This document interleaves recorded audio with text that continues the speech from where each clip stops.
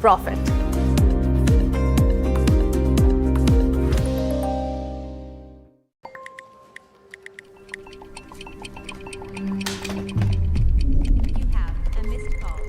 Let's be real, guys.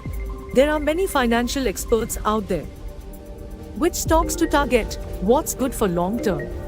When to buy? When to sell? How do you stay ahead of all the financial noise to achieve your dreams? You can accomplish all your financial dreams. Let us worry about giving you the right investing insights on the Portfolio Manager.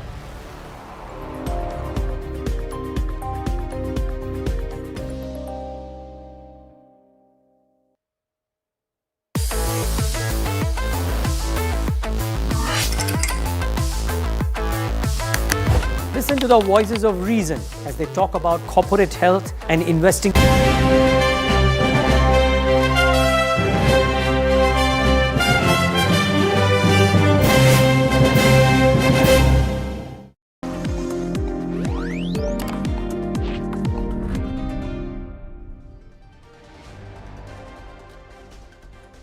Good morning and thanks so much for joining in. This is NDTV Profit. My name is Alex Matthew and you're watching All You Need to Know. Like the name suggests, this show gets you everything that you need to know before the start of the day so that you can begin ahead of the curve. Let's start with the headlines. The India-Mauritius tax treaty comes back to haunt the markets again. Foreign investments will come under closer scrutiny. NDTV Profit news break confirmed.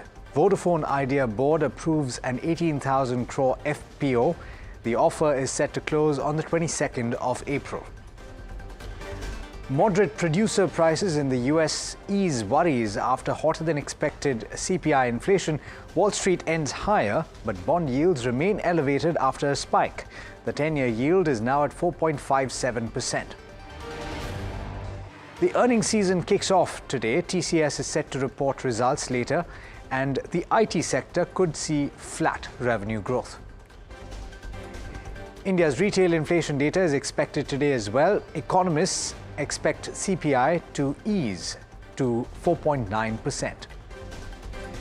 The RBI's forex intervention focuses on the yuan and not the dollar in recent times, and that's a special report.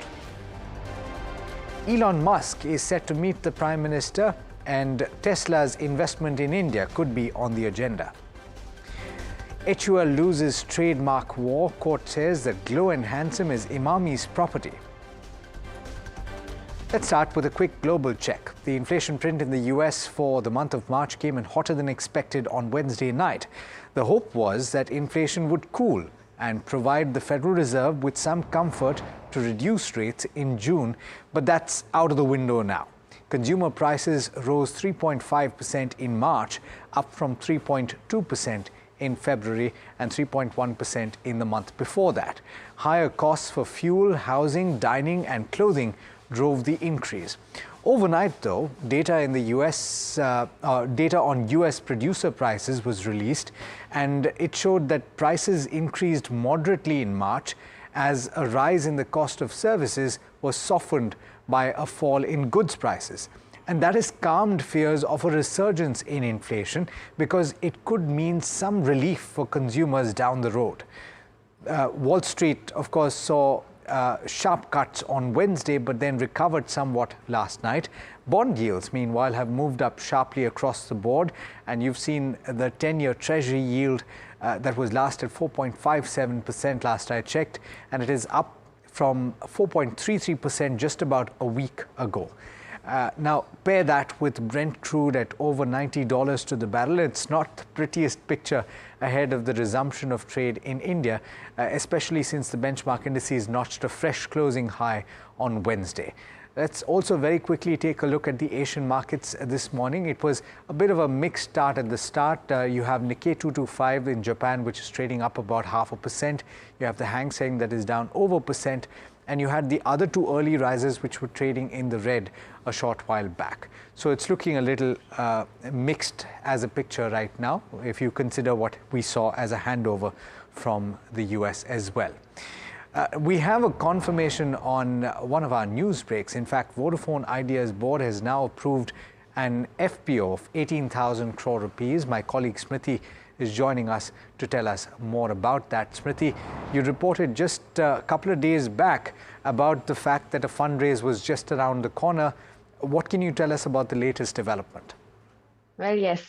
Good morning, Alex. So, Vodafone Idea has approved and even filed an RHP for the follow-on public offer. This is an 18,000 crore follow-on public offer. Now, remember that Vodafone Idea had already passed a resolution that will issue equity shares to promoters, that is Aditya Birla Group, of equity shares worth 2,075 crores. So that's a total of 20,000 crores of equity raise, and that was what the company had intended to do. Now, board has also given some timelines for this follow-on public offer. The board has already filed an RHP. It will approve. So today is a board meeting, and they're going to approve these dates and even the price band for this follow-on public offer. Now, the offer will open on 18th April and will close on 22nd April. And the anchor investor bids will be invited until April 16. The company also says that they're going to start domestic roadshows and invite investors to apply in this FPO. Now, just to give a recap of what we had reported about the RHP that is now confirmed, we also reported that they have some commitments from investors. They're largely private equity funds. The company is expected to use these funds for infrastructure, such as essentially expansion of 4G services and setting up of 5G. It's also telling investors on these roadshows that are already happening. Now, assuming these are foreign roadshows because domestic are yet to happen, it's telling investors that it intends to raise tariffs in FY25 and FY26 as well. It's going to migrate customers from 2G to 4G, and revenue is likely to increase from 40,000 crore right now to 75,000 crore. Okay, that's quite the projection of an increase that they are laying out. Thanks so much, Smriti, for getting us those details. Certainly a stock to watch out for in trade today. But let's focus in on a major development, and that is the fact that investments coming into India from Mauritius are set to come under more scrutiny. This is as the Indian government as well as the Mauritian government has signed a deal to amend the double taxation avoidance agreement. What does this new deal entail, and what does it mean for those investments coming through Mauritius? Payaswini Upadhyay is joining in to tell you about all of that. Payaswini, could you lay the context and tell us what this is all about? Sure. Hi, Alex. Good morning, and good morning to all our viewers. Alex, so essentially, it's using the multilateral instrument, something that emerged out of the OECD's base erosion and profit shifting action plan. So what this does is puts more onus on investors, whether they're foreign portfolio investors or strategic investors in terms of foreign direct investment, to show substance that why we are coming out of Mauritius, or why we have chosen Mauritius as the jurisdiction to come to invest in India. Now, so far, there are Circular 789, which was sufficient, or what is known in the tax circles as the tax residency certificate, which the Mauritian government gave investors. That was sufficient to prove that an investor coming out of Mauritius is not using or is not treaty shopping, so to speak, while making investments in India. That TRC was something that the tax department had to take on face value, and they were not able to question, let's say, the substance of the transactions, essentially. Now what has happened is that this amended protocol of the double taxation avoidance agreement says that if your main purpose of, or the principal purpose of making this arrangement or transaction via Mauritius was to avoid tax or treaty shop, then the tax department can essentially question that transaction and deny you the treaty benefit. What does that mean when you say that they can deny you the treaty benefit? So essentially, any income, whether it is capital gains, whether it is dividend income that you are gaining out of a transaction, will now not get the treaty benefits, which is the lower taxation benefit, essentially, when you're exiting that investment from India. this will sort of now lay down a new jurisprudence in courts, because so far courts and even the Supreme Court of India has said that, look, if an investor has a tax residency certificate, you cannot question, the substance of that transaction. Now, the evidence that the department has proved, the bar of it has come lower. And from the investor's side, to be able to prove that your arrangement or transaction is kosher, you'll have to show that many things in terms of substance, your turnover, why you're coming out of Mauritius, and tax. Only tax cannot be just the answer. Absolutely. Thanks so much, Payaswini, for laying that out. In fact, we're going to be discussing the implications of this in more detail over the course of the day, particularly in India Market Open, so you should stay tuned for that. For now, let's turn to the Indian equity markets and talk about the cues from the F&O space. And we've got Agam joining in to tell you more about that. Agam, we close at life highs, or rather we notched a fresh closing high on Wednesday, but a lot has happened in the interim between then and now. What are the latest cues? Sure. So global factors and perhaps some other factors around our own domestic markets may have a bearing down as far as the open goes. That said, we're still in positive territory. We're looking at advances for the Indian equities, and along with that, even though we haven't seen as much traction in terms of the Nifty futures, we're seeing the underlying advance by around another 0.5%. When it comes to the bank Nifty as well, if you consider how things are panning out, well, we are looking at a sharp 9.5% increase in open interest towards what again looks like fresh longs. And remember, we closed very close to the mark of 49,000 last Wednesday. Well, we move on and talk about the options market as we move into the next week. Naturally, we did see further writing of a lot of puts around the lower level marks that would include something like 22,700, 22,800. And moving on in terms of your overall open interest distribution picture, even as we move into another trading week, well, we are seeing 23,200 now as being activated. 23,000 calls have completely been taken out of the picture at the moment. And this also means that there's expectation of the Nifty to move higher as we move in, given the fact that the base has also shifted from 22,500 to 22,700. Moving on, in terms of stocks, well, we are keeping an eye on United Spirits and Federal Bank, along with SRF. All of these counters saw fresh longs coming through. PI Industries and Jindal Steel, on the other hand, looking at a little bit of weakness. And of course, in terms of all those stocks, we saw unwinding, largely short covering coming through for HPCL, Apollo Tyres, Exide, MCX, as well as Tata Chem. So plenty to watch out for, Alex, but I reckon, it will be about the indices today. Certainly. Thanks so much for getting us those details, Agam. Now, if you thought that it was a busy morning so far, then, you're going to have a very busy day. We've got earnings that kickstart today, and with none other than the IT bellwether, TCS. What is expected? What are the numbers pointing to? We've got Rucha joining in to tell you about that. Rucha, what can you tell us about what's expected for TCS? Good morning, Alex. So Bloomberg estimates expects TCS to report the highest revenue growth amongst its other peers at 1.4%, while there is an uptick which is expected in the net profit on the back of tight control on costs. Among deal wins, TCS is expected to report one mega deal with Aviva this quarter, which certainly is not the case with any other IT peers this quarter. Understood. But anything that can be expected on deal wins and the like, Rucha? So deal wins, there are no mega or large deal win announcements by the IT giants except of TCS with Aviva, as I mentioned. Understood. All right. Thanks so much, Rucha, for getting us those details. Let's talk about retail inflation then. And apart from earnings, that's the big thing to track this morning. It is expected to continue to ease in March. And I'm talking about retail inflation, CPI, and that's going to be led by softer prices of both food as well as fuel. Pallavi's got all of the things that you need to watch out for in this report. India's India's retail inflation might continue to ease in March, led by softer prices of both food as well as fuel. Now, a panel of economists polled by Bloomberg estimates retail inflation to come in at 4.9% for the month of March. That's compared to 5.1% in January as well as February. Now, if that's what inflation does come in at, it's indeed good news. Inflation has been within the central bank's target range of 4 plus or minus 2%, but with this figure, it will actually move closer to the target of 4%. So far, we've seen core inflation that excludes food as well as fuel provide comfort. It's continued to ease in recent months, and it's come down to a series low.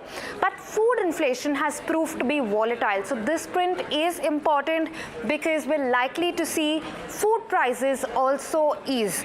The central bank too forecasts inflation to moderate in the first half of the ongoing fiscal year before we again see a little bit of a bump up in the third quarter. Still, we expect the RBI to keep policy rates and stance unchanged even at the next MPC meeting. All right, so there's the picture on inflation. And of course, we all know that food inflation could be the joker in the pack and something to watch out for. Let's talk about the Indian rupee, because there's an interesting report that my colleague has filed. And in fact, you'll find more details on that on the website, NDTVProfit.com as well. It turns out that the Chinese yuan might be the key to decoding when the central bank, that is the Reserve Bank of India, intends to intervene in the forex market and by how much. Mimantsa is here with us to tell you why. Mimantsa, we've often, or quite in fact regularly, pegged the rupee to the dollar, but incidentally in the recent past we should be looking at it in terms of the yuan. Is that right?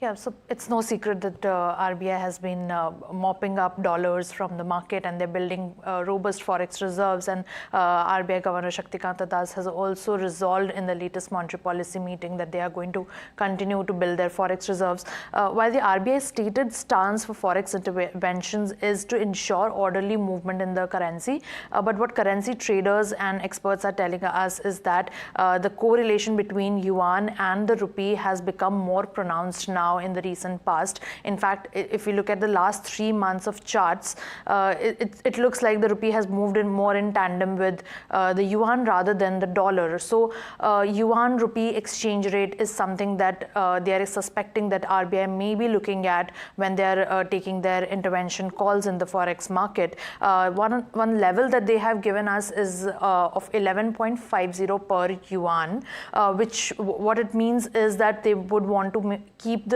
yuan rupee exchange rate around 11.50 per yuan when they're intervening in the market. Now, to put things in perspective, the Chinese yuan had depreciated to 4-month low in March. It was because of the People's Bank of China monetary policy, which showed that they will be up for aggressive easing in the market. So that is why CNY had weakened to 4-month lows.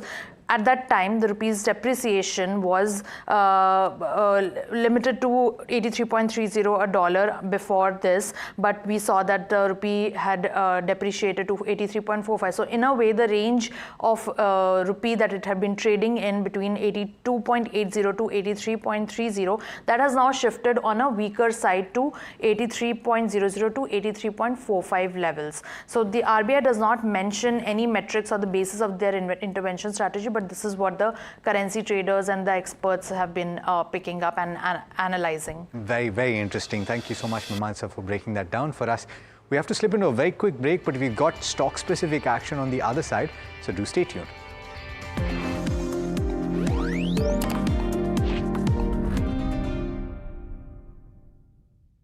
Have you been struggling with your personal finances? You're not alone. There are a lot of people out there that find it difficult to manage their money. But on Big Decisions, we'll be discussing a variety of topics that will help you make your financial decisions with confidence.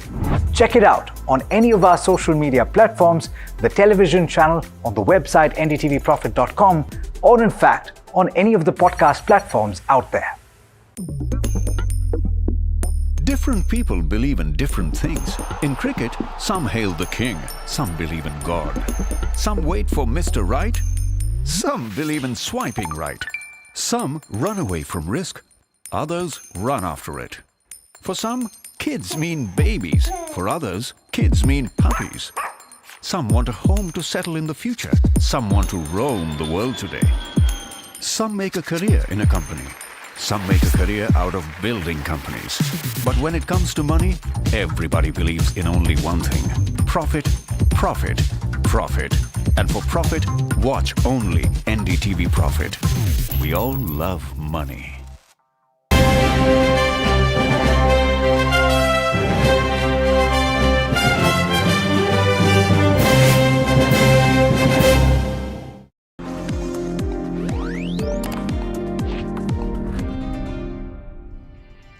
All right, welcome back. You're watching All You Need to Know. It's time to look at the key stocks to watch. We've already mentioned a couple in the form of Vodafone Idea as well as Tata Consultancy Services.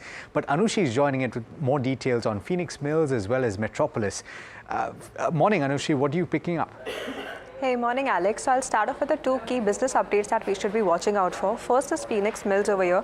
The company's retail consumption has showed a healthy growth of about 27% in Q4, while its gross retail collections have gone by about 37% up now. If you have to look at the overall FY24 picture, the retail consumption has seen about a 22% growth, while the FY24 gross collections has gone about 27% up. Well, this is supported by the healthy like-to-like growth, and the average occupancy is also moving up for each of the malls that the company has. Now moving on to Metropolis Healthcare, the company's core business revenue has gone up by 15%. This has supported a healthy volume growth of about 8% and a revenue per patient count increasing, which was largely driven by its specialty tests and premium wellness and price increases. Now also the company has maintained a debt-free status as of March 22 after repaying its debt in the Q4 of FY24. Last on the list that we should be focusing on is Cupid, after the company has signed an agreement to supply about 5.9 million female condoms in Brazil. The total value consideration for this is 23.07 crore, and this full order is to be supplied by the Q2 of FY25. So if you have to look at the context of its overall FY24 revenue, which stood about 159 crore, so about 8 to 9% of our order intake just in the first quarter itself. So these are the three stocks that should be in focus today. Thanks so much for those updates.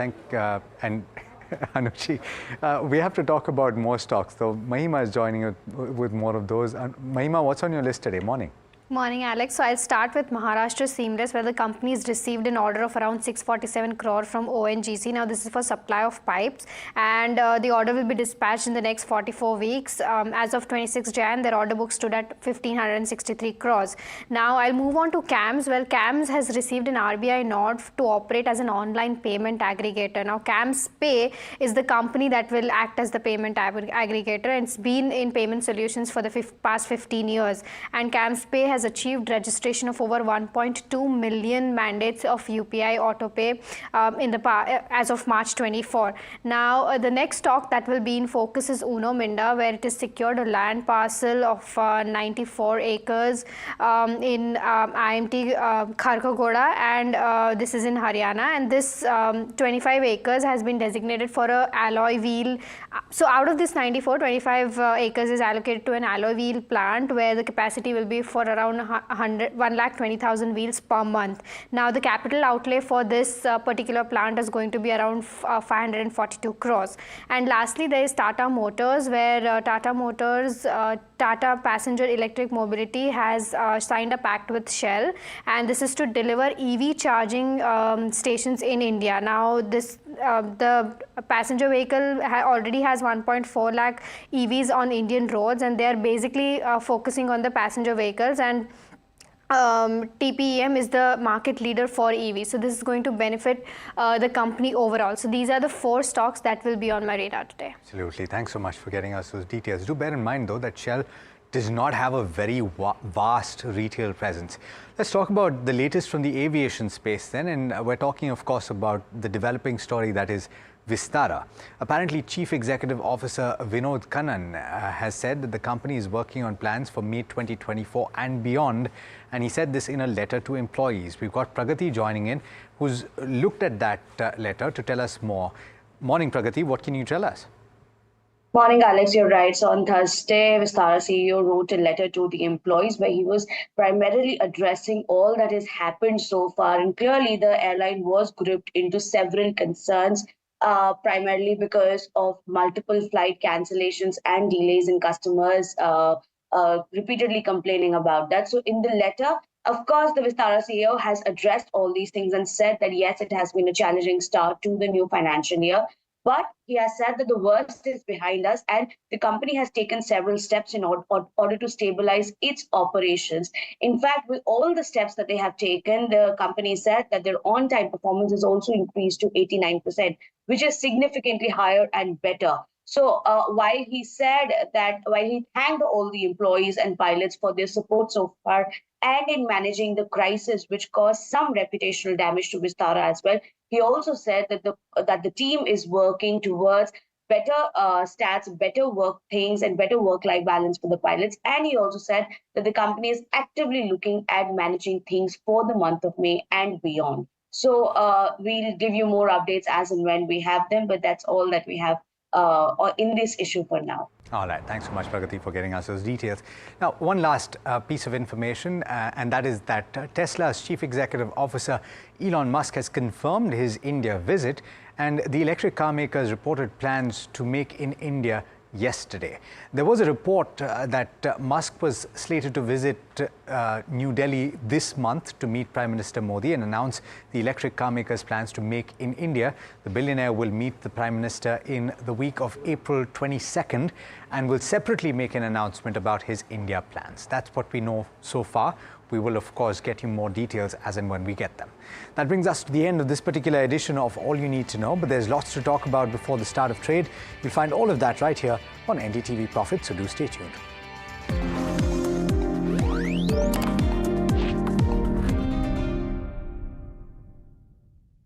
Have you been struggling with your personal finances? You're not alone. There are a lot of people out there that find it difficult to manage their money.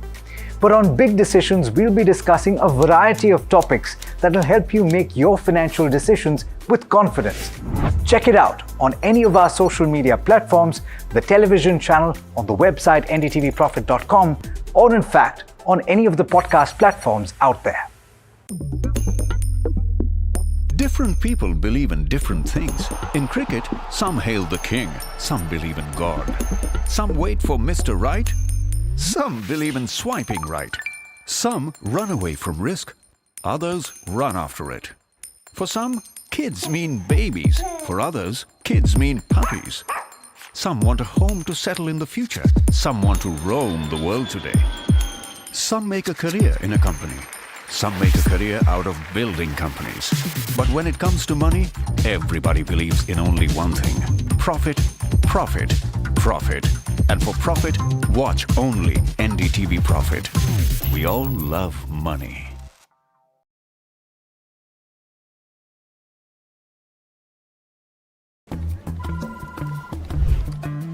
Bro, what are you doing? I'm trading FNOs. So, have you made any money? Oh, it's simple. If you think the market is moving upwards, just buy Nifty call option. But if you think the market could slide downwards, simplifying futures and options trading. Don't worry about the future. We've got your options covered. Futures and options strategy that will help you move with the tide. An unmissable trade. If you want to be in the money.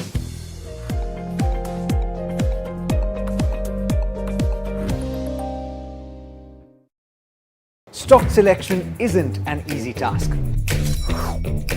And neither is choosing the right moment to sell. Whether it's a doubt about a short-term trade or a long-term investment, all you have to do is ask Profit.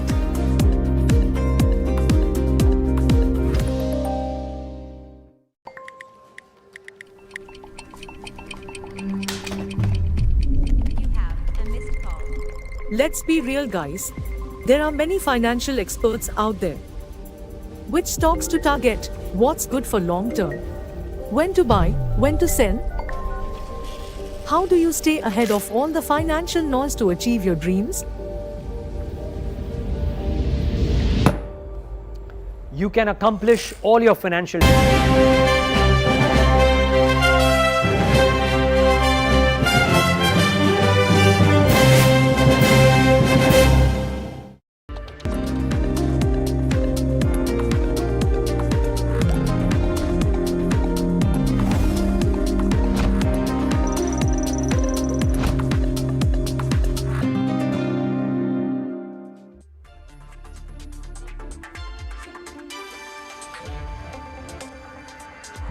Very good morning. Welcome. You're watching India Market Open, and it's looking like a bit of a tricky morning.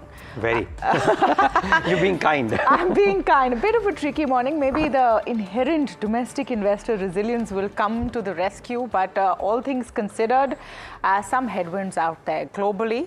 As well as, of course, this Mauritius FPI tax rules which have come to light. Yeah, I mean, and maybe, just maybe, because of the fact that this was done on March 7th, so many people moved to Gift City, and we'll talk about it in detail with two very eminent experts.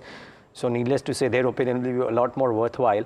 But so could that maybe just bring about a small caution for a day, if at all? But Tamanna, just globally for gold to do what it is doing right now on COMEX northwards of 2400, deep insider of geopolitics, and somehow it just seems that and it's right up your alley, but it seems that it's fraught with risks out there. Yeah, I would say it's balanced overall, and yes, gold prices are a worry, but look at the kind of gold purchases by central banks. Look at China.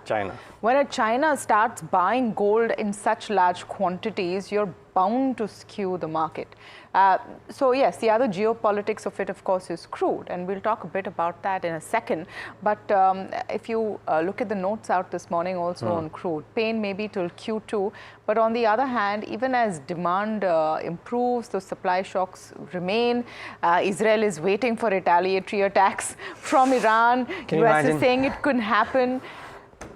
But on the other side of it, I think those buffers to how much you utilize crude and crude derivatives are also growing, whether it's shale, whether it's the EV play by end of the decade, and even whether it's supply constraints. So on balance, I think maybe not too panicky right now. Not too panicky, just that overarching fear that we are at valuations which are not necessarily cheap. There is geopolitics out there, and if the inflation print is anything to go by and the US yields are anything to go by, and if that is an indication of what demand will do, maybe we'll not see crude prices retreating back to 70, 75. Yeah. And if they stay at these levels because of pure demand and supply cuts, then I don't know, something on the anvil makes you a bit queasy. Your spidey senses are tingling. Your spidey senses are tingling this morning. You get that about politics so much. Something that gets that to me about markets this time. No, perhaps, no doubt. But I just want to spend a second on the FPI Mauritius news before we get to the global cues and why that's important and why it's our big story this morning. So essentially, and I'm putting this very, very simply, there was a new set of rules on March 7th. They've come to light only on Wednesday. It essentially means that FPIs that are based out of Mauritius now have to prove that they are there not just because of the tax advantages that Mauritius provides. So they have to prove that they've been around much before they started investing in the form of FPIs in Indian equity. That means you have an office, you have staff, you've been there for a while. Now what's not clear is that if this becomes retrospective, that means you have to prove that you were there with all of these conditions much before. So that grandfathering bit comes in. And, so that's my take. It might spook the markets a bit today. Sentimentally, you might have some impact today. And you're going to have to look at that point. And, I've given those pointers as well. And if we could pull those up of you might have an initial kind of a reaction. Clarity is required on whether these rules are applicable retrospectively, and I think that shouldn't be left out in the open. The treaty shopping issue, which is at the core of this, that you can't go to a place which has relatively better or more lenient tax rules, and because of treaties between India and that country, and then start investing like that. That needs a more comprehensive look. So we'll have to see what the impact is. Some great data, and I just wanted to pull this up very quickly, that Agam has pulled out, that as of Feb 2024, the highest amount of FPI presence in India was from Mauritius, second only to the United States. And we'll get that chart up for you. So you had about 26 lakh crores from US, and from Mauritius about little less than 5 lakh crores. Singapore, Luxembourg, and UK are next in that line. So, those are some points to take. So maybe in that sense, you might have some impact today. Yeah, but just a bit, and again, just dwelling for 30 seconds on this before we move on. So, is it that material? That's the question that I am asking of this revised India-Mauritius tax treaty. One, large FPI sets from across geographies have moved to GIFT City, or in the process of moving to GIFT City. So that is one thing which presumably lessens the impact. Various estimates that I read spoke to brokers, spoke to fund managers, not brokers really, and various estimates peg the Mauritius-based FPI's holding at sub 10% of the overall FPI holding in India. So it used to be very large back about 15 years ago when the first murmurs of this came about. Now less than 10%, so not that dramatic as it used to be. And the agreement signed on 7th of March. So technically not new news, out in the open right now, but the FPIs and the Mauritius government and people investing through that route knew about this. Maybe some changes have already been taken. So could be interesting. Yeah, could be interesting, and we'll talk more about it. Okay, let's get to global cues. We've spent a little time on the big story before we've gotten to global cues this morning, but because it's a key one that needs an explanation up top. But talking about what's happened in the US, remember on Wednesday, you saw a complete sort of very adverse reaction in US markets because of the hotter than expected inflation numbers. That retraced. You had a sharp rebound in the NASDAQ after the Wednesday sell-off, and what you're seeing on your screens right now is futures. Dow has been flat, the futures are also flat, but if you pull up the indices and see how NASDAQ has fared, it was fabulous. Now what's happening there is, again, the mega caps coming into play, and this whole boom that the AI flavor in sorts is back, and Apple was the shining star in that sense because of a Bloomberg report that said their new line of Macs are now going to be AI powered. NVIDIA, the favorite when you want to play the AI theme, did well. So did Amazon. Amazon also had a fabulous run. So that's what's getting that NASDAQ up and about. But does that mean that inflation fears are gone? No, not at all. Look at the 10-year, and that becomes very clear. To the point that Neeraj was also making, that the trajectory is only upwards. So you saw the 10-year go up to about over 4.45, 4.57% actually, because of the inflation number. Now, just a quick recap on that in case you missed it. For March, CPI was 3.5% month on month. Remember, the Fed wants 2. Even the core inflation figure way above comfort zone, month on month figure up 0.4%, more than expectations. So that's really what's hurting. Quick look at crude, and you had a bit of a retrace. So at $90 a barrel thereabout on the Brent. Now, a couple of reasons. The US has intelligence that there's going to be a retaliatory attack on Israeli embassies. That at least hasn't happened immediately, so maybe a bit of wait and watch over there, maybe a sigh of relief. So all of these factors coming in is having that impact on crude. No one knows where it's going yet. It's not looking very rosy, but right of this moment, we're not seeing any great panic. Quickly pull up Asia. And kind of a mixed morning is what we have seen. That's continuing. No clear trend over there. Implied open for India will be important to see this morning, and considering all of those factors, and we are looking like we're in for a bit of pain. Could also be, because of the fact that you ended on a record high on Wednesday's closing trade. So a bit of maybe profit booking there, and overall factors spooking the market. Just want to quickly pull up fund flows before I hand it to Neeraj for the trade setup of the day. And this is what boosted markets on Wednesday's close. FPIs were buying, so were DIIs, and decent figures at least from the FPI end of things. Today might be a different story though, Neeraj. Yeah, and again, some block deals out there, Massachusetts buying into Protean, and some other bulk deals also leading to this. So interesting, but could be a different story. Well, that's the point that I ask on a trade setup, kind of revised it a bit to ask whether is caution warranted if you are indeed an equity investor, leveraged or otherwise. So US sees a missile strike by Israel by Iran and proxies as imminent. So first sign of danger, you're seeing gold and crude showing signs of that. Crude prices continue to hover around that higher levels of $90 per barrel on the Brent side. So is caution warranted, I ask? I mean, crude prices at 70 is a different kettle of fish. 90 and above is a different kettle of fish for India. The latest US CPI print raises the doubts on the Fed pivot in the June policy. Again, something that might not please the street. In fact, Nomura in its note today has written, and Sonal Verma and colleagues have written, that what if there are no rate cuts this year, and what happens to Asia and Asian banks' reactions as a result of this? Very interesting piece. Some point of time we'll talk about that as well, and hopefully get Sonal Verma today or Monday. But yeah, this is something that is very keenly watched out for. Nifty PCR at 1.32 is closer to the higher end, though I must say PCR nowadays behaves very, very erratic. It was 1.08 to 1.32 in a matter of 24 hours. So difficult to really call it a very higher lead indicator, but certainly a bit of a discomfort there.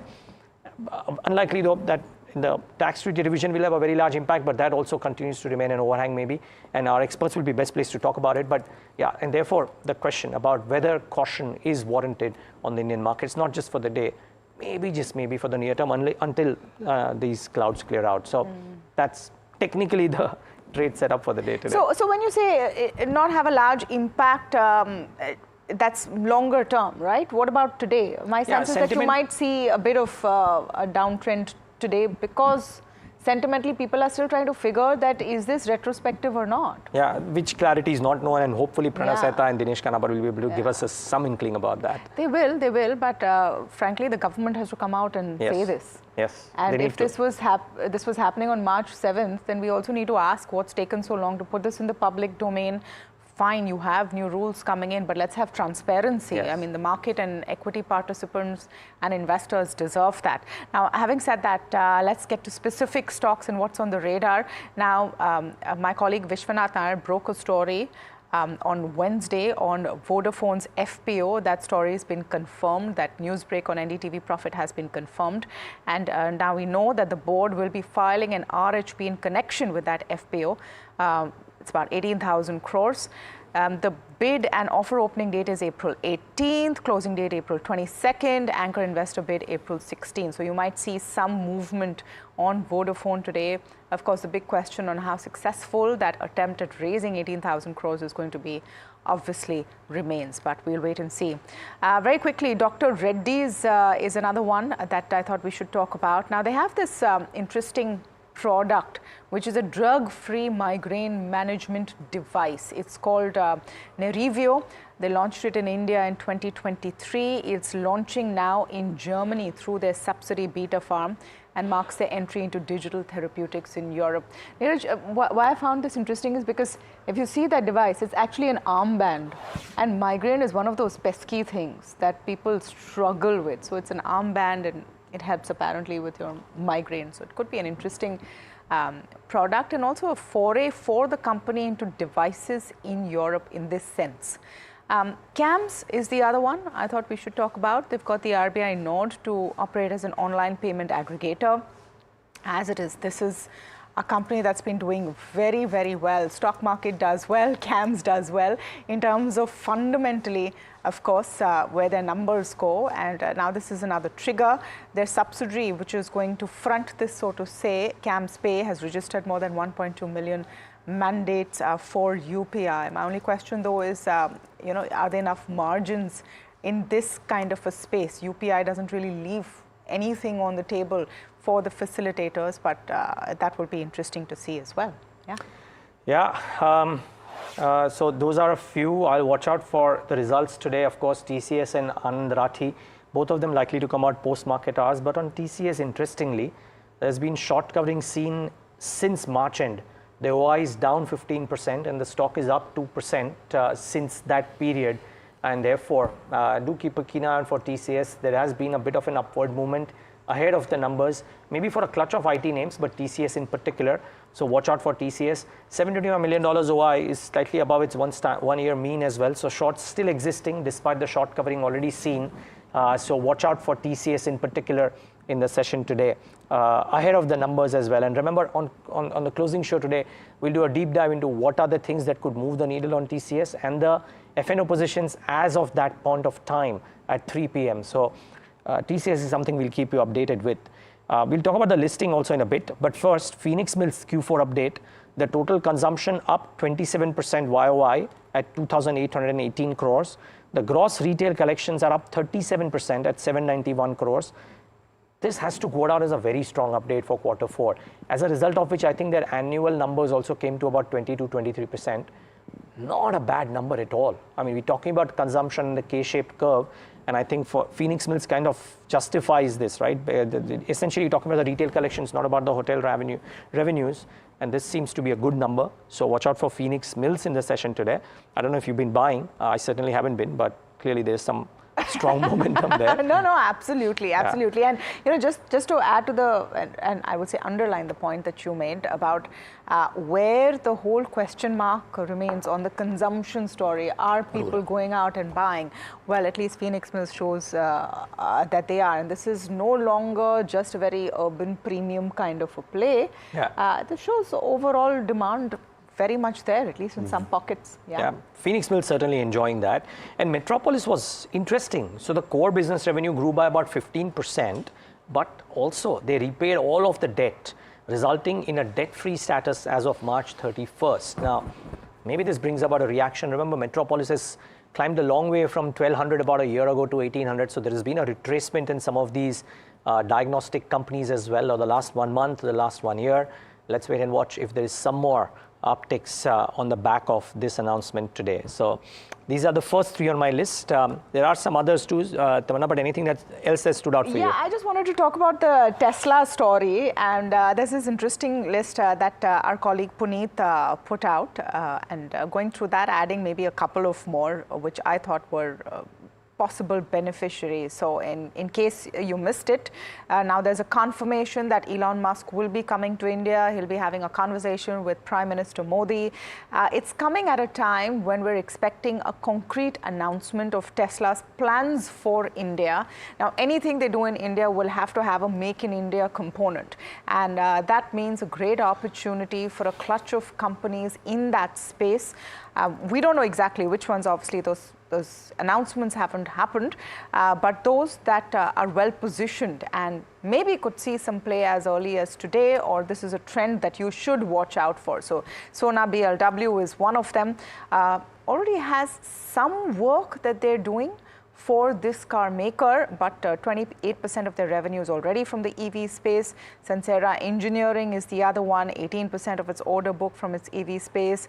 Motherson Sumi, Endurance Tech, Uno Minda are those that are positioned. I thought I'd add a Varroc Engineering as well. Varroc is another interesting play for something like this. So great times, I think, for Indian auto anch players as well, if the big boys come in and then have to do at least something Make in India. Yeah, I mean, I'll be interested in seeing what SKF India has to do as well. Is the sole supplier of bearings to Tesla worldwide. And therefore, suffice to say that SKF India would possibly benefit out of this as well. So very interesting as to what's happening. Rolex is making a dedicated line for SKF USA for Tesla, being the leader in the ball bearing segment. So Rolex rings, I mean, trades at 18, 20 times. So some of these companies are not exorbitantly priced as well. So that's pretty interesting too. Watch out for Maharashtra Seamless. Has received an order worth 674 crores from ONGC. So that's to be watched out for. And a couple of other things. So GQG has raised stakes in the Adani Group between Jan and March. And just a small table which depicts where is it that they have bought in. Because remember, they were existing shareholders in a big way, and they've only upped their stakes, so to say. Adani Energy Solutions from 2% to 4.53%, Adani Power northwards of 5%, Adani Ports, Enterprises, some upticks there, and Adani Green, some uptick there as well. The only one where they have gone down is Ambuja from 1.83 to 1.68. So that's one stock where they pulled back, but otherwise, they've upped the game on the Adani Group. And lastly, do we have our guests? We do have our guests. Very quickly, just brokerage notes, just want to mention these. The Goldman note on CDMO companies. Laurus has been very active the last few days. Goldman says that Laurus is a sell and a target price of 350. Very interesting. We'll get in our colleagues a bit later on the show to tell why this is the case. And a call on Newland Labs, a buy with a target price of 9100. That's nearly a 50% upside. So do watch out for these as well. So these are a few stocks that you need to keep an eye out for. But I think we have our guests, so let's go across to them. Yeah, absolutely. Just one quick mention of Bharti Hexacom before we go up, just because it's the IPO of the morning. It's an exciting one. And this there's already a note on it. JM Financial has already initiated coverage with a buy. So I would just look at Bharti Hexacom this morning. The issue price of 570 and JM Financial has already got a target price of 790. Remember, they were subscribed nearly 30 times. So that's going to be an interesting one. But let's come to the big story this morning. Pranav Saita, National Leader of International Tax and Transaction with us today. I'm also speaking with Dinesh Kanabar, CEO at Dhruva Advisors. Welcome to both of you and thank you so much for joining us. Let me start with you, Mr. Saita, just to understand, why is this a big deal? And should investors who are coming in through the FPI route and based in Mauritius, should they be worried? So very quickly, this is an important announcement. The formal notification is expected. But this is important because for several years, Mauritius had really resisted introduction of the principal purpose test, which is through the multilateral instrument becoming applicable to the Mauritius-India Treaty. And what that essentially means is that any foreign investor who's invested into India through a Mauritius entity, in order to avail of the benefits of the Mauritius-India Treaty, the investor will now have to demonstrate that the principal purpose of investing into India through the Mauritius vehicle was not for the purposes of tax mitigation. And not only the principal purpose, but if one of the principal purposes is with that objective, then the treaty benefit could be denied. So that's the reason why it becomes important. This has been the case for some time through a multilateral instrument, but the Mauritius-India Treaty remained unamended. Now, with this particular amendment, it becomes important that they are able to demonstrate that one of the principal purposes was not to avail of the benefit of tax mitigation in India. The other is that there is some uncertainty in the language of when this becomes or when this would become effective from, and whether it would protect even grandfathered investments, meaning investments made before 31st March 2017. When it becomes effective, clarity and certainty on that front would be very welcome. And also the fact that it would not impact any grandfathered investments. For public markets, what is essentially important, especially for FPIs, is if there are holdings of shares in an Indian company pre-2017 March.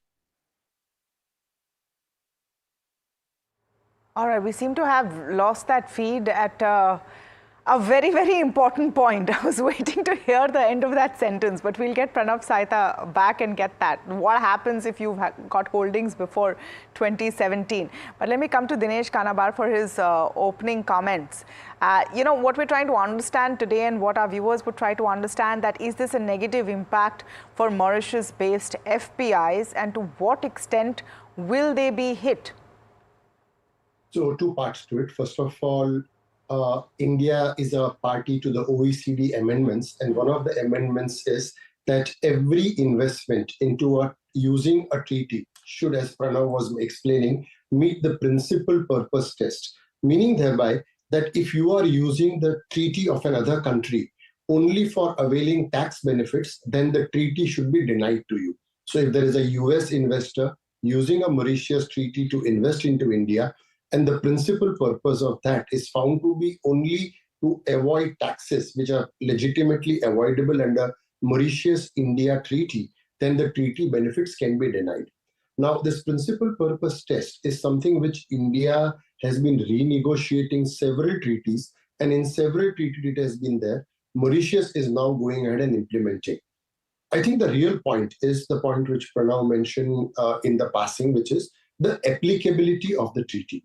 The wordings of the protocol which has been entered into to amend the treaty suggest that this amendment will apply to all existing investments and to all the past years.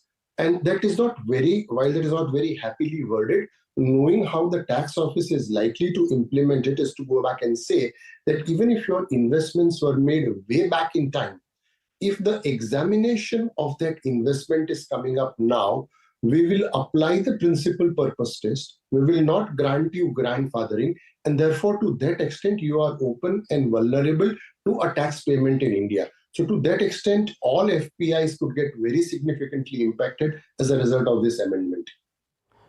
Sorry, Mr. Setup, good morning, Neeraj here. Is that your assessment as well? Because, I mean, Mr. Kanabar seems to believe that it seems that it could be retrospectively applicable. I thought we moved on beyond that from an Indian landscape for a long time. Is that your assessment as well, Mr. Seta?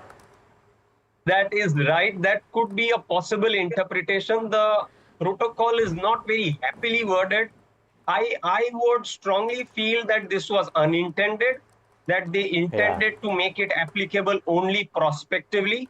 However, the language leaves much to be desired, and therefore I hope that some clarification to this effect is promptly issued so that there is no uncertainty in the minds of investors. And I would feel that that's how in any case courts would interpret this particular protocol. But that's for the future. I think an immediate clarification would be very, very welcome and helpful. Kanabar, pending that clarification coming in, how are clients likely to kind of react to this? Also, a word on that particular aspect, because a lot of estimates that informally we spoke to some fund managers, etc., and they mentioned that the quantum of FPI investments inbound through Mauritius route has come off quite significantly, not just because of GIFT, but even ahead of GIFT, and now because of GIFT even more. I would agree with you. I think use of Mauritius for investments into India has declined and has declined considerably. That said, there are two parts to it. First is this issue regarding retrospective amendment, which you raised earlier.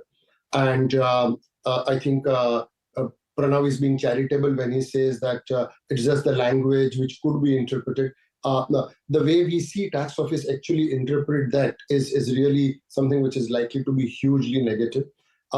And to say that government is signing something today and which needs a clarification here and now itself would seem to suggest that maybe it's the intention of the government to really reopen past, and that's what it would appear to me to be. But what it therefore communicates, the question which you asked earlier, Neeraj, that we seem to have moved past retrospective amendments. Are we really reopening cases to go back and say that foreign investors again are seeing a bout of uncertainty?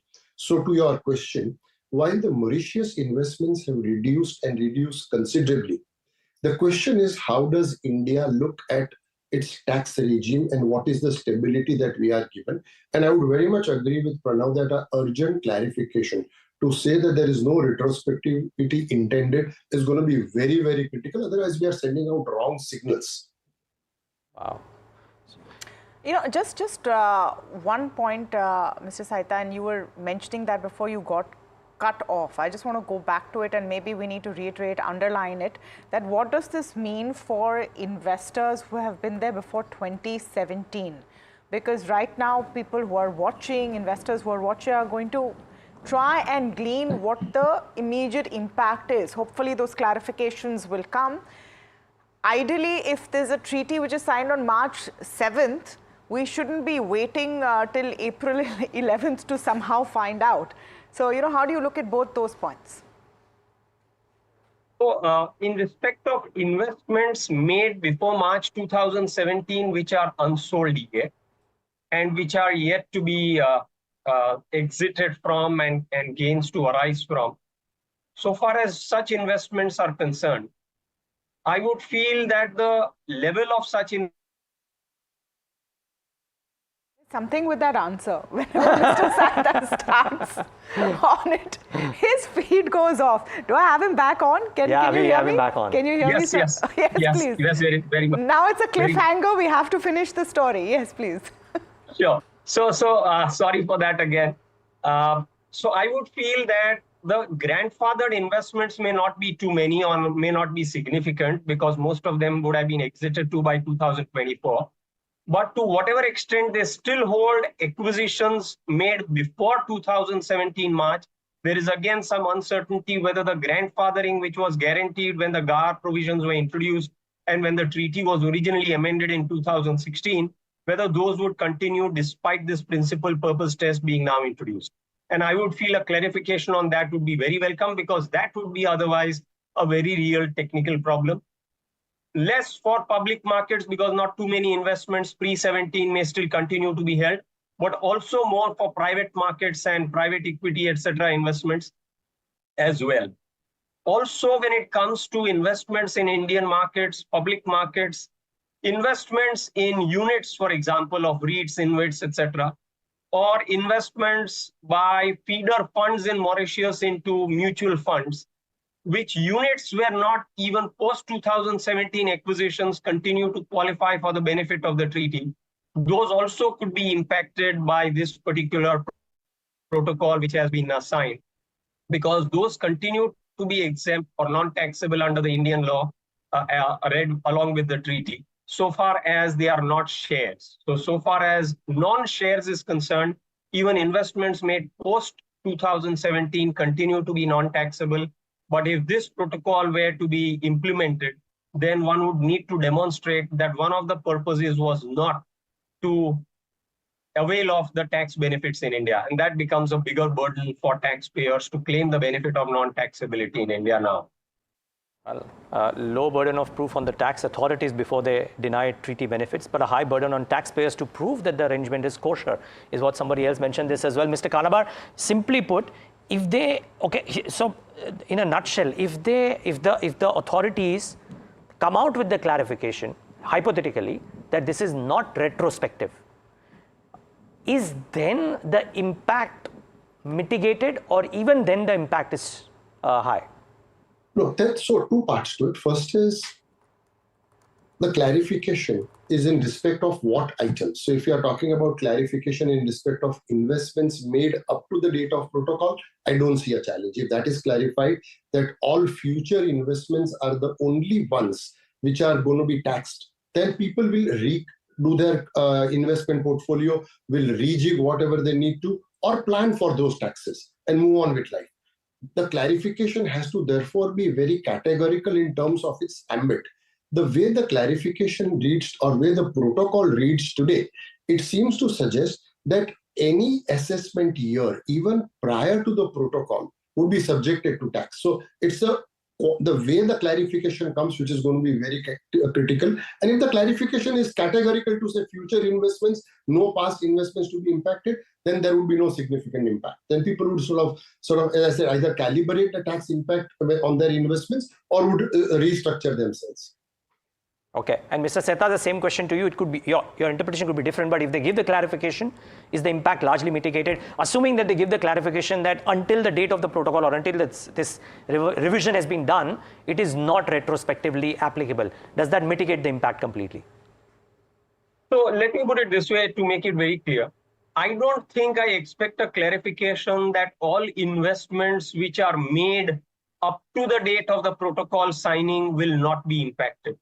What I do expect is that all sales, any capital gain accruing arising on a sale after the date of the protocol being signed and becoming effective are only impacted, and not any exits, any capital gains arising before the date of the protocol.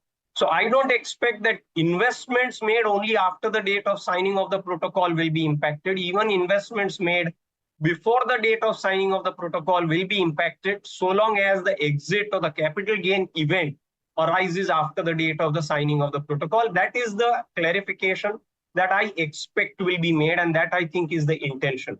But since I heard Mr. Kanabar saying only impacts investments made after the date of signing of the protocol, to clarify, that's not what I meant. At least I don't anticipate that coming through.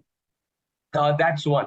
And if that happens, then I would, and second, I expect that if an investment was made before March 2017, then whenever the exit happens, it will always stay grandfathered. That is the second clarification that I would hope to receive.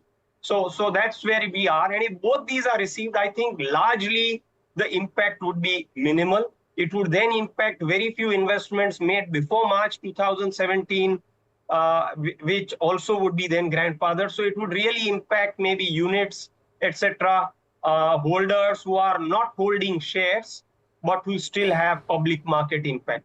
That then would be very limited, I think, of this protocol.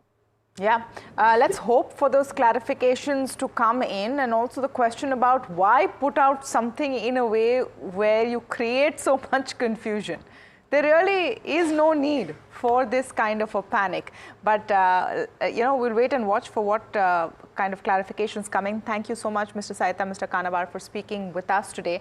I just want to pull up that data point once again of how much, and this is NSDL data, as of Feb 2024, how much quantum is actually coming into India. And Neeraj made the point that it's come off. It has come off, and in that order, if you see, Mauritius is actually second because it's higher than what's coming in from Singapore. So the second largest inflows in that sense, or second largest assets under custody are from Mauritius after the US, and there's a significant gap. Of course, US is the largest, but Mauritius is no mean number. So the order would actually be US, Mauritius, Singapore, Luxembourg, and then UK. All right, we'll take a very quick break. I want to quickly check the implied open before I get into that break and see what kind of an open we're set up for. And it's going to be a bit of a pain, at least right in the beginning of trade. Very quick break. How should you play the market today? Milind Vaishnav of Gemstone and Nirav Ashur of Latin Manhalal Securities will be speaking with us. We'll also be talking to Kush Bora and Jitish Pai of Nirmal Bang on the Q4 TCS review. So a lot lined up for you on the show today.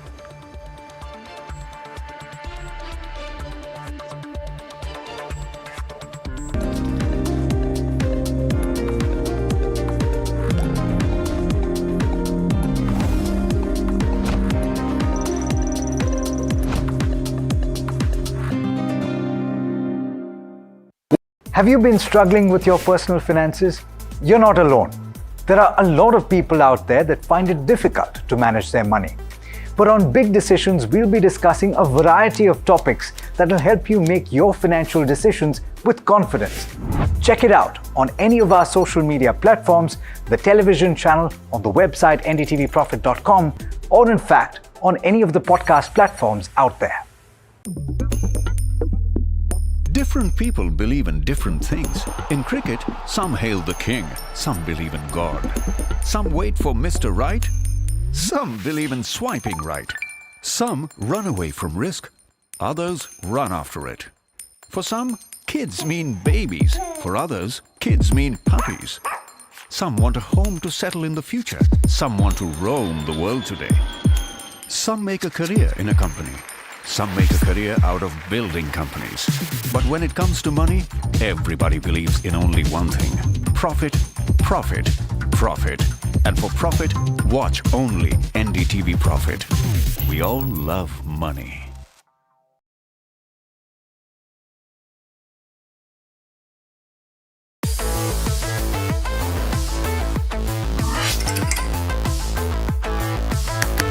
Listen to the voices of reason as they talk about corporate health and investing principles with me, Neeraj Shah, on my show, Talking Point.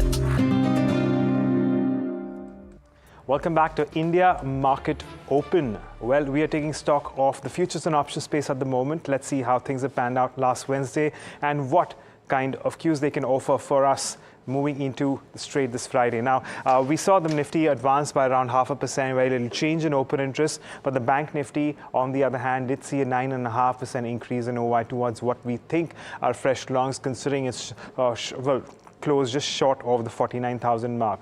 In the options market, since the Nifty moved higher, we started seeing a little more writing around the 22,700, 22,800 calls, puts. And in terms of your overall open interest distribution picture, your max OI has risen now from 22,500 to 22,700 puts, and on the higher end, your call max OI has moved from 23,000 to 23,200. So the entire range has shifted higher. But in terms of all the stocks that we are keeping an eye on, well, we have longs in United Spirits, Federal Bank, and SRF. And in terms of stocks, we saw unwinding. We saw about a short covering for HPCL, Apollo Tyres, Exide, MCX, and Tata Chem. But let's take this forward into what we can expect going forward. Well, we have with us Milan Vaishnav, he of Gemstone Equity Research, who's joining us on the show. Milan, thank you for joining in. Well, let's start with your view on the benchmark. I believe you have yet another short strangle that you're playing. Why? Yes, Agam, very good morning. See, I see a couple of things happening. To begin with, I expect Nifty not to give any runaway kind of rise, and at the same point in time, I also don't expect it to slide or show any major downsides as well. Largely, by and large, I expect Nifty to stay in 22,400, 500 levels on the lower side and 23,000 on the upper side. I expect Nifty to stay by and large within this range. Moving to Nifty Bank, I see it staying relatively stronger than Nifty.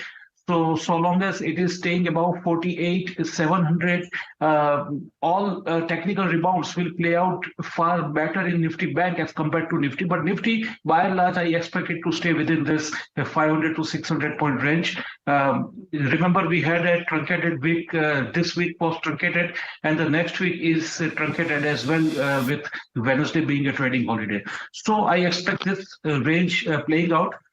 Short strangle, yes, since I expect the markets to stay in the range, I am playing out a short strangle by selling 23,100 call and 22,500 put. I'm not spelling out the exact premium because there would be some significant change once since we are operating after a day's gap. But by and large, again, we expect 1.5 to 2% yield on this trade. Well, that's an interesting yield as well. But let's move on and talk about Kotak Mahindra Bank. Milan, this is the other one which continues to move in a range. What's your view here? Kotak Bank has been trying to confirm a reversal or some fresh momentum can be expected in Kotak Bank. We can play this out by using a call spread. We can buy 1,800 call and sell 1,900 call, and maximum profit should be around 22,000 to 23,000 range, and max loss being capped at around 13,000 to 14,000 rupees. As a matter of stop loss, one can exit the trades if Kotak Bank spot price slips below 1775. An interesting one to play out for Kotak Mahindra Bank. Of course, they're playing a spread there. But on that note, Milan, taking a moment to thank you for joining us and taking us through your views on the markets. And with that, it's back to you, Tamanna. All right, thank you for that, Agam. Now, the focus this morning is all IT. We're going to be kicking off results season with the big one, TCS, of course.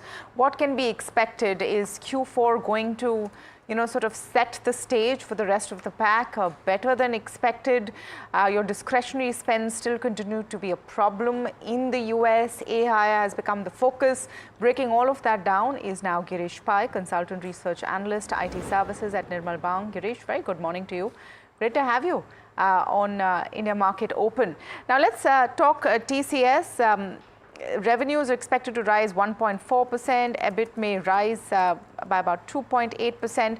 Overall, do you think that this is going to be a quarter where we get some clarity on how the tide is changing for the IT industry and, of course, TCS? First of all, thanks for having me on your show. So if you look at what happened in the third quarter, 3Q FY24, the sentiment was quite negative. The corporate commentary going into the quarter was that the furloughs are going to be deeper and wider. And what happened actually was that things weren't really that bad. And post the quarter, the commentary for 4Q has been muted, but not very negative. So I think for the current quarter, for the tier one companies, I'm expecting between 0 and 1% kind of sequential CC revenue growth. For the larger companies. For the smaller companies, the mid-cap companies, I'm expecting something like 2 to 3% kind of QQ growth. And in terms of commentary, if you look at 3Q, there were some companies who were talking of some green shoots. So, for instance, TCS itself talked about green shoots in the BFSI vertical. Wipro talked about a pickup in order inflow on the consulting side, kind of implying that discretionary spending is kind of coming back in some fashion. Now, we need to see whether that kind of commentary, the positive commentary kind of broadens out and you see more people talking about it.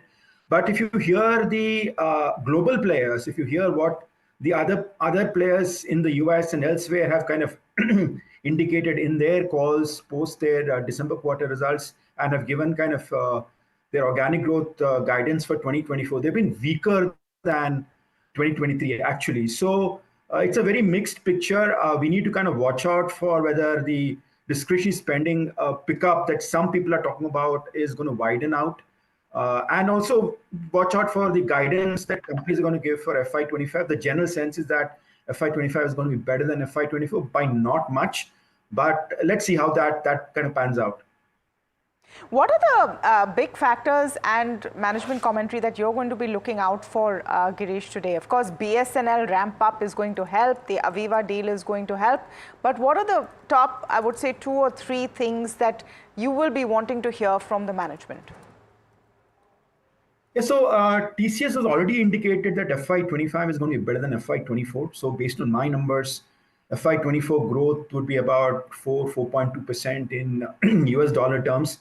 Now, how much better can this growth be for FY25 is something that we're going to watch out for. Now, I'm not sure whether TCS is going to come out and give a numerical commentary, but how much better it is going to be is something we're going to watch out for, some qualitative commentary on that. The other thing that I would watch out for would be, whether discretionary spending is kind of widening out just beyond the BFSI space that they talked about in the last quarter. The third aspect would probably be salaries. So if you look at last year, except for TCS, every other tier 1 company actually pushed back salaries by anywhere between 3 to 6 months. A lot of the salary increases came through in the third quarter. Now, I'm just waiting to see whether TCS continues to give that first quarter salary hike across the board or whether that gets postponed a bit because of the demand environment that we're currently in. So I would probably think those are some of the key things that I would kind of watch out for. Girish, to your mind, good morning, Neeraj here. Just one question to your mind. What would be the biggest needle moving development / commentary in TCS or any of the others as well? What is that one key metric, if there is one such key metric, that you would keenly watch out for? So obviously, discretionary spending pickup commentary, if that is a broader theme that's kind of playing out in the commentary of various companies. The other thing I would watch out for is whether hiring picks up in a material way. So there's been this jobs peaks index of InfoEdge, which kind of indicated in February that there's a little bit of pickup. Now, some people say this is a seasonal number, seasonal pickup that one typically sees in a year. Now, that could also be, it will probably forecast that something is picking up on the demand side. Now, on the demand side, what I do believe, based on whatever I've heard from the companies, is that it's going to be more back-ended in FY25.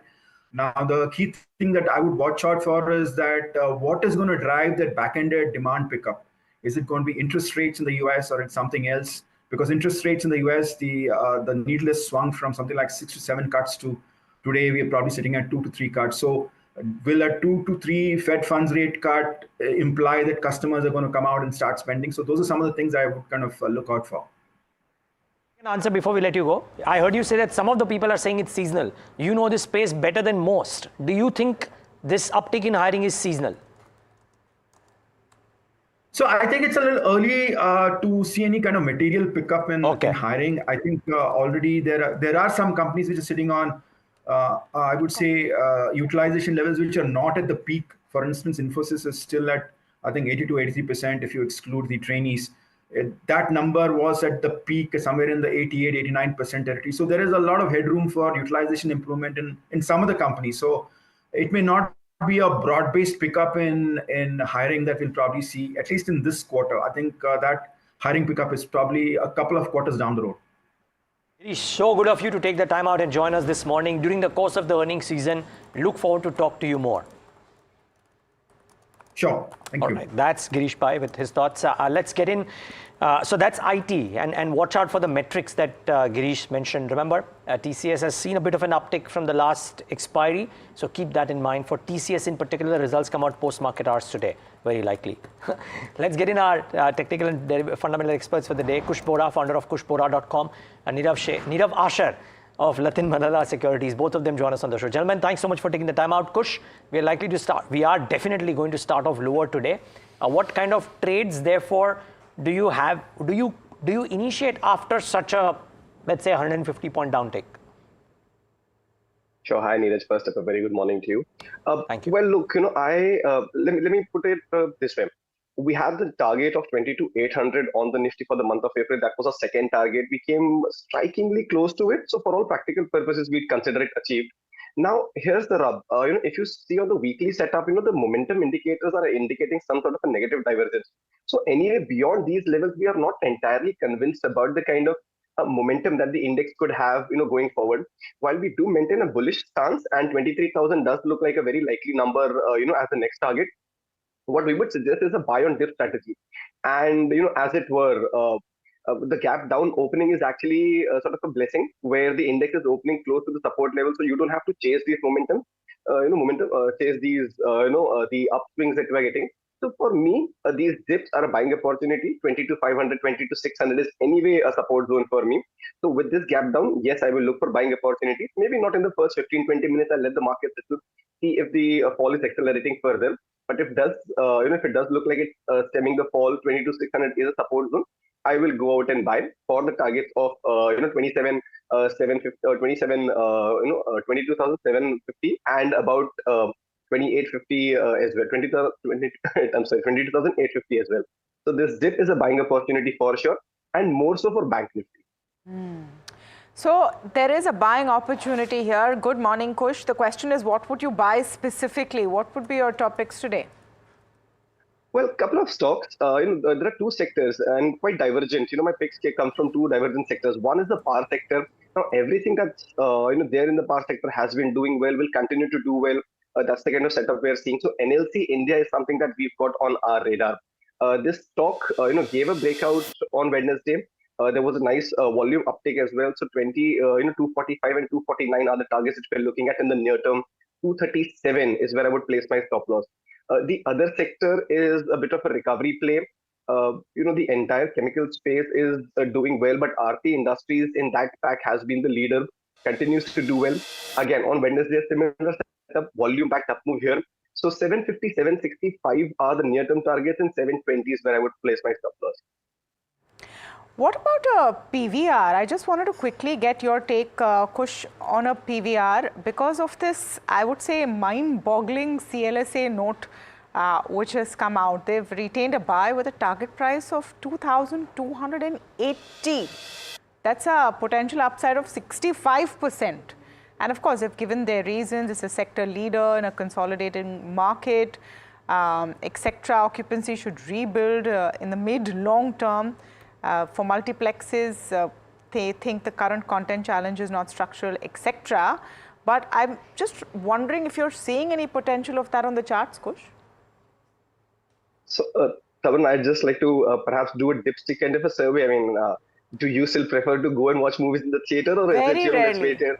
Very rarely. Exactly my point. Only exactly maybe for a Dune or something, but very rarely. Yeah. Yeah, and I know I'd perhaps go in for a Marvel movie. I mean, not otherwise.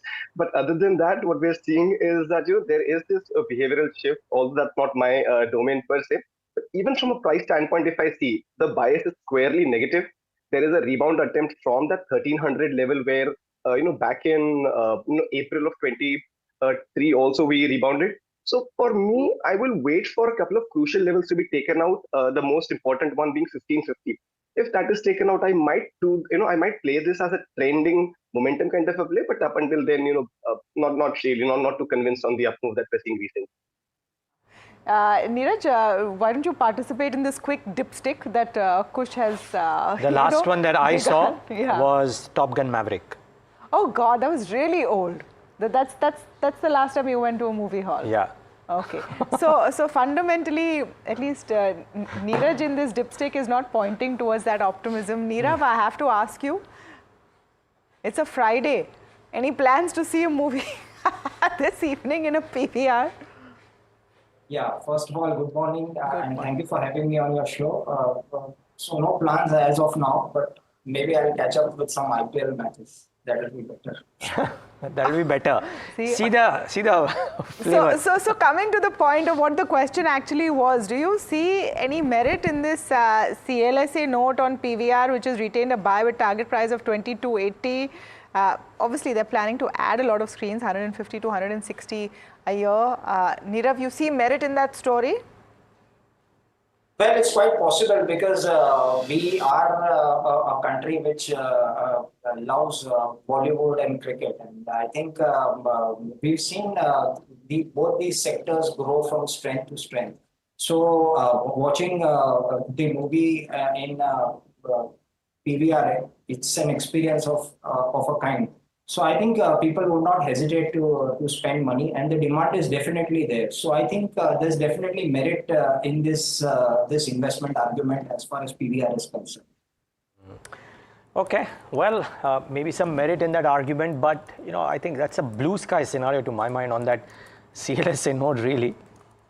Let's wait and watch how it shapes up. By the way, what is not probably a blue sky scenario post Elon Musk's tweet is global OEMs coming to India. The big one, of course, is announcement around a potential imminent announcement around Tesla and other global OEMs. So which are the stocks that benefit out of this? Puneet, my colleague Johnson, with some synopsis of what are the stocks that could potentially benefit. Puneet, I mean, global OEMs notwithstanding, everybody's excited about Tesla. So let's say that. And I'm asking this question. Who benefits if Tesla invests into India? Well, thanks for that, Neeraj. So yeah, there are certain auto component makers that are set to benefit largely from the entry of these auto OEMs in India, these global auto OEMs in India. And with the localization, one of the key clauses in the new India EV policy is the 25% and 50% domestic value addition, which means the components will have to source locally. So we've looked at 5 key stocks here of the auto ancillary space, which will be key, which could be a key beneficiary, starting with Sona BLW. Now this stock, the company has been huge in the EV space ever since its listing and has given great returns for its shareholders. Currently, 28% of its revenue is already coming from the EV space, and the trajectory is just upwards from this level. The second one we're tracking is Sansera Engineering. Now this mid-cap auto component maker has been on a tear with great revenue numbers as well as stock price performance. Currently 18% of its order book is already coming from the EV space, and this one too will be a key beneficiary once the global OEMs come to India. The third one is not a surprise. Motherson Sumi, the parent company listed over the last couple of decades, have done really well. Now the company has roughly 21% of its revenues coming from India currently, and with the gloomy outlook that the company has pictured over the last couple of years in its big markets such as Europe, India is set to take the baton further in its total revenue, and this will be one of the key. Now they've already partnered with the likes of Tata as well as Mahindra in their new launches, but someone like a Tesla coming into India will be a key trigger for the stock. The fourth one we're tracking is Endurance Tech. Now, the company has largely been focused on the two-wheeler space, but the diversification has come through in the last 4 to 5 years, as well as orders into EV have been picking up. So currently, roughly 8.5% of its total orders that will be executed in the next 1 to 2 years is in the EV space, and we'll be tracking this one very, very closely. Finally, Uno Minda. Now, the company has been very evenly balanced between the two-wheeler and the four-wheeler space. Currently, 49% of its revenue comes from the four-wheeler space, and they don't have any kind of exposure in its revenue to these global players. So, entry of such players into India will be a key trigger for the stock as well as the margins going forward. So these are the 5 stocks that we've picked in the auto components that could benefit from the entry from the likes of Tesla, and that's all we have for that right now. Back to you. Uno Minda has a bit of news as well today. Maybe I would add to that list of Varroc Engineering. Neeraj was talking about an SKF. So a lot of play there. We're going to ask our experts on the other side what they think about this Tesla play. Just on Uno Minda, a bit of news as well. So you could see some reaction. They've secured a 94-acre land parcel in IMT Kharkhoda in Haryana. This will be done with a capital outlay of 542 crores. It's a groundbreaking ceremony which they've done for a greenfield alloy wheel plant. So a bit of expansion there coming in from Uno Minda as well. But I'm excited to see what Tesla makes over here, because they're notoriously picky about outsourcing anything. When Tesla first started, the problem was Musk wanted to make everything himself. At some point he realized you can't run a company like that. Yeah. But they're very, very picky. But something tells me, just by the virtue of the fact that he's tweeted it out, meeting Prime Minister Modi, etc., the plans could be big. I may be just biased. No, he'll have to. He'll have to. He won't be allowed to enter without it. Yeah. So that is very clear. We'll take a very quick break, but we'll be back now with pre-open rates, talking more about Tesla and who benefits, all of that and more on the other side.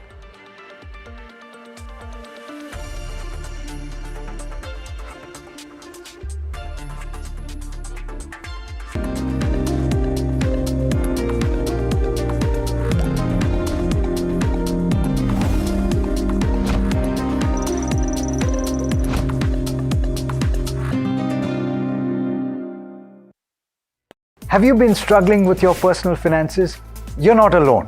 There are a lot of people out there that find it difficult to manage their money. But on Big Decisions, we'll be discussing a variety of topics that will help you make your financial decisions with confidence. Check it out on any of our social media platforms, the television channel, on the website ndtvprofit.com, or in fact, on any of the podcast platforms out there. Different people believe in different things. In cricket, some hail the king, some believe in God. Some wait for Mr. Right, some believe in swiping right. Some run away from risk, others run after it. For some, kids mean babies. For others,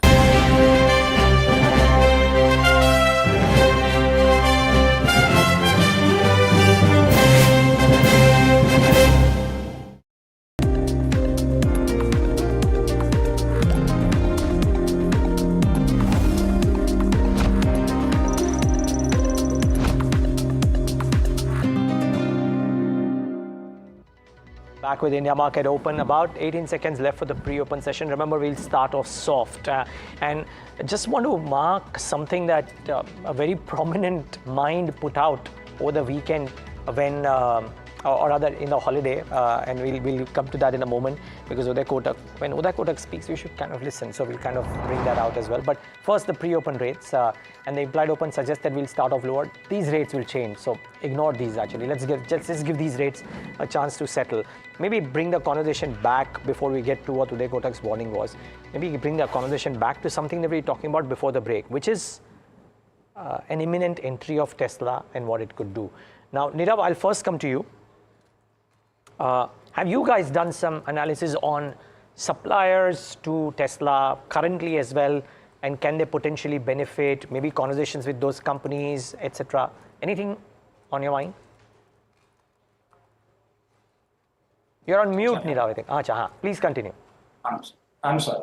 Yeah, so whenever such a giant plans to make an entry into a country, naturally there is going to be the issue of transfer of technology and who stands to benefit.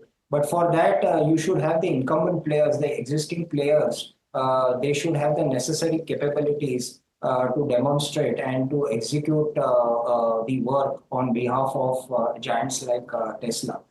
So coming to your point, I think companies like Sona BLW or the likes of Motherson Sumi, they are likely to benefit in a big way because they have a proven track record. We've seen Sona BLW do a lot of work on the EV front.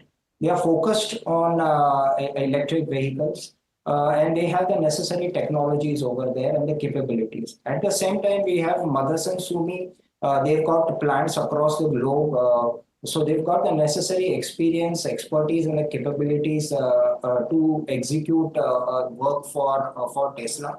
And of course, the one which you have mentioned, SKF, I think definitely they have plants across the globe and the necessary capabilities. Plus, another important factor is companies like SKF, they have focused a lot on localization too. At this point of time, if I'm not mistaken, the localization content is around 75%. So majority of the things are being made over here. And they can prove it to Tesla that they have the necessary capabilities to meet their order requirements. So that's the way I think we look at the entire scenario. Okay, Kushbora, some of these stocks have had a bit of an up move already. Anything within this set of 6, 7, 8 stocks? I mean, Tamanna was speaking about them in the trade setup as well. SKF, Sansera, Sona, BLW, Samil. Anything that stands out for you? Couple of them, Neeraj.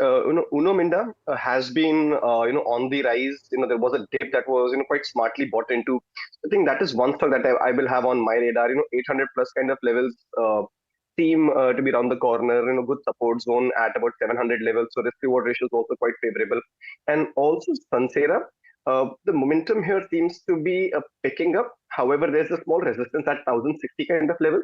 So once that is taken out, I think 1200 is also a level that the stock can head to. So Uno Minda and Sansera are two stocks that I will have on my radar from this space. Uno Minda and Sansera are on the radar. We haven't talked about the big one this morning, which is TCS. And of course, a lot of other stories that have been dominating the mind space. But Kush, let's come to the big one. Result season kicks off. TCS, the first on the block. And IT has been having a relatively pretty decent run. What would be your take on a TCS right now? Not too convinced about the move. If I'm looking at a long-term kind of medium to a long-term kind of an investment bet, perhaps, given the history, I might still invest. But from a momentum perspective, we are seeing supply pressure time and again. So the way I would play it is, one, I would have it on my wait and watch list. Any kind of dip, let's say towards 3800 levels, perhaps, support zone, so a buying opportunity. And on the upside, if I get those 4100 odd levels, I will look to book profit and exit. So from a momentum perspective, I don't see too big an up move. So I will perhaps, look for other sectors. In fact, interestingly, that's the kind of setup that we are looking at in a couple of other big names also, be it Infosys, TCS, HCL Tech rather, and Wipro, was showing some promise and hasn't really delivered. So this is only a momentum play if a positive result comes out. But even then, I will take that opportunity to book profits around 4100 odd levels. Infosys this morning and strong moves, at least in the first few minutes of opening. Nirav, any take on your tech pack and TCS specifically? Yeah, so I expect TCS to have a relatively better commentary. I think commentary will be the important factor to watch out for. If you remember during the previous quarter, TCS had said that they will look forward to some important factors like what is going to be the pent-up demand going forward, what is going to be the approach of the clients with respect to spending, because the current focus of the clients has been on cost optimization strategies. They are looking at such models which help them to control their cost, and discretionary spending has taken a backseat. But during this crucial period, we've seen TCS, they have built up their capabilities in generative AI, that is artificial intelligence. So they're doing a lot of work over there. The second important factor is that in the domestic markets, there's been a lot of traction on cloud migration. So there are a lot of things which are happening. During the previous quarter, they have signed some important deals with respect to vendor consolidation and the operational models as well. So a lot of things are happening in the background. We have to see what TCS has to say with respect to this. And they had indicated one very important thing, that optimization of subcontracting cost is a lever. It is an important lever to look forward to as far as the margins are concerned.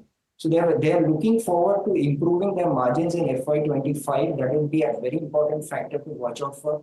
They have indicated that BFSI is likely to bottom out in the last quarter of FY24. So we have to see what they have to say on that front. But overall, I think it's not as bad as it seems. I think we should have a reasonably good commentary coming in from TCS, and that should reflect on valuations going forward. Okay. Well, so that's on IT, of course, but there is beyond IT as well, some stuff. In fact, a slew of brokerage reports that have come in this morning. There's Macquarie on ABB. We've spoken about CLSA on PVR broadly, but I think Harsh will join in to talk about that as well, because I think it could be one of the handpicked reports that he would have looked at this morning. Harsh, am I right? Is CLSA on PVR featuring on your list? Well, yes, it does, Neeraj. You're right. So first off, with regard to PVR itself, they've retained a buy. Target price is 2280, 65% upside from here is what CLSA talks about with regard to PVR.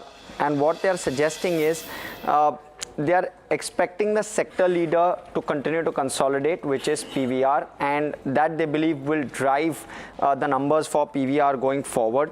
Multiplexes occupancy should rebuild in the mid to long term as multiplexes continue to grow is what they are suggesting. They're thinking of the current content challenge not being a structural issue, and they believe that Inox's near-term ticket pricing and margins will continue to aid numbers going forward as well. The company plans to add around 150 to 160 screens every year, which will support growth, and therefore quite bullish on the numbers overall with regard to PVR Inox. They're expecting average ticket prices to be within that 250 to 260 kind of price band in FY 25 and 26. That's the kind of number that they are building in with regard to PVR Inox, and therefore super bullish on this one. The other one is Newland Labs. We have Goldman Sachs initiating coverage on Syngene, Newland Labs, two positive notes, but I'll talk about Newland Labs in particular. 9100 is the target price, 46% upside from here. Certain challenges in FY 25 on account of higher base, multiple other catalysts though to support the numbers overall. They're expecting improving biotech funding environment. They're expecting new capacity from one of their units to come online by FY 25 end, and they're expecting commercialization of a large molecule in FY 26 or 27. So some of those levers to aid the numbers for Newland Labs going forward, and that is possibly going to support the upside. Already up nearly 6% in pre-open, so definitely indicating that positive start. Key risks for Newland Labs, it believes, is going to be product concentration, vendor consolidation, and regulatory compliance. So outside of that, they're quite bullish on Newland Labs as well. Okay, well, CDMO, CRO and Syngene, Newland feature in that list. Harsh, thanks for that. Laurus is a sell according to them. Remember, Laurus has been a rank outperformer in the recent past. There's an antique note which said that they will do 22% margins possibly in Q4, which would be a big deal, and which is why Laurus has done well. But it's reflecting in the stock, by the way, 4% lower, presumably because of this note from Goldman. I wonder if Newland has reacted. Maybe I'm sure we showed the stock while Harsh was talking. 5.5% higher for this one, so pretty strong show. Kush, coming on this one, technically, Laurus and Newland, because both of them have been in action in the recent past. Even a Divi's maybe, which corrected in Wednesday's session, but otherwise had a bit of an up move. So Newland is opening at the resistance level, so I won't go and chase the momentum from here on. Perhaps another dip towards the 6300, 6350 mark, might warrant a buy, but not at the current level. Now, Laurus, as you said, yes, the stock has actually done well.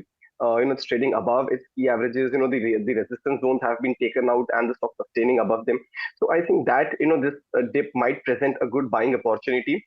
I don't see too much of a worry. The 440 level where it's opening is actually quite a strong support zone. So I think any kind of dip here, if it does sustain, for the initial 15-20 minutes, should turn out to be a buying opportunity. And as far as Divi's goes, well, this stock's been very volatile. So for me, from a positional standpoint, I'd give it a miss. Okay. So that's the view. I mean, really, and we're seeing those reactions on Laurus and this thing already. Okay, quick one. Nirav Asher, amongst the stocks in news, I wonder if Phoenix Mills has reacted at all to the monthly update. But did you like the update? I mean, 27%, 32% uptick in consumption retail sales. Premiumization is doing well, supposedly.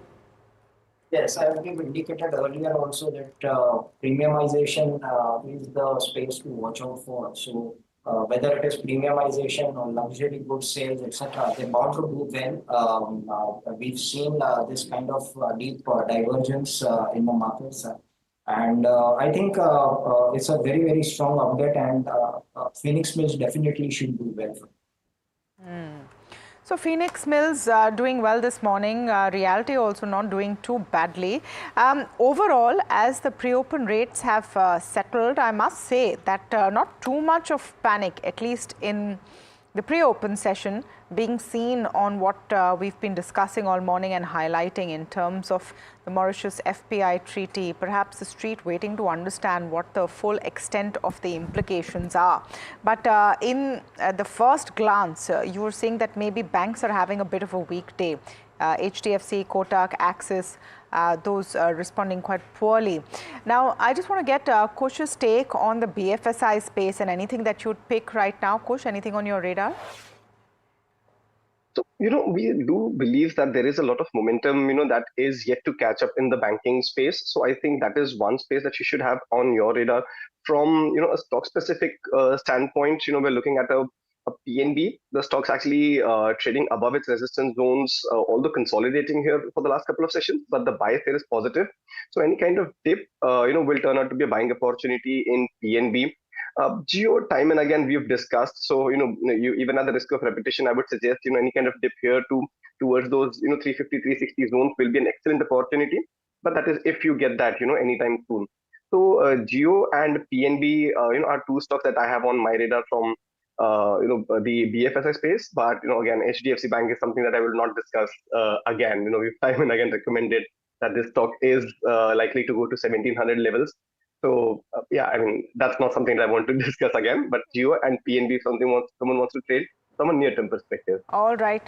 Sona BLW having a good morning. We talked about this earlier in our trade setup as well. Maybe it's the Tesla mood coming in, but Nirav, I'm going to ask you if you like the auto space overall or you're focusing on Auto Ank.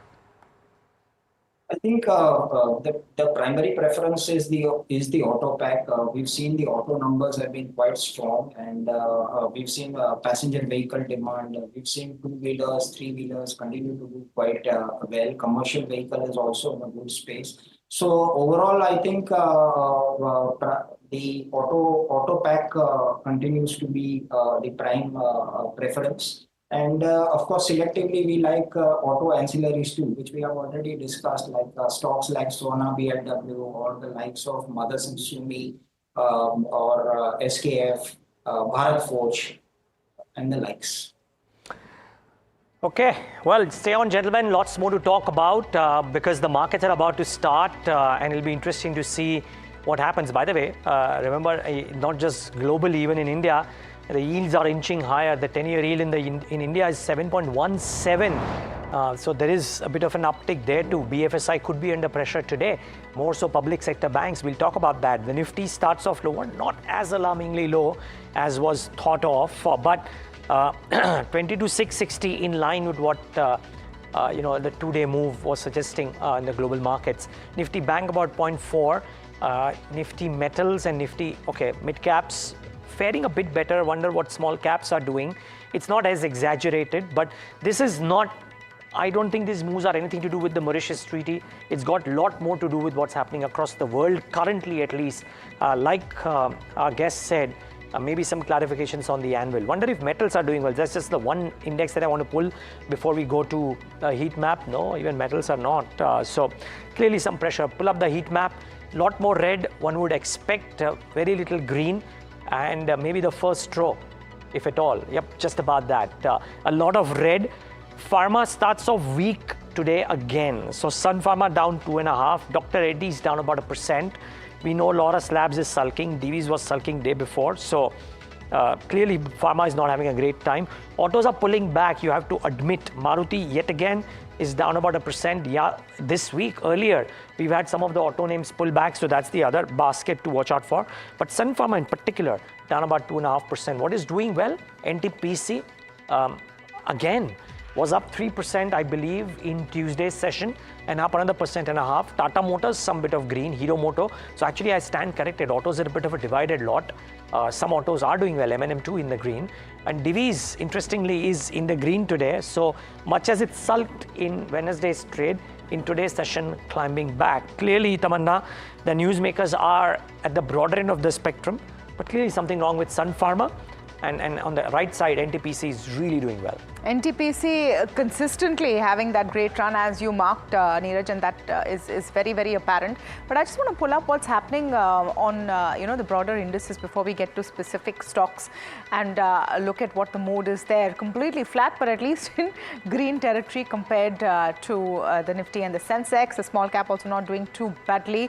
Let's talk about the stocks that we are tracking this morning. Metropolis is one of them, and good business updates from Metropolis, has seen the stock open quite smartly, about 6.5% up right now.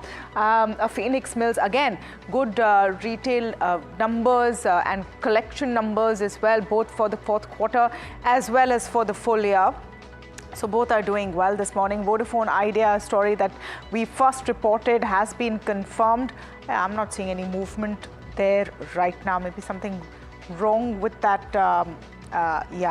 There, you have that down about 1% because of that skepticism. Are you going to be able to raise 18,000 crores? PVR is the other one that we've been discussing, a completely very, very positive and perhaps over-optimistic report from CLSA. The stock not really moving, maybe the street not buying that story. CAMS was one that we were talking about. It's got an approval from the RBI to operate as an online payment aggregator. Big deal for them, actually, and that stock reflecting that mood, about 5% up right now on a CAMS. We were talking about this Goldman Sachs note on some of the pharma players, and we'll pull those up together and see what's happening there. Syngene, positive as the GS note suggested. They had a positive outlook on it. Newland was also about 5% up right now as we speak. Laurus Labs, meanwhile, seeing that negative outlook, down about 3%. I'm just going to see if we can pull up Vodafone once again, that breaking news on your screen. A share price sale has been approved in the band of 10 to 11%. Very quickly, that stock responding negatively. The floor price of the offer at 10 rupees per share. So you're going to see a bit of negative, at least as of now, negative news flow and negative price action on Vodafone. But coming back to the point, Neeraj, more than Mauritius FPI, there seems to be a sense of a bit of profit booking also weighing on the markets. Yeah, most certainly, Tamanna, that's how it is. But 0.25% are not too badly behaved, but some stocks specifically. So Metropolis, we spoke about it, debt repayment done, 6% higher for Metropolis, 15% growth, debt-free. That stock is reacting, is the best performer on the BSE 500. CAMS has reacted, 4%. Hindustan Copper sees no red. Phoenix Mills, Tamanna would have marked 2.5% higher for that one. And a lot of these auto anchors, right? Jamna Auto, Uno Binda, Sona Comstar, Craftsman Auto, that whole bucket of stocks has done really well. Indus Tower is reacting to the positive news flow on Vodafone Idea. So that's the other thing which has done well. And my colleagues, like Tamanna said, broke the story on Wednesday, Smriti and Vishy. And that news while the pricing is having an impact on Vodafone, for Indus Tower, it's actually a positive. If Vodafone manages to do this 20,000 crores of equity fundraise and then subsequently maybe 20,000 crores of debt fundraise, that's a big positive for Indus Tower. So keep an eye out for that stock as well. And lastly, Entero. Jefferies has a note on Entero, and that stock is up about 15%. It's one of the big movers in the session today, so do watch out for that stock too. Last question, really, but Kush Bora, opening thoughts. We're not doing as badly. Is there an index trade? One, and is there a specific stock, even from amongst your recommendations, that you would initiate a trade on after seeing the open rates? Sure. So, Neeraj, actually, honestly speaking, I would have liked the Nifty to actually give that gap down opening off somehow about 100 odd points closer to the 220 to 600 support zone. That's not happened. I think from here on, what will happen is we'll consolidate. 20 to 700, give or take 50 points might remain the range, for the day. Truncated week coming up as well. So I think, the trade on the index is missing, at least on the Nifty. Bank Nifty might perhaps have a positive trade, but I'll wait for some more cues. So no trade on the indices for now, but the bias on Bank Nifty remains positive. A couple of trades that we discussed, Aarti Industries and NLC India, both had opened mildly in the red, but are trading in the green now. And as far as a fresh trade goes, what I have on my radar is the entire investing universe, where the likes of BSE, CDSL, a couple of broking names also are popping up. But the one stock that I like, after the opening is CDSL. There was a resistance at the 1900 band for the last week, maybe even 7-8 trading sessions. The stock's taken that out, this morning, sustaining comfortably above that. So I think 2020 is the first target, and then perhaps 2100. So positionally, these are the levels that I would track on CDSL, and 1860 becomes a strong support zone. Metropolis is the stock of the morning, 7% up now. Nirav, just a quick take post open on Metropolis or anything else that you're spotting? Yeah, I think Metropolis a very good update which we have received, and as you rightly pointed out, that expect the margins also to improve going forward, repayment of debt, etc. So I think these are all positive triggers as far as this diagnostic company is concerned. But overall, I think as I've pointed out earlier, we like the hospital space more. But I think these diagnostic companies are also catching up in terms of valuations. Okay, well, 7% higher for Metropolis and doing really well. So do watch out for this one. Take a moment, Kush Bora and Nirav Asher, to thank you for joining in today and giving us that perspective. Now, just get a quick perspective from somebody on the developments that have happened in the last 24 to 36 hours. First, the US CPI print that Tamanna spoke about on open, or rather on the trade setup, and Uday Kotak gave out his views in a form of a post on X, and he says that US inflation is higher than expected. This postpones US rate cuts to later, closer to the US presidential elections, if at all. Brent oil now at 90, and I think therefore that means that this will keep rates higher for longer worldwide, including India, the only white card, China imploding economically, by the way, which will not be good news either. So get ready for global turbulence. Effectively, amongst the best quote-unquote analysts saying that don't expect rate cuts before November or October, that is some saying really. So that is one. And a key thing that Uday Kotak brings out, that be ready for global turbulence. So that is part one.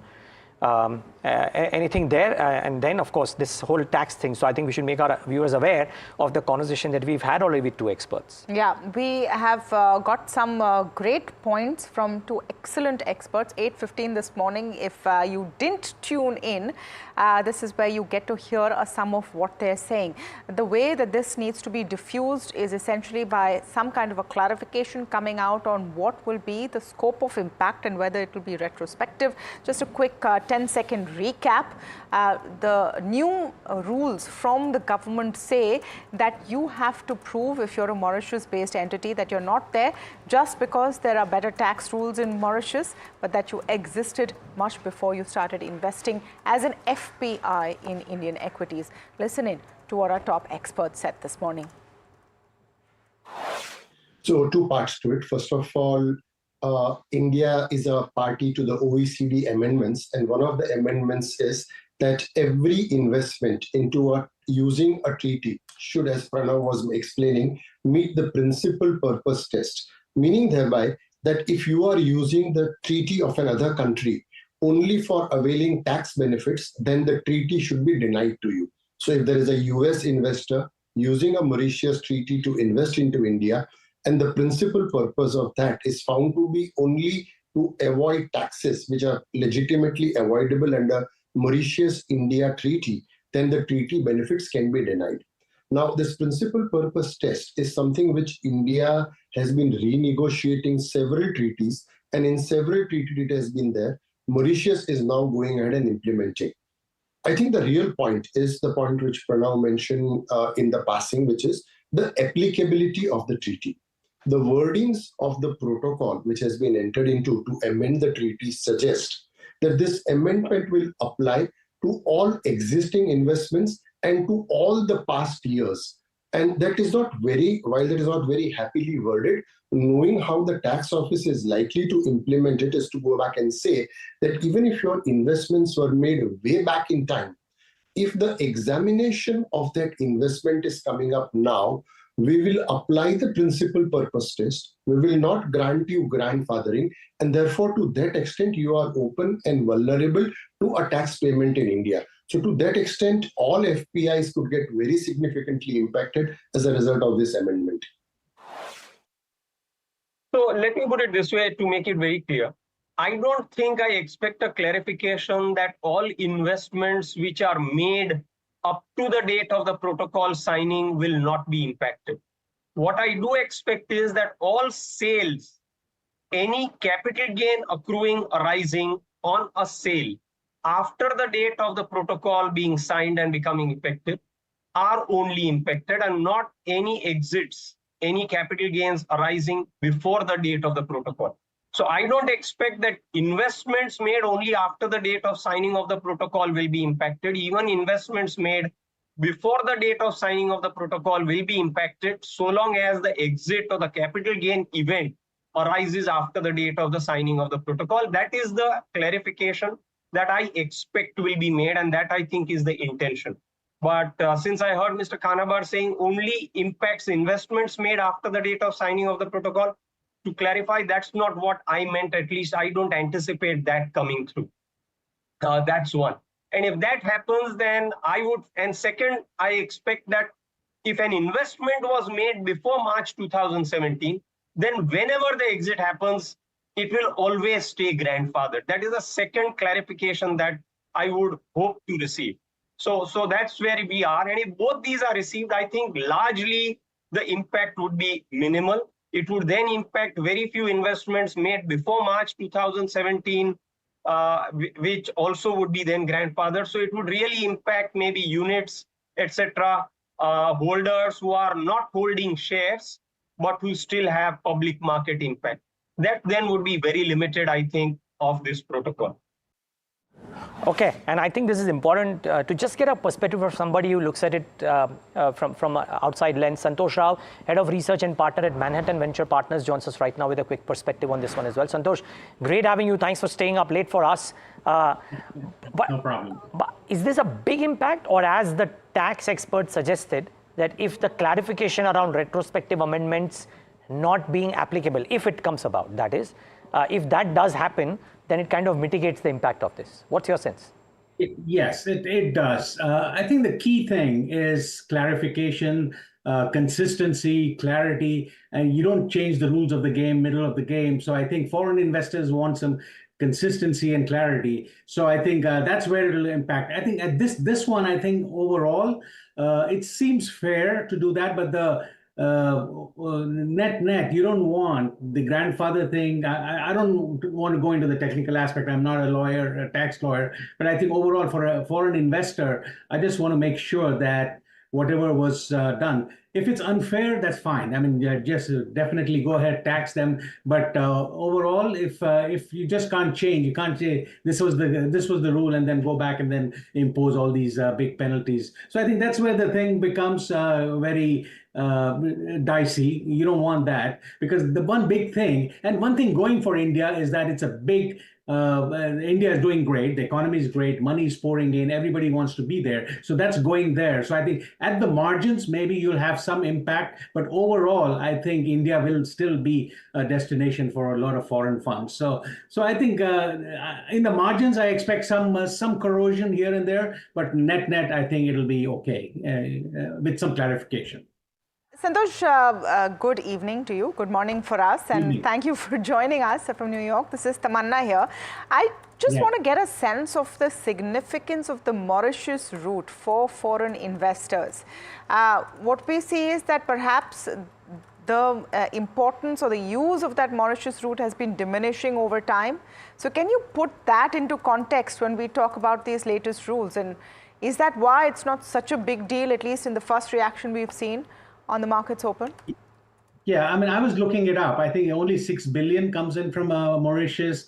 I think Singapore is the largest. I think 17 billion comes from Singapore. So I think it's a small part of the overall. The main thing going for India is that 70% of the GDP is all consumption based. So you're not really depending on any foreign funds coming in, but it's good to have it. And if we are aiming to be, or if India is aiming to be the third largest economy in about 10, 20 years, so you really want you want to fire on all cylinders, essentially. So I think you need all the funding in there. It's good for liquidity come in. So I think it's good to have Mauritius and other outside centers to all these tax benefit centers, but it has to be fair. And that's what you're going to see. There's some clarity. I think India knows that it's the destination for all the funds. It needs solid tax laws so that nobody games the system and takes advantage of India. Correct. Just coming back to the earlier point you made, Mr. Rao, about how attractive India is as a destination. Now, at least through the calendar year of 2024, we've not seen this big barrage of funds. 2023 was exceptional in that sense, especially over the last 2 or 3 months. Is there a wait and watch before June 4th, when the election results will be announced for the next government and the next 5 years? Do you think investors are sitting on the sidelines just waiting for that event to be behind them? Absolutely. They are. And there are U.S. elections also. The U.S. is the biggest. A lot of money comes from the U.S. So I think, there's so many elections going on all over the world. So everybody's in a wait and see mode at this point. So you'll see a floodgate of money flowing in and out after the June elections in your case, and November in our case. So you're going to see tremendous activity after that. So definitely, and that happens every time. There is some pause before the elections, and after the elections, you have some clarity. So I don't blame any big investors to hold off and see where the dust settles and see where which government is coming to power, essentially. From the Indian context, though, I presume that June 4th would be more relevant, and you will see maybe some activity post that?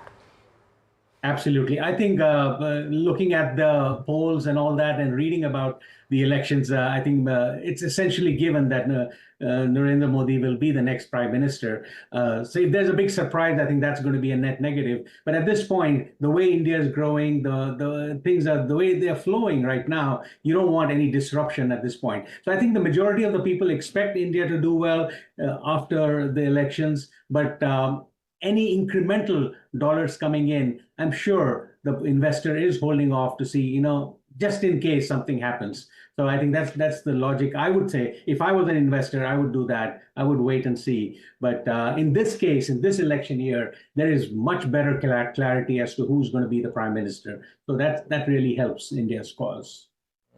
Okay. Santosh, just one last question from mine at least. Can something upset the apple cart? Crude price uptake or yields going up and rates not coming in? Uday Kotak is saying no rate cuts until November at the very least, or something else. You're talking about the US market? Yes. I mean, no, but what the US markets do, I mean, the world will follow, right? Absolutely, it does. They really lead the whole world. I think what's happening is we've got three hot numbers. Inflation numbers. That's kind of put a damper on this glide path to 2% that the Fed wants to see. So I think that's been a slight change, but a lot of things going in favor of the Fed instead. The market is doing, the bond yields going up, dollar going up, and a lot of things, oil prices going up, a lot of things are limiting the economic growth. So the Fed should take comfort that the market is doing a lot of its work, even though inflation is not going down as fast as they want. So you're going to see some setback. I think overall, I think the market is going to adjust. The June cut is definitely off the table. So I'm expecting, I always expected 2 for the year. So I think you're going to see at least 1 in July and maybe 1 later on in the end of the year. So I think that's my take, 2 this year, but definitely June is off the table. Now, it's interesting how we've progressively moved that from no March to no June to now saying November. Let's see what happens by then. But for now, we leave it at it. Thank you so much, Santosh Rao, for joining us and giving us your perspective this morning. Markets, meanwhile, I would say fairly settling. NTPC and the PSE pack is, the star of the day. NTPC, BEL. Tata Motors also not doing too badly. Let's pull up Tata Motors. They are tying up with Shell, and they're going to be establishing EV charging stations across the country. That's actually a big one, and will add a lot of, I would say, boost to that whole big question of where is the EV charging infrastructure. So it would be great to get more detail on what the extent of those plans are and which cities they're coming into, but there's a partnership with Shell there. Sun Pharma is seeing a bit of a downtick this morning, and it's largely because of this news that the US FDA has conducted an inspection at the company's Dadra facility. Subsequently, they've determined that the inspection classification status is OAI. So that's official action indicated. That's a negative, but you've seen it come off its lows of the day, and a bit of maybe recovery there. We were talking earlier about the Tesla beneficiaries, and I find that story very interesting. A Sona BLW doing well, a clutch of other auto anchors also doing very well, Neeraj, but Metropolis again, the start this morning. Most certainly, but I mean, that's the nail on the head really. And Entero on the brokerage note notwithstanding, these are the ones that matter. I mean, and look at the kind of gains that some of these stocks have had today. Time for a break. On the other side, Gaurav Pandey of Godrej Properties in conversation with Tamanna. Stay tuned.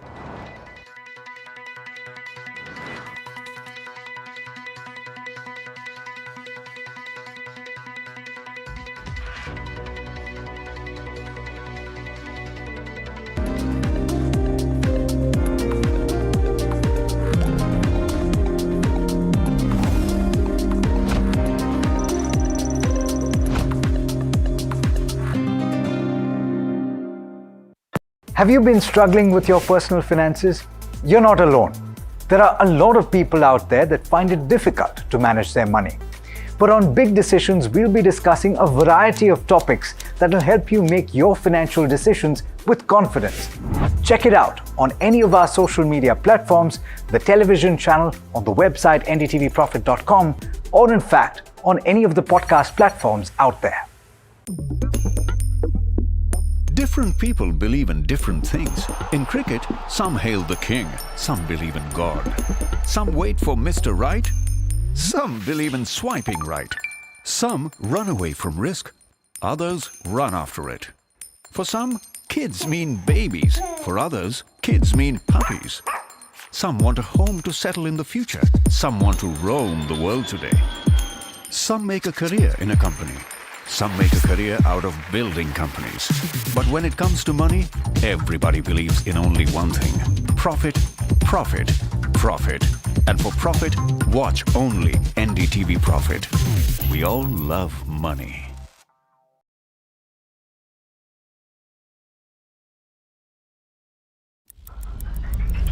Headlines you start your day with. What matters worldwide is now in the palm of your hands. Get ready to seize the day and maximize your financial potential. Stay.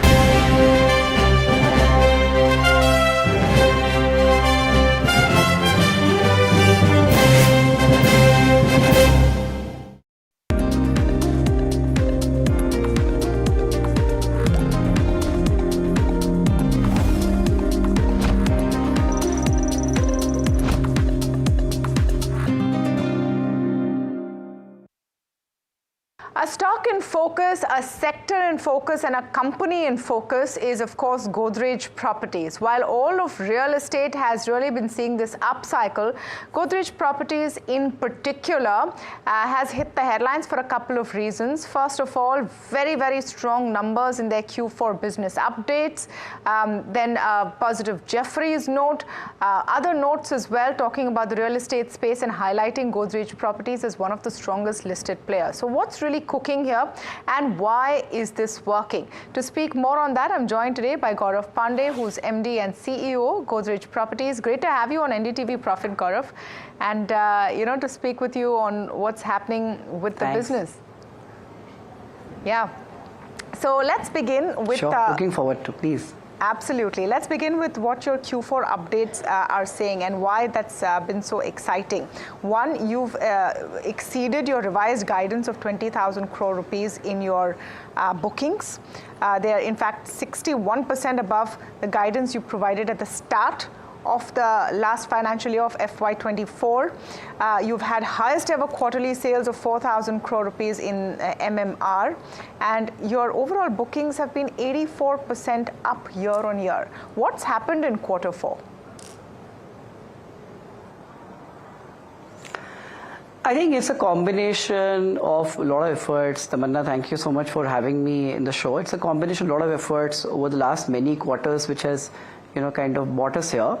Just a bit of a, sort of a story. I mean, if you see at 9 months, as you rightly said, we were doing fairly well. In fact, we were higher than the last year number by December end. We were like about 13,000 odd crores and something like a 6%, if my memory serves me right, higher than last full year's number. So we had a very strong foundation to start with. In fact, I was frankly even resisting to give any revised guidance, but we did share that about something like 18,000 crores is what we were anyways hoping that we will hit, with some launches, thought as a planned part of the planned calendar for Q4. But I think, it's the combination of great product market fit, having a very strong strategy, but great execution excellence, which finally leads to better numbers. So, of course, feels delighted that Godrej Properties, of all the results that have been declared yet by any listed developer, GPL is stacking up. But I think it's more than numbers, the rigor, passion, commitment of our teams, and through that we've been able to deliver a 22,500 plus crores kind of a sales figure, which is, as you rightly said, about 84% higher than last year's number. And this is the first time, in Q4, we've done 9,500 crores, which is the highest booking value generated by any real estate developer till date. So something we take a lot of pride on in terms of resilience, that, there's an internal saying that it took us 13 years to reach $1 billion worth of sales, and just took us 1 quarter to do more than that this sort of financial year. So feels very excited. Of course, the entire portfolio is very, very strong. And I think this is just the start of the opportunity that lies ahead for us, because our business development has been very, very strong in the last 18-20 months. So yes, we're looking forward to continuing the growth momentum. Are you upping the guidance for FY25 on collections? And, definitely in terms of bookings, anything that you can share? Are we waiting for an eye-popping number for your FY25 guidance? I think FY25 guidance, frankly, we've not really decided yet. I think we have a board meeting coming up next month, and likely we will think through what are the kind of guidance we want to give. Our approach to guidance is a little different. We always give what we are more than confident, so that there is no speculative estimation done by any of our valued investors. But yes, next month is going to be entire results will get declared. And all I can say directionally, more than a particular quarter or a year, I think what is very exciting to notice about us is we're the only platform which is present across 4 major geographies in India. So our ability to scale up when we want to scale up is a more of a method-based approach than just a market opportunity alone. So I think we are looking more consistent sort of a growth across markets, and probably by May we'll have a very specific view about any guidance that we may want to share then. Okay, fair enough. I mean, I think the street would be penciling in definitely an uptick from what your current guidance is. But one guidance which is in the public domain is your collections to end this financial year, which is about 10,000 crore rupees. Is it still that figure, or was that revised upwards? If I look at the 9-month figure that you've put out, then you need to hit around 3,000 odd, a little more than 3,000 odd crores in Q4 to hit that 10,000 mark. Are you on the path to doing that? Again, this would be, frankly, because our results on the collections are yet to be out. But, what we did communicate even in the last earning calls, that, Q4 was expected to be a, sort of a well-rounded quarter. I would just say that, please wait for about, say, 3 odd weeks, and all these residual figures will also come out. Because as we speak, these are the last details, and I think you would appreciate, being a listed company, we've not declared these numbers yet. But fair to say that, I think over a period of time, whenever we've committed something, we've tried, our endeavor always has been, to give a holistic performance. And maybe 3 weeks from now, one could actually assess our overall performance. Yeah, I'm going to hold you to that, and hopefully we'll speak again 3 weeks from now. On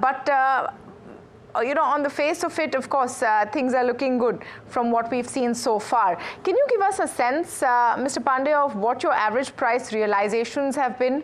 Because I know the mix is more towards the premium side and the luxury side. So what does that put your average price realizations at? It's very frankly offhand, I don't have that number yet. But yes, your thesis is largely right that yes, there is a sort of a portfolio premiumization which has happened. Because if you see, we were a developer focused on a type of projects and locations few years back, very consciously and with a lot of rigor. The last, say, 25, 26 transactions have been very, very focused on city-centric, high-quality locations. And frankly, the premiumization is an outcome of the location matrix. So yes, if you look at Mumbai, for an example, the big number that came in this quarter was from a Kandivali launch. If you look at the north, also is a prime sector, sector 89, and so it goes for all the locations. But yes, I don't have the number offhand right now in terms of what is the per square feet average realization that we would have achieved. But yes, fair to say that it's a quite a directionally upward ballpark. If you ask me, we've done say 9,500 crores and 20 and overall year say about 22,500 crores at 20 million square feet. Offhand, you can take a number. It may not be very accurate, but you get a sense that this is the per square feet average realization. But yes, very happy on the overall sales quality of performance as well as the overall margin profile that we're able to deliver from this premiumization. Yeah, with real estate companies generally, and when you look at the business, and of course you're the one looking at the numbers day in and day out, Mr. Pandey, but when it comes to margins, that's where things get tricky. There is appetite in the market, there is push to expand. In terms of margins, are you feeling comfort where you are at? I know you're not really going to give me a guidance. Street's expecting 15 to 18% over the next 3 to 4 years. You may not want to give me a number there, but I just want to understand if there is comfort there with input and material costs not hurting as much, or a willingness to pay for it. And that's a great question. See, if you see real estate business from margin profile is dependent on a couple of variables, right? Land cost, which is frankly inflation agnostic once you lock in a price. Then you have other costs in COC, which is cost of construction and people that you hire for a project, and marketing and brokerage. Of this, somewhat is inflationary led and somewhat is again fairly reasonable to estimate. So at a ballpark, when you see the cost stack up in the entire P&L, there's a reasonable portion which has inflation risk, but largely it's fairly easier to predict. And then on the revenue side, you have the top line, and then the residual is your margin. Now, incidentally, if you see the cost pressures were very high post-COVID, the first year, because there was a sort of a supply shock and cost did move up. But fortunately for us, if you see, we did a massive BD expansion post-COVID. We had the capital, but we didn't do much of transactions pre-COVID. We had a massive BD expansion, say about 18-20 months back onwards. And I think if you see, that was as perfect as you can get. Why? Because your estimation of cost, because you had to be conservative because you were coming out of a hyperinflation environment. So we estimated cost to say some amount of overestimation on the cost so as to protect a downside risk. But the market was not as hot as it is today from a price realization point of view. So we were very realistic to what we thought. But today, if you see by standards, very conservative. And a combination of that, I think, is a bit of a luck and execution excellence and some strategy. I think it's a combination of that. So margin expansion has been phenomenal for us. Of course, we don't give that guidance and all, but I think it's easier to see that we're one of the few developers which is selling in volumes. In record booking value numbers. But what is more heartening is try and see our payment plans. These are payment plans which are very, very high quality, creating great cash flows. You try and see our price realization to micro market average and near competitors. Usually we're the best in class. So I think it's a combination of that, and we're more method than madness. So I think if you follow method, you finally will see outcomes sooner than later. So yeah, overall margin expansion has happened. And I think if we continue with great, robust cost management, asset management, I think then, when the accounting will allow us to recognize them as and when the OCs will come, you should see that in our P&L as well. So that method over madness approach is what has, one presumes, led you to Hyderabad. Talk to us about, where that goes and what you expect to see out of the Hyderabad market. What are the other markets that you now are penciling in over the next several months? See, Hyderabad is been in our radar for a fairly long amount of time. We had studied the market very well. Then, as you would know, there were some auctions which were done in Hyderabad, and we got a sort of a fair market valuation. And when we were on the private land side, we were able to hunt for great land investments which were sort of a discount to the fair market value that we were able to kind of stitch. We decided to go for sort of a Hyderabad big bang market entry strategy, which is what you're seeing right now.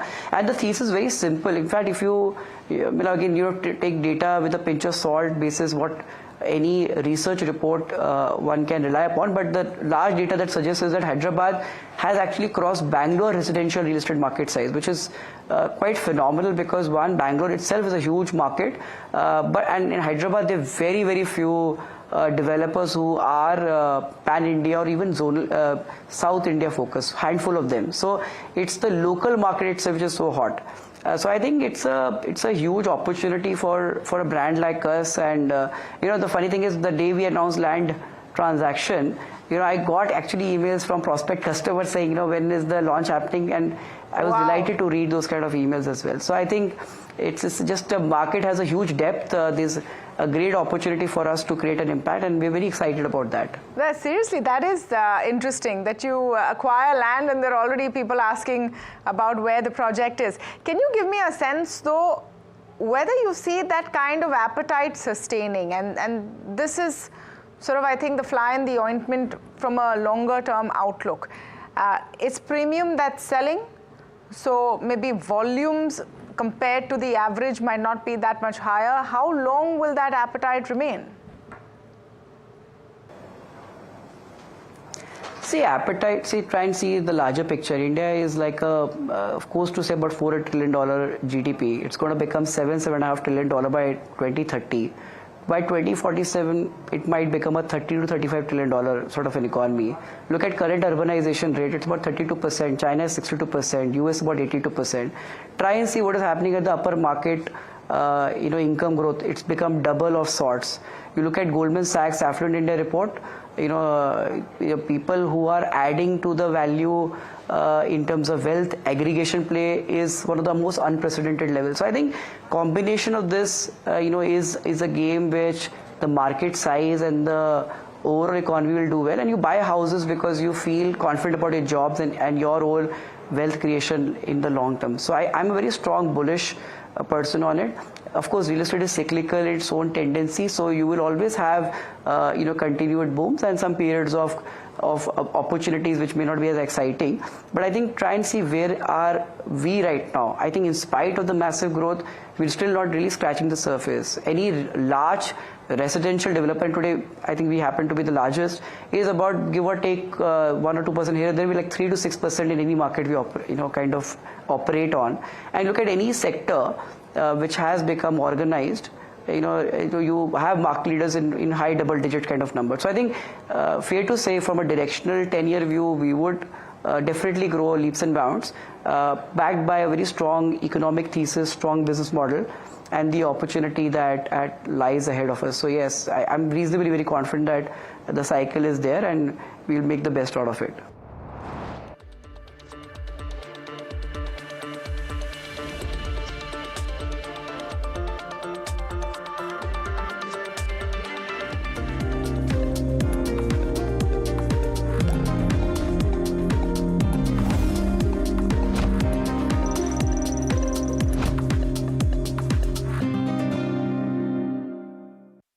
Have you been struggling with your personal finances?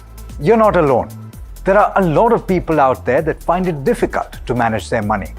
But on Big Decisions, we'll be discussing a variety of topics that will help you make your financial decisions with confidence. Check it out on any of our social media platforms, the television channel, on the website ndtvprofit.com, or in fact, on any of the podcast platforms out there. Different people believe in different things. In cricket, some hail the king, some believe in God. Some wait for Mr. Right, some believe in swiping right. Some run away from risk, others run after it. For some, kids mean babies. For others, kids mean puppies. Some want a home to settle in the future. Some want to roam the world today. Some make a career in a company. Some make a career out of building companies. But when it comes to money, everybody believes in only one thing: profit, profit, profit. And for profit, watch only NDTV Profit. We all love money.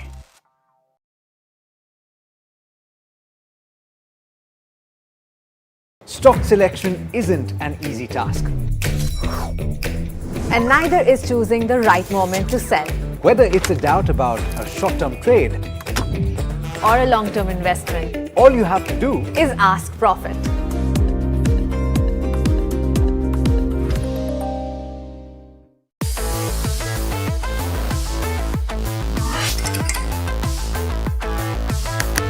Listen to the voices of reason as they talk about corporate health and investing principles with me, Neeraj Shah, on my show, Talking Point.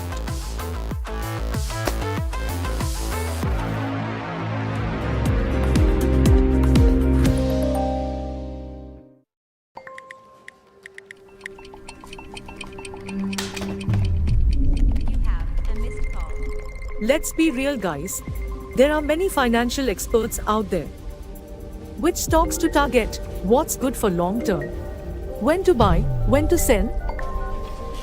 How do you stay ahead of all the financial noise to achieve your dreams? You can accomplish all your financial dreams. Let us worry about giving you the right investing insights on the Portfolio Manager.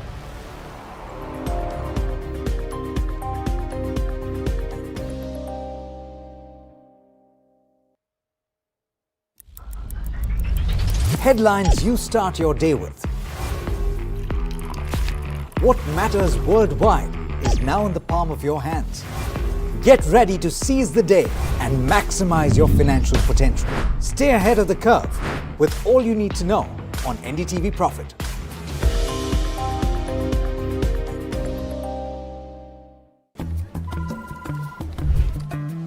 Bro, what are you doing? I'm trading FNOs. So, have you made any money? Oh, it's simple. If you think the market is moving,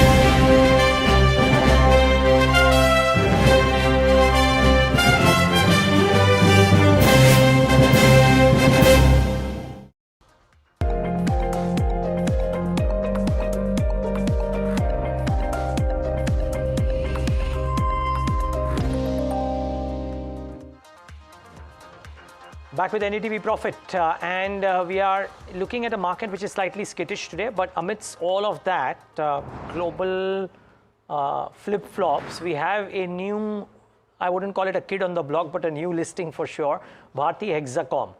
The issue was subscribed about 29.8, so nearly 30 times. Just ahead of the listing, we had a couple of brokerages come out with a fairly bullish note on the stock as well. Let's see how it's listing. It's listed at a price of 755 or 756, which is about a 32% premium.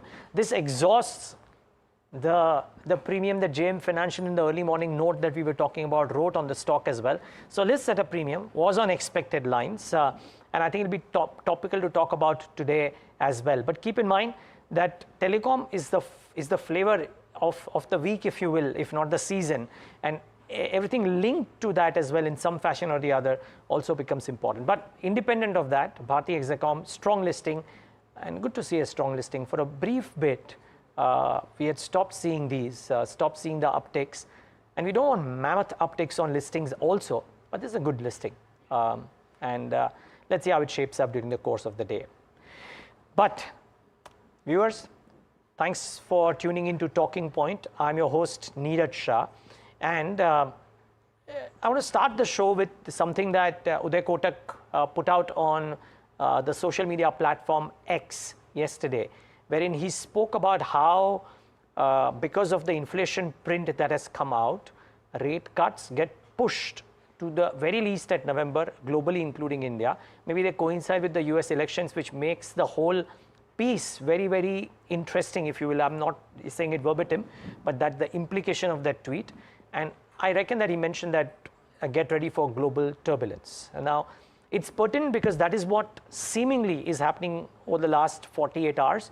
Geopolitics, crude, equity markets being very choppy, and gold, a lead indicator of what the safety prognosis of the investing world might be, knocking on new highs yet again.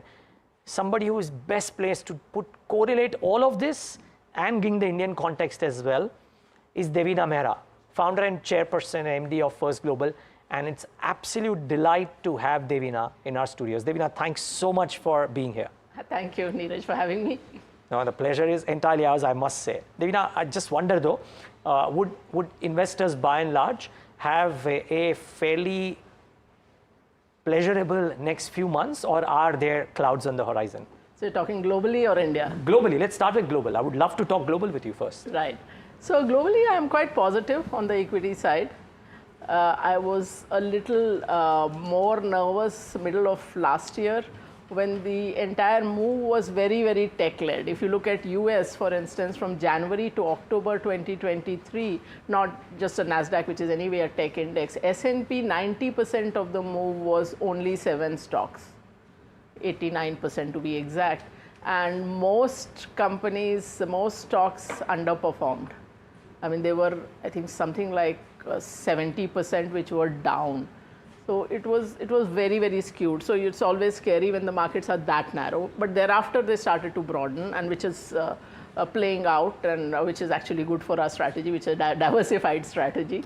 And now the small and mid-cap indices in the US are actually beginning to look pretty good. So not just the US, there are other pockets. I mean, last year, for example, in the beginning, we were tracking Japan for a turn, and which happened. So last April onwards, for a year now, we've been overweight Japan, Taiwan. So there have been pockets. India also, we think, will be over a period of time in the outperforming bucket, even though we see some shorter term volatility. So that's broadly where we see things. In terms of, you were talking about the Fed. Now, I have never been in that basket, which has actually been the consensus that rate cuts would happen soon. So if you go back to beginning of 23, people were thinking that there would be rate cuts in 23 itself, which I always said are not going to happen. This year at the beginning, it was that rate cuts will begin in March, which again I never believed. Because you look at it historically, every time inflation is this high, it takes years, not months or quarters to come down. So it was very clear that before 2025, it's not going to happen.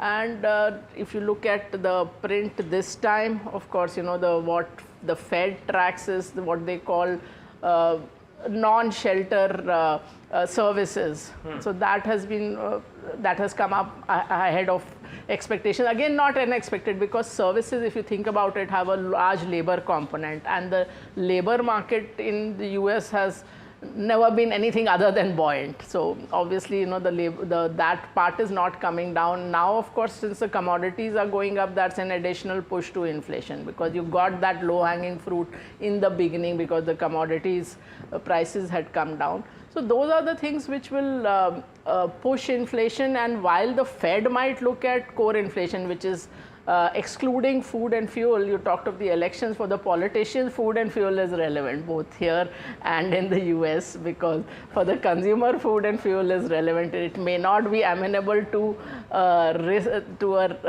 change in the Fed rate, but still, you can't ignore it. Yeah. It leads to changes in governments for sure.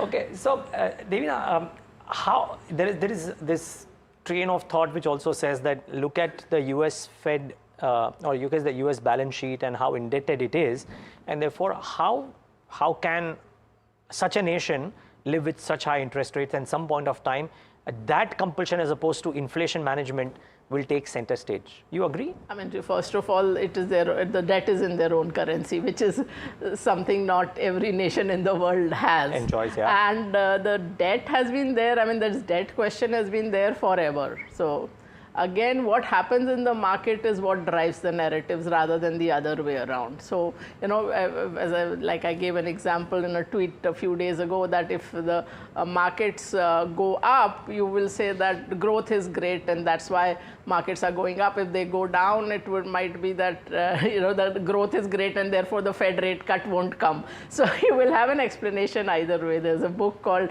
Everything is Obvious Once You Know the Answer.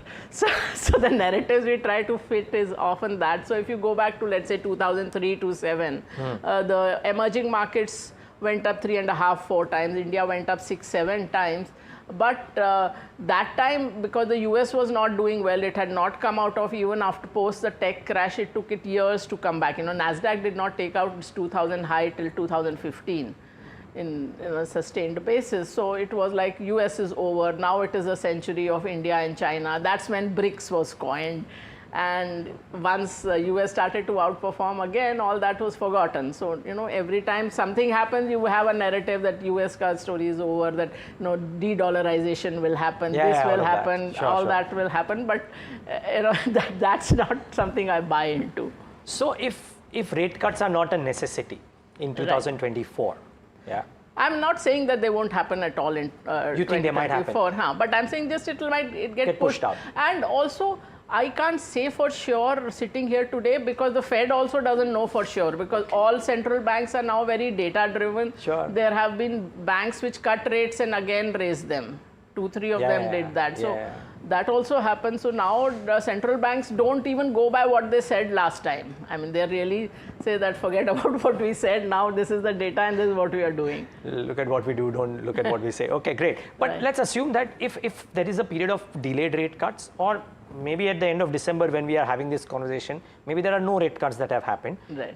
How would you think global equity markets behave in such a scenario? Because we have geopolitics, we have higher crude prices, and of course, crude notwithstanding, just the higher rates and low growth, presumably, unless growth, of course, picks up, China, others notwithstanding. How do equity markets behave then? So growth is not that bad as expected. In fact, that's the reason inflation remains high. I mean, that's what I said, that you can pick up whichever side of the equation you want and explain what's happening in the market. Agreed. So growth has not been bad, and I don't think our scenarios are that growth is crashing anytime soon. China, you mentioned, if you look at China, again, markets and growth, economic growth are two different things. China's high was in 2007. The GDP is up 7 times since, but it is where it is. So that's the biggest poster child for you cannot draw a one-to-one correlation between the macro and what happens in the markets. Okay, so then what happens to equity markets from now on until whenever the rate cuts happen? So, I mean, as I said, I'm quite positive still on the global equity markets, and US also is looking fine now as against last year when it was giving me a bit of the jitters. And the other markets, we continue to like Japan, we'll continue to like Taiwan, we like a couple of the European markets more. And as I said, India also from a 1-year perspective looks good, may not be necessarily from a 2-month perspective. What is bothering you about the 2-month perspective? Only that there might be volatility. I think up till the election you might see volatility, but it is, I'm just saying that maybe we haven't taken that call yet whether to be hedged or not, but we're definitely not making a cash call. So, there is still a risk of missing out on the up move. So, when there is a little bit of a risk of volatility, we'd rather hedge than be out of the market, because as I always say that there is a risk to being invested in the market, but there's also a risk to not being invested. Yeah. So because you might miss out on an up move. So What could lead to this? Would it idiosyncratic growth related factors lead to India up more? Would India be a part of a rising tide globally carrying all boats higher from where they are right now? No, I think India will be an outperformer, as I said, on a 1-year basis. So it is more to do with the history of India. If you look at equity markets, we all know this 15-16% compounding is what happened from the time Sensex started, and that's what we hope for or what we plan for.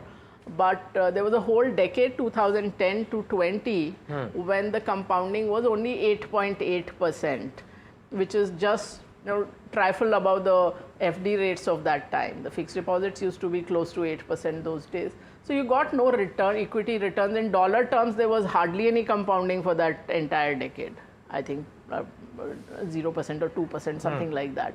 So that is what created the room. So even now, if you look at the mainstream indices, you are not above the trend line. The risk of a big crash comes when you're way above the trend line. You're still not even at the trend line. So that's why, as I said, the risk of being out of the market is more than being invested.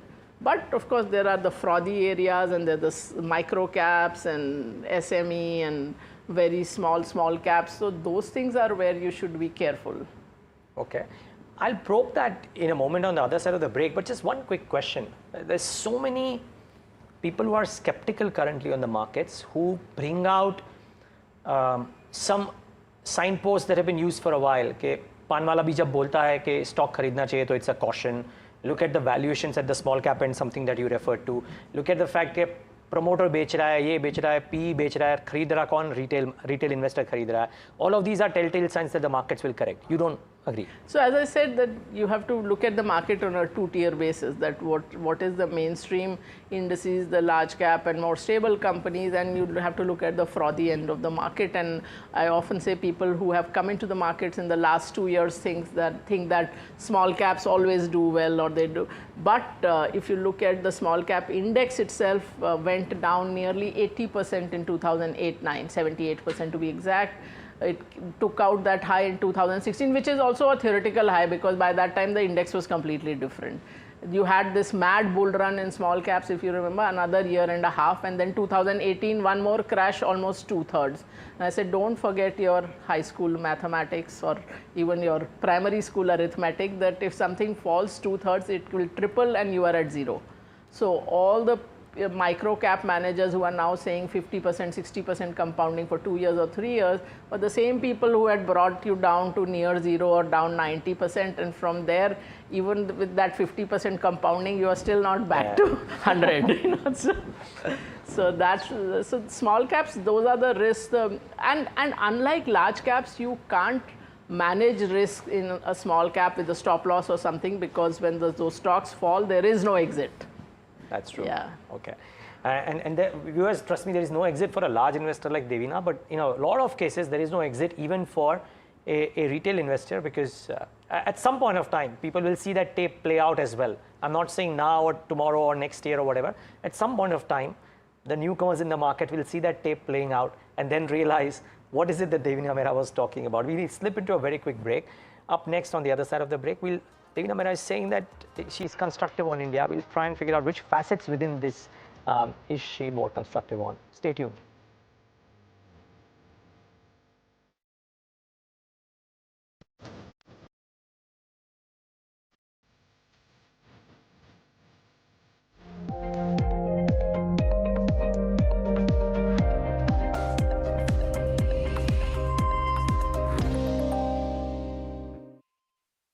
Have you been struggling with your personal finances? You're not alone. There are a lot of people out there that find it difficult to manage their money. But on Big Decisions, we'll be discussing a variety of topics that will help you make your financial decisions with confidence. Check it out on any of our social media platforms, the television channel, on the website ndtvprofit.com, or in fact, on any of the podcast platforms out there. Different people believe in different things. In cricket, some hail the king, some believe in God. Some wait for Mr. Right, some believe in swiping right. Some run away from risk, others run after it. For some, kids mean babies. For others, kids mean puppies. Some want a home to settle in the future. Some want to roam the world today. Some make a career in a company. Some make a career out of building companies. But when it comes to money, everybody believes in only one thing: profit, profit, profit. And for profit, watch only NDTV Profit. We all love money.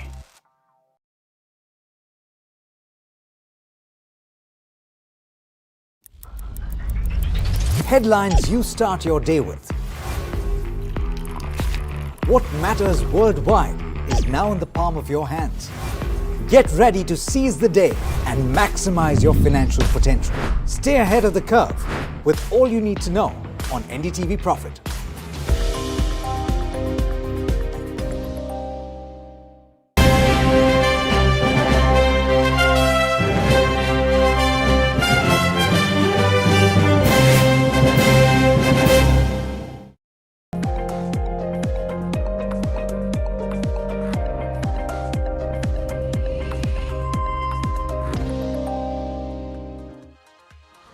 Back with Talking Point right here on NDTV Profit in conversation with Devina Mehra of First Global. And Devina said before a break, if you heard the first half carefully, that she's constructive on India. She's constructive on a lot of other markets, by the way, US, Japan, Taiwan, and some couple of European markets, but on India as well, constructive. India is not top of the pecking order, I reckon.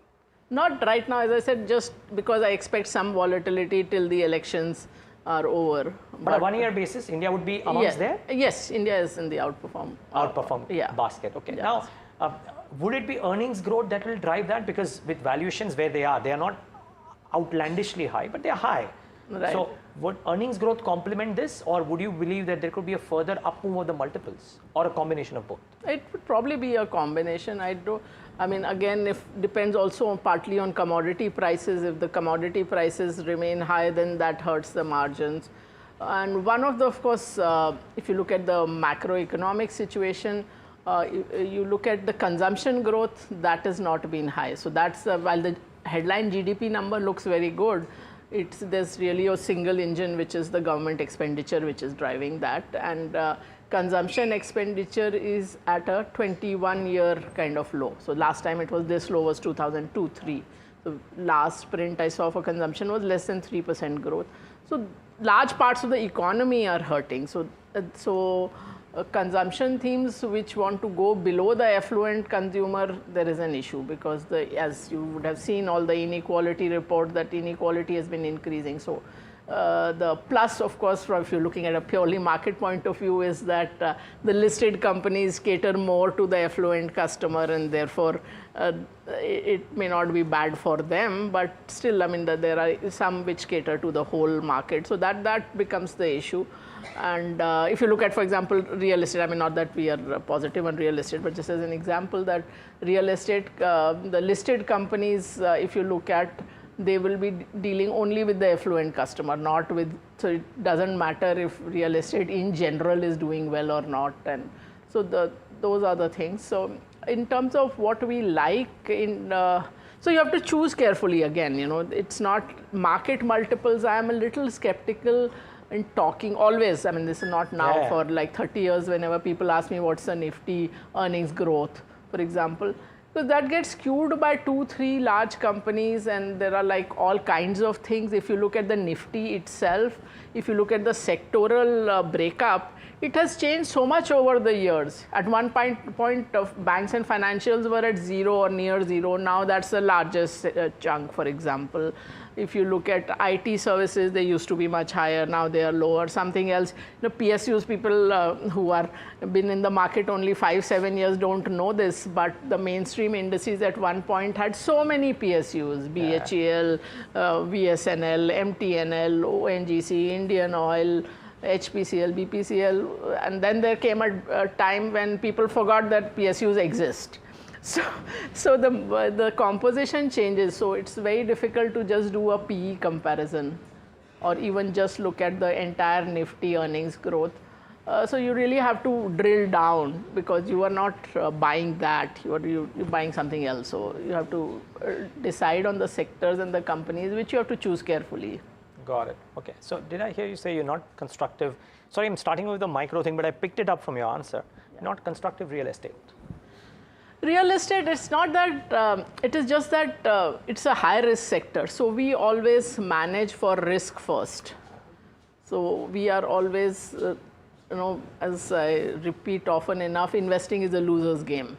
So you win if you don't lose. So the first rule is not to take high risk with somebody else's hard-earned money. So that's the first thing we manage for. So that's, I mean, we always manage for not just the returns, but returns versus volatility, returns versus drawdowns.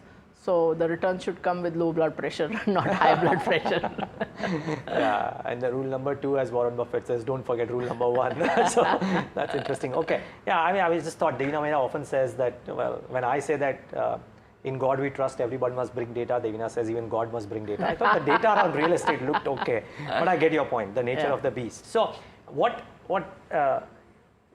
enthuses you? There is very starkly divided opinion amongst the heavyweight sectors, particularly information technology. So can I start off with that? It's pertinent today. Yeah, so IT, I think some time this year it will bottom out and will give a buy signal.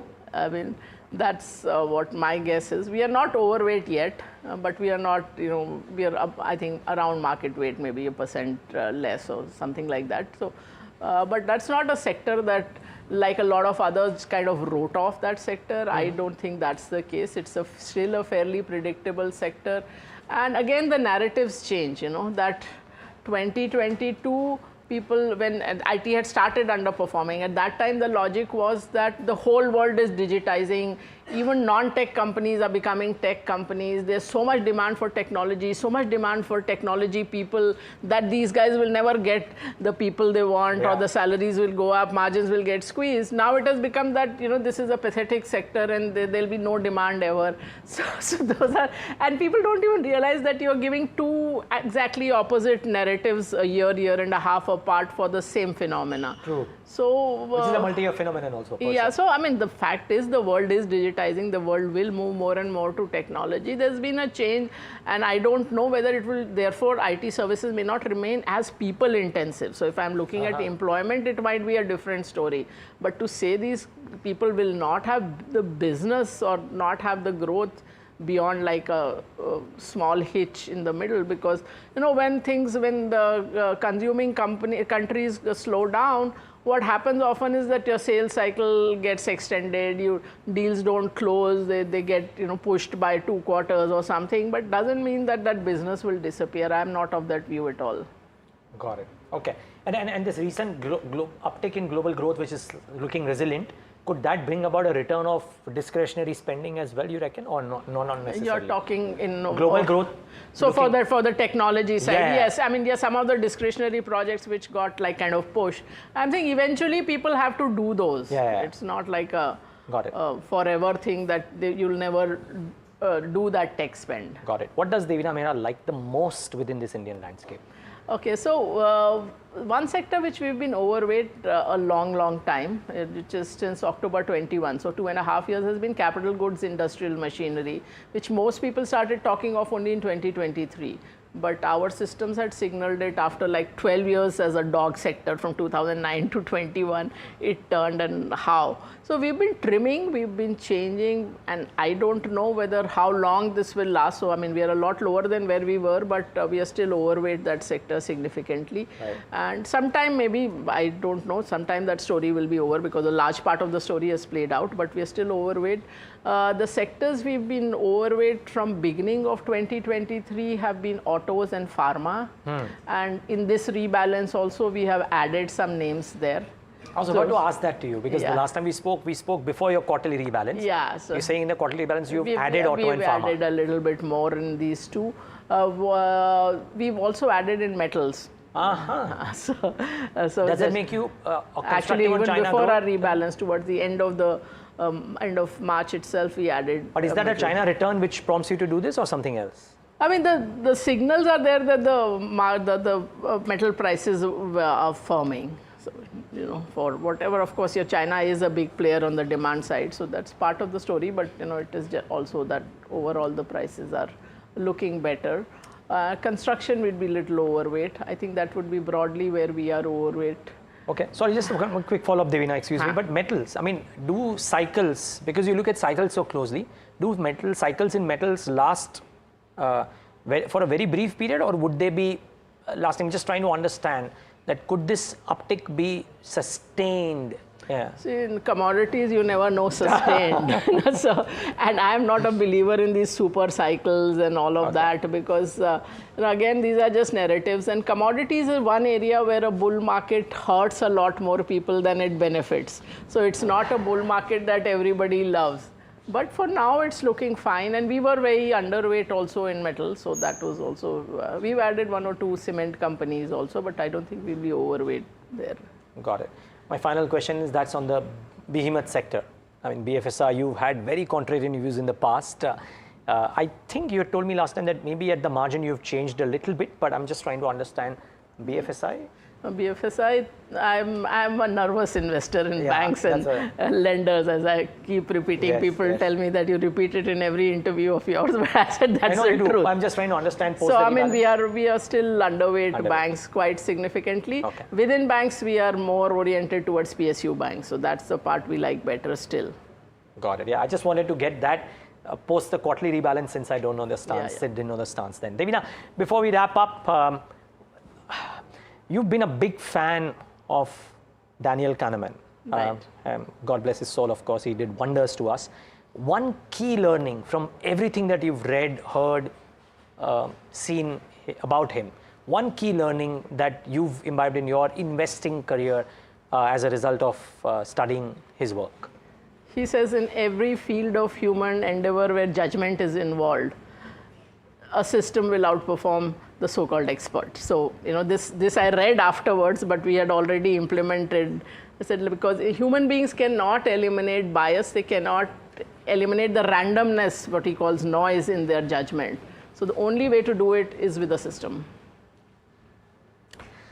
Okay, Devina Mehra, such a pleasure talking to you. Thank you for taking the time out and being with us today. Really appreciate this and look forward to reading your book as it gets published soon. Thank you, Neeraj. Thank you. Great being here and chatting with you. Always a pleasure. And viewers, watch out for that book. It'll be, I'm sure it'll be a bestseller. And we'll, of course, talk about that book with Devina when it does get released. So thanks so much for tuning into this edition of The Talking Point.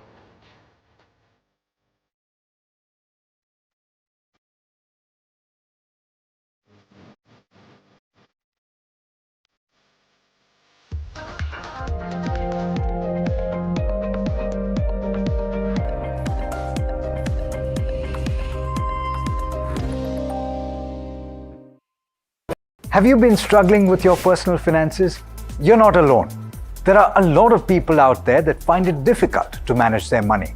But on Big Decisions, we'll be discussing a variety of topics that will help you make your financial decisions with confidence. Check it out on any of our social media platforms, the television channel, on the website ndtvprofit.com, or in fact, on any of the podcast platforms out there. Different people believe in different things. In cricket, some hail the king, some believe in God. Some wait for Mr. Right, some believe in swiping right. Some run away from risk, others run after it. For some, kids mean babies. For others, kids mean puppies. Some want a home to settle in the future. Some want to roam the world today. Some make a career in a company. Some make a career out of building companies. But when it comes to money, everybody believes in only one thing: profit, profit, profit. And for profit, watch only NDTV Profit. We all love money.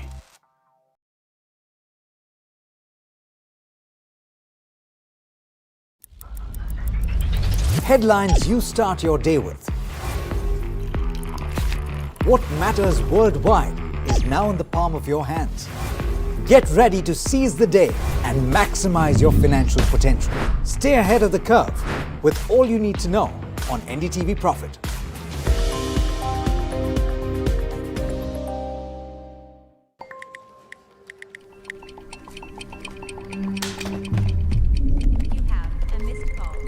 Let's be real, guys. There are many financial experts out there. Which stocks to target? What's good for long term? When to buy? When to sell? How do you stay ahead of all the financial noise to achieve your dreams? You can accomplish all your financial dreams. Let us worry about giving you the right investing insights on the Portfolio Manager.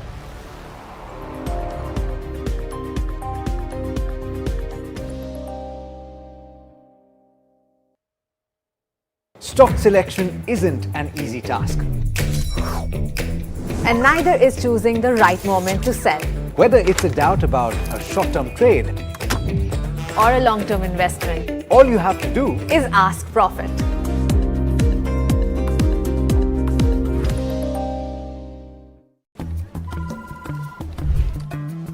Bro, what are you doing?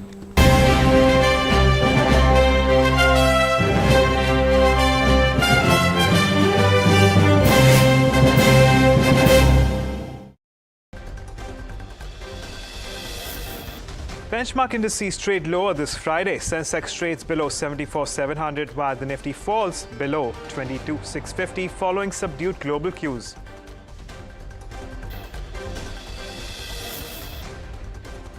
Most heavyweight indices trade in the red. Financials, FMCG and metals slide. On the other hand, realty and healthcare buck the trend.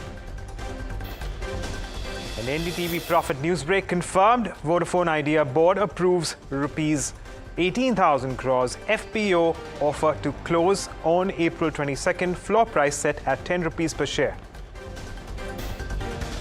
An earnings season is right around the corner. TCS is set to come out with its Q4 numbers today. Flat revenue and margins expected. And investments coming into India via Mauritius will now face closer scrutiny as the India and Mauritian government sign protocol to amend treaty.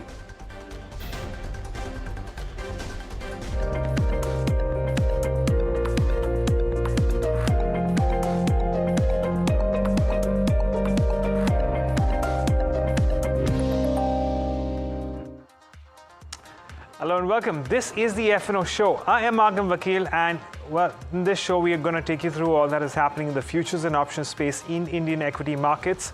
And of course, a little later on, we're also going to talk about commodities and currencies.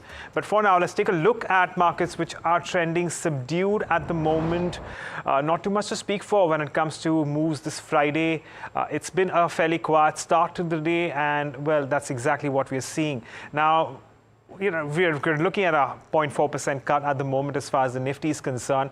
And on the whole, it's, we've seen consolidation since, at least in the last 1 hour of trade or so. But we're still holding on to 22,600. That perhaps is a positive at the moment.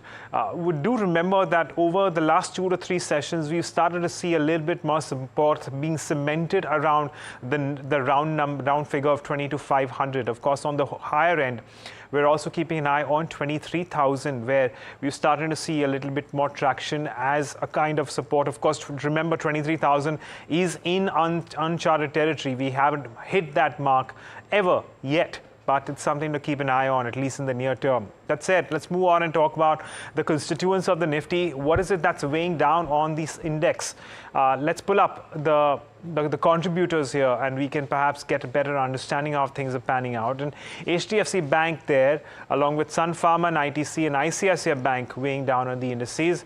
Reliance Industries and TCS up and about, but not doing enough to keep the market, or rather this particular index, in the green. Well, even in terms of the broader markets, we haven't seen too much going on. That's something that we're going to keep an eye on, going in. Let's talk about how things are panning as far as your futures and options space is concerned.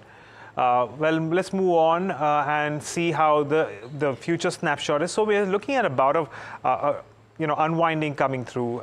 That's in fact looking at an open interest decline of around 1.7% at the moment, the futures. And this was perhaps unexpected lines, because if we do see a little bit of weakness on Friday, well, naturally, we've seen a lot of accumulation in open interest over the previous 3 or 4 sessions. So perhaps this is that little bit of longs unwinding playing out as far as the Nifty futures go. The Bank Nifty futures saw an addition of around 9% in the previous session. And at the moment, we're not seeing too much traction there. In fact, it's largely unchanged, the open interest for the Bank Nifty April futures, even as the underlying declines by around 0.6%. Let's move on and talk about the options market. Now, something that we have been talking about over the last few sessions, 23,000 was where we did see max OI in calls in the session before this. which of course shifted to 23,200. Does that mean that we are expecting the markets to move higher? We certainly do know that the trend and the range has moved higher for the Nifty 50. And again, on the lower end, your max OI in terms of puts as well has shifted to 22,700 from 22,500. So a 200 point odd, up move of your overall range. Then this is purely on the back of your open interest and nothing else. Of course, there'll be a lot of other technical parameters which will come into play and give you another sort of an indication with respect to Nifty's range. But even in terms of the Bank Nifty at the moment, considering we are in and about the mark of 47, or rather, pardon me, 48,700 and 49,000, 300, 400 odd point range and thereabouts. So that's something that we'll be watching out for as well. But on that note, let's get in our experts for today. We have Amit Buptani of Nirmal Bang and Amardev Singh of Angel One joining us on the show. Good morning to both of you. Thanks so much for joining in. Amar, let's start with your view on the Nifty. What's the way forward? Consolidation or a further up move? If you ask me about Nifty, see, overall, the trend for Nifty remains positive. There's no doubt about it. We are seeing some sort of profit booking coming in, because if you look at the index heavyweights, so we are seeing some sort of profit booking in HDFC Bank today, ICICI Bank marginally. But overall, I would say if you look at the broader base of the market, that is still advanced towards declines. That's still approximately 1:1. If you look at, there's some, I would say, on the call writing that has taken precedence over the put writing. So that tells me that there is some sort of concerns. But overall, if you ask me, there's no trend change per se. And Nifty, since is trading at a record highs, there's likely to be some sort of volatility. But again, on the downside, if you ask me, 22,500, 550, that's an immediate zone of support for Nifty. Upside 22,750, 22,800, that's a zone of resistance. So I've been I would say recommending buy on dips only on Nifty from a long-term perspective and even from an intermediate-term perspective. Short-term perspective, we did see some consolidation, but again, that you have to go with a broader trend. And look at the PCR for the next weekly expiry, that's on 18th April. The PCR is close to slightly less than 1.94. So that tells me that the markets there's a tussle going on between the bulls and the bears. So it's more of a evenly poised market, and also global factors and triggers would also play an important role going forward. Okay, well, that's Amar's view on the Nifty 50. Let's get in Amit into the conversation as well. Amit, good morning. How are you placed on this particular index?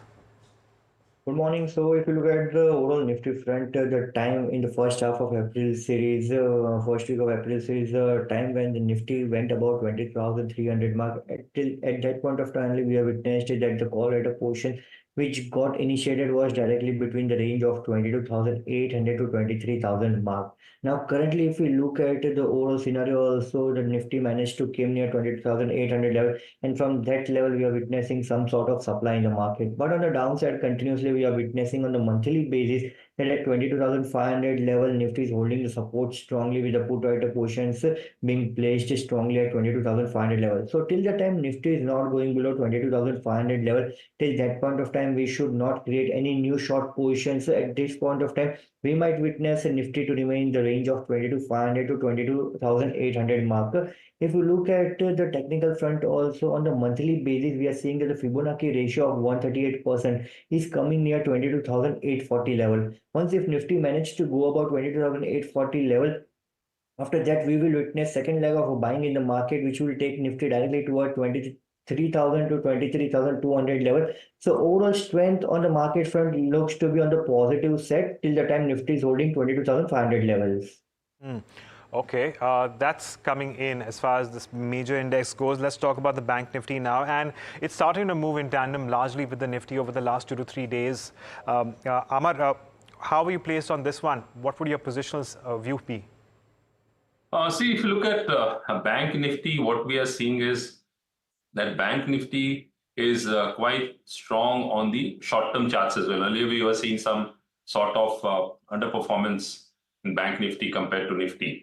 So now we are seeing that Bank Nifty has managed to breach some crucial levels. And if I look at the crucial levels for Bank Nifty, earlier it was around 48,200, 300 zone. That was or you can say 48,200 to 48,500 zone. Now it's trading above that level. So that clearly shows that there is definitely some buying interest happening. And also we'll have to watch out for how the major Bank Nifty constituents like HDFC, ICICI, Kotak, Axis, how they perform. So if we look at the charts of these, so Axis, we are seeing some sort of consolidation, but again, there is a pullback which is happening there.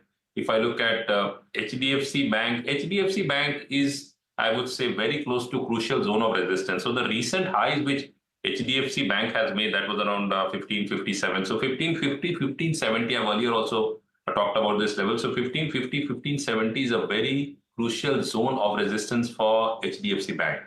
So if that's taken out, then we could see some further sharp rally in Bank Nifty, because HDFC Bank has almost 30% weightage in Bank Nifty. So that's one important aspect.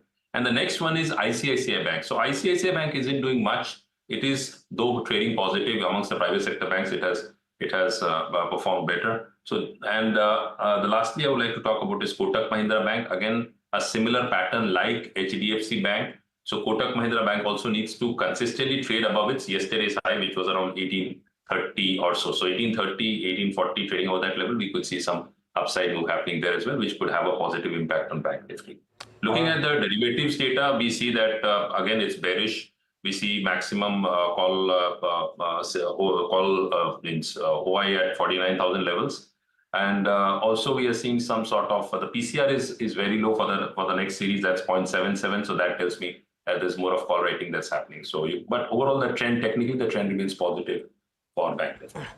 Okay, well, let's pull up what's happening with the Bank Nifty. I know that we've referred to that, well, visual as far as the Bank Nifty constituents go, because I want to very quickly take a look at which of these Bank Nifty constituents are in fact looking at declines coming through. So we do have some amount of weakness in HDFC Bank, marginal weakness for ICICI Bank, and SBI is largely flattish, or pardon me, SBI is down around 0.5% as well. And these are largely the three major heavyweights which are weighing down on the index. Axis Bank is marginally in the green. It's actually flattish, so not too much to speak for. But we are seeing fresh shorts building into HDFC Bank at the moment. And it is the same, in fact, for ICICI Bank as well, along with SBI for that matter. So the question really is that what do we do? And Amar has mentioned that there has been, well, several calls written in comparison to, relative comparison to puts.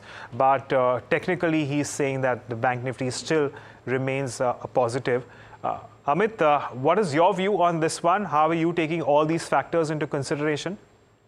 Definitely, if we look at the overall Bank Nifty data front also, the support for the Bank Nifty lies at 48,400 level, while on the upside 49,000, where we are seeing that the call rider positions are holding strongly. So once the Bank Nifty crosses 49,000 mark, after that point of time, we might witness buying. Overall setup, if you look on the technical front, the monthly setup looks very strong. So 48,400 level will be the base support for the market. But if you look at the chart specific front for the counters on the Bank Nifty, PSU counter looks positive on my front, because if you look at the Bank Baroda, Can Bank, and other small cap PSU counters like cash counters like Maharashtra Bank, Central Bank, all counters, the setup is very strong. In my front of view, the Bank of Baroda is looking very strong. If you look at the Bank of Baroda, the counter is showing a downward trend line breakout with the inverse head and shoulder pattern also is getting formed at this point of time. So overall PSU counter looks positive from my front of view as we compare with the private banks.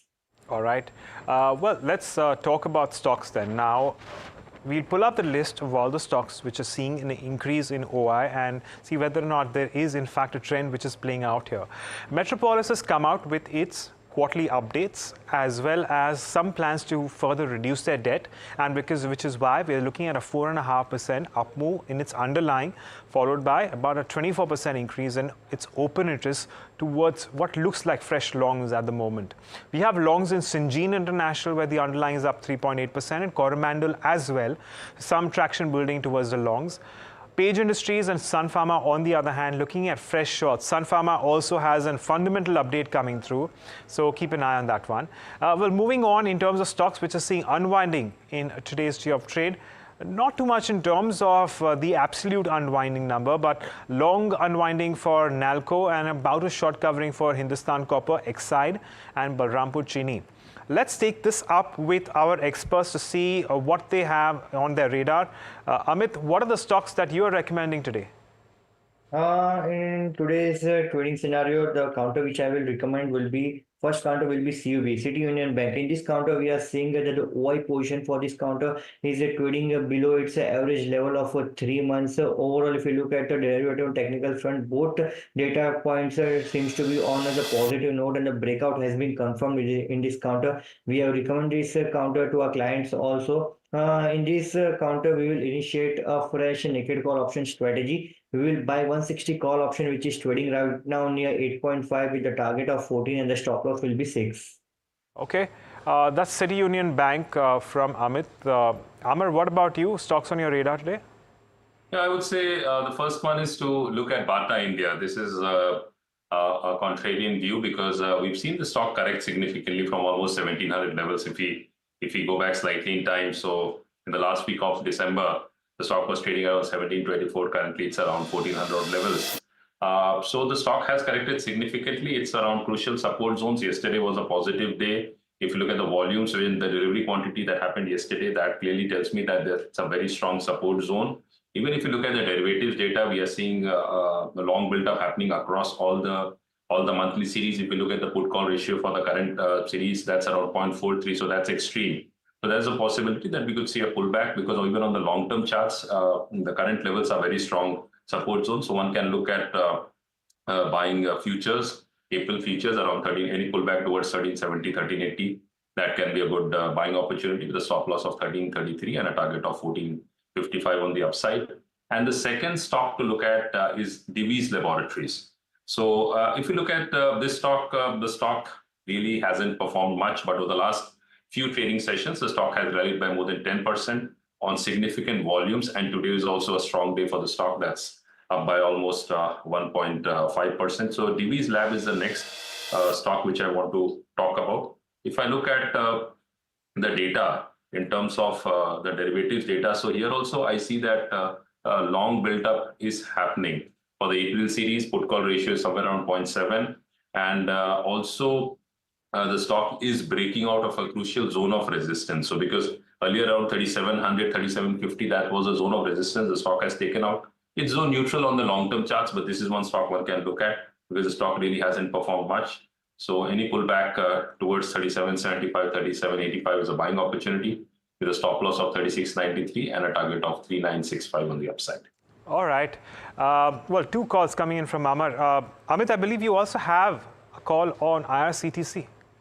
Yeah, definitely. So the second pick will be IRCTC. In this counter, we are seeing that the counter is already into the momentum front from the day it has opened today. My recommendation in this counter will be like the counter has given a flag pattern breakout on the monthly chart, and the long-term setup has been witnessed and the breakout has been created strongly. So I recommend this counter to buy for the current trading scenario for next 1 to 2 weeks of trading session for the target of 1120 to 1150 with the support of 1020. Okay, so that's as far as your stock trading ideas go. Well, before we move on, I want to very quickly take a look at maybe just one or two more stocks before we move on to the next segment of this show. Well, of course, in today's day of trade, we have had a relatively mixed market when it comes to gainers and losers. And what we are, however, seeing is a continued strength in a name like Bharat Electronics. Let's pull that up. Let's see how things are panning out. I know that we usually do talk about, we've been talking about this one pretty often, but the reason why I want to address this is because there is already a lot of, investor as well as trader interest in Bharat Electronics. If we have the future snapshot as well in this case, we haven't seen too much positions building, but we are looking at another 1.8% advance for its stock price coming through at 233, and it's trading at a new life high at the moment as well. Amar, anything that stands out for you? I reckon that the risk-reward ratio at this point in time to go long on BEL may not necessarily be favorable, but what is your assessment?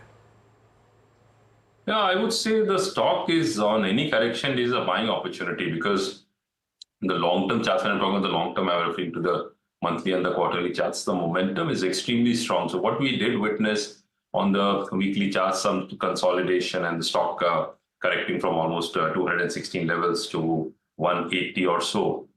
And from there bouncing back significantly. So the stock has gained more than 20% from those levels and is trading at record highs. And also as recent as, I would say, 2nd of April, there was significant buying interest in the stock in terms of both volumes and delivery quantity. And a similar pattern was repeated on 15th of March around the low. So that tells me that a lot of smart money is definitely moving into the stock. And it's a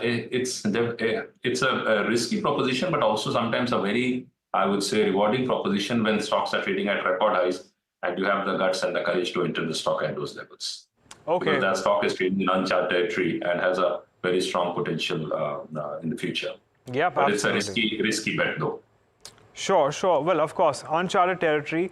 So the bias, I reckon, will remain in the long side, but it is, well, point taken, a risky bet because it has also run up substantially. That's the word coming in from Amar when it comes to BEL. But we have reached the conclusion of this equities part of the futures and options space. Well, on that note, I'm going to take a moment to thank both our experts, Amar and Amit, for joining us and taking us through their views on, well, the equities portion of it. It's time for a short break, but on the other side, we get you all that is happening in the currencies and the commodity space. Stay tuned in, and we'll be back in just a bit.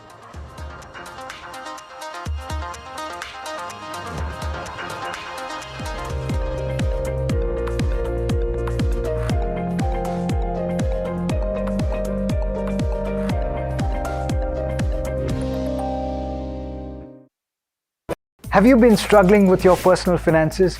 You're not alone. There are a lot of people out there that find it difficult to manage their money. But on Big Decisions, we'll be discussing a variety of topics that will help you make your financial decisions with confidence. Check it out on any of our social media platforms, the television channel, on the website ndtvprofit.com, or in fact, on any of the podcast platforms out there. Different people believe in different things. In cricket, some hail the king, some believe in God. Some wait for Mr. Right, some believe in swiping right. Some run away from risk, others run after it. For some, kids mean babies. For others, kids mean puppies. Some want a home to settle in the future. Some want to roam the world today. Some make a career in a company. Some make a career out of building companies. But when it comes to money, everybody believes in only one thing. Profit, profit, profit. And for profit, watch.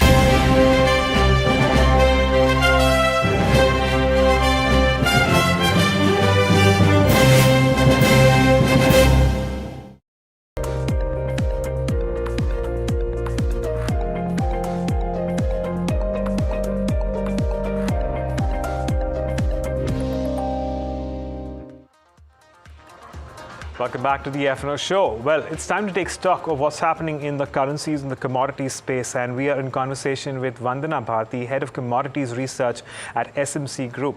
Vandana, good morning. Thank you so much for joining in. Well, as I reckon at the moment everyone is talking about gold. What's your view here? What's the way forward? Do you see some sort of brakes being applied anytime soon, or do you in fact expect this particular precious commodity to advance even further? Yeah, hi, Adam. We have seen almost a run-up of $400 in gold since 25th of April. So it's massive, and we don't expect that there should be a fall only because we have seen the run-up of $400. Because if we consider the option positioning, on 2500, we have seen large build-up in OI on 2500 call options. So yes, there is still upside is intact in the market, and this counter is completely ignoring all negative news. Like now there is expectation in the market that there won't be interest rate cut sooner in 2024. Despite that, we have seen this metal is continuously moving up. So this metal is largely focusing on inflation and the geopolitical tensions and elections in 82 countries, which we are having into 2024 only. So yes, it's a very like safe haven buying is coming into this counter. Even ETF buying we have seen on and off in 2024, which were completely absent in 2022 and 2023. So yes, $25 in comics, and in MCX we are expecting 73,600 kind of level. After that, we can expect a cool off in the rally, and if we consider the cool off in the rally, it shouldn't be lesser than of say $150 in comics and around 2,500 points on MCX. So even the correction will be sharper. Okay, so there you have it. That's the view on gold. But let's talk about copper as well. Vandana, I believe this one is also on your radar. Your assessment here? Yeah, we have seen a solid rally in copper, and there is news of supply tightness in copper. Even on Shanghai, we have seen massive rally despite the negative news in real estate sector and all. And they are accumulating copper. On comics, we have seen long buildup in this commodity. On MCX, it is trading near 820, and we are expecting that in this leg of rally, it should touch the mark of 830 in today or on Monday. And we should place a buy call for the target of 830 with the stop loss of here 817. But if we consider the positional trade, it has potential to touch the 840, 842 kind of level on MCX. Well, that's your view on copper. Well, we are out of time on the show, Vandana. So, going to take a moment to thank you for joining us and taking us through your views on two metal counters that, well, we have addressed. Well, on that note, it's a wrap on this edition of the Futures and Options Space. But there's lots more lined up on the other side. Stay tuned to NDTV Profit.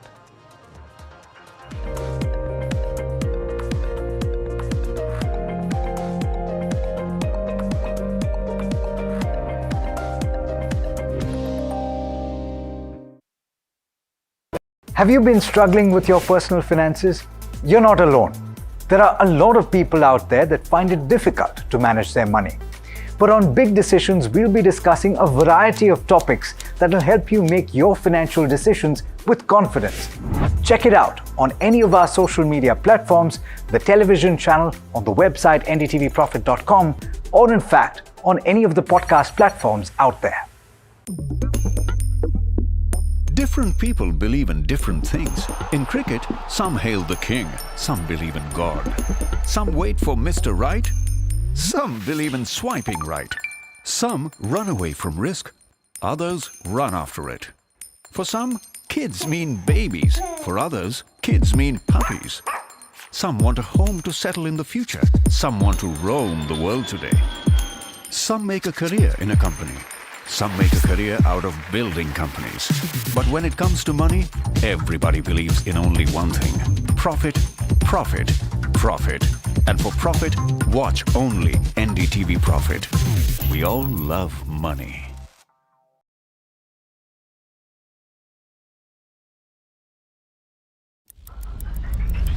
Headlines you start your day with. What matters worldwide is now in the palm of your hands. Get ready to seize the day and maximize your financial potential. Stay ahead of the curve with all you need to know on NDTV Profit.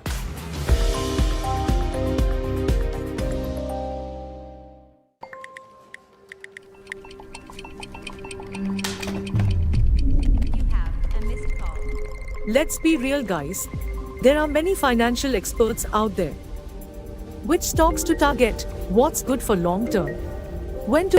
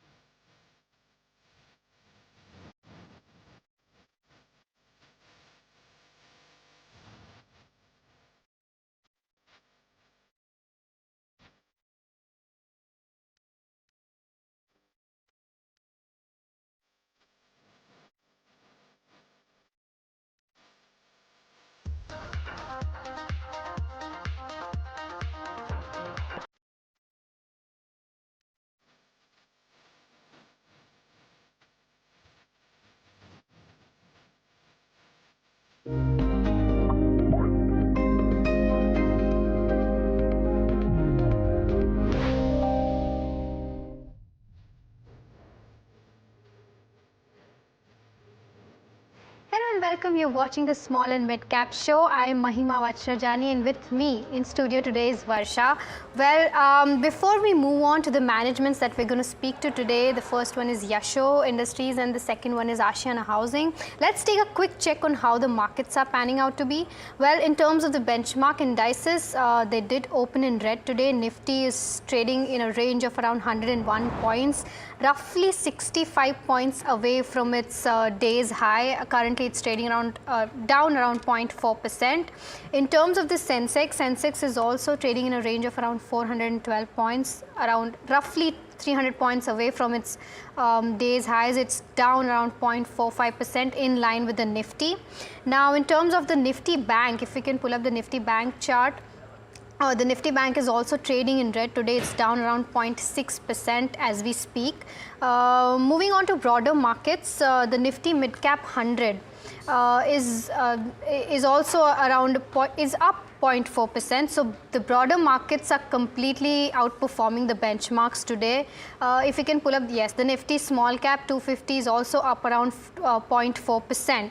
But let's take a quick check on how the sectors are doing. If you can pull up the sectoral chart.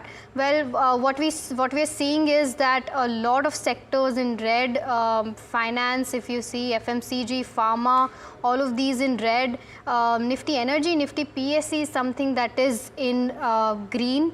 However, most of the indices are trading in red.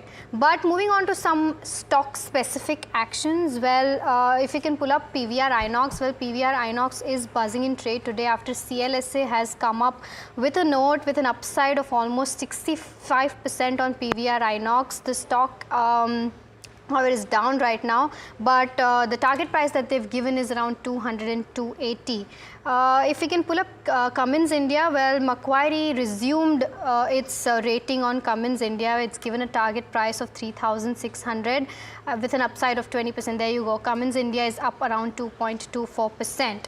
If we can pull up a chart of CAMS. CAMS did get an RBI nod to operate as an online payment aggregator today. CAMS Pay will operate as the payment online aggregator. The stock is up around 4.2%.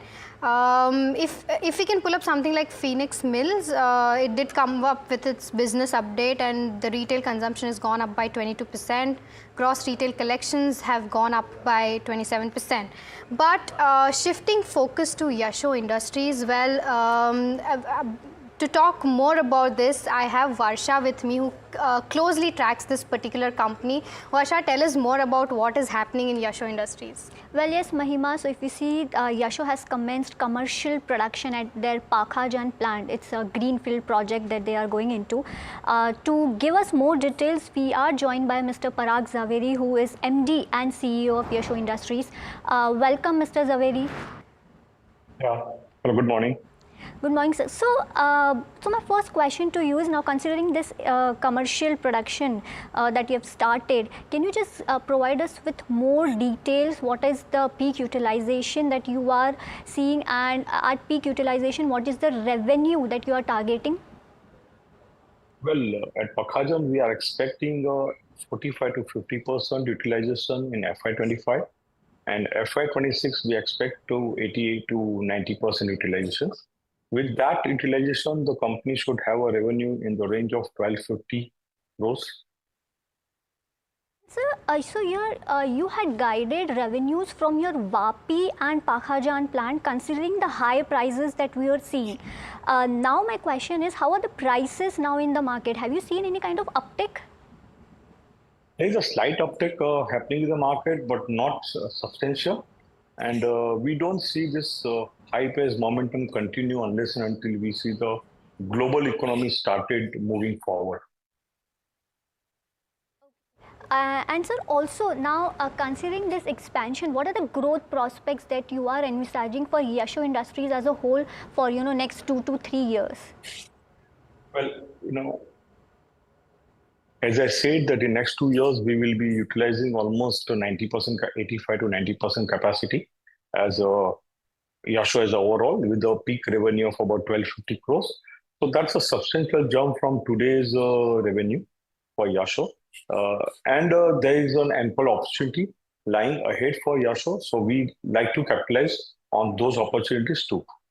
Right, Mr. Javeri, I take your point. I just wanted to understand what are the volumes like at present and where do you see these volumes going, let's say by FY25?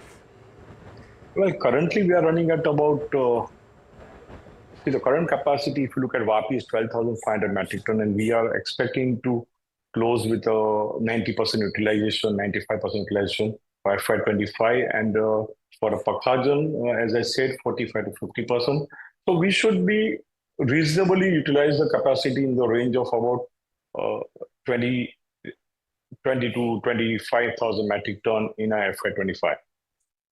And so just to get a perspective on margins front, your margins are currently roughly around 20%, and you've guided that margins from this particular plant are going to be more than 20%. So what kind of upside can we expect from 20% going forward? Well, let me correct. Current margins are in the range of about 18%, not 20. Okay. And it should go close to 20% as a company level. My next question is now your consumer care allocation. I mean, the consumer care segment, which is a low margin business for you, it contributed almost 13% as on Q3 FY24. Now, how are you seeing this segment and where you want to take this segment maybe in FY25? Well, we are simply holding on this segment. We are not growing on this segment due to the competition. Going forward, unless until there's an opportunity, we will not like to increase on this segment, but we will like to keep our foot in the door. So if there's an opportunity arises tomorrow, we want to capture that. Understood. Mr. Javeri, I wanted to understand from a macro perspective. You did mention in your con call that the Red Sea crisis has impacted your performance. I just wanted to understand in terms of percentage, how has it impacted your top line as well as your bottom line? Well, it has mainly impacted in servicing the customer as the transit time has increased from 3 weeks to 5 to 6 weeks, or maybe some places much more than that. Also, the cost of the freight has increased, and sometimes you have to absorb the cost when you have your pricing in place for the quarter or 6 months. Right. But so then, just in terms of a rough ballpark percentage, that how has this affected your bottom line as a whole? I don't see a major impact on the bottom line.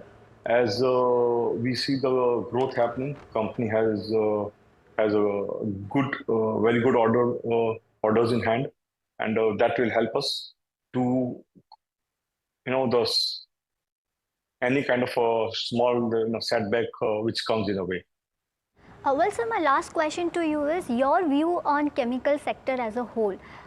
Is the down cycle over, or we're going to see some more pressure maybe in next quarter? I don't think so. I think in the 23, what has happened is that everybody start looking to reduce the inventory, which is almost over. Now people realize that the whole supply chain, the pipeline is empty. So there we see a flurry of business, and we don't see now any further downside. Even we have seen in some of the product, the prices have started rising. Well, that is quite interesting to know, Mr. Javeri. Well, thank you so much for taking out time and speaking with us at NDTV Profit. Thank you very much. Well, let's slip into a short break. We'll now have a conversation with Mr. Varun Gupta of Ashiana Housing in the next segment. Stay tuned.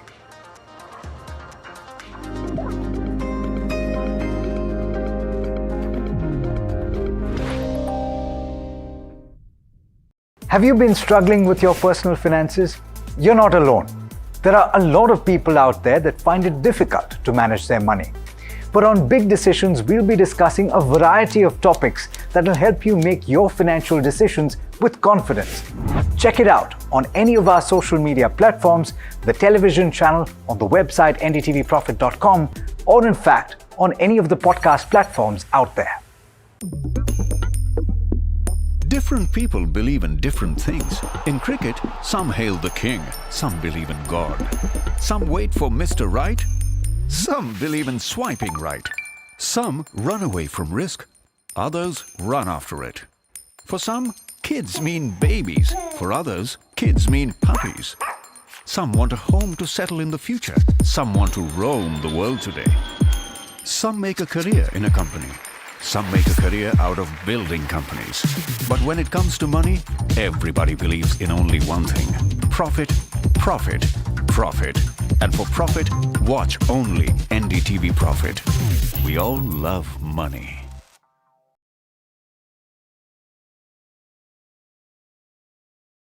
Stock selection isn't an easy task. And neither is choosing the right moment to sell.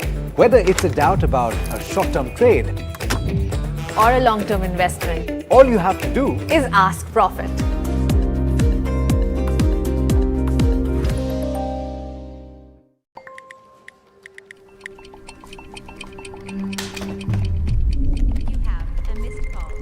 Let's be real, guys. There are many financial experts out there. Which stocks to target? What's good for long term? When to buy? When to sell? How do you stay ahead of all the financial noise to achieve your dreams? You can accomplish all your financial dreams.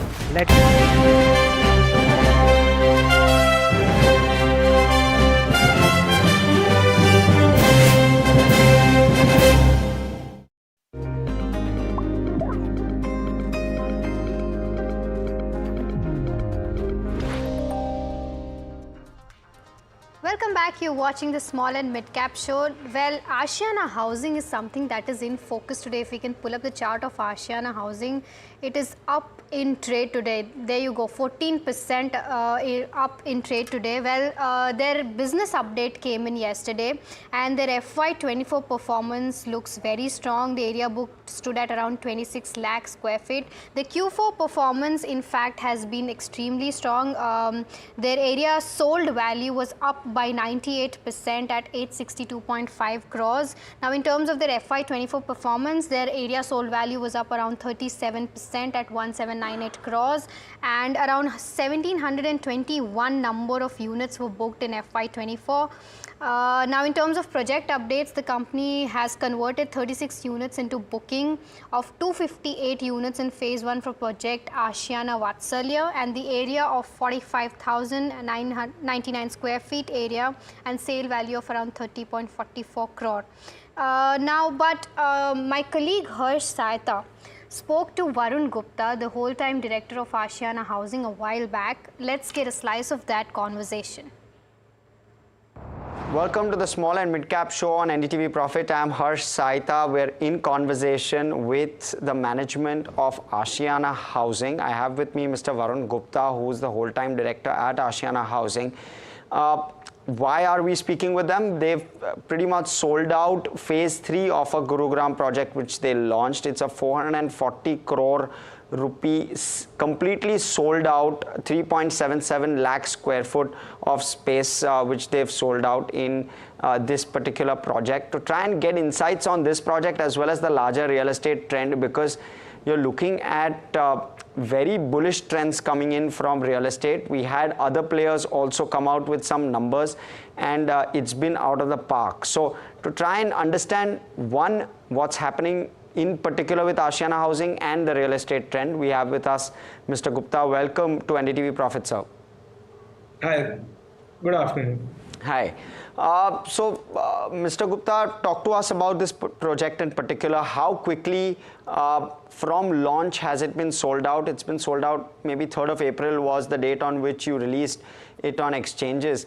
But broadly, how quickly was it sold out? What's the kind of traction that you saw? Clearly, it was solid. But just give us some highlights of that. Give us a flavor.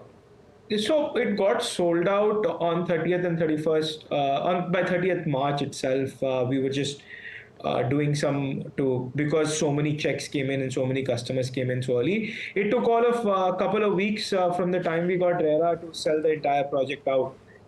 And demand in the industry, the supply side and the demand side remains favorable.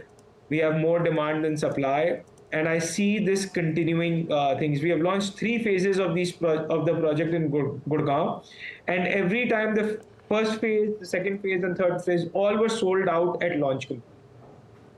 Understood. Just to try and delve into this a little bit further. So when was phase 2 launched and sold out? If you can give us that overview. And also, what was the ARR of phase 2? Because basis back of the envelope math, 11,500 per square foot is the ARR for phase 3. So just want to try and understand what's the cost shift that's happened on the projects. So phase 2 was launched in April of 2023. We had sold phase 2 at an ARR of about 7,700 rupees a square foot, give or take a little bit. I don't remember the exact number. And we are north of 11,500 this time. So there has been a significant uptick in prices over the last year. Okay, and is that just demand-led? What are the factors contributing? Because the shift is extremely large from 7,500 to 11,500 plus. That's a large shift. So what's contributed to that? So I think two things, Harsh. One, particularly, there is very little supply in the market. So overall, Gurgaon has seen supply compression over a multi-year period.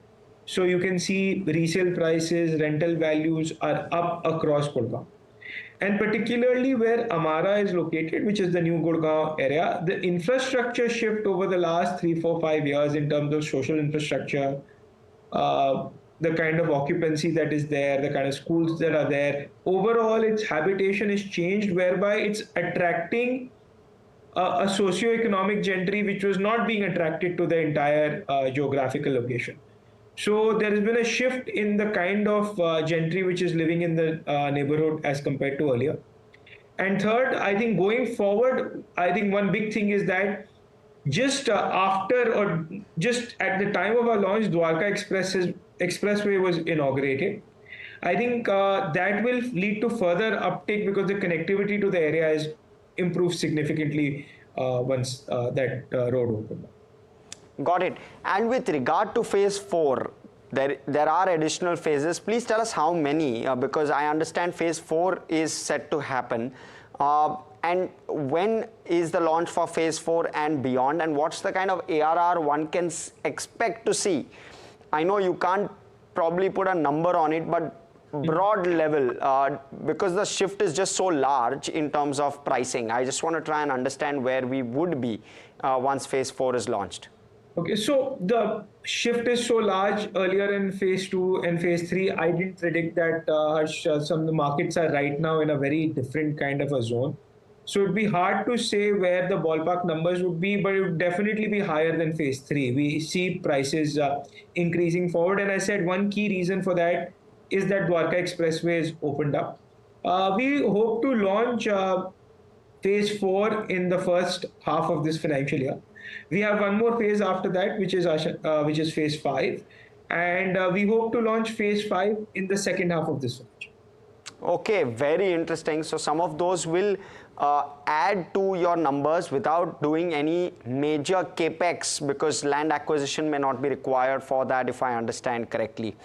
I want to quickly switch focus on your overall numbers on the more macro side of things. When I'm looking at the shift in ARR FY23 versus FY22, the shift has been robust. How are trends? You're very close to close now of FY24. How are trends in FY24 shaping up? Because Q1 was strong, Q2, Q3 was slightly lower. Probably a shift in market in terms of what sold in Q2, Q3? Yes, so prices in FY24 are significantly higher than FY23. We will be releasing exact area sold, value of area booked soon. We are just in the process of compiling that. So I also don't know exact prices that were achieved, but Q2 and Q3 were a little bit of a blip downwards because of the mix sold. We did not sell anything in Gurgaon, and the other markets we are present in have lower price points as compared to Gurgaon, so it impacted the average price points that way. But there has been a secular increase in prices across markets, across projects, and we continue to see increasing prices going into the future. Sure. So if I can take, or if I can stretch the timeline a little bit to make it a little easier for you to give us a guidance, where do you think FY25 or FY26, where do you think your ARRs will go? So I don't like to give guidance on the same because again, the markets are very unpredictable. In the longer the term, the more unpredictable the market is. All I can say is I expect the price rises to continue simply because the demand supply gap is in favor of increasing prices because demand is higher than supply. And till supply doesn't catch up to demand, prices will continue to increase. Got it. And just with regard to financials and with regard to completion, how many projects in the pipeline, give us visibility on that? How many projects will be completed in FY25?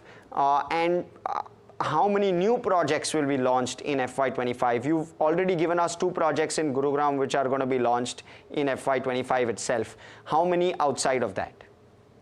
Okay, so we are looking to launch 4 new projects in FY25. One is a very small piece in Jaipur, but then we're outside of that, the 3 large projects, one in Gurgaon in Sector 80, one in Chennai for senior living in Ashiana Swarang, and one more in Jaipur on Jaisinghpura Road. We plan to launch, which are completely new projects with no new older phases launched in that project at all.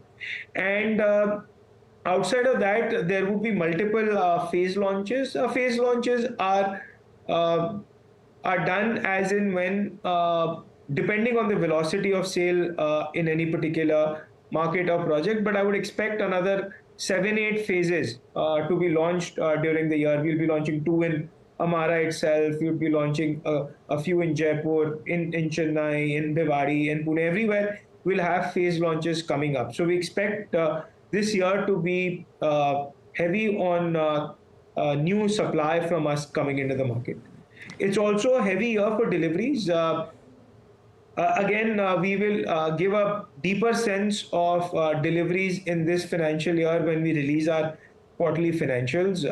But I would expect that we deliver more than 2 million square foot during this financial year.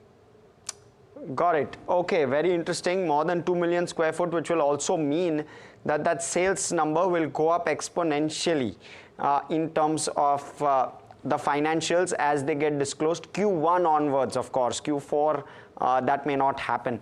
But I want to try and understand some of those trends. What are the kind of margins that you are clocking on some of your projects? Especially if you can talk to us about the new projects that you're taking up. Is there a target margin in mind? How are you planning with regard to those kind of numbers? So we don't have a target margin in mind when we are launching a project because markets can shift dramatically between when we signed up the project and between when we launch the project. And sometimes you have good times like right now. Sometimes things can be other way. But we typically look to underwrite about 30% gross profit margins when we take up a project. Those are margins before selling costs and corporate overheads. But if you just take a sale value, construction cost, land cost, and other direct costs to the project like consultant fees and approvals, and if I take those costs out, we typically target a 30% gross profit margin. As I said, we are in good times. Margins in existing land holdings will be significantly higher than that because lands are now at historical cost and sale prices have escalated significantly. So I would expect this blended gross profit margins to comfortably be significantly higher than 30. I would say on the historical lands that we have right now, we should be closer to anywhere between 35 to 40% gross profit margins on a mixed basis, which will obviously evolve as and when we launch newer projects going forward. Sure. So just to understand this sector better and for the viewers, of course, what would the gross profit margin be on existing land versus new land acquisitions? 4 you have suggested in FY25 itself, where you will launch and commence. 8 of the existing lands, broad gross profit margin, what would it be, and what would it be for new projects? Just to try and get that. New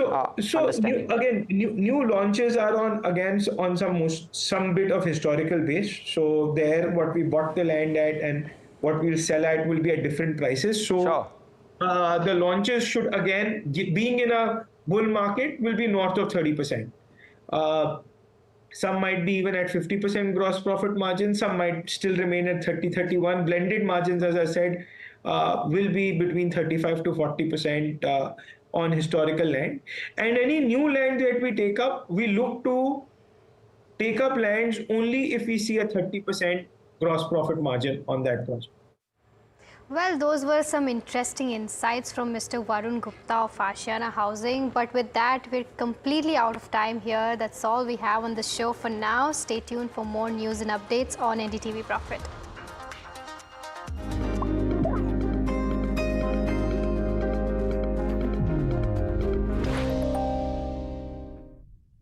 Have you been struggling with your personal finances?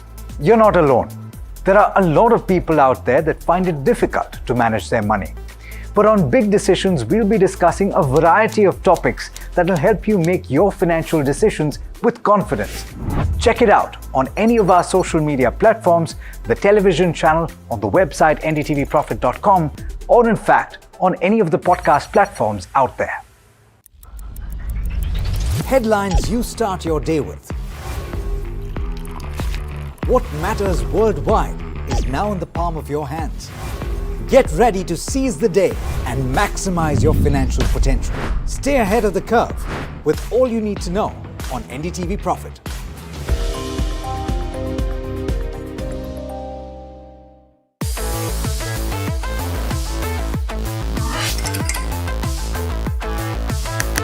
Listen to the voices of reason as they talk about corporate health and investing principles with me, Neeraj Shah, on my show, Talking Point.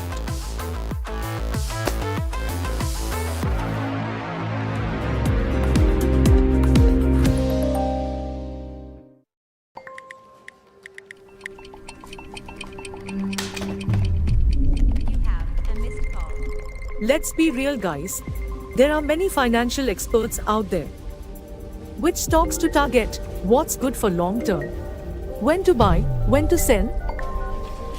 How do you stay ahead of all the financial noise to achieve your dreams? You can accomplish all your financial dreams. Let us worry about giving you the right investing insights on the Portfolio Manager.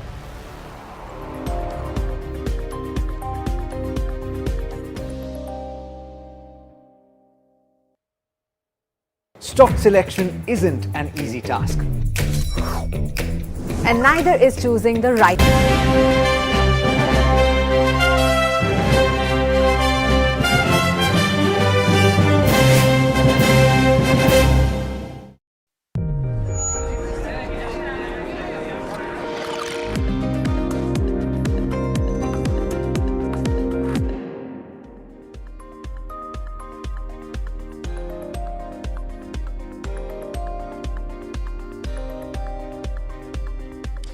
Good morning and thanks so much for joining in. You're watching Ask Profit on NDTV Profit. My name is Alex Matthew and with me is Smriti Chaudhary.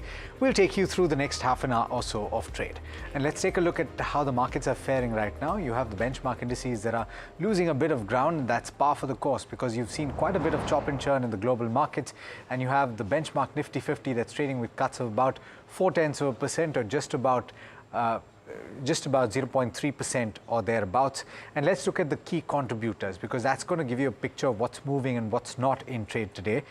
Reliance Industries lending a little bit of support to the benchmark index, but on the other end of the spectrum you have HDFC Bank, the heavyweight on the Nifty 50, which is losing the most ground, followed by ICICI Bank and Sun Pharmaceuticals, ITC also contributing to the losses right now. Among the sectors that are in focus, you have Nifty Bank, understandably, which is losing ground on account of HDFC Bank and a few others. It's down over 0.5%. And you have Nifty Finance, which is also losing about 0.6% or thereabouts. Among the sectors that are gaining in trade, few and far between, 0.4% gains for the Nifty Energy Index, as well as gains of about 0.3% for the auto index at this point. Now, we are focusing on a few stocks today, and among them, of course, is Vodafone Idea. And the reason is we spoke about the fundraise that was around the corner. In fact, that has now been confirmed, and the stock is down about 4.5%. It was, in fact, Smriti's news break. So who better to tell you about it? Smriti? Well, yes, good morning, Alex. You're right, the stock is down about 4.5% as we speak, even though the company has approved a follow-on public offer. Now, this follow-on public offer goes live on April 20... just a second, next week. It goes live next week, and it opens on April 18 and closes on April 22.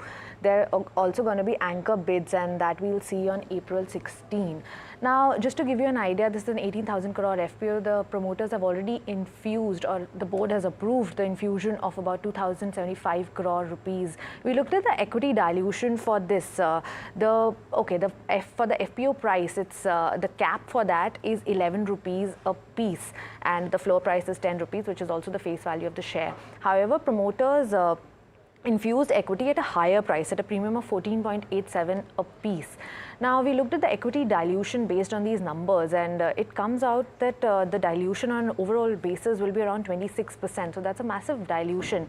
Promoters' stake, however, is going to stay the same at around 10% because they're infusing capital as well, and at a higher price as well. So it's a positive in a sense for the shareholders because they're getting more money. But if you look at the government, which is the biggest shareholder in the company, their stake is going to come down from 33% to 24%. But the question remains, should you buy into this FPO? Because if you're holding whatever shares you're currently holding, there's going to be a dilution in that up to 26%.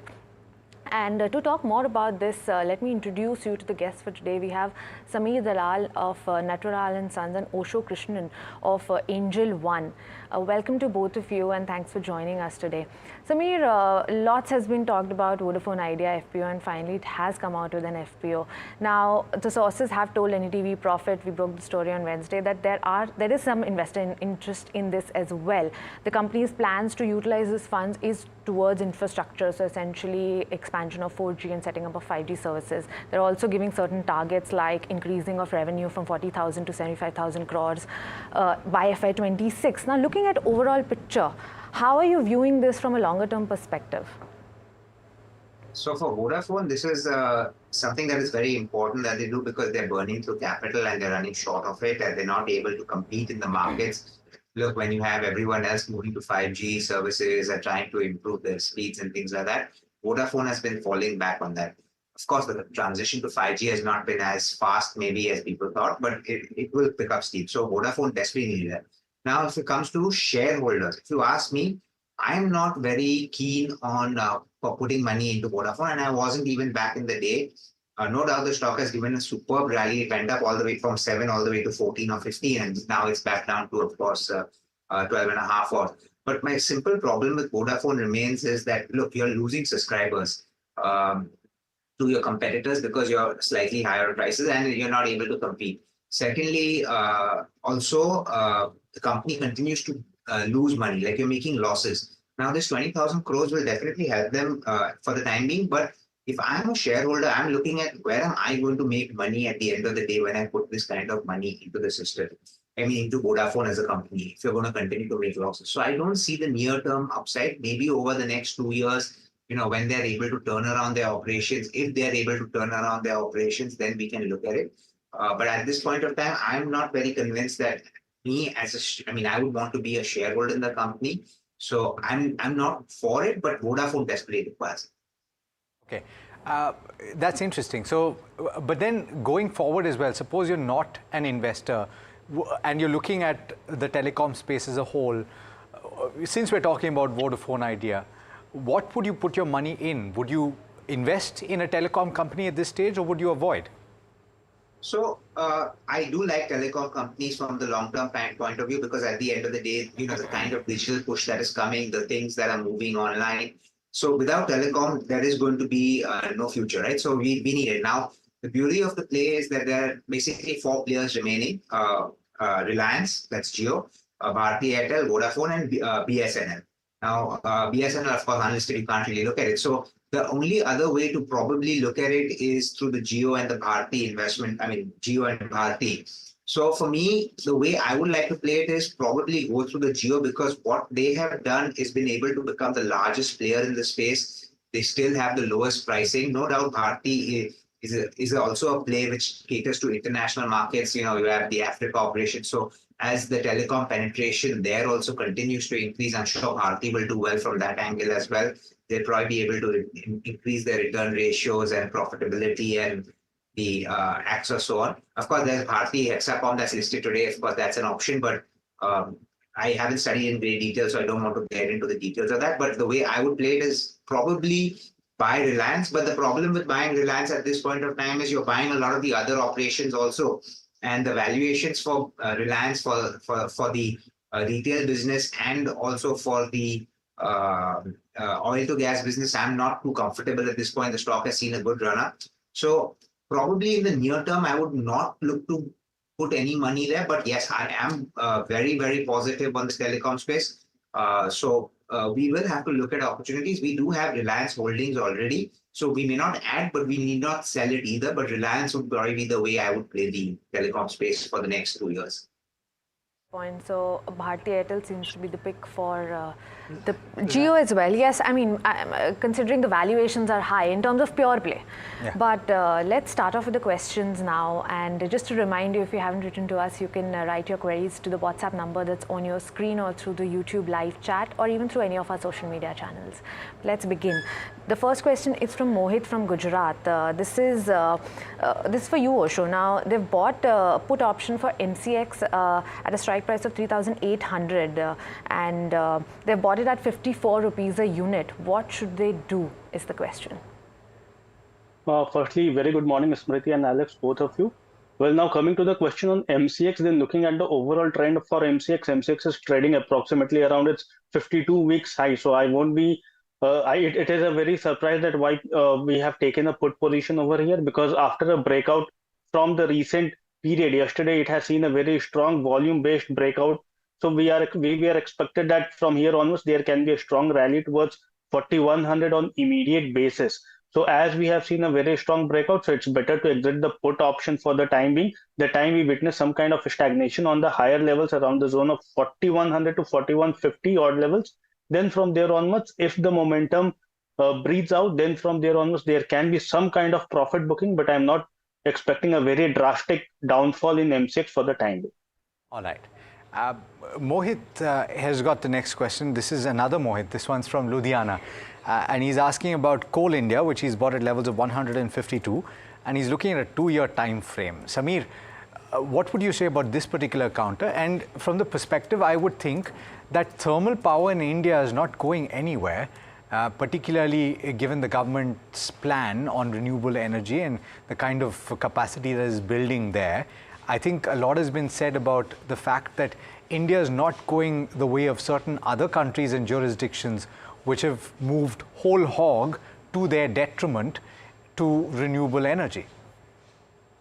So you're very right that you said that, thermal power is not going to see massive growth. But I don't think any country, especially India, as a country, can do without thermal power, right? Because when it comes to renewable energy, there's always going to be some periods of time where you may not be able to produce the kind of energy that you need at that particular point of time, which thermal is something that you can use to, you can predict how much you're going to generate.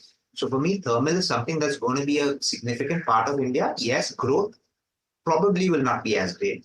Now, when it comes to Coal India is very clearly guided that their volume sales growth for the current year will be about 6 to 8%, anywhere in between. And going forward also, I don't think we should expect too much higher volume growth when it comes to Coal India. So now you're taking a call on whether prices of coal can move up, because there are two things in a commodity company that can drive your profitability. One is the volume increase, and the other is price increase without significant cost increase. And for Coal India, the cost increases are not significant given the fact that they have their own mines, right? So it's a if you ask me, it's a play on pricing. And that's a call I don't want to take. So if I were an investor in Coal India, and especially this investor who's bought it at around 150 is making good amount of money, I think there are better opportunities in the market. I would like to say it's time to probably book out profit. No doubt PSUs are a hot thing. And, no doubt Coal India also is a good dividend yield company. It gives about 5% dividend yield even at this point. Valuations are not very, very expensive. But I think they will not re-rate significantly given the fact that growth is only going to be 5 to 6% when it comes to volumes. So I would probably book out of it and look at other investments where I could probably make better returns over a period of time. Right, fair point. Let's take up the next question, which is from Raj from Chennai, and they're talking about Adani Wilmar stock. Now, they've bought the shares at an average price of around 400 rupees a piece. Now, this is from a longer term perspective, and this is from 3 to 5 years. That's the time horizon. And Sameer, would you have coverage on this stock? Don't have coverage on Adani, but sorry. All right, let's take it. Let's take a technical view on this then. Osho, for somebody who has bought at an elevated level of 400 rupees, and from a longer term perspective, what would you suggest them to do? See, overall the counter is into a corrective phase, so there has been no strong signal of reversal on technical perspective as of now. But there has been a breather from the corrective phase, so it has been consolidating in a very narrow zone from the zone of 320 on the lower side and approximately 400 on the higher end. So we have to be very watchful. The time it surpasses the zone of 400, then only some kind of reversal can be seen. In the medium term perspective, for short term duration, there can be some in between movements from 320 to 380 approx level. So there can be some in between consolidation, but the time it surpasses decisively above 400 zone, then only we can have some strong traction in this counter. Standard disclaimer here, Adani Wilmar is part of the Adani Group, and so is NDTV Profit, which, as you know, is part of the NDTV Group and is owned by Adani Group. Let's talk about the next counter, which is UPL, or in fact any of the chemical stocks. This is a pack that has been beaten down, and for very well documented reasons, and that's because of the global downturn or slowdown in chemicals. And we've got Tarun Agrawal, who's writing in from Ranchi, and he's asking about which one or two chemical stocks he should buy at this juncture. Sameer, one would think that you would buy into these stocks knowing full well that it will take a little time to recover. And with that perspective, which ones would you suggest? So I think we've gone through a lot of the period of time where you think that, now it will take some more time for it to start showing an uptick. I believe the worst for the chemical sector is more or less done.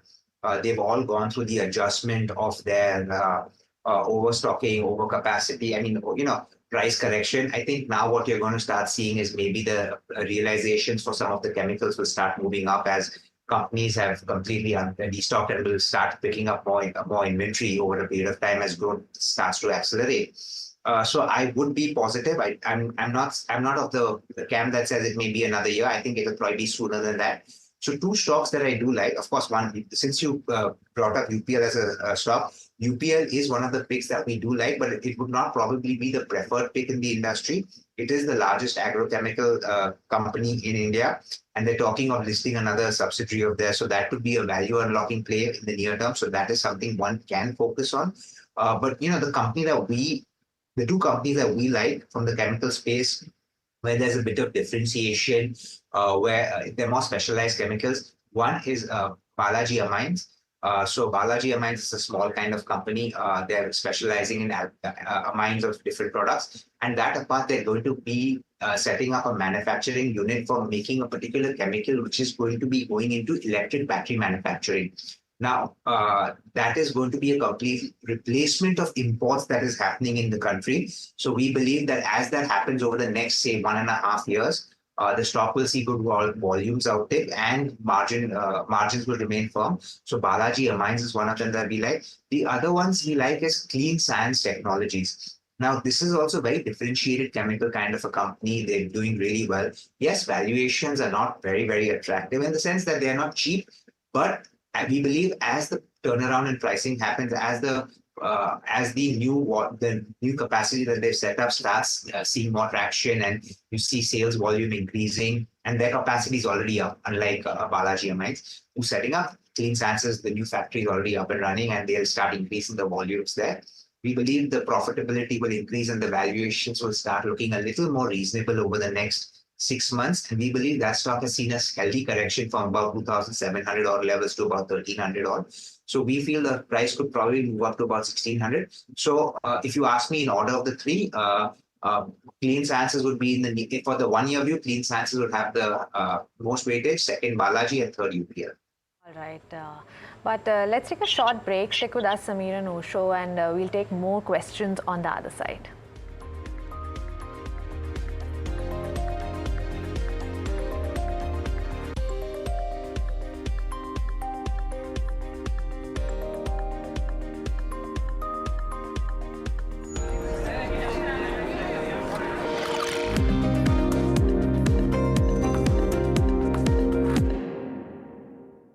Have you been struggling with your personal finances?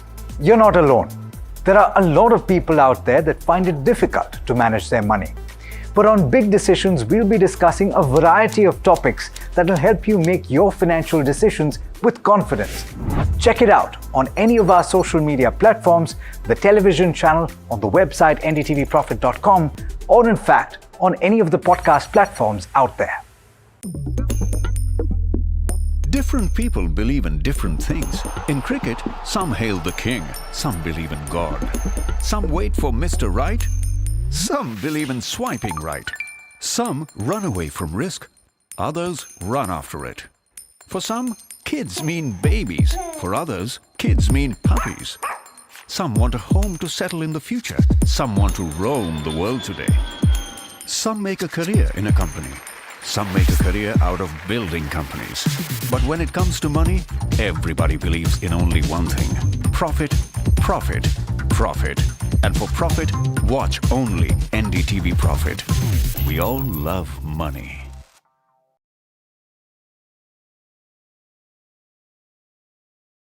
Stock selection isn't an easy task. And neither is choosing the right moment to sell. Whether it's a doubt about a short-term trade or a long-term investment, all you have to do is ask Profit.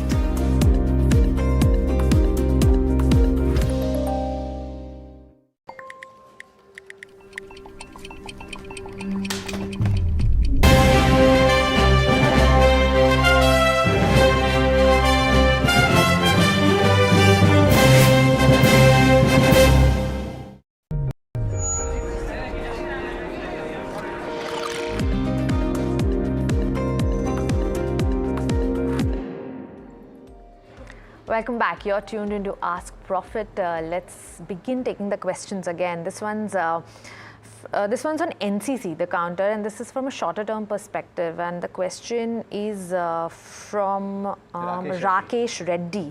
Now, Osho, we've seen about 143% gains in the last 1 year in NCC. But from a shorter term perspective, however, we're seeing the counter losing ground today, down about 2%. But do you see some upside in the shorter term? See, overall, NCC has given a very strong breakout in the last week, basically on Friday, on the back of strong volumes.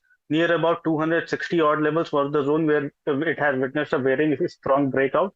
V-shaped recovery was seen from the zone of nearly 205, 210 odd levels. So there can be some kind of breather, because in the last 4 trading sessions, the volume has been very small in this counter. So I'm expecting that this is just a breather in this counter. Once the counter moves towards the zone of 250, 55, then again it may attract some strong buying in the short-term perspective.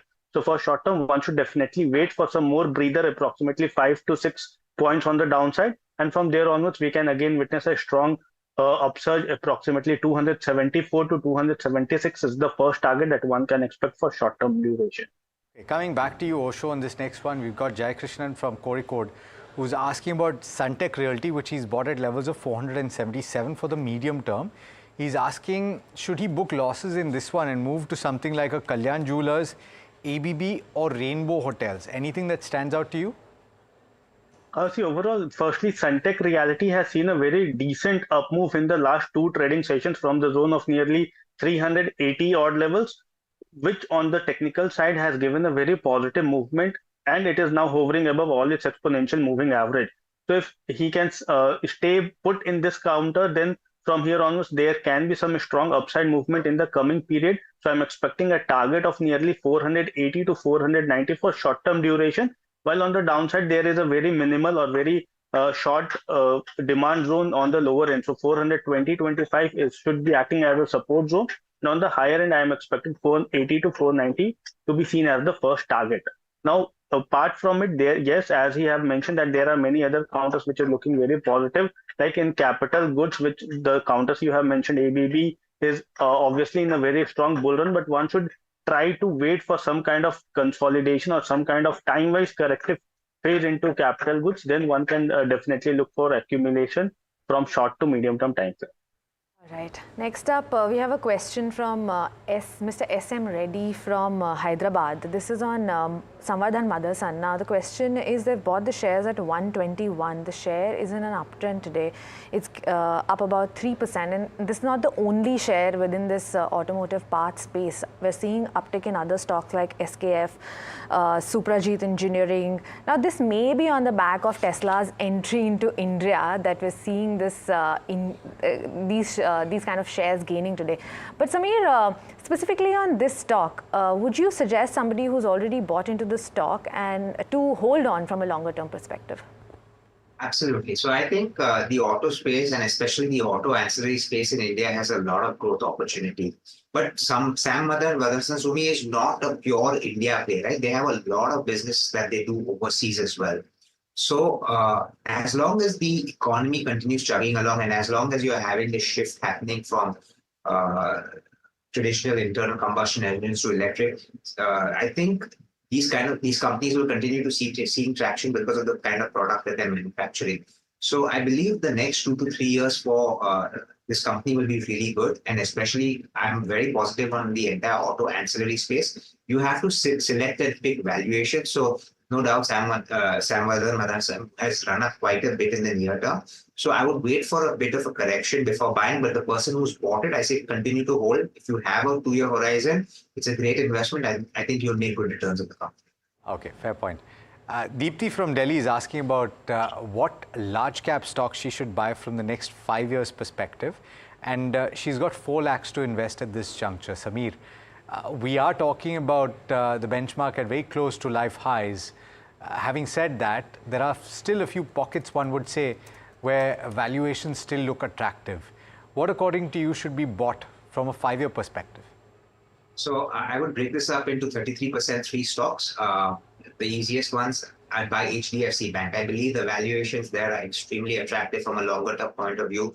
I think I've been in the market for the last about 20 plus years and I've never seen HDFC Bank trading at about 2.2 times book value. So 1/3 I would definitely put into HDFC Bank. The FMCG space in India is still got a huge opportunity for growth. So I would definitely look at that. And the best way to play that right now, if you ask me, is a company like ITC. Valuations are still relatively attractive. The FMCG space for them is going to continue to grow. They're gaining market share there. Yes, they're a smaller player than some of the Hindustan Unilevers and some of the other larger Nestle's and stuff. But I believe the growth opportunity for ITC in that space is good. They have good profitability from the cigarette business. The demerger of the hotels business kind of is like a discretionary spending also as India, the upper end of India continues to travel more, so the hotel business will continue to do well. So ITC is where I would put a 1/3. And the third counter I would go in for is the infrastructure space because, look, the government of India, the current government, which is going to probably come back to power, is very keen on spending on the infrastructure space. And the best and the easiest way to play that, whether it's infra, whether it's defense, is L&T. L&T caters to both of these sectors in a very strong manner. Yes, the stock has run up. Yes, valuations aren't cheap. But since you're saying you have a 5-year view, I think any correction in L&T would be a great buying opportunity. So if you had to ask me, 3 ways is where I would break up this money: HDFC Bank, ITC, and L&T. We've spoken quite a bit about Vodafone, but then we've got an interesting question from Vibha. She says that she bought Idea shares at IPO. She's got 100 shares now that it's Vodafone Idea, and she's saying that if she sells right now, she gets 1,300 rupees, which mostly can be spent on ice cream now that it's summer. The question is, should it be held or should it be sold? So since it's a relatively short-term question, Osho, what do you think? See, overall, the trend for Vodafone is very weak as of now. I am expecting that with today's closer below the zone of 13 odd levels, that on weekly time frame gives a breakdown in this counter. And on the lower end, I am expecting a target of nearly 10.5 to 10.8 in the short-term duration. So view is negative in this counter, and I am not very much optimistic for the strong growth in the coming period. So better to exit from the company and stay invested in some other good other companies. Basically, the advice is to go and get the ice cream. Osho, thanks so much for sharing your view. Samir and Osho, thanks so much for taking the time and for speaking to us on Ask Profit. Smriti, from Smriti and myself, it is a goodbye on this particular edition of Ask Profit. It's been a pleasure bringing it to you. Do stay tuned, lots more coming up over the course of the day. And this is NDTV Profit.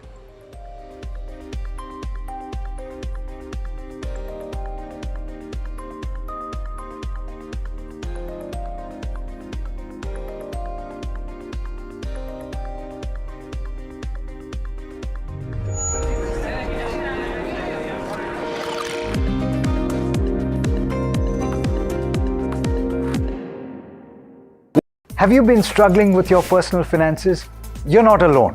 There are a lot of people out there that find it difficult to manage their money. But on Big Decisions, we'll be discussing a variety of topics that will help you make your financial decisions with confidence.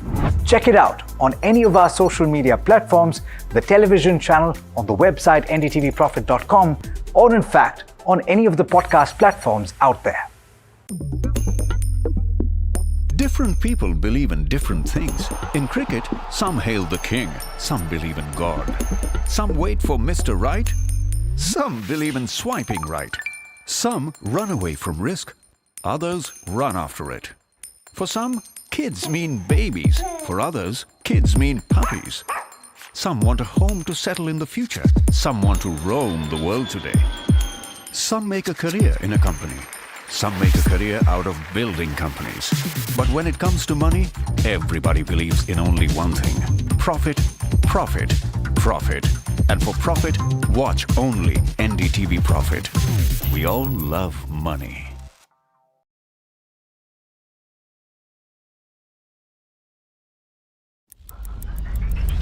Headlines you start your day with. What matters worldwide is now in the palm of your hands. Get ready to seize the day and maximize your financial potential. Stay ahead of the curve with all you need to know on NDTV Profit.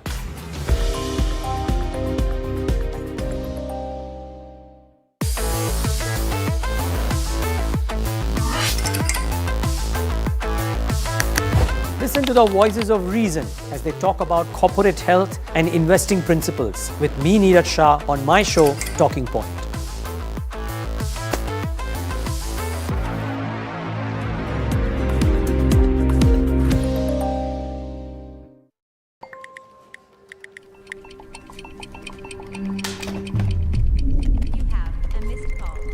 Let's be real, guys. There are many financial experts out there. Which stocks to target? What's good for long term? When to buy? When to sell? How do you stay ahead of all the financial noise to achieve your dreams?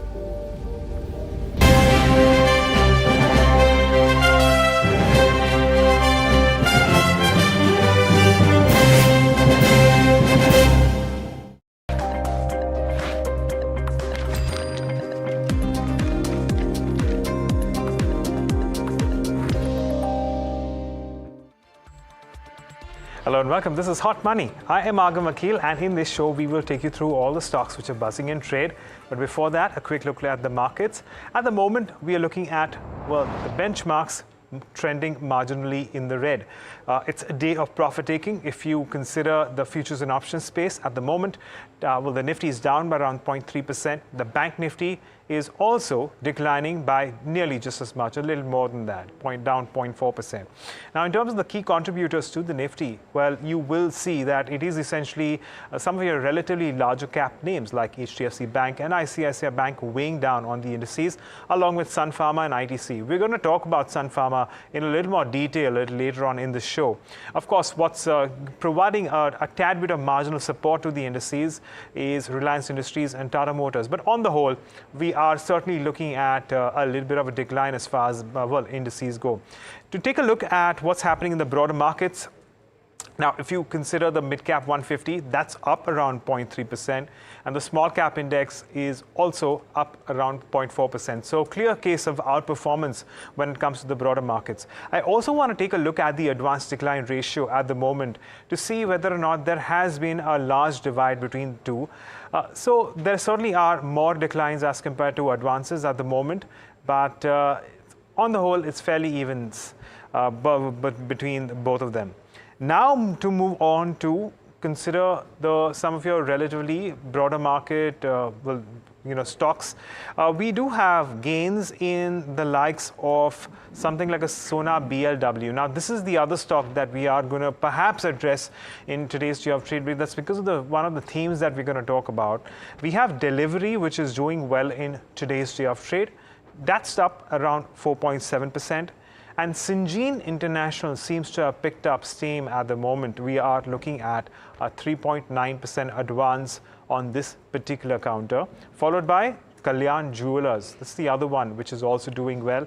Kalyan Jewelers is up nearly 3% at the moment.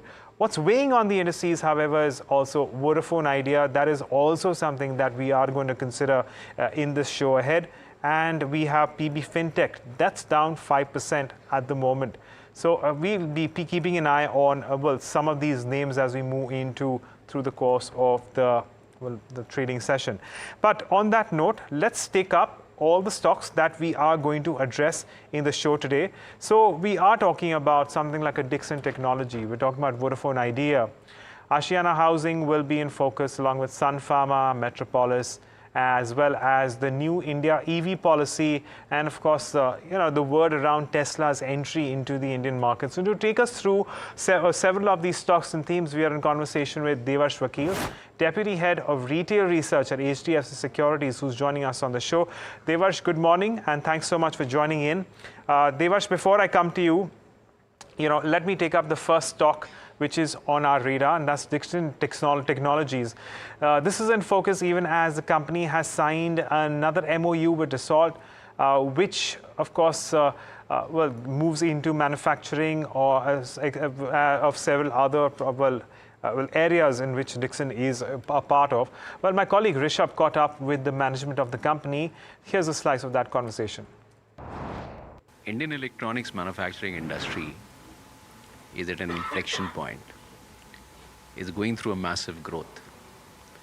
In Dixon's case itself, since the time we listed in 2017, we have grown from 1,500 crores to close at 23-24 at 18,000 crores. Today we are manufacturing almost 1 million devices a day across 23 plants with more than 27,000 of our associates in the plant. And these are all diverse products, right from smartphones, feature phones, telecom devices, routers, set-top boxes, washing machines, refrigerators, televisions, cameras, DVRs, home automation products. So it's diverse. And we have more than 100 global customers. So across all this, we require deep precision engineering, huge focus on productivity, real-time data analysis, agility and nimbleness, customer centricity. So this partnership with Dassault is our endeavor to achieve all these objectives. Dassault is a global giant, a global lead player in this digital transformation journey. And that's what this partnership is about. Initially, it's going to be implemented in our smartphone plant and also the IT products plant. And as the journey goes through, we hope and we are sure that it's going to be extended to our other factories also. Right. That is Atul Lal of Dixon Technologies. Devarsh, welcome to the show. Let's start off with this one because we've seen a lot of traction in the electronic manufacturing services sector in general. Your view on Dixon Technologies going ahead? So we are positive on electronics manufacturing and services space, especially players like Dixon and others, Ember, Sigma SGS. See, the industry is driven. India wants to be a global destination for this, and government initiatives are also there in helping this industry to propel the growth. And this is underpinned by several factors. First is there is a large captive demand for these products into India. The proliferation of electronics on everyday life we are seeing, and as Internet of Things will come, this only intensify. And there is import substitution where government is giving a lot of subsidies. We are also rising in exports. So there are concentrated efforts to make EMS value chain very efficient into India and increase the value addition portion. So we are bullish on the industry in the sector. We had come out with the coverage on many of these stocks earlier this year. In fact, some of these stocks like Dixon have actually doubled in last 1 year. So I may not put a new money at this moment. If there is were to some correction about 10 to 15%, at lower level, they will become quite attractive. So we are positive for a longer term, but we'll wait for a better entry points. Okay. All right, Devar, stay with us. We move on to the next stock, which is in focus, and that's Vodafone Idea. We have a confirmation of a news break that we had made a few days ago. And for that, well, we have my colleague Smriti who's joining us here. Smriti, what's the latest here?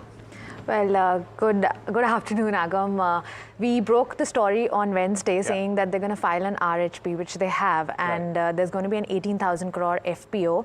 Now, the FPO is going to open on April 18 and close on April 22. We're also going to see the board approving anchor investors on April 16.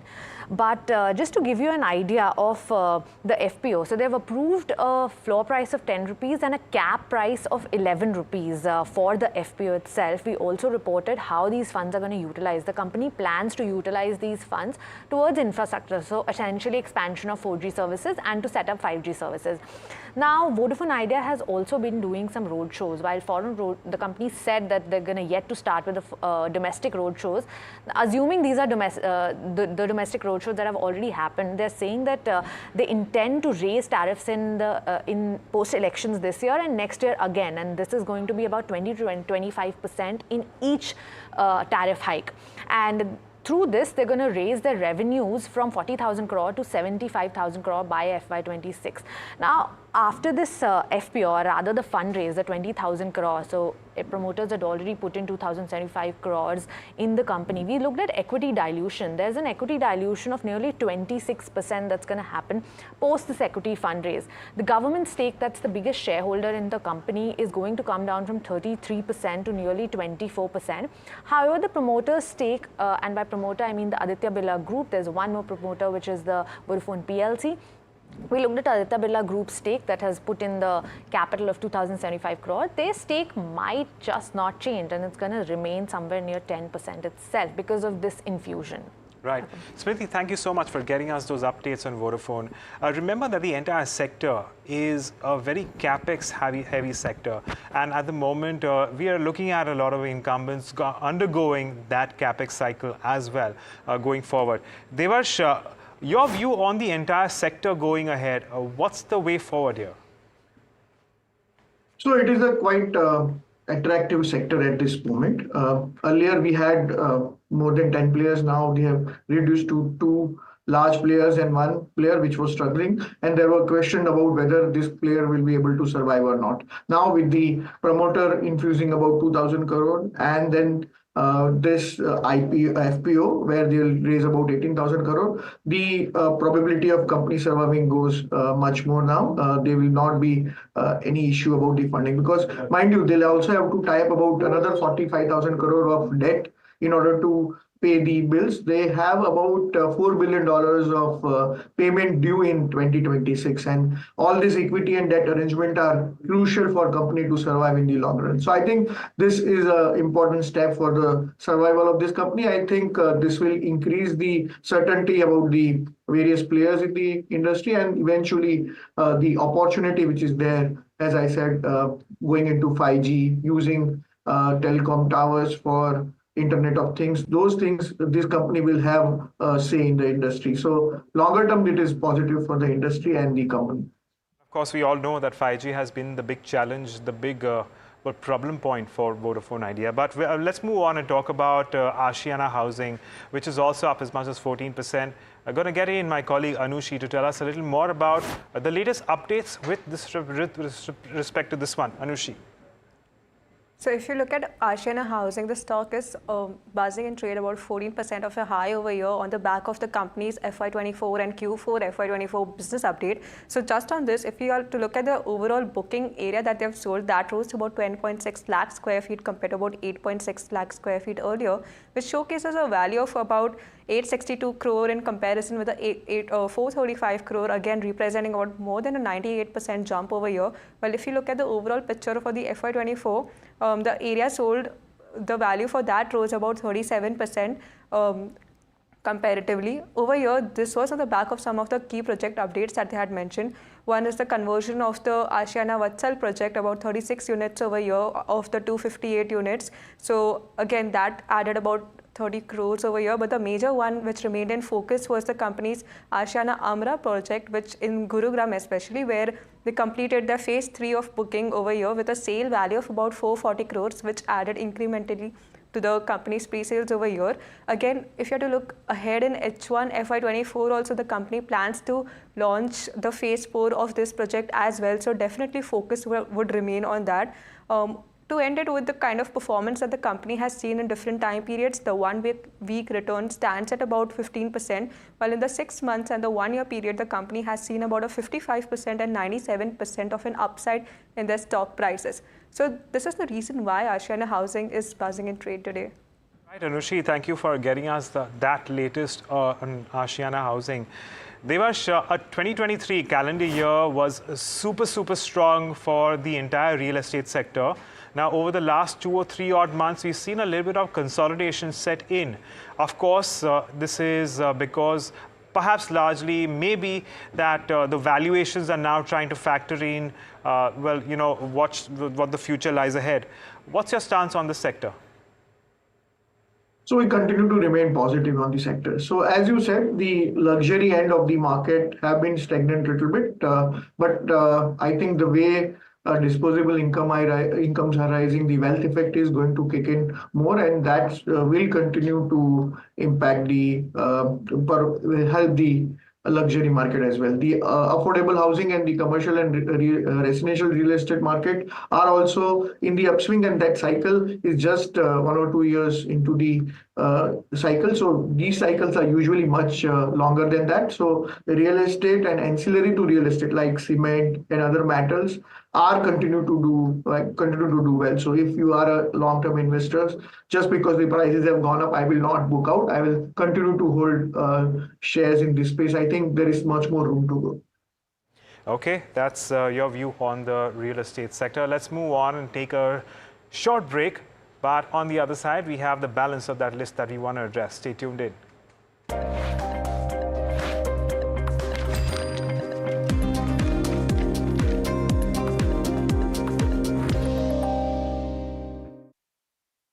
Have you been struggling with your personal finances?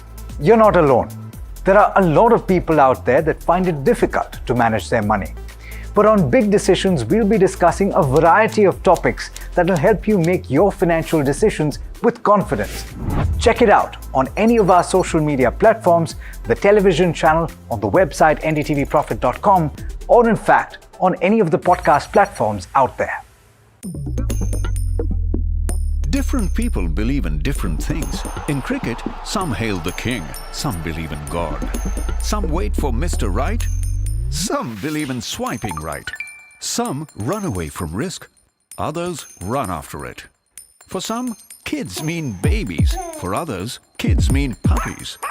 Some want a home to settle in the future. Some want to roam the world today.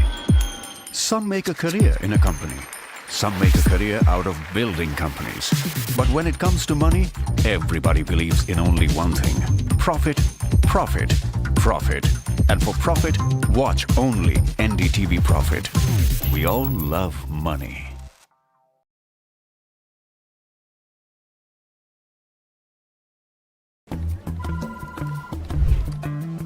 Bro, what are you doing?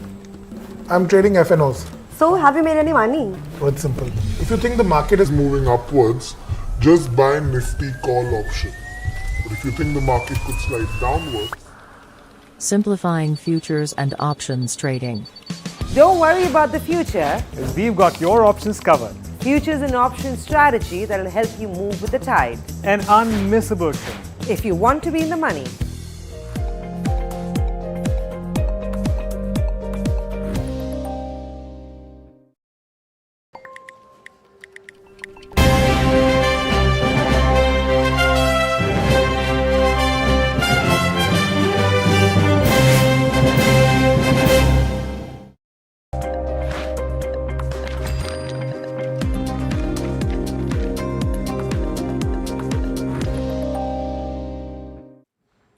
Welcome back to Hot Money. Well, the new EV policy is expected to attract global OEMs to make investments in India. Which stocks stand to benefit? Well, we have Puneet who's joining us to give us that list. Puneet, take it away. Yeah, thanks for that, Agam. And all of these auto stocks are buzzing today on the back of a tweet that Elon Musk had put out yesterday that he's looking forward to meeting Prime Minister Modi in India. Now, this comes on the back of news flow that the company is scouting for its land for its factory within India. And there are certain stocks that we feel will be a key beneficiary of this within the auto component space. Now, let's start with Sona BLW. Now, the company already has a 28% revenue share coming from the EV sector and has been one of the key listings in this particular space and has been on a tear after listing as well. The second one that we're tracking is Sansera Engineering. Now, the company has an 18% of its current order book coming from the EV space as well, and this continues to grow quarter on quarter as well. And going forward with the entry of the likes of Tesla in India, this share is just looking to go forward. The third one that we're tracking is Motherson Sumi. Now, this is a giant in the auto OEM space. Currently, they have roughly 21% of its revenues coming from India, while Europe as well as the other export markets have slowed. Entry of such players in India would be key for Motherson Sumi to increase their revenue from countries like India, and that would be a key beneficiary also as going forward. The fourth one we're tracking is Varroc Engineering. Now, this is a smaller auto OEM stock, is always in the news. They have got new EV orders, which they expect are better than the industry and look to increase the revenue from this particular space. They also say that the content per vehicle remains higher for them for EVs compared to ICE or petrol or diesel engines going forward as well. The fifth one that we're tracking is Endurance Tech. Now, currently 8.5% of its total order book is from this from the EV space, and they see that roughly almost like 25 to 30% of their revenue comes from four-wheelers. So going forward, such orders from the likes of Tesla would be one of the key for Endurance Tech. And finally, a bearings company, SKF as well. We see that the number of bearings are coming down. That's what the company has been saying in Q3 con call. But for EVs, the bearings have come down, but the price per bearing has gone up. And so going forward, they expect this momentum to go. And finally, Uno Minda. Now, while the revenue from the four-wheelers comes at roughly 49%, they don't have any kind of exposure to these global OEMs. So entry of such big players in India will definitely augur well for the company. So these are some of the stocks in the auto component space that we feel will be the key beneficiary, but we await further details on Tesla's entry in India. Back to you. Okay, well, Puneet, thank you so much for getting us that exhaustive list of stocks that we can keep an eye on. Devarsh, we've been talking about the EV play for the last 12 to 18 months now, where in fact we've seen acceleration. Among these themes, any ideas that stand out for you? Right. So auto ancillary is at a cusp of a big opportunity. So we know that India is the fourth largest global automotive market. We have about $250 billion market for India. And apart from that, these auto ancillary companies have an opportunity to become a large player into the value chain of these global OEMs. According to industry reports, there is a room that in next year, 10 years, this space can be as big as $1 trillion of exports. So if Indian companies can become part of the global supply chain, if they come up with the investments in their manufacturing capabilities and become a part of a global value chain in technology and innovation, then they can become a really big player. We already have seen that the companies like Hyundai and Kia, ZF, Cuboto, they have already announced their plans to make India as a export hub for their global R&Ds. So that is the space we are looking at, and that's why we are extremely positive on the longer run for these companies. We have some certain companies like Automotive, Excel, Motherson Sumi, Suprajit, ZF steering under our coverage, and where we are longer term bullish on them. Well, that's as far as your overall, scene is concerned when it comes to, the EV space at the moment. Well, let's take a look at how things are shaping up on Metropolis, because I want to address that since we've had an update in terms of its quarterly, and it does seem like there's been an improvement in several of its metrics at the moment. Now, the company says its core business revenue has grown around 15% year on year. Moreover, they say that the revenue growth has been driven by around 8% volumes and around its RPP is up as much as 7%. RPP growth is largely driven by, specialty tests and premium wellness along with price increases. Moreover, B2C revenues have risen by as much as 18%. That perhaps is the bigger takeaway here. The company has repaid debt in the quarter, resulting to a debt-free status as of March 2024. Another very critical pointer out there. Though we knew that Metropolis didn't really have an extremely large component of debt, that said, a debt-free status is a plus all the same. So, that's something that you can keep an eye on. Of course, Devash, any view on the diagnostic sector as a whole in general?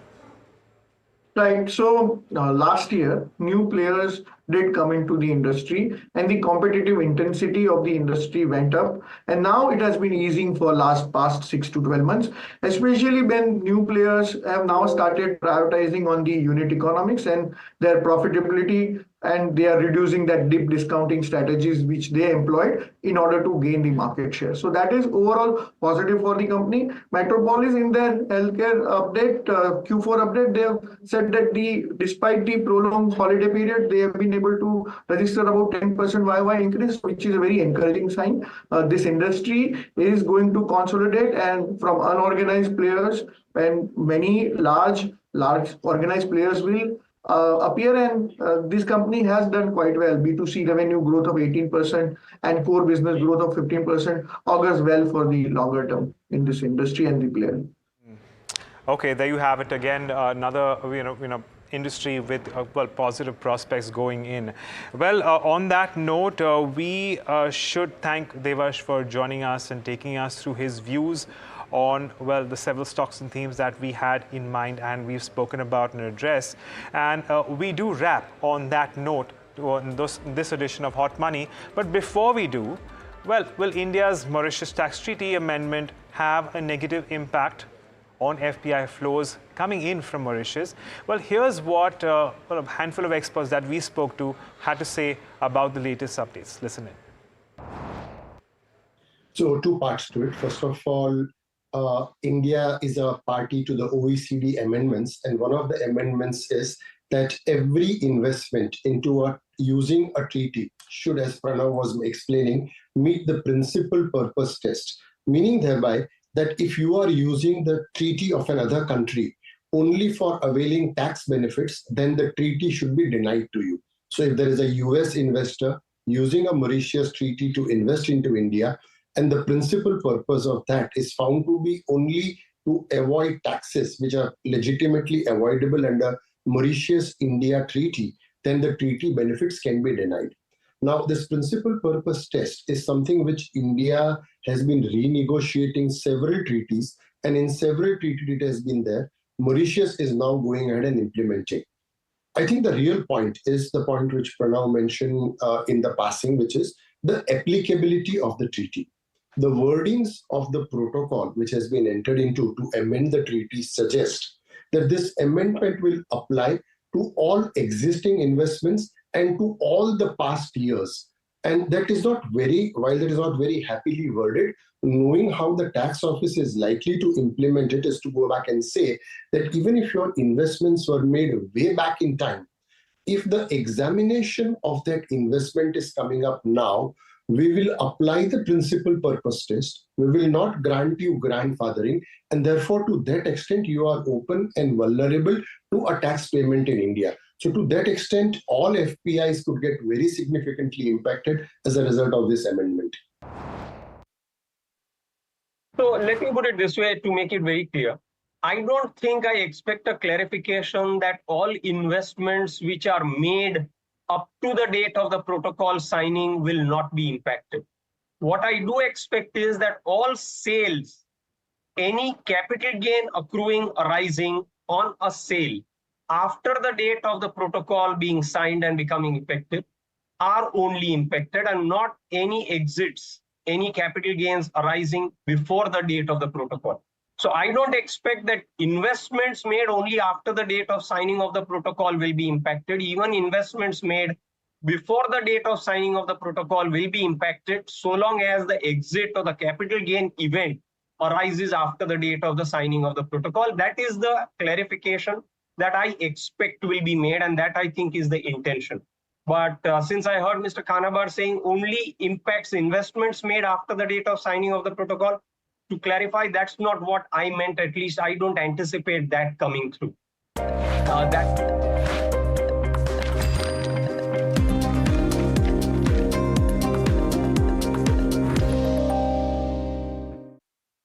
Have you been struggling with your personal finances?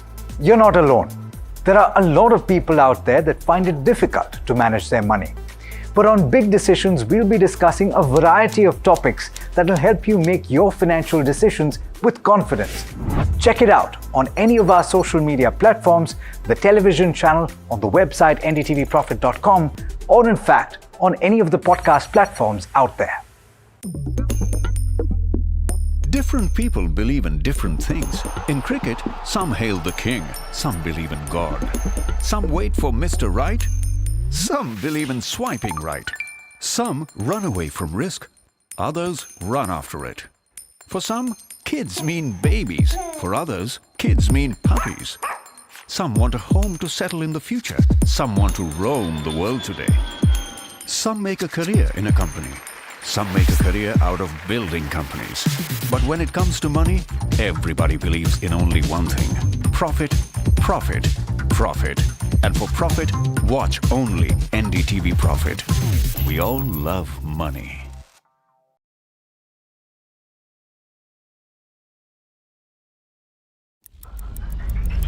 Headlines you start your day with. What matters worldwide is now in the palm of your hands. Get ready to seize the day and maximize your financial potential. Stay ahead of the curve with all you need to know on NDTV Profit.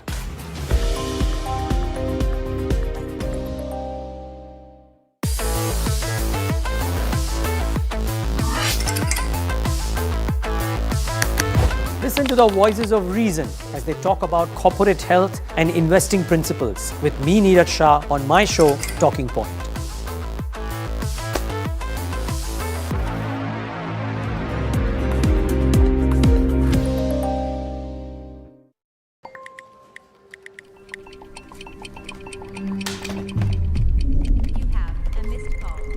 Let's be real, guys. There are many financial experts out there. Which stocks to target? What's good for long term? When to buy? When to sell?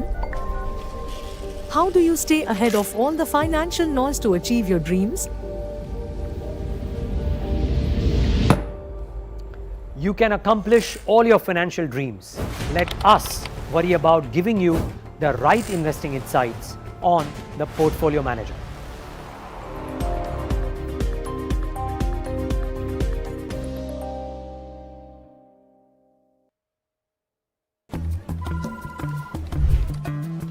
Bro, what are you doing?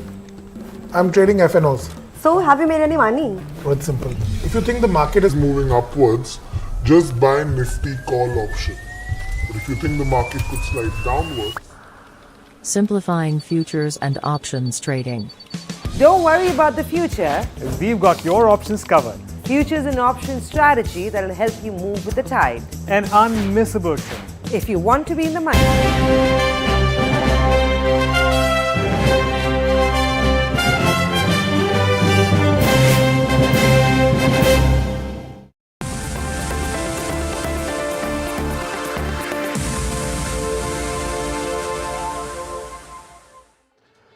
Hello and welcome to this special half hour on everything auto.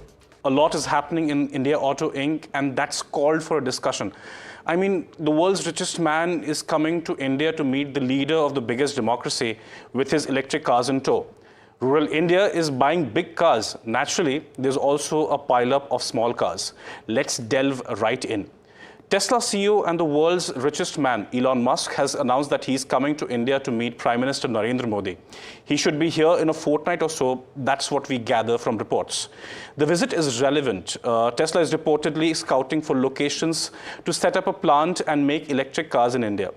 And Musk may just make the plans official after meeting the Prime Minister. That will work in Modi's favor too. The announcement of a Tesla investment in India would bolster the business-friendly credentials of the Prime Minister ahead of the Lok Sabha elections that are supposed to start in a couple of weeks. His government recently modified India's EV policy that lowered the import duty for electric cars from 100 to 15% if a manufacturer invests at least $500 million in India and sets up a factory too.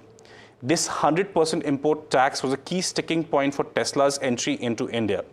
But what does Tesla's entry actually mean for the local ecosystem? My colleague Puneet has more on this. Puneet? Yeah, thanks for that, Tushar. And as you rightly said, Tesla's entry is going to be big. And we are looking at some of the companies in the auto component space that are going to be the key beneficiaries of this. Now, this list is not exhaustive, but these are the first ones.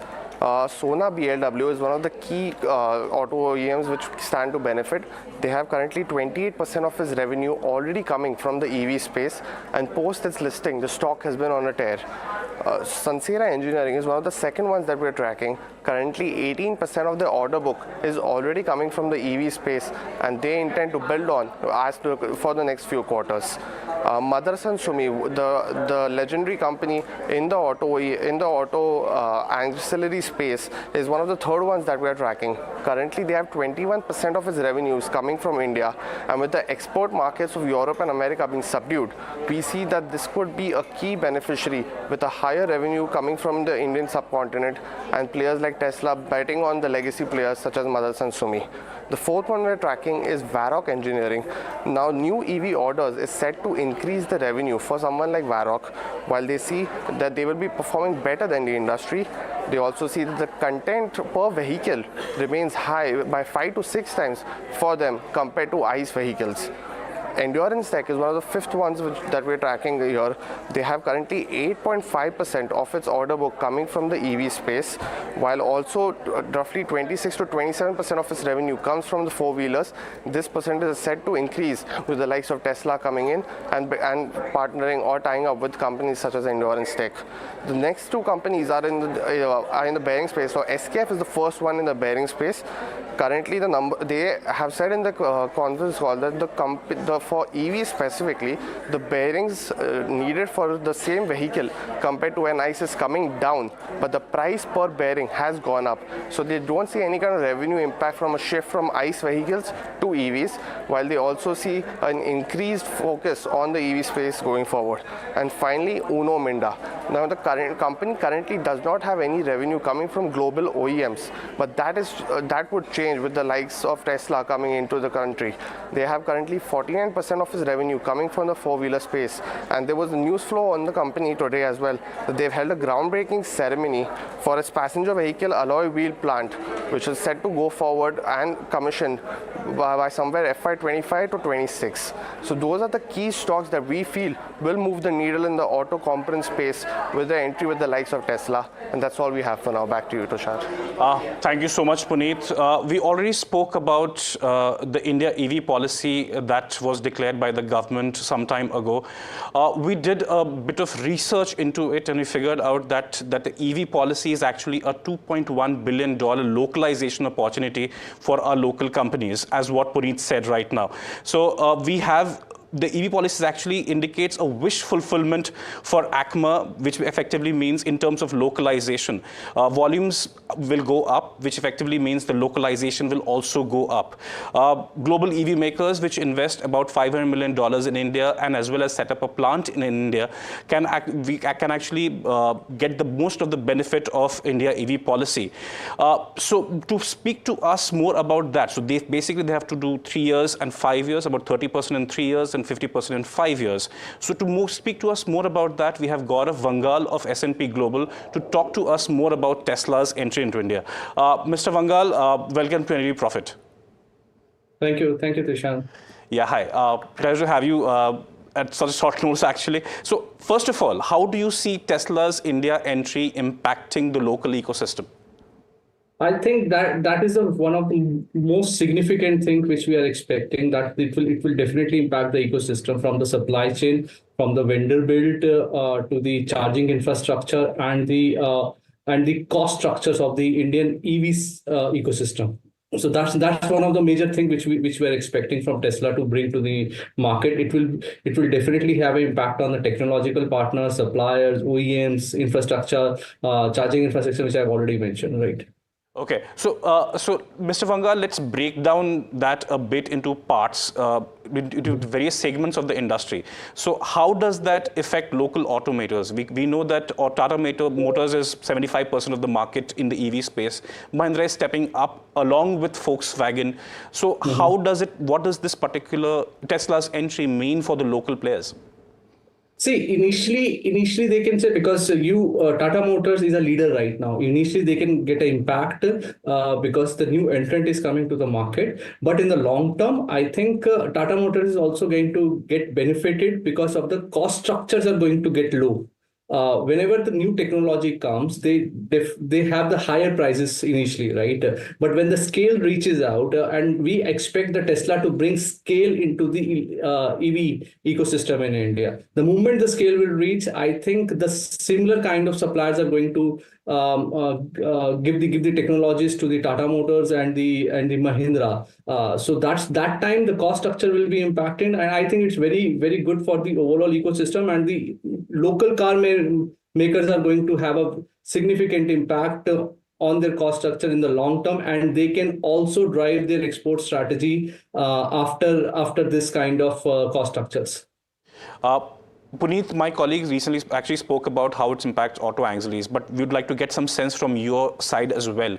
The EV policy mandates about 50% localization in 5 years. So how does the India components ecosystem look like in such a scenario? See, I think there is a concern within the country that we do not have the developed ecosystem to support the EV penetration levels, what the Indian government is expecting us to do, right? For that, we need a technology. And if the technology get imported from the Tesla, and we expect that when Tesla will enter, they will definitely bring their own vendor build. They will also invest in the local manufacturing, local supplier basis, and that time I think local suppliers do have must have the businesses coming in for their own benefits, right? So that is what we are expecting, that whenever the Tesla will come, they will bring the ecosystem, and then it is going to benefit the auto ancillaries. And please mind, Tesla is not going to come only for India, what we are expecting. We expect that it should also bring the export orders with them. And the moment we get the export orders, I think they will get the scale, and the scale will definitely help the auto suppliers to build more capacities, and whatever the capacities they have, they can utilize it in a better way. Next, as in real estate, we have the same logic in setting up auto factories, that is location, location, location. So where do you think Tesla would set up its plant? We have a few states in consideration: Tamil Nadu, Maharashtra and Gujarat, with well-developed ecosystems. Also Delhi NCR because of Maruti and its auto suppliers ecosystem. What would be the best location for Tesla? What do you think would work for Tesla? Again, with the exports in focus. I think, Tushar, we should wait for the announcement. Okay, because the things are in discussion right now with multiple governments. What we read also from the media reports, right? But yes, having a port with them, because if they are going to target the export market, having a port in the state is always having an added advantage on it. Okay. A couple of more questions. We have the economies of scale to our advantage. Our quality levels are significantly higher. In the last 40 years, we have developed a significantly robust auto ecosystem in India. So does that make, I mean, Tesla has already said that it does not want to make, but do you think Tesla can bring a cheaper car than the Model 3 that will be made in India? Is that a possibility that you see? I would not like to speculate here, because the recent media reports, you say that there are media reports that they are evaluating all the models right now. And but for Indian market, I think to begin with, I think if they come even at the upper segment, it will work, because they already have a reduced import duty on it. 15% import duty has been given for the new EV policy. I think that is going to definitely help them to penetrate the market very initially. All right. Actually, Mercedes today only said that it's about 3 of his cars are priced about 1 crore and above. That's what buyers are buying. Finally, let's talk about the charging infrastructure a bit. We have seen in the recent past that the Tesla superchargers are becoming the standard in the US. Do you think something of those lines happening in India as well? No, I will not. I don't foresee this because I think they have to share the charges if they can, because charging infrastructure is one of the major issue that we cannot have a better penetration in EVs till now, right?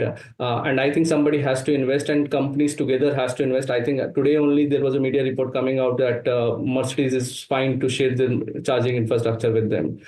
So I think they have to draw their own strategy on it. With the superchargers, I really doubt, because we have to have the complete power grid infrastructure to support such kind of heavy installations. So I would like to wait and watch that what kind of chargers they are going to bring into the market. Very interesting. It has to be frugal. So Tushar, it has to be frugal technology, and because you are entering into India, you wanted to cater the domestic market. I think you have to innovate multiple things, and I believe Tesla is good enough to do all this stuff. All right, that's very interesting point that you made at the end, Mr. Vangal. Thank you so much for all the insights. That was very helpful for the show.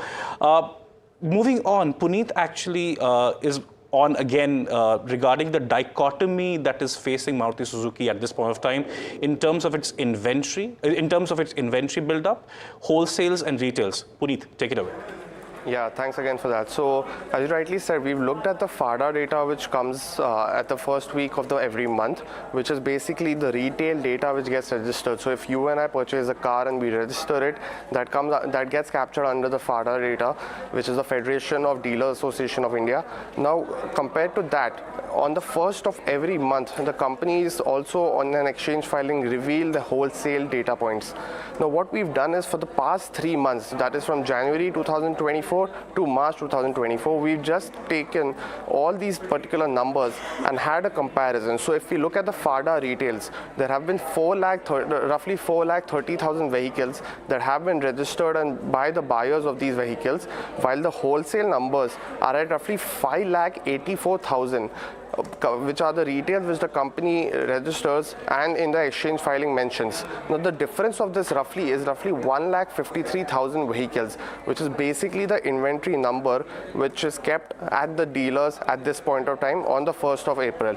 So when we compare this number with the previous year of 2023, so compared to January to March 2023, we see that the difference is stark. Compared to last year, the number was roughly 103,000.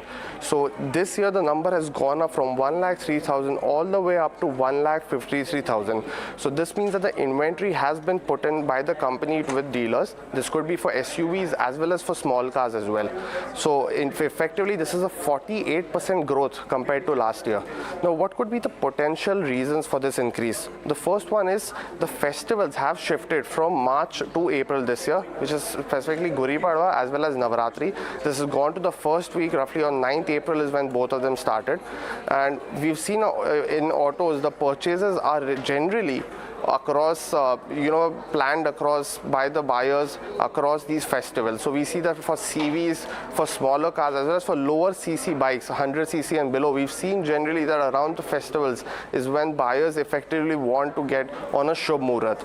So we've seen that is one of the key. The second thing is that we want to also, which will be once the company releases the Q4 numbers, is what is the small car inventory build up. Do know that for the past 2 years, the small car inventory, the small cars haven't done, it has actually degrown, and Maruti is one of the key beneficiaries for growth in small cars. So those might be a couple of reasons that we feel that the inventory has been built up before the festivals, expecting, this could be that they could be expecting a better year for FY25 starting with these festivals for smaller cars. So those are the numbers that we've looked at, and that's all we have for now. Back to you.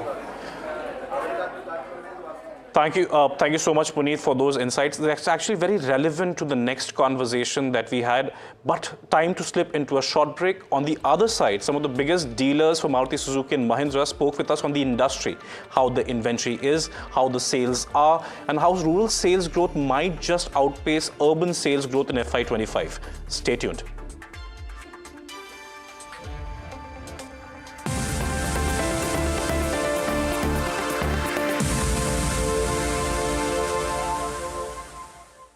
Have you been struggling with your personal finances? You're not alone. There are a lot of people out there that find it difficult to manage their money. But on Big Decisions, we'll be discussing a variety of topics that will help you make your financial decisions with confidence. Check it out on any of our social media platforms, the television channel, on the website ndtvprofit.com, or in fact, on any of the podcast platforms out there. Different people believe in different things. In cricket, some hail the king, some believe in God. Some wait for Mr. Right, some believe in swiping right. Some run away from risk, others run after it. For some, kids mean babies. For others, kids mean puppies. Some want a home to settle in the future. Some want to roam the world today. Some make a career in a company. Some make a career out of building companies. But when it comes to money, everybody believes in only one thing: profit, profit.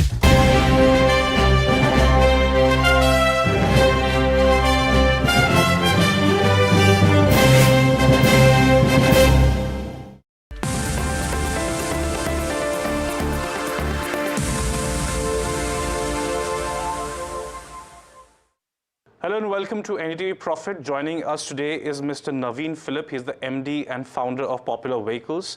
And Nikun Sanghi, he is the MD of JS Four-Wheel Motors.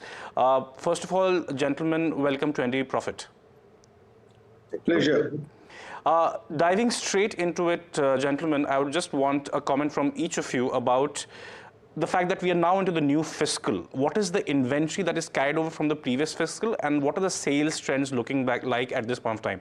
If you may start with Mr. Philip first.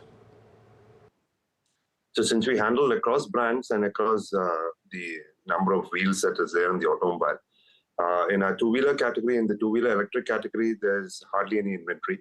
Most of the inventory got exhausted, also because of the FAME subsidy issue. So most of the inventory got exhausted by March itself. So we're starting afresh in the EV category per se, both in two-wheeler and three-wheeler. In terms of passenger cars, the inventory is hovering around 30-32 days across. And in terms of luxury cars, about 15 to 17 days. That's what the inventory level is. Commercial vehicles, the small commercial vehicles are at an inventory level of about 25 days. The medium-heavy commercial vehicles, and the HCVs are all around about 10 to 15 days stock. Okay. Mr. Sanghi, what's the scene at your end? I think starting with two-wheelers again, two-wheeler inventories are high because I think most manufacturers wanted to push in as much inventory as possible and get a good wholesale number for the financial year, last financial year. In four-wheelers, the inventory levels are around 30-35 days, and I think the sales trends are reasonably positive. So are these inventory levels optimum, or is it on the higher end? What is the sense that you're getting at this point of time? Well, I would say they're definitely, I mean, as dealers, we would normally want an inventory level which does not exceed 15 days, and on the outside, 21 days. So anything more than that is definitely does put pressure on dealer inventory. Okay, so Mr. Philip, just tell me one. You have Maruti Suzuki dealerships. You're saying that's at more than a month. But what is the mix of the inventory looking like, as in terms of both hatchbacks and SUVs? What is the sense that you're getting there? So around 30 days inventory. The inventory is skewed towards hatchback. In terms of SUVs and the Nexa models, it's a lower inventory, except for Baleno and, as you said, the hatchbacks are slightly higher inventory. But going forward, looking at the trends that we're seeing, this is, I mean, it's not too abnormal a month per se in terms of March closing numbers. So I think over the first quarter, I think the inventory levels would stabilize per se. Okay. Mr. Sanghi, the case may be a bit different for you because you handle Mahindra and Mahindra. So we have seen so far they have very long waiting periods. So actually, have they come down? And do we even have some inventory of Mahindra and Mahindra with you? Well, the waiting periods have come down, and yes, we do have inventory. So there are critical models where the inventory levels are very low. But you know that Mahindra is all the way from three-wheelers to luxury vehicles. So if you look at an average inventory level, it is around 30 days. But yes, there are some models where the inventory levels are low and the waiting lists are there. But waiting lists have definitely come down from the previous months. What's the scenario at Hero in that case? Are you seeing an uptick of commuter vehicles? Especially, I'm asking if you can give us a picture on the sense of the rural uptick as well as the urban uptick in the case of Hero, sir. So I think there has been a positive movement at the entry level, and I think that benefits Hero the most. And this quarter, the first quarter of the financial year, is very, very critical for Hero because this is when the rural uptake happens, because the harvest money comes to the farmers at this time. And this is the time when they would want to acquire vehicles. So how we do in this quarter almost determines our entire financial year journey. And we are looking at it as a very positive quarter. I think since festival, we have seen an uptick in the entry-level bikes, and I think that's a very big positive. How is Hero's premium play looking like in that sense? They have a few models that have come in, also in alliance with Harley. So are you handling any premium outlets? I think they have launched a new range called Premia Exclusive Outlets. So, well, I'm not a Premia exclusive outlet, but yes, I do handle Harley and I also handle the Charisma. I think it's a very positive for Hero because it's drawing in customers which never came into Hero. And that's a very big positive, and it will definitely have a rub-off effect on the entire range of Hero. We are looking at it a very, very positive step. Mr. Philip, let's talk a little bit about luxury cars. What is the trend that you are seeing there? We see companies, the German automakers, even Honda seeing a revival right now with the Elevate coming in. What is the sense that you're getting? They say that they're looking at record sales every year. What is the story from your end? If you look at, we handle Jaguar Land Rover. So if you look at JLR sales year on year, all India, I think they've grown by about 81%. But you should also understand that 2 years of COVID were actually very low years because not just because the lack of demand, but more importantly, the lack of supply. Because of chip shortage, transportation issues, shipping issues, there was a huge shortage. So I think there was a pent-up demand that went ahead. And hence the growth has been 80-81%. We ourselves in our Karnataka market, we have grown by close to about 110%. But going forward, I think the growth would be more muted. I think in the region of about, it would be in the region of about 10 to 15% growth, max about 20% growth is what we are looking at. All right. A final question to both of you. We'll want your views, both of your views on that. What is FY25 going to look like? There are some reports or trends saying that there will be some muted growth in urban sentiment, some muted growth in urban sentiment. There'll be some signs of rural revival as well. So going into the next year, what is the sense? First of all, Mr. Philip, to you. Kunj is a veteran, so I think he should be starting. But anyway, I'll give my 2 bits. And the passenger car industry last year, if you look at it, grew by approximately about 10.5%, 11%. This year, we're looking at more towards about 6-7% in terms of growth in terms of the passenger car industry. The luxury car, I've already mentioned, it should grow by about 15 to 20% as such. In terms of commercial vehicles, the first quarter would be muted because usually during the election time, it is muted. But we're seeing that the construct segment and the small commercial vehicle segment, which was a bit slow last year, would hold the growth story in the commercial vehicles. And we're expecting robust growth both in construction and small commercial vehicles. Can't say that much about the haulage trucks. I think that would be in the 4 to 5% growth per se. This is what we look at. In terms of the EVs that we handle, Ather, we are looking at close to about 35 to 40% growth, depending on how the FAME is accepted and how the companies play that. And with the family scooter being launched, I think we're seeing a robust growth in that. Mr. Sanghi. I think Philip is bang on. And so because we're starting on a very high base of last year, I think there will be muted demand this year on the high base. Passenger cars, while SUVs will keep growing the way they have, I definitely expect an SUV growth of about 15%. But overall, I think the passenger car industry would be a high single digit is what I'm looking at. And why I say so is because a number of new launches are planned by almost every manufacturer, and new launches have always been very, very positive for the market. Two-wheelers, again, because of very good harvest that we are looking at, and since the agriculture commodity prices are holding up, I think there will be a rural uptick, which is good for two-wheelers, specifically at the entry level. For electric vehicles, I would want to wait and see because the present FAME policy is only for 3 months, and a larger FAME policy is yet to be announced by the government. And what the government wants to really do with the FAME policy will have an impact on the EV market. But overall, I think the EV market should also be a growth trend because the TCO for EVs is definitely very, very positive, and consumers are now more confident of buying an EV than they were ever before. Okay. Just final one outlook question to you, Mr. Sanghi. Do you think the rural sales growth will outpace urban sales growth in FY25? I think it will. I definitely think it will. After 2 years of subdued demand, rural is looking up.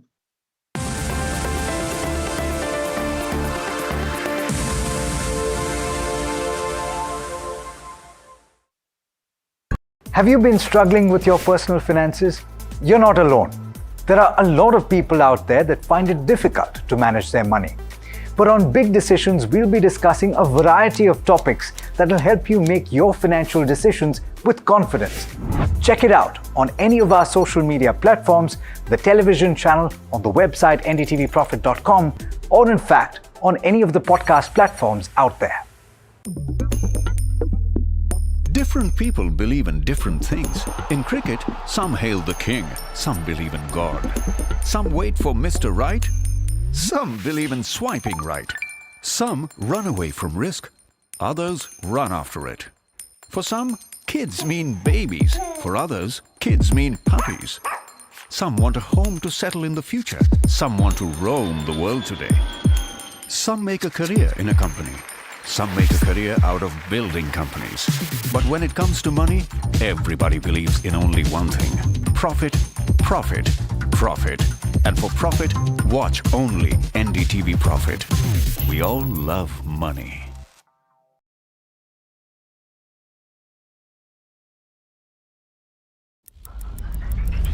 Headlines you start your day with. What matters worldwide is now in the palm of your hands. Get ready to seize the day and maximize your financial potential. Stay ahead of the curve with all you need to know on NDTV Profit.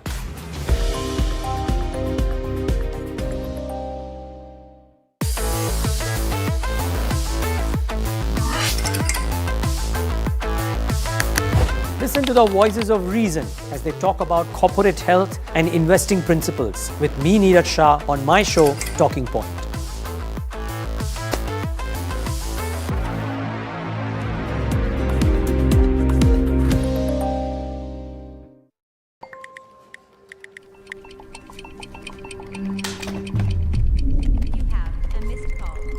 Let's be real, guys. There are many financial experts out there. Which stocks to target? What's good for long term? When to buy? When to sell? How do you stay ahead of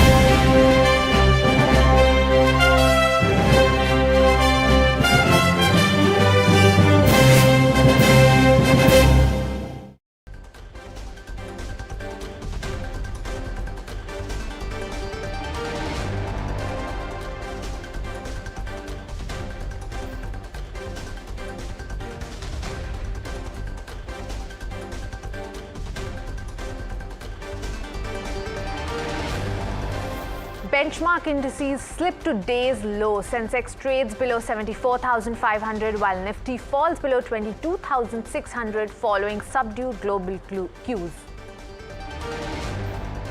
A Humpty Dumpty situation for the sectoral indices as all trade in red. Pharma, media, healthcare and banks fall the most.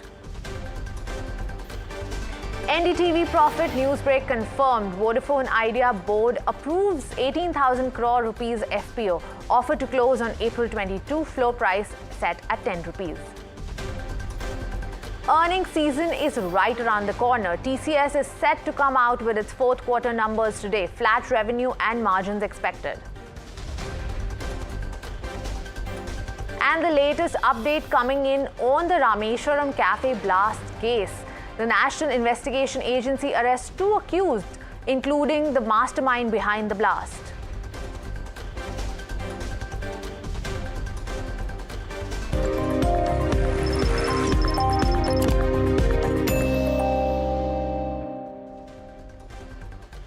Hello and welcome. You're tuned into Market IQ. I'm Smriti Chaudhary. Let's take a quick look at the markets. You've the benchmark at day's low today, right now, down about 0.6% as we speak. Bit of a chop and churn in the markets today. This is on the back of some global cues, US CPI higher than expected. And you look at sectors as well, all in the red. It's sea of red across sectors. You see the biggest losers, however, remain Nifty, Pharma, media, and even the healthcare index that's down over 1%. Absolutely nothing in green as we speak. Let's look at the broader end of the spectrum as well and pull up the Nifty Midcap Index and see where that's at. The Nifty Midcap flat pretty much.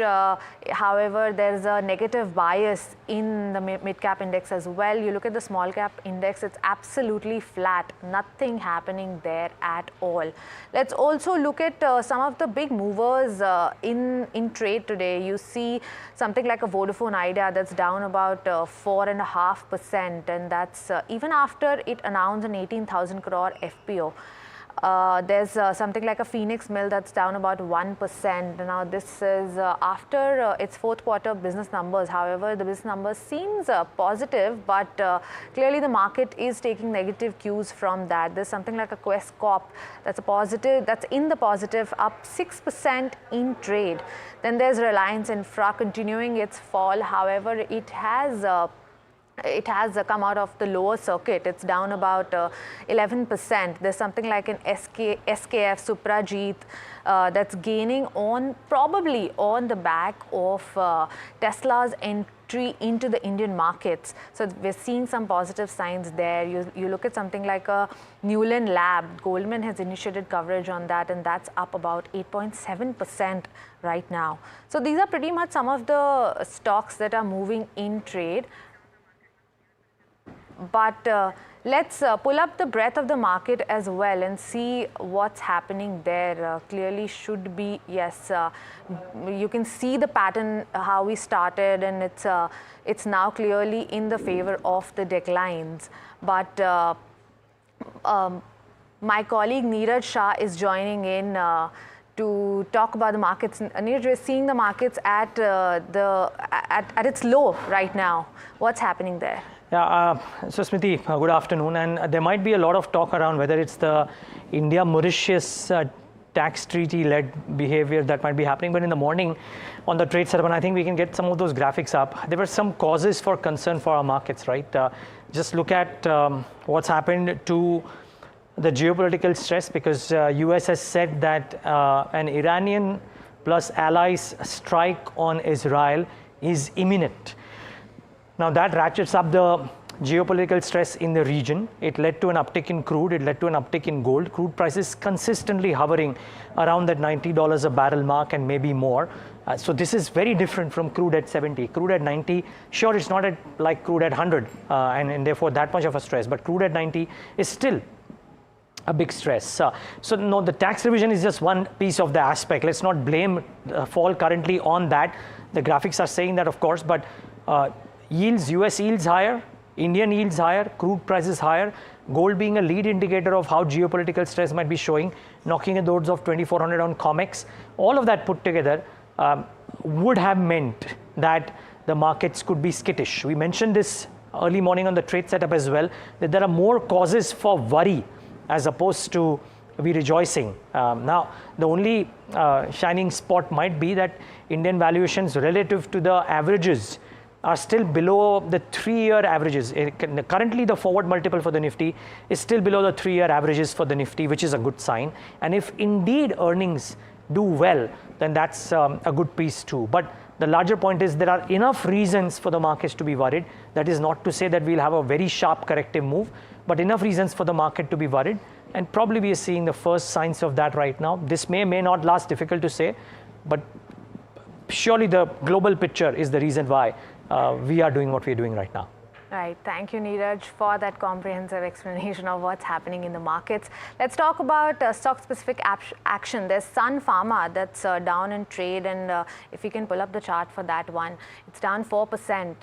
Now, this comes after US FDA conducted inspection at the company's Dadra facility. Varsha is joining in with more on this. Well, thanks, Smriti. So as you rightly said, Sun Pharma is under pressure. Now, US FDA had conducted an inspection at company's Dadra facility from December 4 to December 15, and they have determined inspection classification status of these facilities as official action indicated, that is OAI, based on the 6 observation that it received in December 2023. Now, what this means is if Sun Pharma, because of this OAI status, if Sun Pharma doesn't solve this observation, then it can receive import alert or warning letter. Now, plants with OAI's status are generally required to be re-inspected by US FDA to give it an all clear. Also, if you see, Dadra will be contributing revenue of around 1.5 to 1.75% of overall Sun's revenue. Now, company said that they are taking measures to solve this problem, but as of now, yes, this is a negative news for Sun Pharma. Thanks, Varsha, for that. Let's talk about TCS. Now, earnings season, we're kicking off the earnings season with TCS today, and it's going to come out with its earnings likely post-market hours. But we have Rucha joining us to tell us what to expect. So TCS is going to report its results today post-market. It is expected to report the highest increase in revenue sequentially amongst its peers on the back of BSNL deal. And TCS is the only IT company to have announced a mega deal in the fourth quarter. While the uncertain macro environment still prevails, the IT companies have been shifting their focus from revenues to supporting their margins. Now, how has TCS done that? So the hiring which was done in the last quarter, the bench strength which was created is now being utilized, and hence the subcontracting cost, which is a major cost for IT, is expected to reduce. And even though TCS will roll out its wage hike from the 1st of April, it is expected to have an improved margins on the back of strong cost control. While we closely watch the management's commentary on the demand environment, stay tuned for more. Right. Thanks, Rutra, for that. Let's talk about another stock, which is Vodafone Idea. It's falling in trade today, down about 4%. Now, this comes on the back of the company announcing an 18,000 crore FPO. Now, this is a news break by NDTV Profit. We told you about this on Wednesday. Now, this 18,000 crore FPO, the floor price for this is set at 10 rupees, while the cap is 11 rupees per share. But if you remember, the promoters had infused about 2,075 crore. That was at a higher price, around 14 rupees a piece. We also looked at the equity dilution for this after this fundraise, and we're looking at an equity dilution of nearly 26% on an overall basis. If you look at Aditya Birla's dilution that's going to come in, there's not going to be a lot of impact on Aditya Birla's stake because they have infused capital as well. So 10% will be the stake there. However, the total promoter stake is going to come down by 10% from 48% to 38%. The government, which is also the biggest shareholder into the company, is also going to see some dilution from 33% to nearly 24%. But let's get back to markets, since that's the focus for today. And Neeraj, we're joined by Ajay Srivastav of Dimensions Corporation joining us. Good afternoon, sir. Seems like there is some technical issue there. Yeah, maybe we try again. Ajay, can you hear us?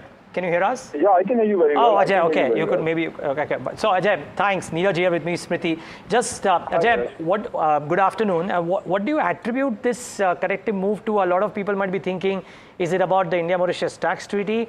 But at the other end, the global cues haven't been supportive either. Well, it is very simple, Neeraj, that the expectation of interest rate cut has now got much lower than what it was maybe in a week back, because inflation everywhere has raised its head up at this point of time. So I think globally people are looking at a much longer regime of higher interest rates, and more particularly India, where given our new credit policy plus the stance of RBI on inflation, the likelihood of any interest rate cut has now got remote, and that is what is being factored in the markets today, that it is unlikely in India at least this year 2024 would see any cut or substantial cut interest rate. So I think a straight reaction on that at this point of time. Nothing, apart from leave it aside the issue of which is Israel-Iran war, which can happen at any point of time. That is one of the big geo overhangs. But the real essence is in the fear that interest rates are here for much longer than we thought they were going to be. Ajay, so Uday Kotak put this out as well, right? That the global geopolitics looking the way it is means that interest rate cuts get pushed at least until November, which coincides with the US presidential election. So expect some volatility. Indian yields have reacted as well today. You reckon because of that reason there could be more in store, or is it difficult to say? Because thus far, every single wall of worry has been climbed very emphatically by the Indian markets. Okay, the answer is, Neeraj, if you're asking whether people are going to sell off based upon this, unlikely. Whether, we have also great positive in terms of elections going to get out of the way in the next 3 months at this point of time, and hopefully there'll be a slew of fresh announcements coming from the government, which is going to add some impetus to the market. So I think there is a negative, definitely negative of interest rate and something to do with geopolitical, Israel-Iran conflict. You can't ignore it. But the fact also remains that the positivity of post-election scenario is quite built into by most investors. And they are taking a much longer-term view that, okay, interest rates are going to be... In fact, India, unfortunately, has a reverse problem. Reduction. Indian interest rates are moving up today as we talk. Whether it is deposit rate in the banks, whether it is the loan rate for companies, both are moving up. So contrary to global situation, we already are seeing increase from getting faster. I would still say that interest rate could be the only spoiler. I don't think it will change the dynamics of the market, but it will certainly slow down the expectation and inflow into the market. Ajay, what else comes as a worry? I hear you say that it may not be a large brutal sell-off, but yields higher, crude higher, and commodities by and large inching higher. We are hoping for earnings growth to be strong. Does that kind of dampen the optimism a bit? I think earnings growth, people have got very medium expectations, contrary to I read in the newspaper as well.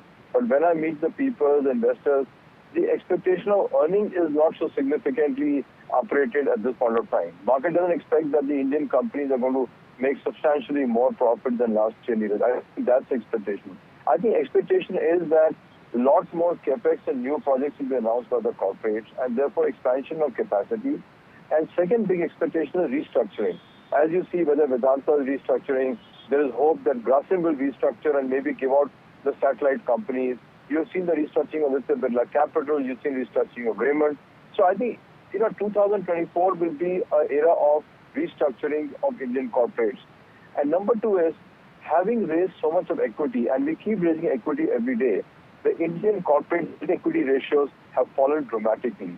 And even the companies who would have gone for debt are going for equity today.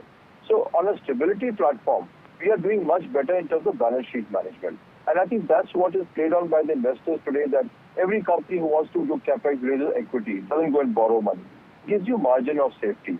Therefore, I don't think investors are investing only on earning expectations.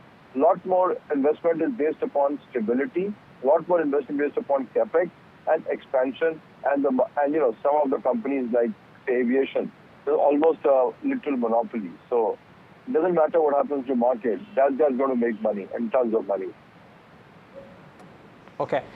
Ajay, one last question, topical maybe, but ahead of the earnings season, and we spoke about earnings, but IT, TCS comes today, a clutch of IT earnings come tomorrow. Is there a faint chance of a positive surprise, or you rule that out completely? I doubt it. I doubt it there'll be a faint chance of surprise, because I think the environment has been tough for these companies. Large closures have been, and also remember this, when you look at new customers, lots of old contracts also run off. So, well, they may get few customers, but I don't think so one should see any volume or rate surprise come into the market. It's competitive market. At this point of time, I don't think when I speak to tech companies, they are seeing an overflow of orders. It's very limited traction. Very unlikely to see a positive surprise on the IT side at this point. Ajay, just very quickly, sorry, off the cuff. Sorry, I know that was the last question that I mentioned, but I want to ask you one more, and which is, after a really long time, we're seeing some breath of life into telecom by virtue of what Vodafone Idea is trying to do. If they manage to do a successful equity raise, how constructive for Vodafone, for the sector at large, or how destructive for the sector, because there will be a reasonably strong third competitor? At the end of the day, when you rescue a patient from an ICU, it's very unlikely to run an Olympic race.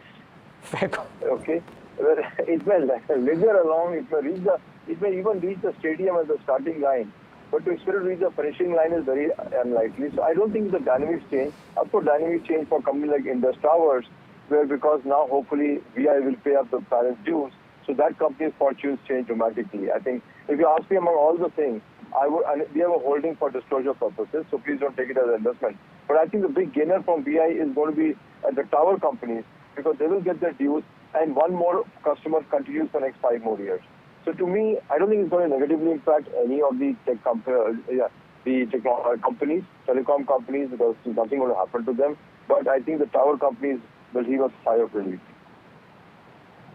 Okay, Ajay, we'll leave it at that. Thanks so much for taking the time out and speaking to us. Have a good day. You too. Thank you. Have a great weekend.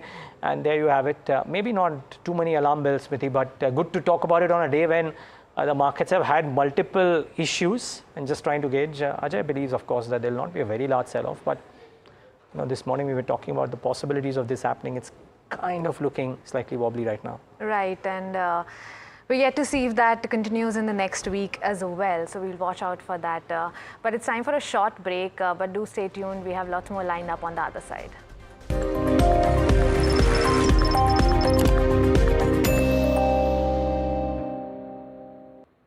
Have you been struggling with your personal finances? You're not alone. There are a lot of people out there that find it difficult to manage their money. But on Big Decisions, we'll be discussing a variety of topics that will help you make your financial decisions with confidence. Check it out on any of our social media platforms, the television channel, on the website ndtvprofit.com, or in fact, on any of the podcast platforms out there. Different people believe in different things. In cricket, some hail the king, some believe in God. Some wait for Mr. Right, some believe in swiping right. Some run away from risk, others run after it. For some, kids mean babies. For others, kids mean puppies. Some want a home to settle in the future. Some want to roam the world today. Some make a career in a company. Some make a career out of building companies. But when it comes to money, everybody believes in only one thing: profit, profit, profit. And for profit, watch only NDTV Profit. We all love money.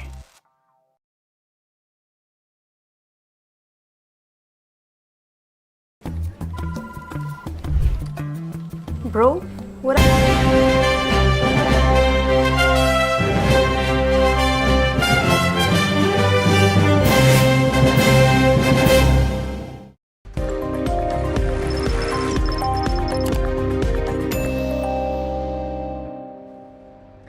Welcome back. You're tuned into Market IQ on NDTV Profit.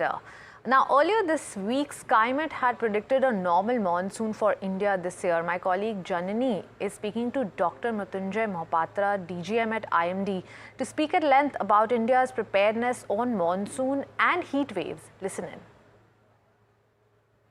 El Nino and La Nina is one of the most important large-scale process which impacts the behavior of the heat wave, cold wave, and also the monsoon. So far, it is the moderate El Nino condition which is prevailing at present. That means there is above normal rise in temperature over the equatorial Pacific region and becoming warmer on the eastern side, cooler, relatively cooler in the western side. But this pattern is rapidly changing. And as we have predicted, we provide El Nino La Nina forecast every month. As for the prediction, we are expecting that this El Nino condition will gradually fade away and it will be neutral conditions by the end of May or beginning of June. Okay.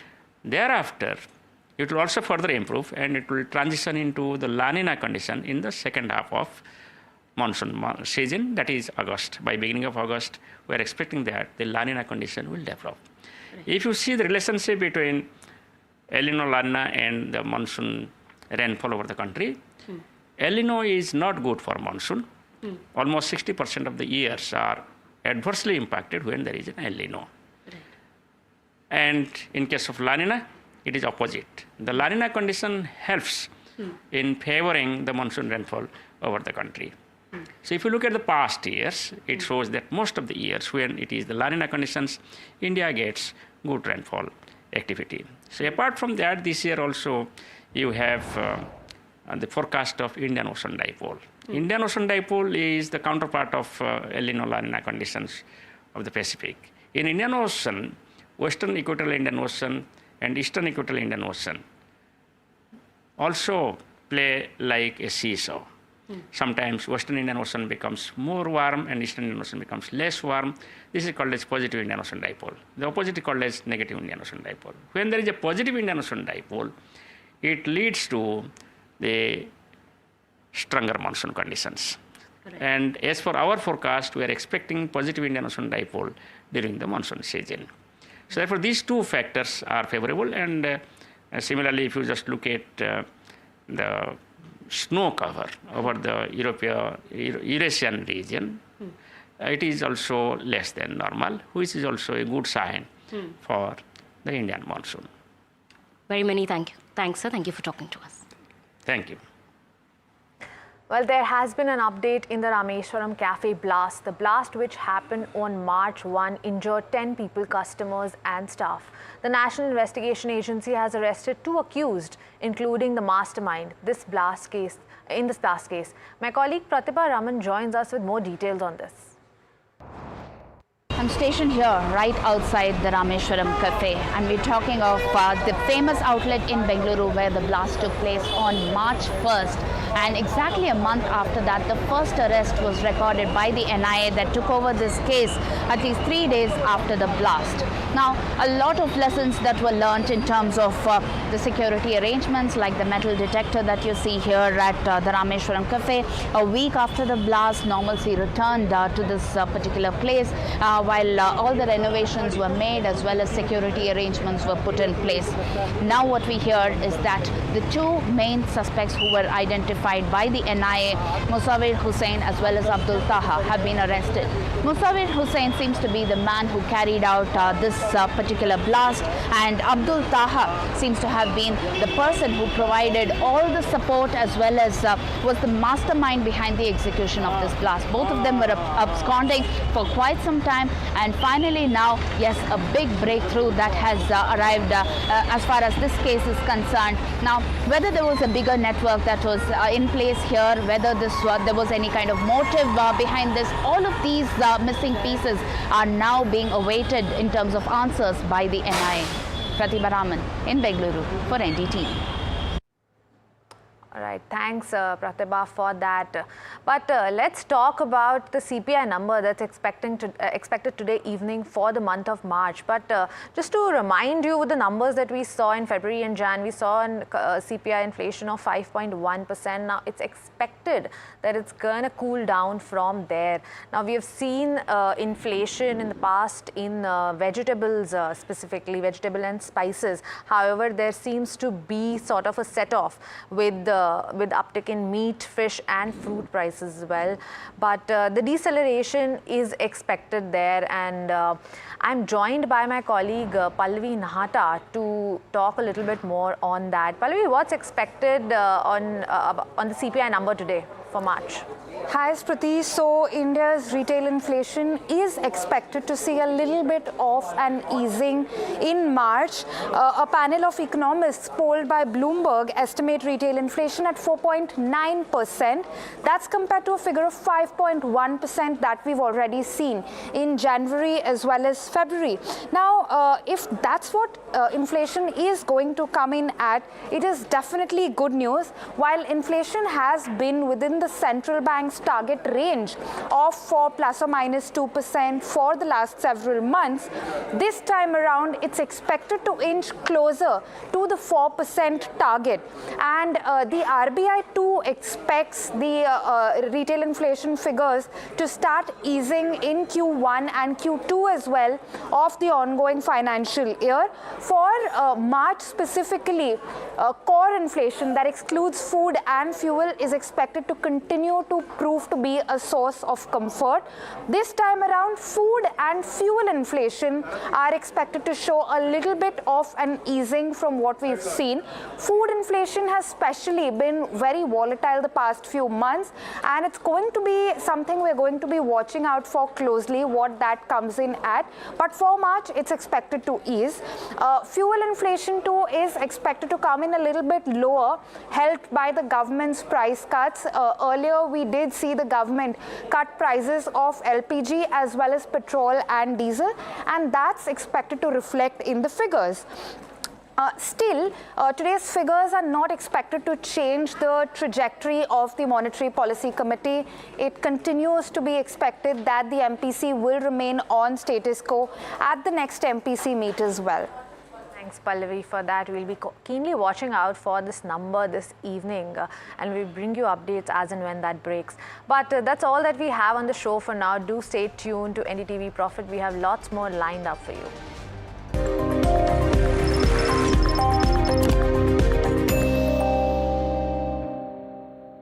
Have you been struggling with your personal finances? You're not alone. There are a lot of people out there that find it difficult to manage their money. But on Big Decisions, we'll be discussing a variety of topics that will help you make your financial decisions with confidence. Check it out on any of our social media platforms, the television channel, on the website ndtvprofit.com, or in fact, on any of the podcast platforms out there. Different people believe in different things. In cricket, some hail the king, some believe in God. Some wait for Mr. Right, some believe in swiping right. Some run away from risk, others run after it. For some, kids mean babies. For others, kids mean puppies. Some want a home to settle in the future. Some want to roam the world today. Some make a career in a company. Some make a career out of building companies. But when it comes to money, everybody believes in only one thing. Profit, profit, profit. And for profit, watch only NDTV Profit. We all love money.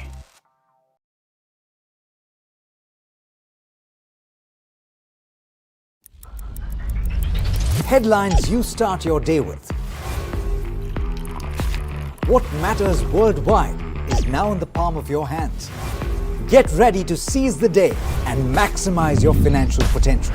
Stay ahead of the curve with all you need to know on NDTV Profit.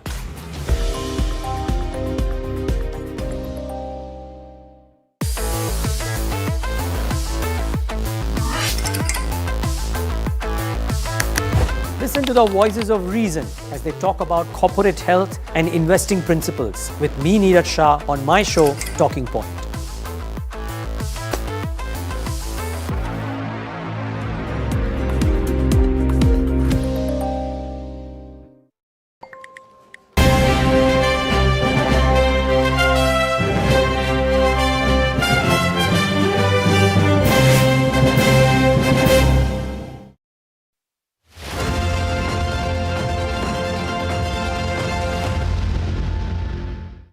Our lives are comprised of a series of decisions.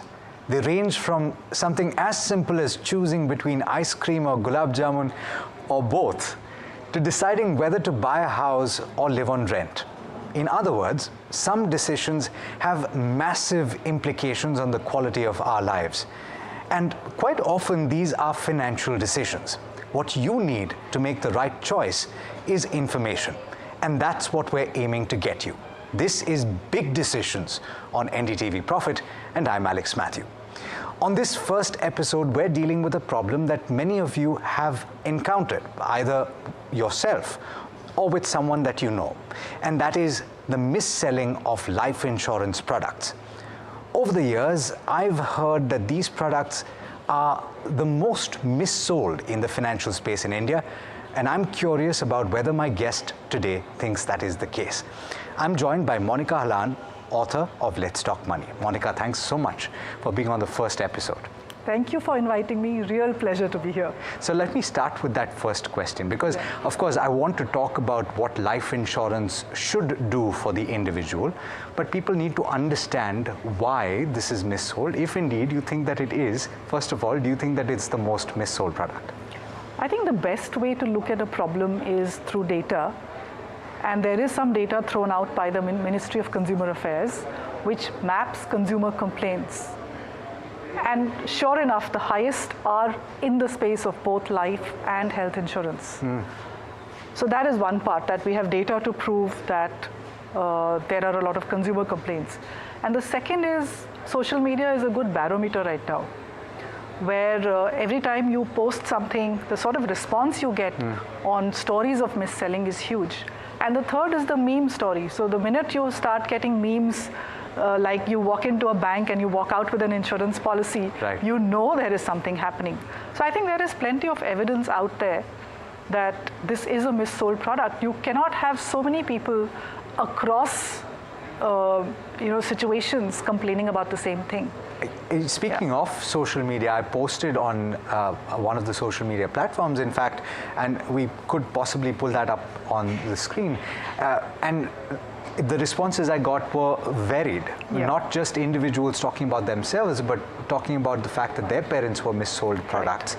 I'm hearing about people 75 being sold life insurance products, which is a little ludicrous, if you can call it that. The question I'd like to ask, and why this is important for people to understand, why are these products missold? You have to follow the money. Look, finally, this is finance. It's not rocket science. You've got to look at why the agent and the bank is selling these so hard. The first year commissions can now go as high as 100%. So earlier, they were much lower. But IRDA, in a series of what it calls reforms, has left the decision onto the insurance companies as to how much they want to compensate the agents. So technically, there is no upper limit on the first year commission that the agent gets from your first premium. After that, subsequently, the commissions dropped to about 7.5% a year. So imagine, let's say that person is not even getting a full 100%, but is getting, say, 40% commission or 50% commission. And from the second year till the life of the policy, the commission is dropping to 7.5%. What is a utility maximizing insurance agent going to do? She is going to hard sell the first time that you buy the product, and then encourage you after 2 or 3 years to buy a new one. Right. Let go of the old one and buy a new one. So you just have to follow the money. Because there's huge incentive there. There's huge incentive. And there isn't a product in India or anywhere in the world, I think, where such a huge incentive sits there. Let's compare it with a bank fixed deposit or a public provident fund or a mutual fund. So a mutual fund is a market-linked product, but it has zero front commissions. 2009, Mr. C.B. Bhave, who was the then SEBI chairman, he made the industry swallow a very bitter pill. He did the job of a regulator and said, no front commissions. So if you invest 100 goes to work, minus a small tax that the government collects. But Monica, I've also heard of cases, anecdotal evidence of individuals coming and saying, hey, you know what, this individual came to me and said, you don't even need to pay your first year. I will pay the first year premium for you. Yeah. How does that work? He's paying out of his own pocket because he's getting the entire thing back. Right. He's getting that 100% back.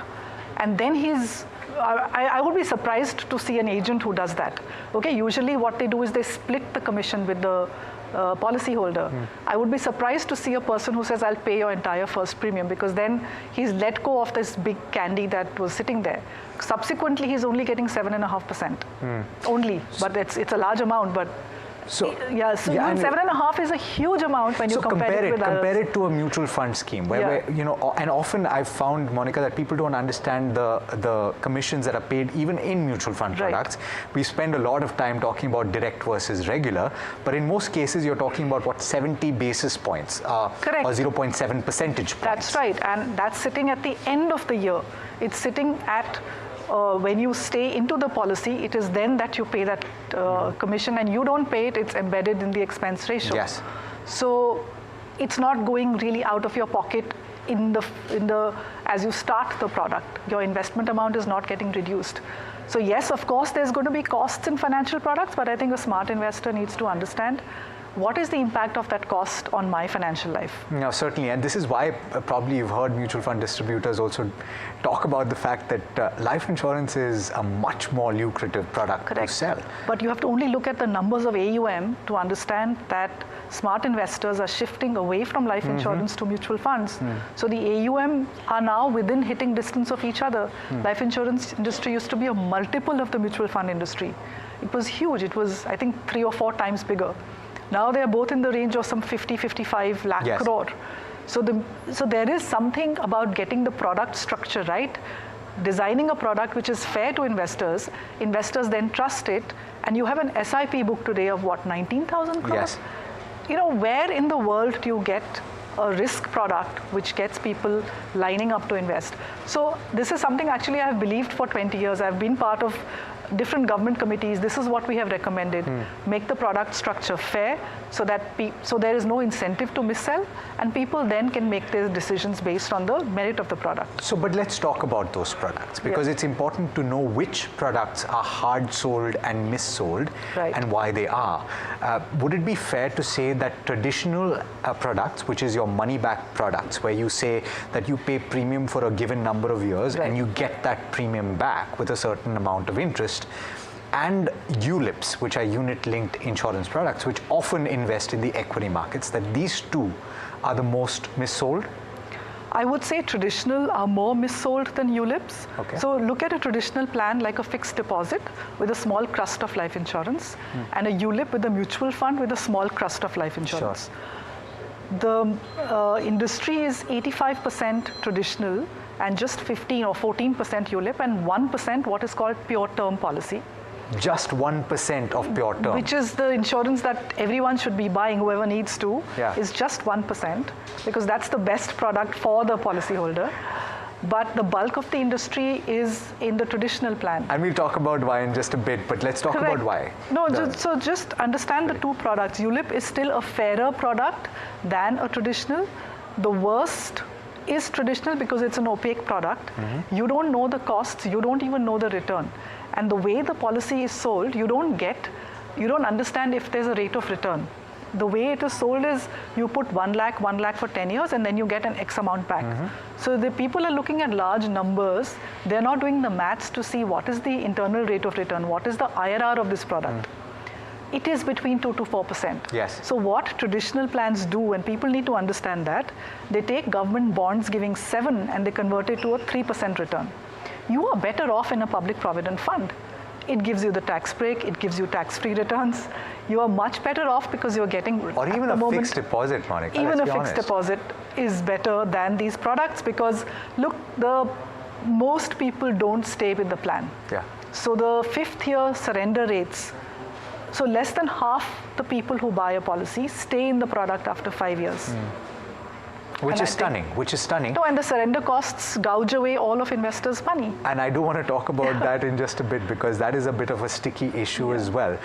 We've established that traditional products are missold, and we'll talk about why these are not meant to, or these are not the ideal option that should be chosen.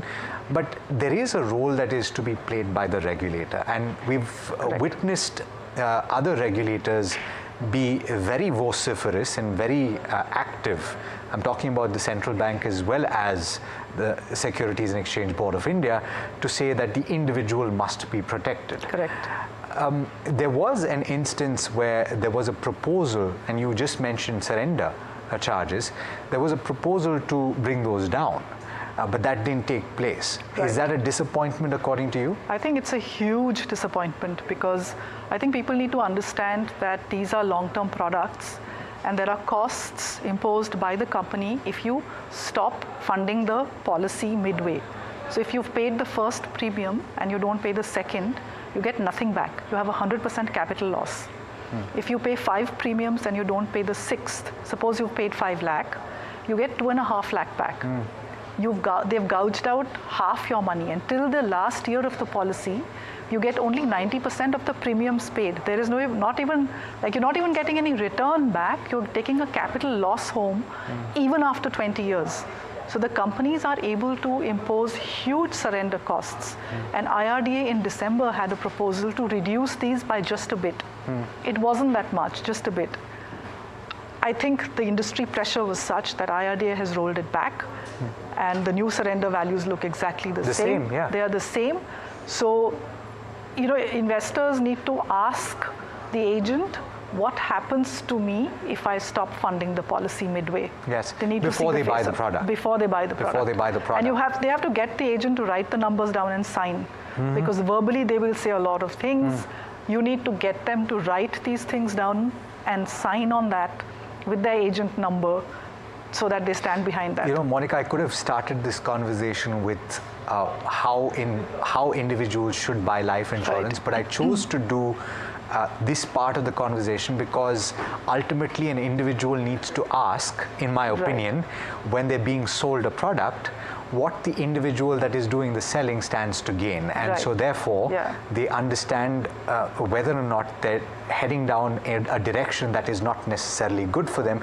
One last question before we slip into a very quick break, which is from a regulatory standpoint, is there something that can be done quickly? And of course, a lot of things can be done, should be done, but is there something that needs to be done immediately to resolve certain situations? They have to make the commissions subject to persistency in the policy.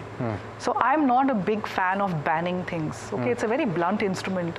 Ban this, ban that. No, let products play in the market, but allow the commissions to be such that the longer the policyholder stays, the larger is the commission for the agent. So what the current structure does is it takes a lifetime of commissions and it collapses it into the first year. They should do the reverse, that make the agent win if she can keep the policyholder in the policy till the end of the term. Right.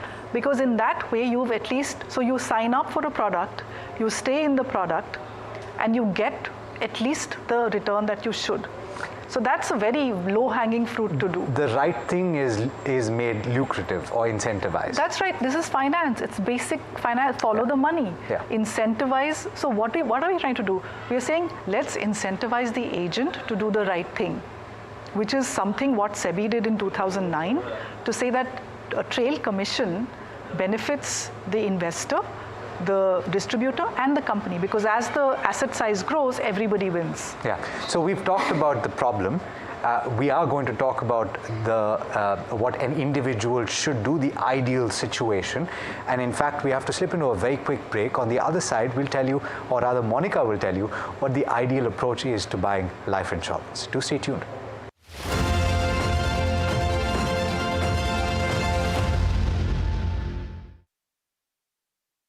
Have you been struggling with your personal finances? You're not alone. There are a lot of people out there that find it difficult to manage their money.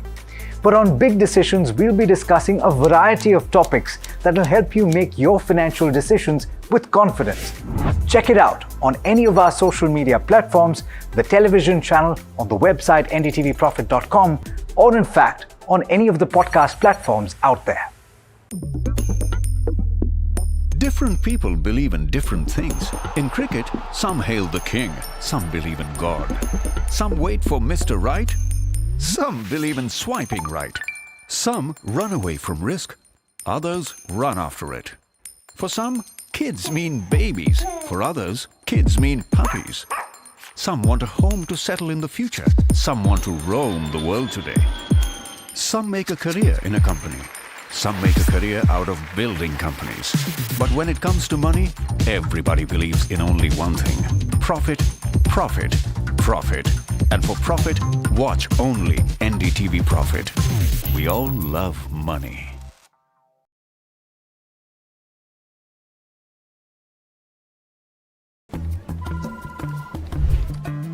Bro, what are you doing? I'm trading FNOs. So, have you made any money? Oh, it's simple. If you think the market is moving upwards, just buy Nifty call option. But if you think the market could slide downwards, Simplifying futures and options trading. Don't worry about the future. We've got your options covered. Futures and options strategy that will help you move with the tide. An unmissable trade. If you want to be in the money.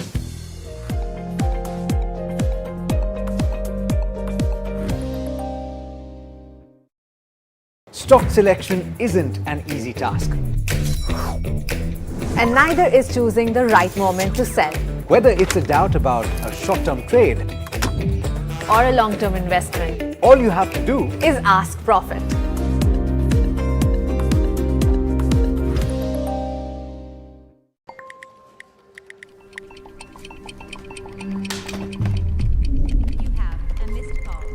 Let's be real, guys. There are many financial experts out there. Which stocks to target? What's good for long term? When to buy? When to sell? How do you stay ahead of all the financial noise to achieve your dreams? You can accomplish all your financial dreams. Let us worry about giving you the right investing insights on the Portfolio Manager.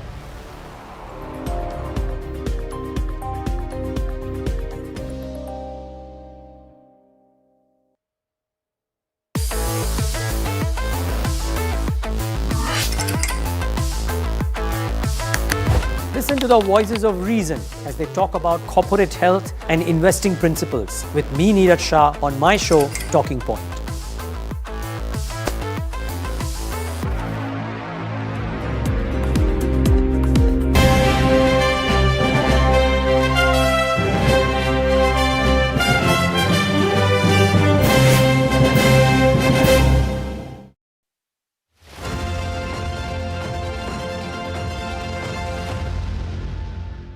We're back. This is Big Decisions, and we're in conversation with Monica Halan. We've been talking about the problem that is insurance or life insurance mis-selling.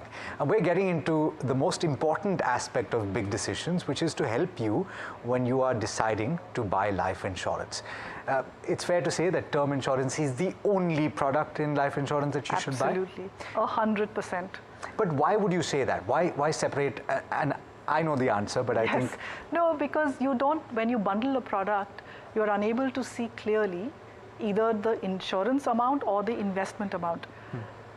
Both ULIPs as well as traditional plans have a very thin crust of insurance. You might get like 5 lakh of a cover for a premium which is 50,000. But a person who can afford a 50,000 rupee cover probably has an income which needs a 1 crore cover. Yes. So a term plan it's like your car insurance. You get nothing back if you survive the policy term. But that's a good thing. It's great because should you have an event, your family gets a very large amount. So in your 30s, in your early 30s, if you want a crore of cover, it doesn't cost you more than 8 to 10,000 a year. That's it. So the only product to be bought is a pure term life cover. You should buy it online. You should fill the form honestly. You should get a medical test done. Be honest because you don't want the claim to be rejected. And it's not true that everybody needs a life insurance product or policy, because this is a very specific thing. What I think a lot of people don't understand is what insurance is meant to do. If you look up the definition of insurance, it is the shifting of the risk from yourself to another entity, which is being compensated for that, and that is the premium which you're paying, which you're not supposed to get back anyway. Right? So who needs a life insurance policy? So a very rich person, Shah Rukh Khan doesn't need a life insurance cover because he doesn't need to go to work to pay his bills.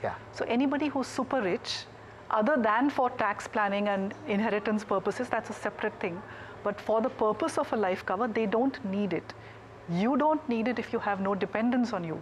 You need a life cover if you have people who depend on the salary that you get home every month or every quarter. Once you get financially free, so people want to get financially free, which means you don't need to go to work. You have the assets which sustain you for the rest of your life. The day you reach your fire target, that is the day you have to let go of your life insurance, unless you have a loan. Then you probably need that extra little bit of life insurance. But you don't need life insurance if you have the money to pay your bills till the time that you're alive. And if you don't have financial dependence? If you have no financial dependence, so people who are single, plan to stay single, don't have dependent parents on them, you have no need for life cover. So don't buy it for tax planning. There are other products which do equally and actually better than life insurance. Yeah, or in fact, if your parents, in a lot of cases, the younger folk, their parents have been saving for some time, have had the benefit of investing in mutual funds and other investment assets.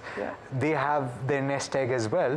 If they're okay, you don't necessarily need to go out. If you have no spouse or children or extended family to look after, and your parents are financially independent, you have no need for life insurance at all. It is not a product which is in your portfolio. And it certainly shouldn't be bought just for tax-saving purposes. Definitely not. You have the PPF, you have ELSS, you have a 5-year fixed deposit. If you have a home loan, the principal is also eligible for that ATC benefit. You have a ton of products you can use for that benefit. But let's talk about the modalities of choosing how you need to do this term policy. How do you determine how much of sum assured you want, which is basically what you get in the event of an untimely demise? So look, one of the processes is actually to sit with the financial planner, look at how much assets you have, because if you already have these assets, that has to be minused from the rest of the amount which is required. So we use a rule of thumb for shows like this because you can't go into each person's life. So technically, just 10 times of your annual income is good. So if you're doing 10 lakh, and many people watching will be doing more than that, you need 1 crore of life cover. So those are the numbers, 1 crore, 2 crore, 3 crore. Those are the numbers. But remember to deduct the existing assets from that final amount. Right. And is there something that is ideal in terms of the payment of the premium? Because there are several options in terms of lumping it up or paying it over a period of time. If you can do a lump sum, it's easiest in terms of just practicality, that you've got rid of it. You've made one payment, it's out of the way, and you're free. But if you want to do a monthly, it'll be slightly more expensive. But it's not going to change your life in a major way. The other aspect is when do you review this? And this of course is the case with almost every aspect of your personal finances. You have to go back to the drawing board often to talk about what has changed.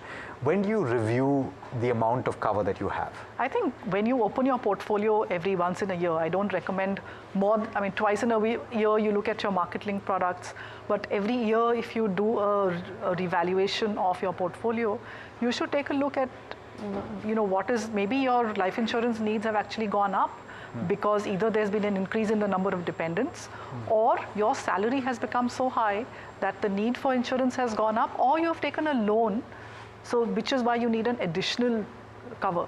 Yeah. Or it could be that your assets have grown in value so much that you're thinking that I don't need that much cover. So just to make the point absolutely clear, when you have a home loan, why is it a good idea to have a term insurance? Because unfortunately, if you die an untimely death, your family will lose the home unless they can pay the rest of the capital. So whatever value of loan is left, to that value, you should have a policy, a separate policy from your regular life insurance policy, because the minute the loan is over, you can let it go. You can let it go. So in the event that you prepay your loan and you get it out of the way, you can let it go. You can stop paying your premium. Yes, but that is why, again, you know, the services of a planner are so essential. Sure. Because see, what happens is you will take a loan maybe in your mid-30s. Your salary may not be that high. By the time you're in your mid-40s, you might have paid off your loan, but you've got a very cheap term life cover for the amount of the loan. So that sort of will cover you for the increased salary as well. Sure. You might just choose to keep it because you don't have to buy an expensive cover. So term life premiums increase as you age, but once you lock into a premium, that it stays flat throughout the rest of the policy term. The last aspect that I want to delve into is at what point do you not buy? So at what age do you say, no, I definitely should not buy? Of course, it becomes ridiculously expensive. Correct.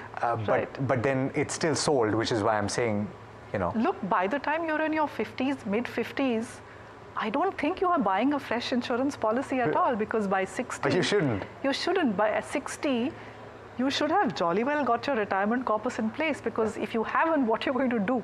Yeah. And insurance companies should not be selling to the elderly life insurance policies. Yeah. Because, you know, you're closer to the age of dying. And they wouldn't sell term policies anyway. Of course not. Of course not. They're selling these money-back endowment whole life products. Yeah. Which brings us back to the start of the conversation. Correct. But Monica, on that note, it's been an absolute pleasure having you on Big Decisions. Thank you so much. Thank you so much for inviting me. And well, I hope that this conversation has helped you out as well. This, as I pointed out earlier, is Big Decisions. It's aimed at helping you make your financial decisions with confidence. Let us know what you think in any of the comments on our social media platforms. And stay tuned. Lots more coming up in the weeks ahead.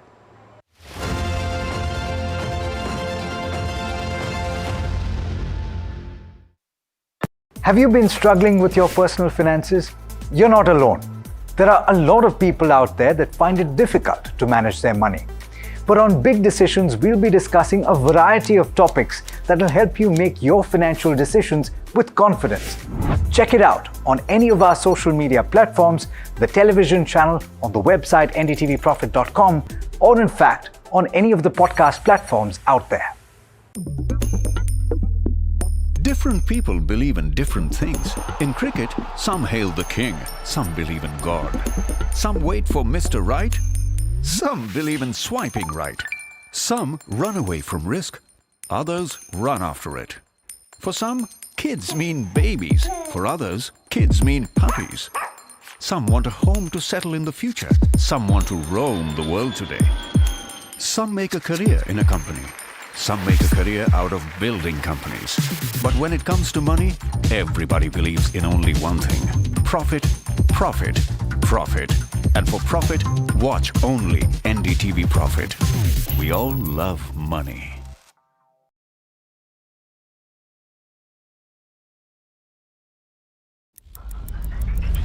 Headlines you start your day with. What matters worldwide is now in the palm of your hands.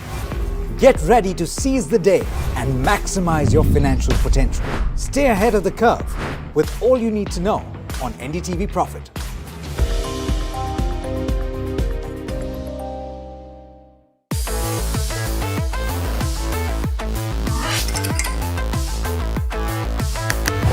Listen to the voices of reason as they talk about corporate health and investing principles with me, Neeraj Shah, on my show, Talking Point.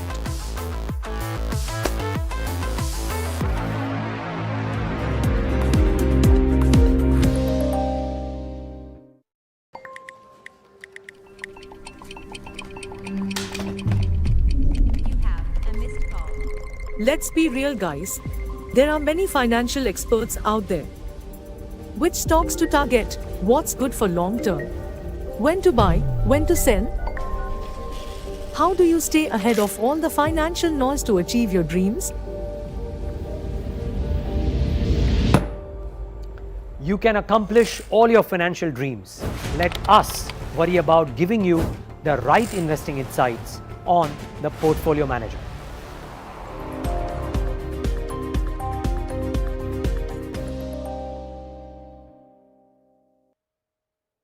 Stock selection isn't an easy task.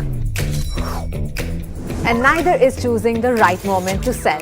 Whether it's a doubt about a short-term trade Or a long-term investment. all you have to do Is ask.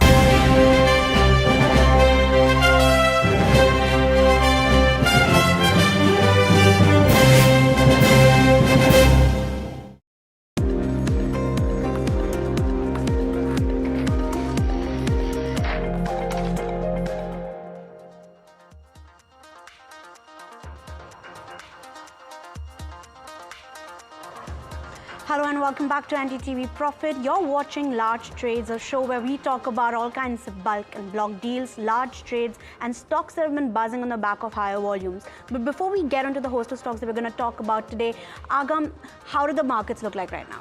Not great, Mika. Well, we are looking at about a profit taking. It has been a strong week. We know that. And of course, the benchmarks had advanced. In fact, Nifty had at one point in time climbed and perhaps was testing 22,700, of course. So we're looking at a step back of sorts at the moment with a cut of around 0.8% as we speak, and it certainly is looking like a bout of profit taking and nothing more than that. Of course, when you consider how things are panning out when it comes to the Nifty, let's take a look at the constituents, and largely it's been HDFC Bank and ICICI Bank weighing down on the index at the moment, along with Infosys. Of course, on the other hand, we have Tata Motors and something like a Nestle also aiding. But there's hardly been any support there. It's essentially been the weakness in some of your private sector banks, Sun Pharma and Infosys, along with a handful of other names which are weighing down on the index. Even in terms of the broader markets, though, we do have something like the mid cap and the small cap, which is outperforming, but they've also now turned marginally in the red, at least as far as the mid cap 150 index is concerned. The small cap index is also flat at the moment. So we don't have too much traction. We have given away a lot of the gains that we made through the course of the day. And the question really is that, can we expect a little bit of recovery in the last hour of trade? Or will the markets look to actually give away some of the stocks that they had bought through the course of the week, wait it out when it comes to the weekend, and then perhaps initiate new positions going into Monday. That's a wait and watch. Even if you consider some of your broader market indices, take a look at how things are panning out when it comes to your broader markets. Well, you'll know that we haven't seen too much traction in general as a whole.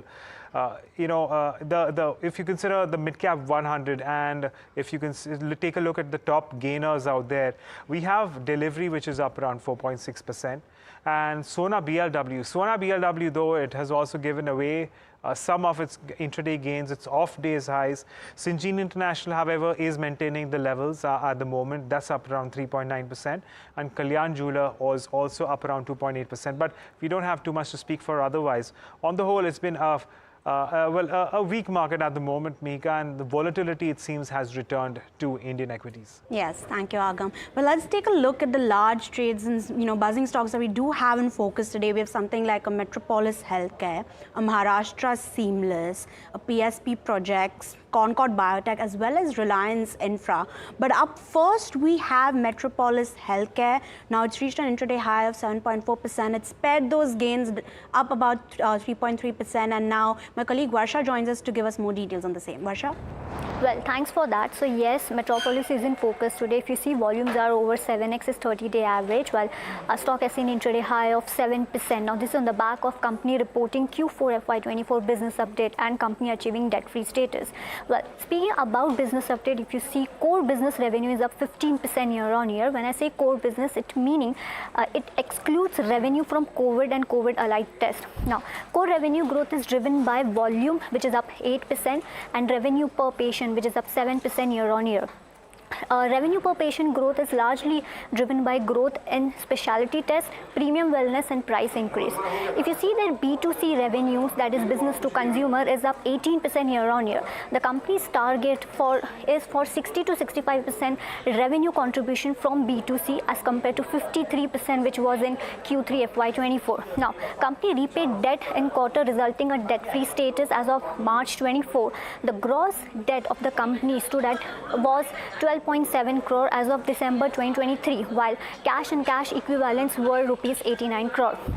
Now, speaking about the expansion plans for the company plans to add 30 labs in FY25, and effective from Jan 24, the company implemented a price increase in the B2C segment across India, which will result in increased revenue and margins in Q4 FY24 and FY25. Now, the company is planning a price increase in B2B segment as well, specifically for specialized and super specialized tests in Q1 FY25, which will further boost revenue and margin profile. And lastly, if you see, company is expecting EBITDA margins of 26 to 27% until FY25. Okay, Varsha, thank you so much for getting us that roundup of all the updates around Metropolis stock, which is surging, as you can see on your screen there. But let's move on and talk about Maharashtra Seamless. This is the other one which is on our radar. It has given away a lot of the gains, and it's now up just about 1.25%.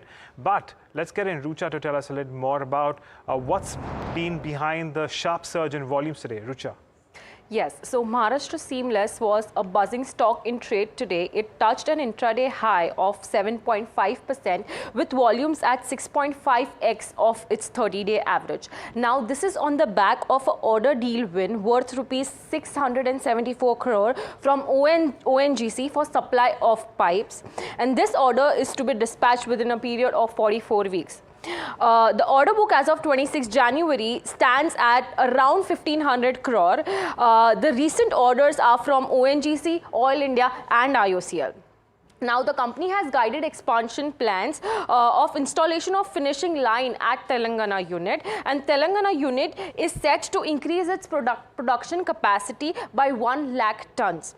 The current capacity utilization is anywhere between 70 to 75% in terms of tonnage. According to Bloomberg consensus, there are 3 analysts who have rated this stock, and all the 3 recommend a buy rating on the stock.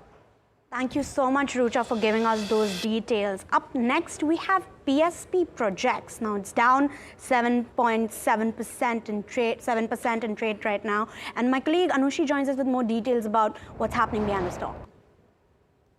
So on PSP Projects, if we had to look at the company's intraday low, stands at about 10% now, while the volumes also were buzzing at about 5 times its 30-day average. Now, it is interesting that the stock has hit a 52-week low just last month itself, but on to what is happening in the company. While there are possibility of a large trade over here, but let's just get an overall background of how the company has been faring and what over the course of the quarter. So if you had to look at the order book position of the company, the order inflow stand at about 3,400 crore as of March 24, which is it's normal. If you had to look at its average trend also, it has been in this range over the course of last few quarters. Again, if you had to look at how the Q3 FY24 shaped up, the revenue, while it saw about a 41% of a growth, it's the margins which continue to remain under pressure, about 9% compared to 12% last year, while the net profit was also about 12% down.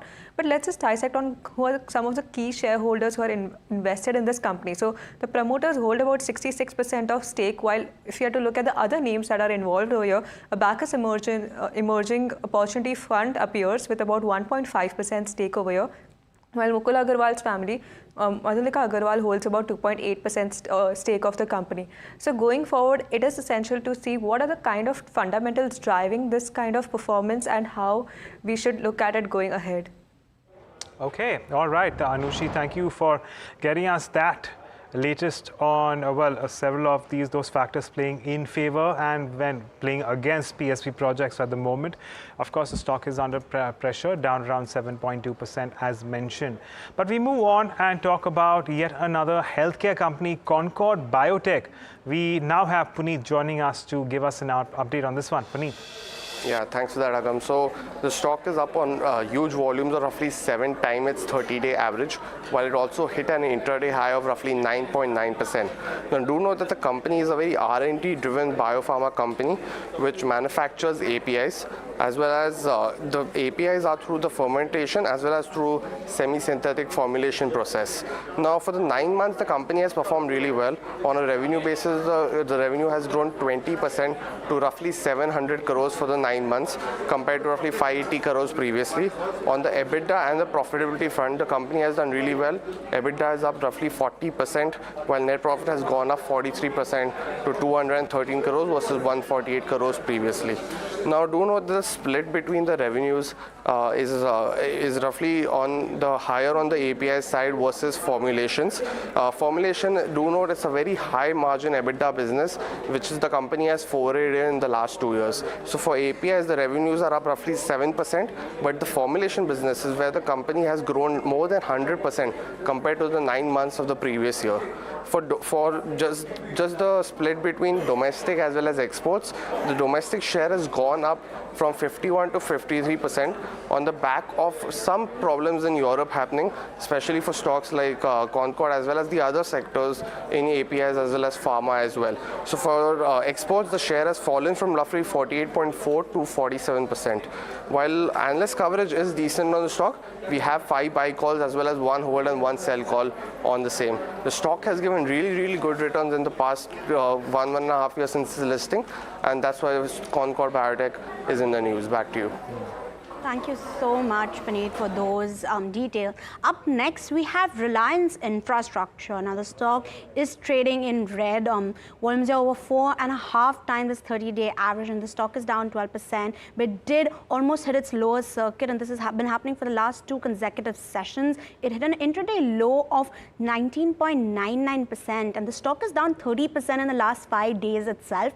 Now, this came, the weakness came after the Supreme Court squashed the arbitration award that was previously granted to the company. Now, the Supreme Court has allowed a curative petition which was filed by the Delhi Metro Rail Corporation and has set aside the 8,000 crore arbitrative award that was due to be paid to the company, which is Reliance Infrastructure. Now, the arbitration award was previously in favor of the Anil Ambani-owned entity. However, the petition stated that the Delhi Metro Rail Corporation is not obliged to pay the award, and the payment was due to Reliance Infrastructure's subsidiary Delhi Airport Metro Express. Now, the Supreme Court on Wednesday directed that the amount paid by the Delhi Metro Rail Corporation is to be refunded and has stated that the court made an error in judgment previously. However, the company did respond that Reliance Infrastructure did not had the order that was posted by the Supreme Court does not impose any liability to the company, and the company in fact did not receive any money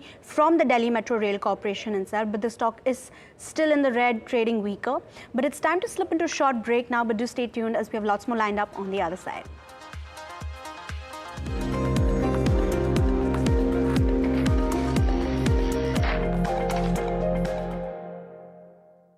Have you been struggling with your personal finances? You're not alone. There are a lot of people out there that find it difficult to manage their money. But on Big Decisions, we'll be discussing a variety of topics that will help you make your financial decisions with confidence. Check it out on any of our social media platforms, the television channel, on the website ndtvprofit.com, or in fact, on any of the podcast platforms out there. Different people believe in different things. In cricket, some hail the king, some believe in God. Some wait for Mr. Right, some believe in swiping right. Some run away from risk, others run after it. For some, kids mean babies. For others, kids mean puppies. Some want a home to settle in the future. Some want to roam the world today. Some make a career in a company. Some make a career out of building companies. But when it comes to money, everybody believes in only one thing: profit, profit, profit. And for profit, watch only NDTV Profit. We all love money.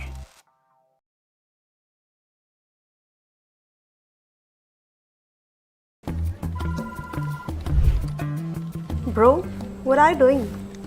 I'm trading FNOs. So, have you made any money? Well, it's simple.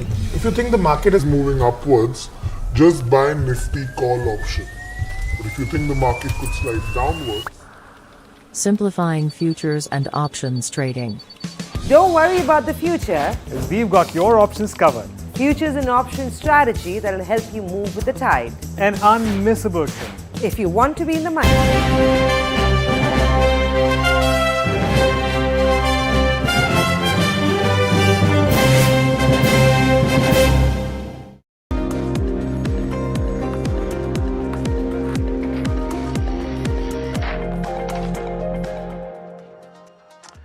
Welcome back to Large Trades. Well, we're taking a look at the markets which have taken a turn for the worst. At the moment, we're looking at the Nifty touching at day's low, and it's down, 1% now. We are looking at a lot of weakness right now. The Nifty is lost out on the 22,600 mark, and in fact we are looking at a cut of over 200 points as we seek at the moment. A lot of this weakness is coming through, and it's a secular decline coming through, especially when it comes to the constituents of the Nifty. If you just consider how things are panning out and what are those factors in fact which are leading to this weakness, let's pull up the list of losers on the Nifty 50, and you realize that a lot of them are of course heavyweights. We have Sun Pharma now down 4%. Maruti Suzuki is now shedding weight and quickly as well. That's down around 2.6%. Remember, it's been one of those key counters that have led the Nifty higher over the previous few sessions. Cipla is the other one which is under pressure, down 2.3% as well. And then of course you have names like Titan and Power Grid, along with ONGC, which are also under pressure right now. A lot of weakness coming in the steel companies specifically. Again, the steel sector is the other corner of the market which had been quite resilient of late, and it does seem like that profit taking has seeped into that particular sector as well. While JSW Steel is down around nearly 2%, Tata Steel is also down around 0.6%, and not to mention from the FMCG pack, something like an ITC, which has a reasonable weight on the Nifty at the moment, that's also down around 1.5%. So we do have a lot more weakness coming in. In fact, if I'm not mistaken, we just have about 10 gainers on the Nifty 50 as against 40 odd losers at the moment. So it's not like the market breadth is in favor of the bulls at the moment. We just have Divi's Laboratories, which is up around 1.3%, and that's the only counter which is gaining by more than 1% on the Nifty 50. Save for that, all the other key gainers as well on the Nifty 50 are gaining no more than 0.6%. So, this is about a profit taking, and there's no doubt about that. And largely given the context of the kind of gains that we've seen through the course of the last 1 week, but a lot of uncertainty now is coming down, is starting to seep in. So, that's something that we will watch out for. But let's move on, and we'll talk about Vari. Okay. So pardon me. Let's move on and talk about we'll move on to talk about Japan's Mitsubishi UFJ Financial Group in talks to invest about $1.5 to $2 billion in HDB Financial. We have Vishwanath Nair who's joining us to tell us more. Vishwanath. Right, Agam. So, as discussed, the MUFG, which is a Japan-based financial sector conglomerate, is looking to invest about $1.5 to $2 billion in HDB Financial Services. HDB Financial Services, of course, is a subsidiary of HDFC Bank. HDFC Bank owns about 94.7% odd stake in the company, and this stake purchase is going to result in MUFG holding about 20% or thereabouts in HDB Financial Services. Why is this important? Well, HDB Financial Services Services was likely to go for an IPO at some point this year or early next year, and discussions regarding that are still ongoing. This transaction essentially gives you a benchmark for the valuation of the company. What sources are telling us is that the valuation could be in the range of $7 to $10 billion, and that sort of makes it as a platform on which the retail investors can do their IPO purchases. HDB Financial, of course, has been one of those subsidiaries which have been slotted for an IPO for a very long time. HDFC Bank was supposed to go for an IPO at some point in time, late 2019 or early 2020. That got delayed because of the COVID-19 pandemic. Now, finally, we're talking about another IPO, which will end up becoming a sort of valuation exercise, as well as will unlock some value for HDFC Bank. That's what our sources are telling us. Well, Vishy, thank you so much for joining us and taking us through those details. Of course, another important story that's been developing. But we move on to Vari Energy's IPO, which is set to disrupt the listed solar module space. We have Mika who's joining us to give us an analysis of what we can expect going forward. Mika. Yes, so Vari Energy is filed its DRHP in 2023, is likely to be listed in 2024. Now, the listed Indian solar PV module manufacturers have surged in the past year, and they've surged between 2.11 to 10.9 times, but the potential listing could disrupt and cause some pressure on the Indian listed companies. Now, Tata Power, whose subsidiary Tata Power Solar, the stock has risen 119%. Adani Green Energy, which holds a subsidiary called Adani Solar, has risen 103%. And smaller companies like Websol Energy Systems as well as Installation Energies have risen 600 to 900%. But Vari, I know a little bit about the company. It submitted its DRHP to SEBI in 2023 and is likely to be listed in 2024. Now, the IPO consists of a 3,000 crore fresh issue, which will also have an offer for sale of 32 lakh shares. Now, how the company plans to utilize is most of the funds will go to fund their capex, whereas the company plans to build a fully integrated 6 gigawatt facility in Odisha. Now, it's key to note that the company already has an installed capacity of 12 gigawatts, which is the highest in India, listed or unlisted, and it has the potential to reach 18 gigawatts by fiscal FY26 or FY27. Now, it also has 12% market share of the total enlisted capacity as per the ALMM list of November 2023, which mandates government solar projects to use modules from the eligible producers only. Now, when you compare to the listed players, Tata Power has a capacity of 4.6 gigawatts, while Adani Green Energy's subsidiary, Adani Solar, has a capacity of 4 gigawatts, whereas Websol Energy System and Installation Energy have a capacity of 250 megawatts each. And then when you look at the financial performance of Vari Energies, its 3-year revenue and net profit has grown at a CAGR of 86 and 231% respectively. The company has had significant margin expansion as well, and margins have expanded around 750 basis points over fiscal FY21 and FY23. And now when you compare to the listed players, the financials which I'm speaking of, Vari Energy's FY23 operating income was higher than soon to be listed Vikram Solar, Websol Energy Systems, and comparable of that of Tata Power. FY23 operating company also posted a 136% revenue growth year on year, and other listed players posted a fall in revenue in FY23. And when you look at the operating margins, they're comparable of that of Adani Solar. And lastly, when you come to see direct competition, Vari Energy manufactures monocrystalline and multicrystalline solar modules, and has listed Websol Energy System as the only company with a similar product portfolio. So when you look at the financials of these two companies, Vari Energies has posted significant growth in its financial performance over the 3 years, whereas Websol has seen declining revenues as well as profits, which led to Websol Energy Services, Websol Energy Systems posting a net loss of 23.7 crores in FY23 versus a net profit of 9.7 crores in FY22.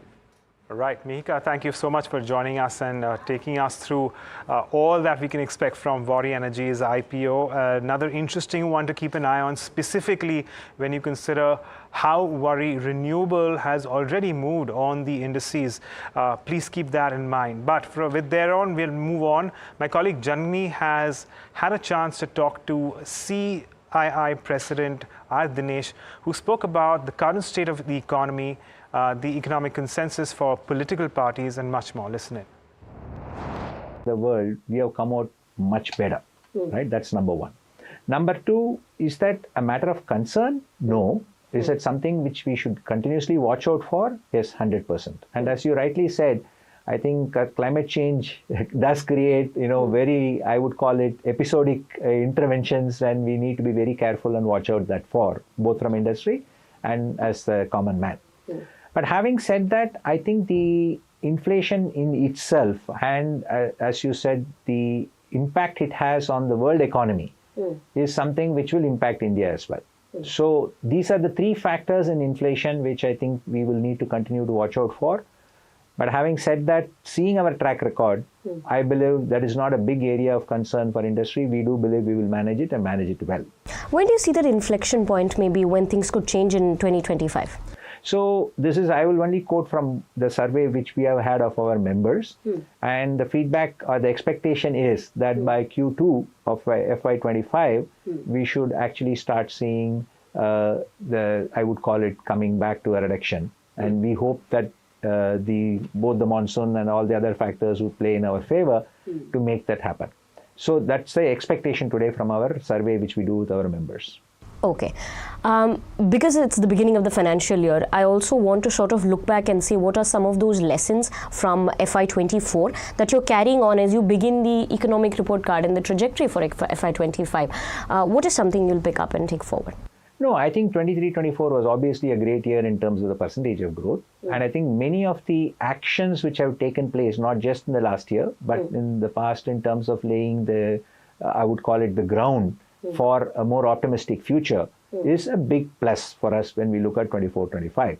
I think the big lessons are that we will need to continue to focus on the cost of doing business and to a great extent the infrastructure which has happened both from the physical infrastructure and the digital infrastructure is something which is going to help us going forward.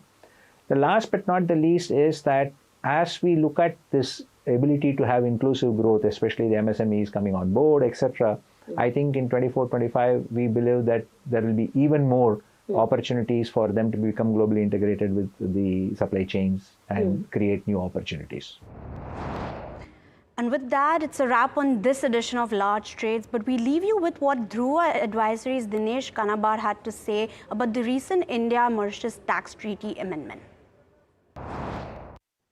So two parts to it. First of all, India is a party to the OECD amendments, and one of the amendments is that every investment into using a treaty should, as Pranav was explaining, meet the principal purpose test, meaning thereby that if you are using the treaty of another country only for availing tax benefits, then the treaty should be denied to you. So if there is a US investor using a Mauritius treaty to invest into India, and the principal purpose of that is found to be only to avoid taxes which are legitimately avoidable under Mauritius-India treaty, then the treaty benefits can be denied.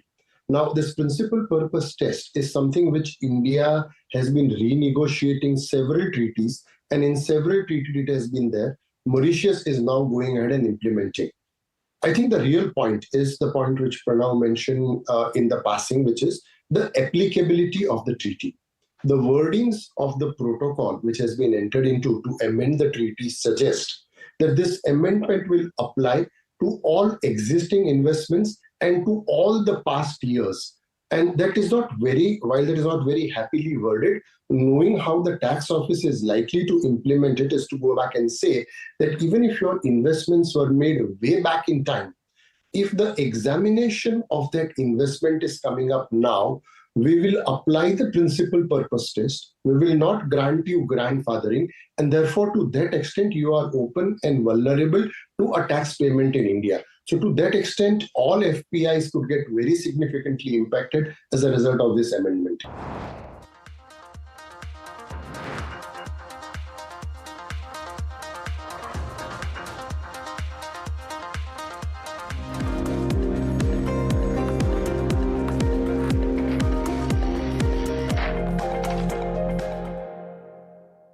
Have you been struggling with your personal finances? You're not alone. There are a lot of people out there that find it difficult to manage their money. But on Big Decisions, we'll be discussing a variety of topics that will help you make your financial decisions with confidence. Check it out on any of our social media platforms, the television channel, on the website ndtvprofit.com, or in fact, on any of the podcast platforms out there. Different people believe in different things. In cricket, some hail the king, some believe in God. Some wait for Mr. Right, some believe in swiping right. Some run away from risk, others run after it. For some, kids mean babies. For others, kids mean puppies. Some want a home to settle in the future. Some want to roam the world today. Some make a career in a company. Some make a career out of building companies. But when it comes to money, everybody believes in only one thing: profit, profit, profit. And for profit, watch only NDTV Profit. We all love money.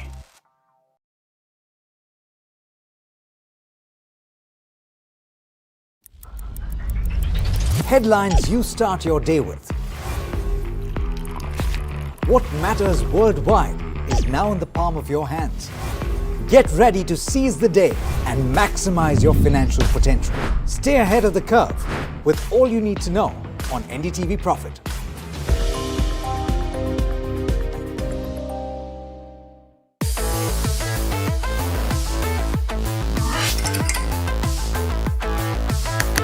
Listen to the voices of reason as they talk about corporate health and investing principles with me, Neeraj Shah, on my show, Talking Point.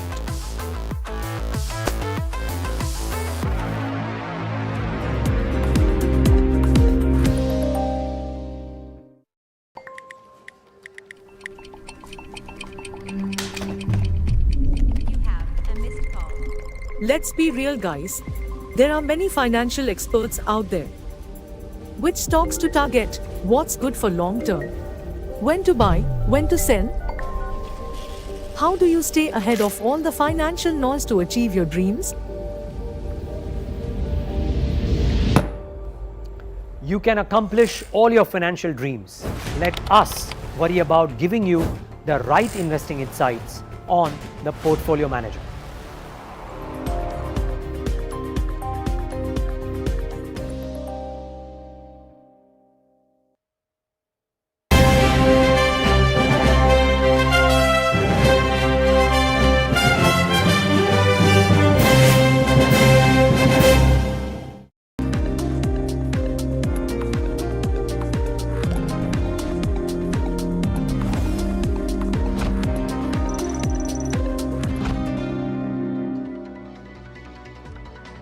Thanks for tuning in to India Market Close, and it's looked iffy today, and maybe for the right reasons as well. We were talking about it on the trade setup this morning that there are enough reasons for the markets to be a bit worried.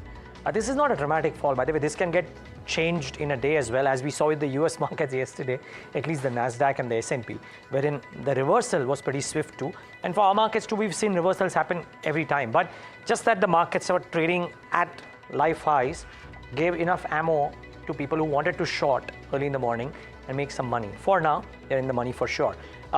Bring up the mid caps and the small caps and just see whether they have reacted as adversely.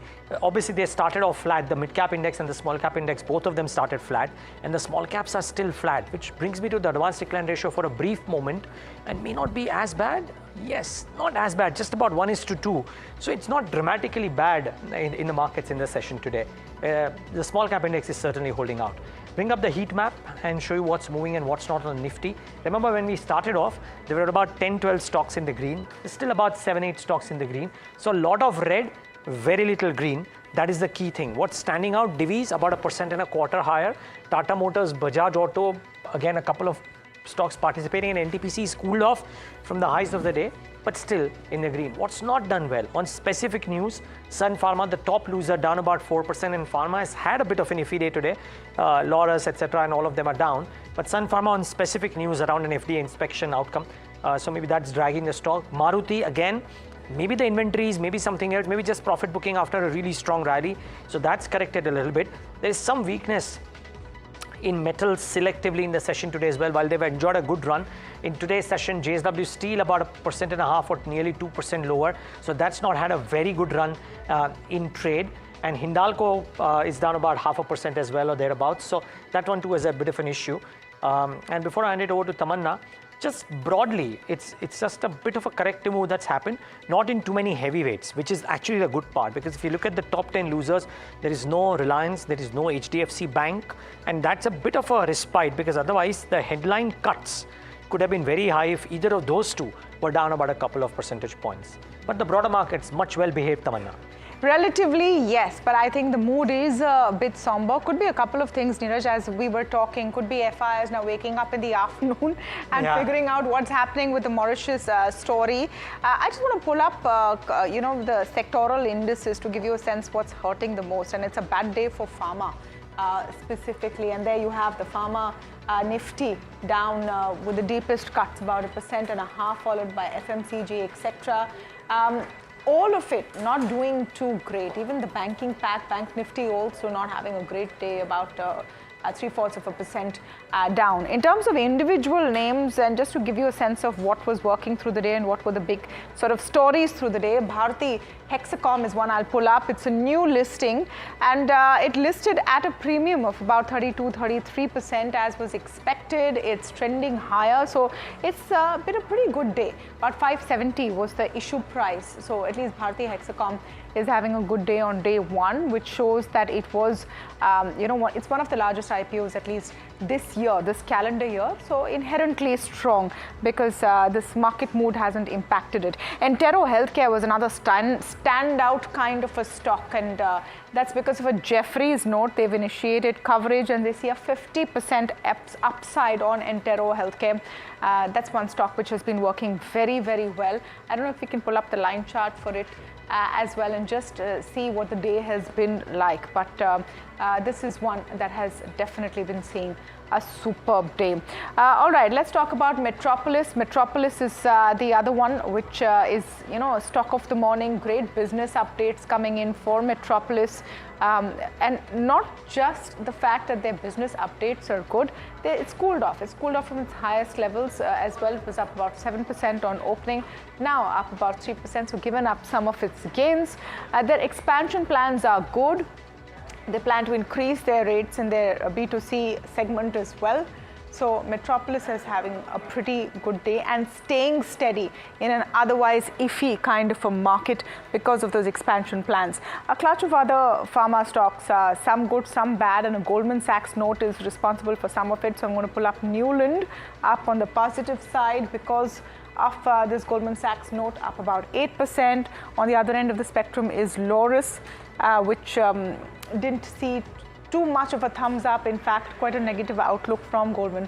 So that's about 3.5% down. That's also improved a bit from the kind of tally that it saw. Vodafone is the other one that I would pull up. We reported first that the FP of 18,000 crores would be on the anvil. That's, that notification is out. But it's the range. The floor price is about 10, upper end is 11, 10 to 11 rupees. That stock is about 12 rupees now. So that's why you've been seeing that constant beat down on a Vodafone as we speak. So these are some of the key stories that you can see through the day in the broader end of the markets. But overall, the mood is a little on the downside, isn't it, Neeraj? Yes, it is. And that is the worry. I mean, there are enough reasons for there being caution on the street. Let's see if indeed the trading view is also turning out like that. Vaishali Parekh, Vice President Technical Research at Prabhudas Leela, joins us right now on the show with her thoughts on what the charts are suggesting. Vaishali, good afternoon. Thanks for joining in. What have you guys done as a house today in terms of telling your clients, take a bit of profits and sit on the sidelines, or initiate shorts? And what would be the calls, of course, for this afternoon on the index first? So very good afternoon, and thanks for having me on the show. So yes, well, once we saw Nifty breaking 22,600 levels, we have asked our clients to exit because now we are looking at a downside of 22,500. Now, that is one stock which really, that is one level which is a prominent support. So if that support breaks too, I think we may see some further selling coming in the market. And likewise, Bank Nifty for 48,400 acts as a crucial support. So Bank Nifty is still holding on well as compared to Nifty. but I would have a cautious view from here on, and stock specific movements. So that's what we are looking at. All right.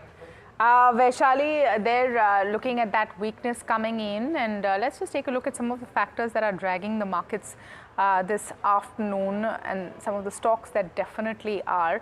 Just Vaishali, if you've been tracking the top losers, the Sun Pharma today doing very badly, so is a Maruti. Any take on those two specific counters? So I guess, yes, Sun Pharma has shown signs of weakness, but we need to see a follow-up selling coming on that. So if we see a break of 15-20 levels, that would really weaken the trend and we would see a downslide in this stock. As far as Maruti is concerned, well, this was the first day that we are witnessing some good selling coming in this stock. So overall, the trend has been pretty okay. But if we see a close below 12 to 200, that would be creating further panic in the stock. So yes, there is the first sign of exhaustion seeing in the stock since 2 days. Okay, let's just revisit those ones. So remember the targets. I'm just interested in our viewers knowing the targets that of the stocks that Vaishali is given. So let's pull up the Maruti plate with the target prices as well, because that arguably is one of the weak ones. There, the day's low is 12,315. Sorry, Vaishali, what is the target that you gave on this one? So I would say, well, the near-term support lies at 1220. If we see a close below that, that would trigger a further selling pressure going towards 11,500. So 1220 is 12,200 is the support level. Okay. Point well noted. Do keep an eye out for these ones as well. We need to talk about Metropolis. I'll just do that in a moment from now once my colleague Varsha joins in. But the other aspect of the day today is Sun Pharmaceuticals. And that stock, the way it's cracked today, 4%, 4.5% now at the lowest point of the day. What do the charts suggest for this one? Because Pharma otherwise has not had that bad a last 2-3 months, but this one is clearly sunk today. I'm saying, I mean, the trend is still intact, but if 15-20 levels break, then that would be calling for a downslide. So this is the first candle, and today is the first day that we are seeing this kind of a weakness in the market overall. So if below 15-20, it negates my view, and we can see a target of 1500 to 1480 to start with. Okay, just to add a bit on the Sun Pharma story, Neeraj, because it's a fairly important one. This is US FDA inspection at the company's Dadra facility on December 4th. They got an OAI, that's an official action indicated. What that effectively means is, and the 6 observations they've got, what it means is that they need to go back and solve the issue. Otherwise, they get an import alert or a warning letter, and that's bad news. So there is still one more step, and there is a chance for Sun Pharma to come back and resolve this issue, which, surely they're working on. They will be re-inspected by the US FDA to give an all clear. This is sort of a first warning shot. Now, how important is the Dadra facility? It has a contributing revenue which accounts for about 1.5 to 1.75% of their overall business. So it's not too insignificant either, and that's maybe why you're seeing some of that pain. Now, let's come to the stock of the day though. Metropolis, they came out with their Q4 business updates, which were fairly positive. Their expansion plans is also what is exciting the street. Varsha is joining us with more. Well, thanks for that. So yes, Metropolis is in focus today. If you see, volumes are over 7x is 30-day average, while our stock has seen intraday high of 7%. Now this is on the back of company reporting Q4 FY24 business update and company achieving debt-free status. Well, speaking about business update, if you see, core business revenue is up 15% year on year. When I say core business, it meaning it excludes revenue from COVID and COVID-allied tests. Now, core revenue growth is driven by volume, which is up 8%, and revenue per patient, which is up 7% year on year. Revenue per patient growth is largely driven by growth in specialty tests, premium wellness and price increase. If you see their B2C revenues, that is business to consumer, is up 18% year on year. The company's target is for 60 to 65% revenue contribution from B2C as compared to 53% which was in Q3 FY24. Now, company repaid debt in quarter, resulting in debt-free status as of March 24. The gross debt of the company was 12.7 crore as of December 2023, while cash and cash equivalents were rupees 89 crore. Now, speaking about the expansion plans for the company plans to add 30 labs in FY25, and effective from Jan 24, the company implemented a price increase in the B2C segment across India, which will result in increased revenue and margins in Q4 FY24 and FY25.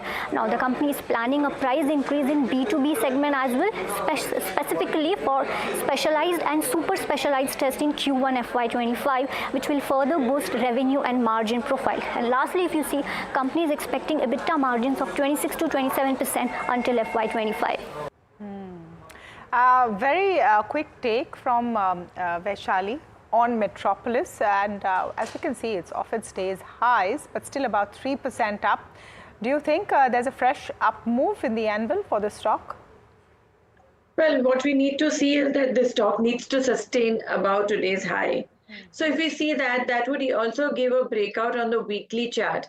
So I would say, well, 1750 was the breakout level, and that's where we are right now. But also for a 200 period to cross, we need to see the stock moving about 1940 levels. That would confirm a further uptrend. Till then, we could see some resistance. Okay. We take a quick break. Vaishali, stay on, so much more to talk about.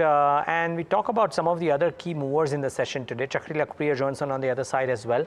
Entero Healthcare is active. There are some of the other PSUs which are not doing too badly as well.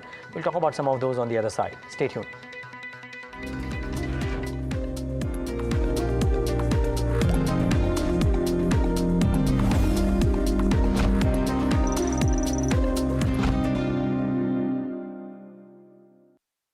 Have you been struggling with your personal finances?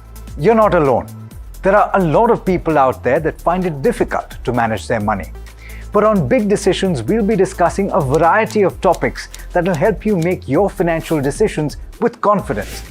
Check it out on any of our social media platforms, the television channel, on the website ndtvprofit.com, or in fact, on any of the podcast platforms out there. Different people believe in different things. In cricket, some hail the king, some believe in God. Some wait for Mr. Right, some believe in swiping right. Some run away from risk, others run after it. For some, kids mean babies. For others, kids mean puppies. Some want a home to settle in the future. Some want to roam the world today. Some make a career in a company. Some make a career out of building companies. But when it comes to money, everybody believes in only one thing: profit, profit, profit. And for profit, watch only NDTV Profit. We all love money.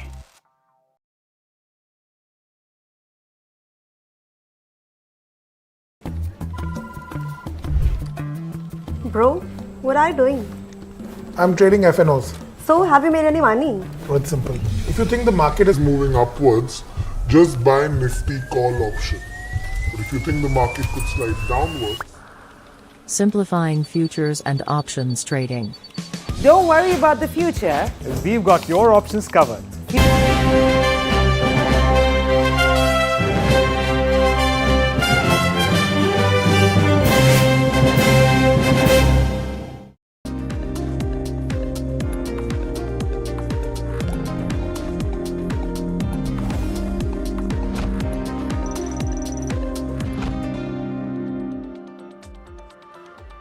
Back with India Market Close right here on NDTV Profit. Let's welcome in Chakri Lokpriya, Managing Partner, Red Strawberry, who joins us on the show. Chakri, great having you. Thanks for taking the time out and being with us. Just before we joined on the show, we were talking about the weakness today in markets, in pharmaceuticals, etc. Just this market weakness, Chakri, is it the global factors that are hurting, or do you reckon the India-Mauritius tax tweak also has a large part to play? Good afternoon. Thanks for having me. Yes, I think partly it's because of the Mauritius unwind trade, which does have a factor, so that is one factor. Second is, of course, the global. There is now a divergence between what the US does, which is keeping interest rates high, EU, which is now succumbing to the fact that it has to lower interest rates. And, this kind of divergence will kind of impact all kinds of importers in India, because you'll have the rupee kind of depreciating versus the dollar as if this event unfolds, and that kind of puts pressures in certain pockets of the markets. I think it's a combination of various things which is leading to today's fall. Okay. Well, clearly pressure out there. The only key point is that whether this can worsen or not. So, Chakri, do you reckon that there is more downside? Because a lot of things that we're speaking about, which is indeed the Fed rate cuts getting pushed out, for example, or higher commodities, are probably not just a one-day event. Higher commodities are not clearly a one-day event. But if you look at the Nifty, if you look at any of the fundamentals of all the metal companies, they will actually, if interest rates cuts are kind of pushed out globally, I mean outside in the US, then it kind of hurts their outlook. And on the other hand, if EU starts cutting rates, they benefit from the outlook. So it's kind of a very muddied picture where it leaves India whether they cannot cut rates, but valuations are low for metal companies, demand is picking up, and therefore you think those companies are okay placed.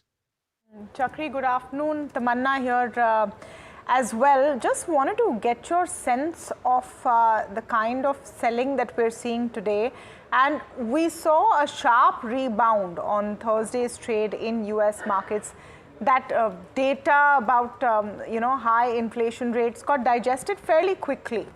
Markets now assuming that your rate cut's not going to happen in June. Do you see this bout of pain as also being short-lived? Yeah, it probably is as far as India is concerned. Simply because, if you look at the companies, I keep talking about this new India in terms of the new companies, new sectors which are benefiting from the surge that you're seeing in the corporate in industrial activity in India. So, their earnings are growing very strong, which is whether it's industrial capex, infrastructure, power, even chemicals to an extent, but of course, that has a big export component. Now, all these sectors are benefiting, railways, defense. So I think, given all this, they'll provide support to the fundamental earnings projection for the year and beyond. Another sector that's in focus is auto and specifically Maruti. Maruti is one of the top losers on the Nifty today.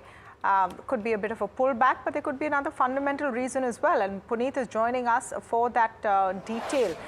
Puneet, now we've seen the sales numbers, we saw the FADA numbers, but you're saying there's more incisive cuts of that data, which is giving us an idea why Maruti could be suffering today? Yeah, that's definitely right, Tamanna. So what we've done is we've taken the data from January to March of the FADA retails. Now, these are retails basically that we register the cars which you and I might buy, and those numbers get registered at FADA, which is the Federation of Automotive Dealer Association of India. Now, we've compared those numbers with the numbers that Maruti, for example, in this case, reports in the exchange filing on the 1st of every month. So we've taken this data compared from January 2024 to the March ending of 31st.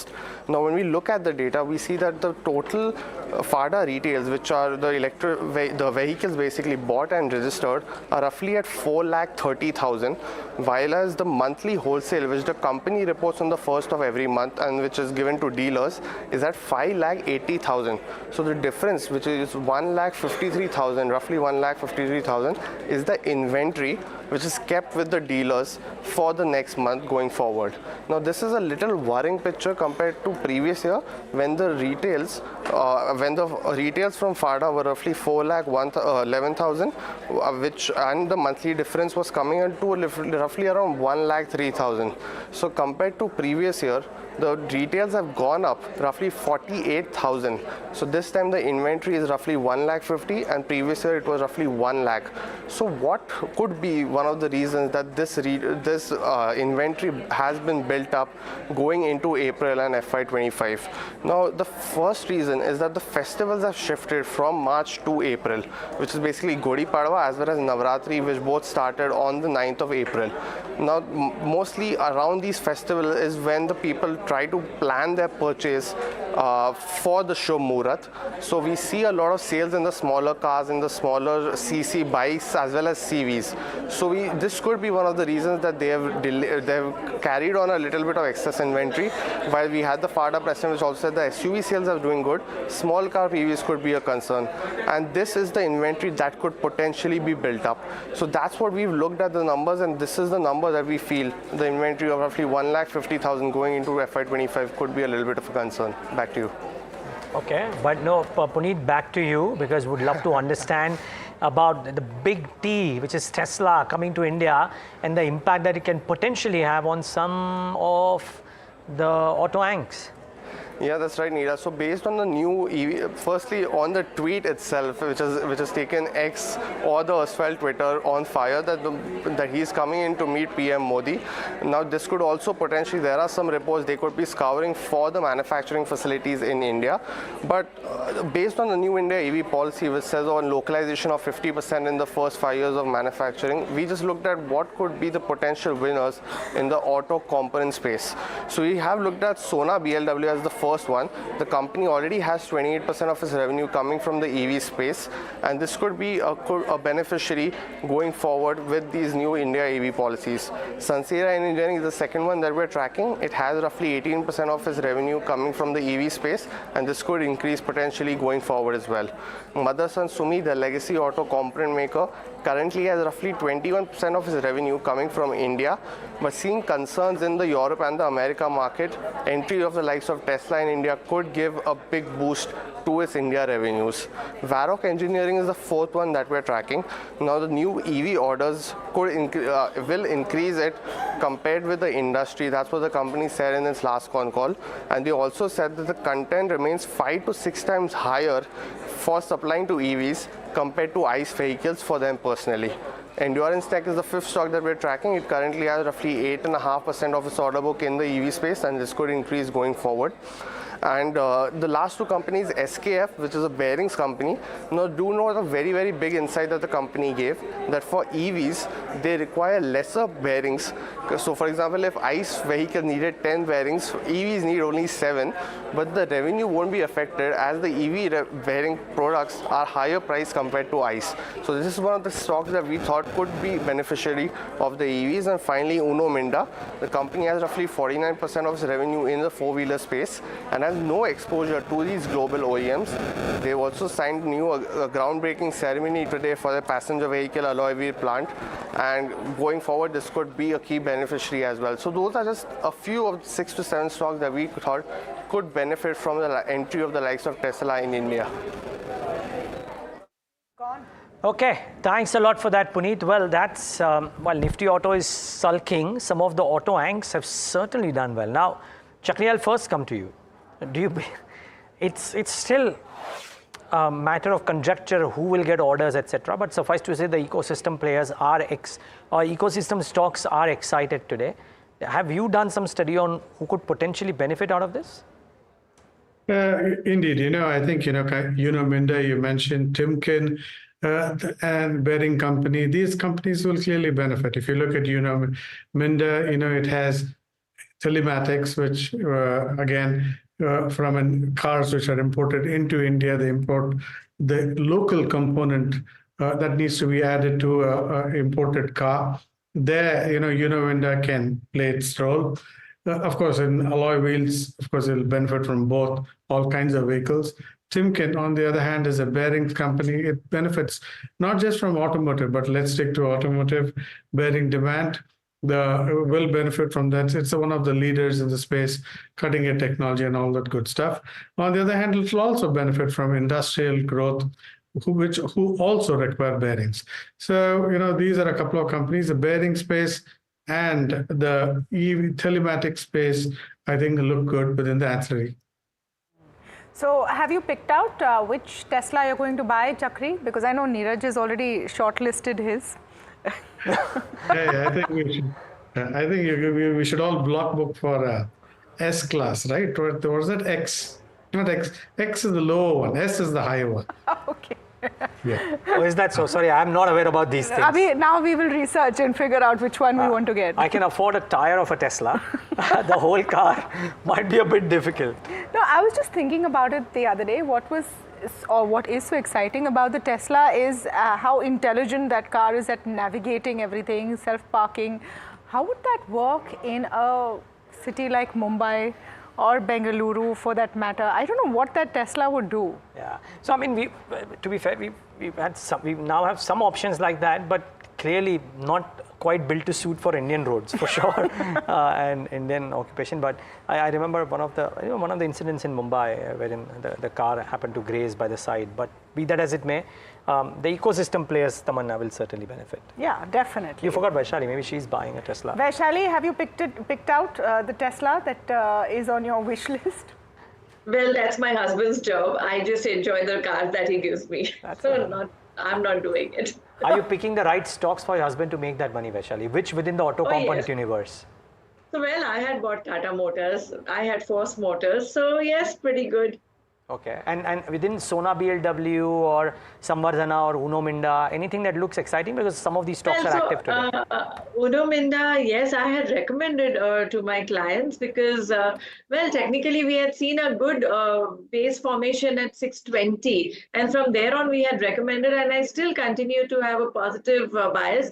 So 710 acts as a good support level, and that is what one needs to look at, because if I'm looking at the weekly chart and the monthly chart, I think this stock is quite well poised for a target of 800 plus.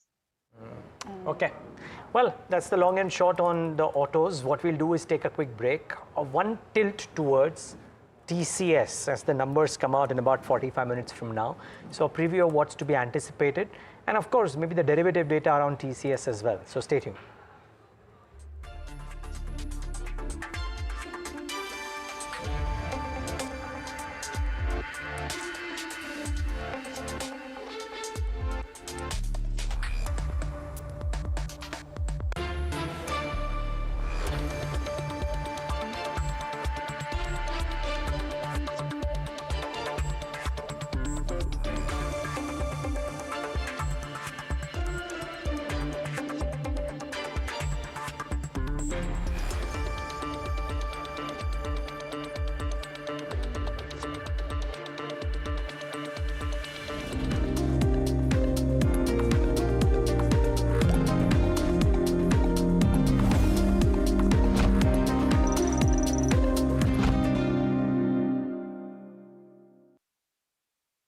Have you been struggling with your personal finances?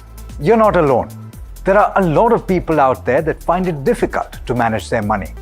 But on Big Decisions, we'll be discussing a variety of topics that will help you make your financial decisions with confidence. Check it out on any of our social media platforms, the television channel, on the website ndtvprofit.com, or in fact, on any of the podcast platforms out there. Different people believe in different things. In cricket, some hail the king, some believe in God. Some wait for Mr. Right, some believe in swiping right. Some run away from risk, others run after it. For some, kids mean babies. For others, kids mean puppies. Some want a home to settle in the future. Some want to roam the world today. Some make a career in a company. Some make a career out of building companies. But when it comes to money, everybody believes in only one thing: profit, profit, profit. And for profit, watch only NDTV Profit. We all love money.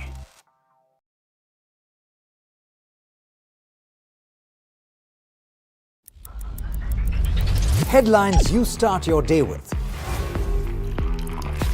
What matters worldwide is now in the palm of your hands.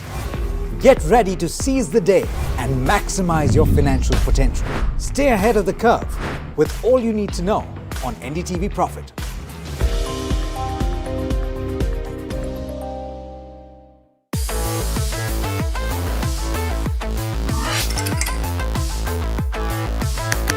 Listen to the voices of reason as they talk about corporate health.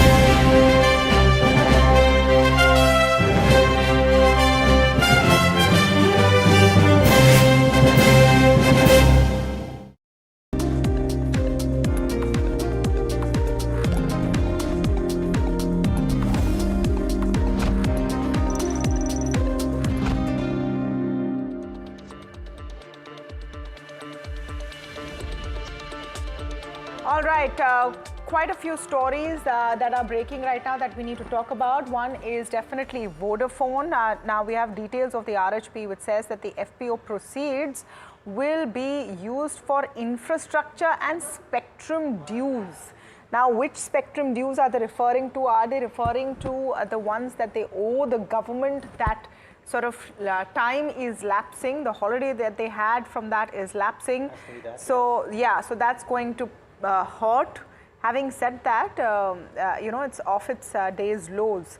We're also getting details of what kind of investments Vodafone may be seeing. Yeah, that's quite, I mean, they've given out the first set of numbers, but these numbers seem to be low, to be honest. 12,750 crores, because it'll take much more than that. But maybe they're talking about the FPO proceeds, and therefore a part of the FPO proceeds to be that once they raise debt. So they have 18,000 crores is what they're raising. So I suppose out of that 12,000 crores is for this. Yeah, so 2,000 odd crores for repayment, the remaining about 12,000 odd crores, I think, for setting up 4G and 5G services. You're right, that's going to be maybe not nearly enough to make a dent in the whole market, definitely. But just a quick look at the markets before we get to Smriti for more details on what's happening on Vodafone as well, where you're seeing, you know, stocks like Sun Pharma and Maruti continuing to completely sulk. Cipla also now joining that, you know, bad mood of sorts, as is Power Grid and Titan. Yeah, so we'll get you more on the Vodafone story, but meanwhile, let me go across to Agam with the FNOQs. Agam, can you spot when the market's mood has soured, and is that reflecting on your side of things as well? It certainly is, and well, you know, largely, if I can categorize this as about a profit taking, because remember that we had a reasonably steady week, you know, before, of course, the holiday that was yesterday, and today it does seem like we're looking at a bit of profit taking. Of course, the Nifty is still holding on to 22,500. Remember that until yesterday, we also had seen a significant shift of a lot of writing of puts on the higher end. But that said, today we're looking at unwinding as far as the Nifty futures go. Of course, a lot of that is, well, pulling off the profits off the table. The Bank Nifty is also where we are seeing a little bit of unwinding, maybe 2% decline there as well, even as the index comes off by around 0.8%.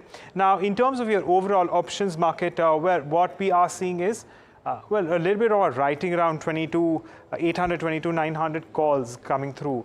Even in terms of your overall open interest, you know, we are still seeing a little bit of more writing around the 22,000, well, rather 23,000 mark in terms of calls. So that's something that we're going to keep an eye on as well. Finally, let's move on and talk about stocks. And in terms of stocks, well, that should come up for you on your screen. So we do have longs in Metropolis and Syngene, two strong counters. And besides that, shorts in Page Industries, Sun Pharma, as well as Maruti Suzuki. And we also have about a short covering only in our X side. But besides that, we do have a lot of unwinding for Balram Puccini, Nalco, and Vodafone in general. Vodafone, of course, has seen a substantial recovery from its day's lows, still at around 12.8. Remember, the FPO floor price is 10 rupees per share, and that's something that we're going to continue to keep an eye on today. Absolutely. Just the other piece, of course, Agam, on what's happening with TCS. All eyes on the numbers that will be due in a few hours from now. So let's pull up the TCS futures you know, snapshot and take a look at how things are faring there. Well, we do know that TCS today has not had a terrible day of trade. What we are seeing is, well, a little bit of consolidation ahead of its earnings. For now, of course, it's up around 0.5%. It is holding on to the mark of 4,000 rupees per share. But here, the last line is telling. We are starting to see a little bit more positions being built up as far as TCS futures are concerned towards what it seems like is going to be fresh longs at the moment. However, this is, of course, not the only way to look at things. We also have shorts. That means on the other side of, in terms of from the counterparty point of view. But when it comes to the options market, let's pull that up. Now, the 4,000 mark is what we are going to keep an eye on. And 4,000 is exactly where you have seen calls and puts written here. What this means is that because of the fact that these particular options are at the money, well, you naturally are going to see the highest amount of Vega, which is expected to contract on Monday post earnings around this mark as well. And sometimes it just so happens that if there isn't a very sharp movement in terms of price, well, you stand to still make a gain, a considerable gain, by selling this particular pair of calls as well as puts going into an earnings session, because naturally that means that the volatility will have dropped substantially after the event has passed through. So 4,000 is something that we're keeping an eye on, and of course on the higher end we do have substantial amount of calls written around the 4,100 mark. Remember, that's not too far away from the current market level. So well, we do have some written. It does seem like at the moment we're likely to see a range somewhere around here, but that's a wait and watch. You never know what the earnings bring us, and you never know where the price of TCS can go eventually. Yeah, absolutely. Thank you for that, Agam. Now, we've been talking about TCS, and Rucha is now standing by with what preview is expected, the preview for the Q4 earnings. We'll, of course, hear those numbers and from the management in a few hours from now. Yes, Rucha? Yeah, so TCS is expected to report a highest earnings sequential growth on the back of BSNL deal, and it is the only company which has announced a mega deal win this quarter. While the uncertain macro environment still prevails, the IT companies have shifted their focus from revenue growth to margin improvement, and TCS is expected to report a 130 bips improvement in its margins for the quarter 4. This is on the back of utilization of the bench strength that they have created last year by hiring a lot of freshers, and that has come to utilization, which has eventually reduced the subcontracting cost, which is an essential and expensive cost item for the Indian IT companies, and that is expected to come down as the bench utilization will happen from the 4th quarter. Also, TCS is expected to roll out its wage hike from 1st of April. However, the margin is still expected to improve on the back of strong cost control. We will watch the management commentary very closely, especially on the demand environment. Yeah, Rucha, hi. Rucha, I was just trying to understand. So, what is the one key point that you might be thinking about, which will be the most important point from the management commentary? I think I will look out for what are the clients still talking about on their budgets, number 1. Number 2, whether the discretionary spends are reviving. Number 3, what kind of deals are clients looking for? Is it cost optimization still, or is it vendor consolidation? If it is cost optimization, then the implication is that the environment is still under pressure, and still there is some way to go for IT companies to pick up. Yeah. Thanks for that, Rucha. Thanks for bringing us that perspective. Of course, Rucha will be with us when the TCS numbers break out, so we'll talk about it then. But the big news, Vodafone Idea, we have the details of the usage of the proceeds, but more importantly, other things, including some details around who could be investing and GQG's name in the mix. Smriti, tell us, what are you learning about the usage of the proceeds and other details around the FPO? Well, yes, good afternoon. Through sources we've picked up, there's a lot of investor interest in the 18,000 crore FPO that Vodafone Idea is going to come out. One of the names that's standing out is GQG, that is planning to subscribe to this FPO. Another name that's also coming out is Fidelity. So these are two funds that are looking to put in money through this FPO. Now, there are other investors as well, that there seem to be that sort of investor interest. Now, the company says they're going to start with their domestic roadshows. So it seems like there are some domestic investors in the fray as well. But coming to the utilization of these proceeds, out of the 18,000 crores that the company is planning to raise, it plans to use 12,750 crores towards expansion of 4G services and setting up a 5G. Now remember that Bharti and Jio both have 5G services. Vodafone Idea not so much. So these funds will be utilized towards that. Out of the out of those 18,000 crore, about 2,173 crores will be towards spectrum, payment of spectrum dues. Now, remember that the company's gross debt stands somewhere at 2 lakh crore rupees, and 90% of that is owed to the government through these AGR dues. So that's where the company plans to kind of utilize these funds. And as we have reported earlier, it also it plans to increase its revenue from 40,000 crore currently to 75,000 crore by the end of FY26. But we'll bring you more as and when we get that. Okay. Thanks for that, Smriti. So that's around Vodafone Idea, and must say the stock is significantly off from the lows of the day. It was maybe a couple of percentage points. Look at that spike that has come into Vodafone Idea. Chakri, this piece that Smriti was talking about, GQG coming in, proceeds being used for 4G, and presuming that this is just the equity part, if the debt part comes in, as it will, then it kind of gives Vodafone ammo after a really long time to make some investments. Does it alter the picture around Vodafone positively? Does it mean that the smooth runway that was believed to be existing for Jio and Bharti may not be as smooth because there will be a reasonably significant third competitor? Now, if you look at Vodafone, it's important to understand its past and therefore its future. Now, you had a lot of its debt converted. Fidelity is also put. Yeah, please continue. Yes. Please continue, Chakri. Yeah. Some of the debt that it had taken, owed to the government, which has been converted into equity. Still, it owes a lot amount of debt to the government. In this whole process, because of lack of capital, it lost market share to the other two players, which is, and then therefore now with the capital coming in with these 18,000 odd crores, some amount of debt payment and some amount towards, spectrum payments towards 5G can claw back some of the market share that it lost. So I think that's where the whole story is. And of course, big marquee investors like coming in will always be viewed upon positively. But basically, I think today it's on a firmer footing financially. Balance sheet, even though it's still debt is humongous, simply because of the fact that the government's holdings have changed, their holding shapes, where it makes Vodafone in a better shape today. Vaishali, any views on Vodafone? That spike definitely coming in. And, when you have those kind of investors who are showing some interest, at least fundamentally it bolsters, hopes for a revival of Vodafone, and that really is the big story. Is 18,000 crores going to be enough? Will they raise enough debt? All of those are questions that come next. But on the charts, what would you do with the Vodafone? So I would really risk to buy some at least at these levels, because I'll tell you why. Vodafone has taken support of a 200-day moving average. In fact, the previous low also what we witnessed was somewhere just close to that 1175. So this makes a good support area.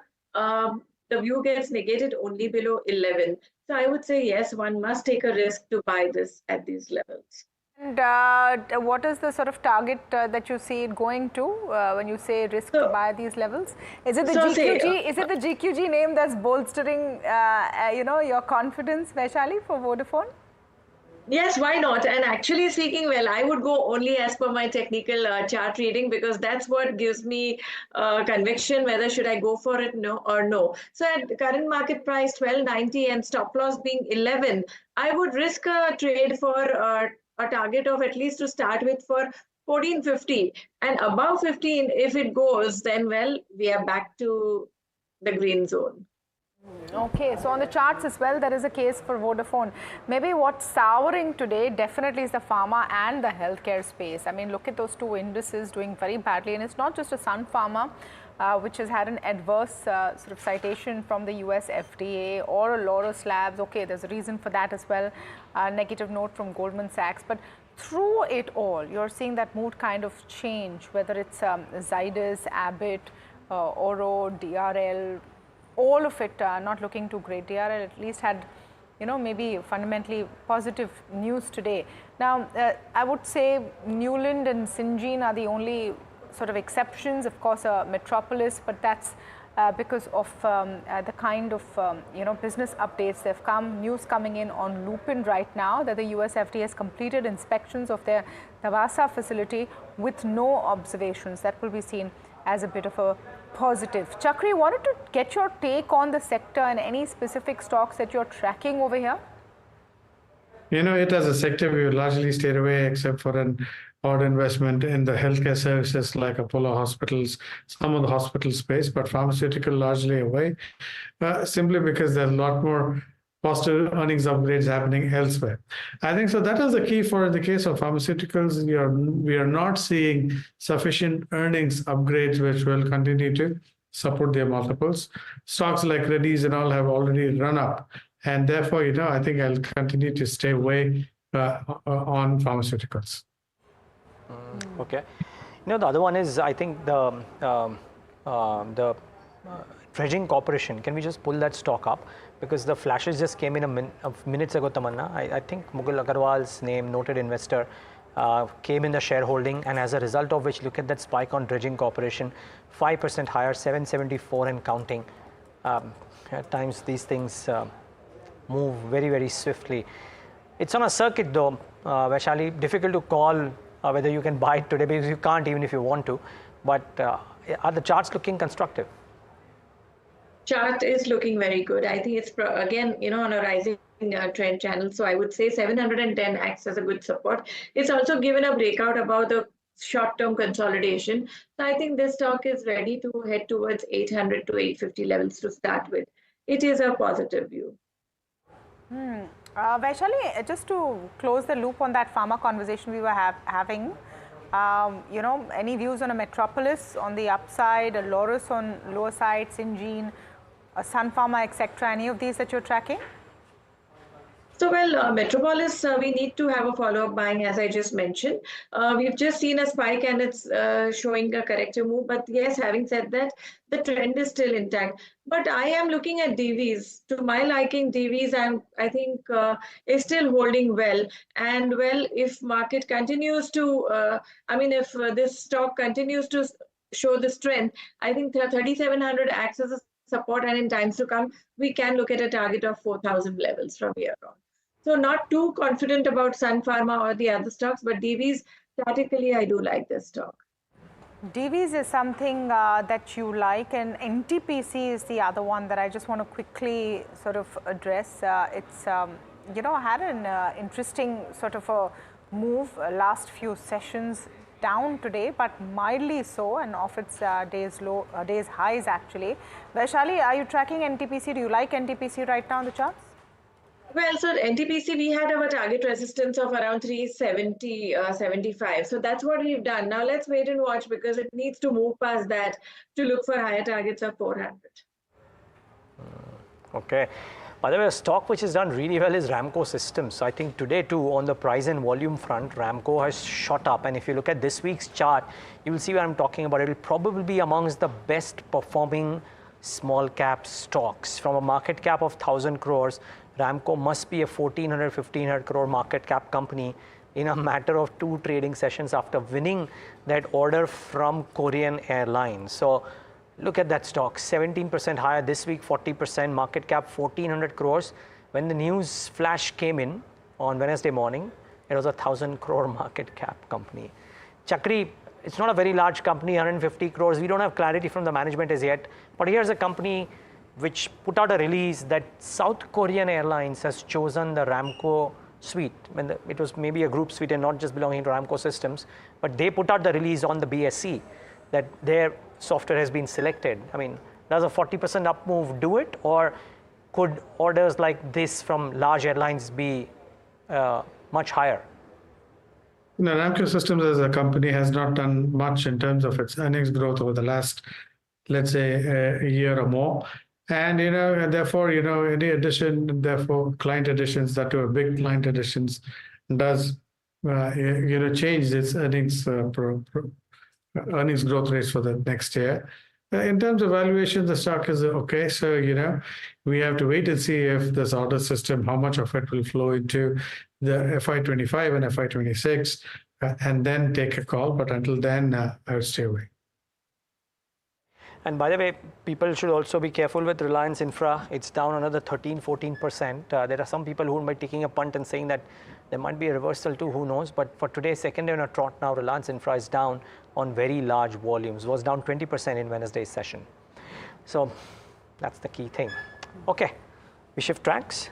Shift tracks to what politicians are buying. I mean, I find this segment very, very interesting, and Alex is always there with different names and what their portfolios are looking like. So today we're talking about what's in Dayanidhi Maran's portfolio. What did you find, Alex? Did you find mutual funds, gold, car? No. In fact, none of the above. No. None of the above. A plane? None of the above. Dayanidhi Maran. Let's talk about the candidate from Central Chennai. He's got a total asset or gross total value of assets standing at 7.8 crore rupees, and that is more than doubled over the last 5 years. But incidentally, what you see on the screen is his entire portfolio is in movable assets. There's no immovable assets in his portfolio. He's got fixed deposits to the extent of 3.17 crore rupees. That's grown from 2.3 crore rupees in 2019.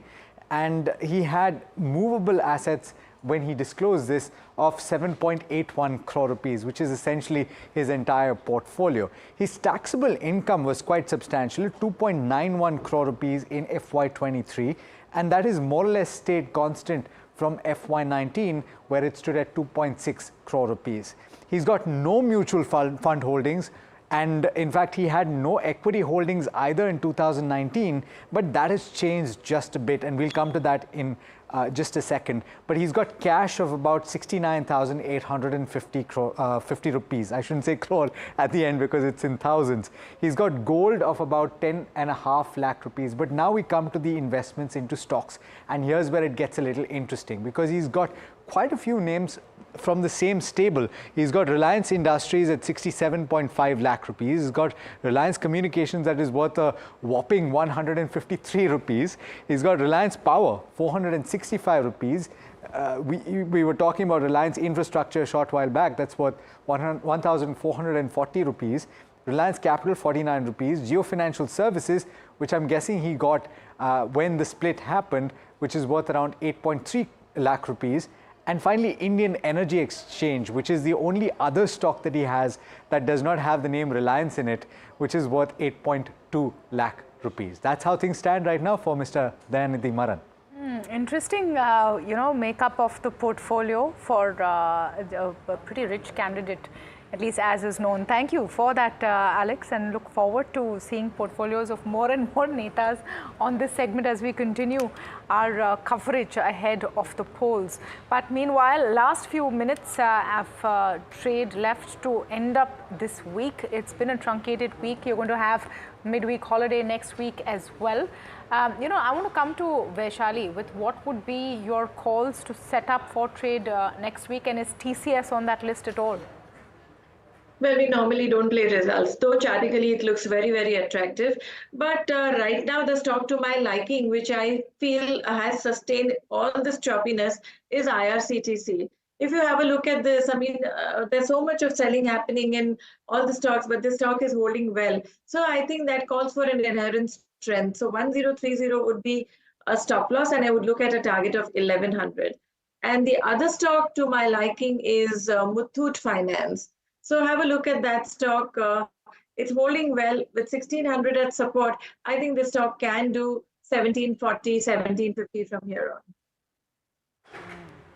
So, Chakri, last calls from you as well. And just to take on TCS, the result season officially kicks off in a bit from now. And it's quite clear that all things considered, corporate results are going to be the big driver. As of now, it's looking like we'll have a pretty decent Q4. Frankly, most of the business updates we've seen so far have been fairly good. Is that what you're pegging on? And any specific take on a TCS? TCS, I think, will have fairly no surprises, no negative surprises. So that's a good thing. US corporate, so which means it meets its numbers. There might be some amount of beat because of an improvement in margins. Now, going forward, the US earnings season has also started to show US companies' earnings are fairly strong. So which means order flow etc., to Indian IT services companies will continue to be as they are, so no negative surprises there. The one benefit that TCS and other IT companies can have is in currency going forward, helping them in their margins a little bit. So overall, I think, TCS, if anything, it'll be a mildly positive quarter. Mildly positive quarter, we'll get to know in a few, well, maybe 15, 20 minutes from now.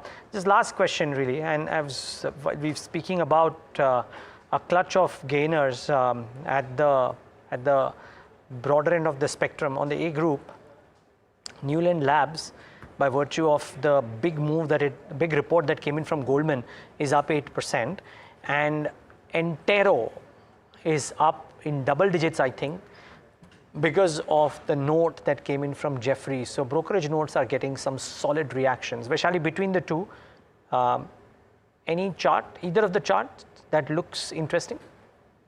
Newland looks good. It's open with a gap up. So I think with today's low as stop loss, one can attempt to buy to look for a target of 72.50. So this looks pretty good for now. Some of the other movers this afternoon, CDSL among them. CDSL is having quite a good day with decent volumes. That stock nearly 6.5–7% up.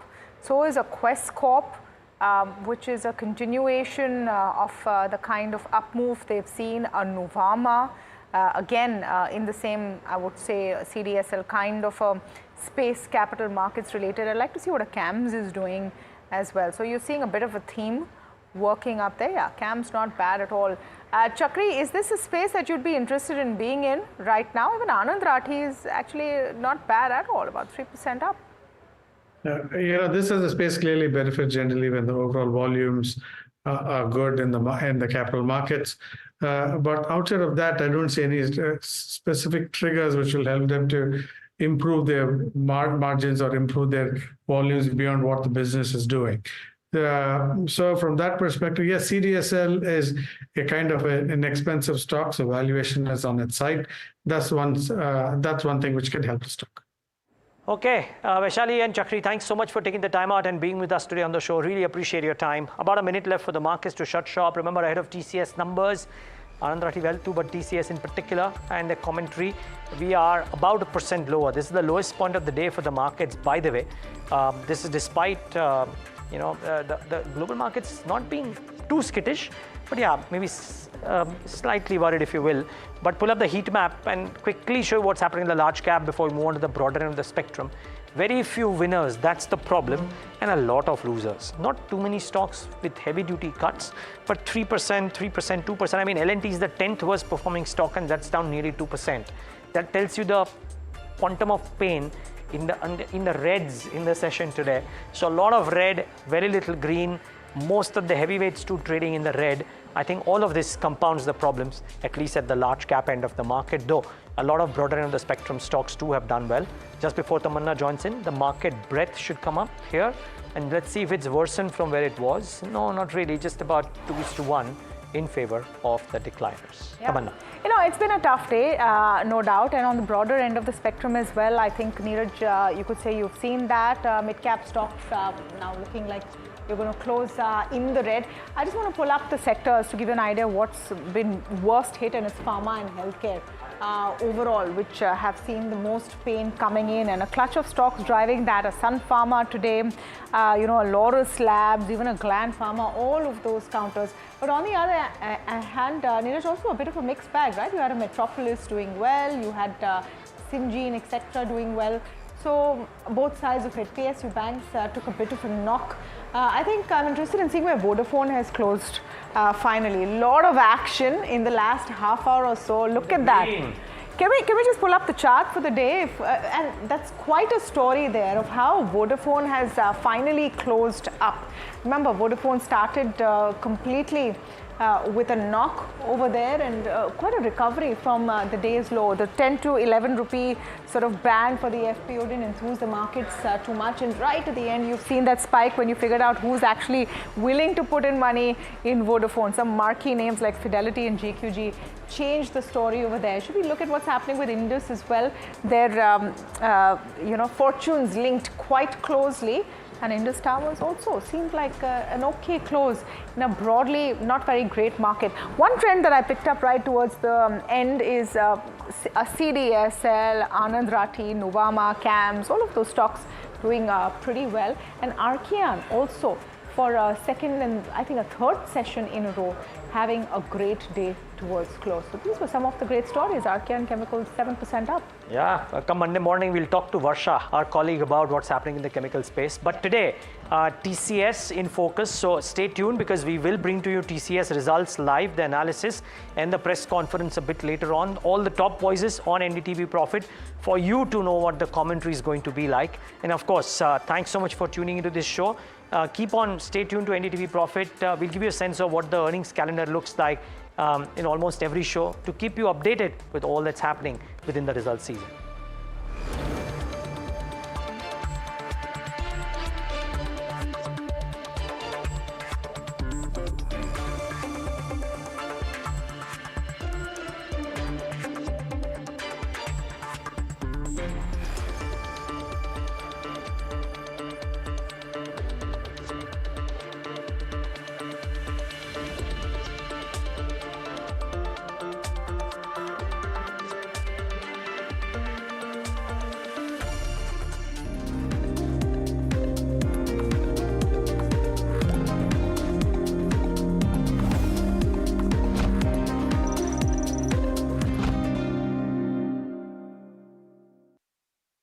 Have you been struggling with your personal finances?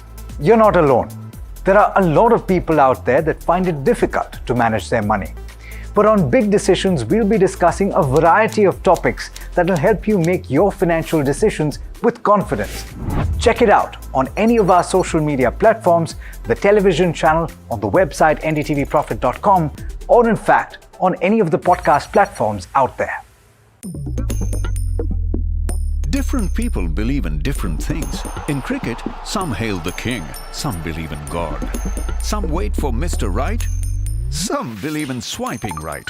Some run away from risk, others run after it.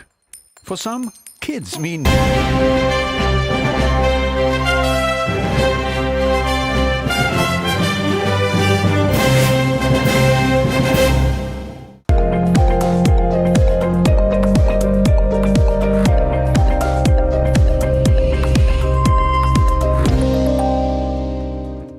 Thanks for tuning in to Talking Point. I'm your host, Neeraj Shah.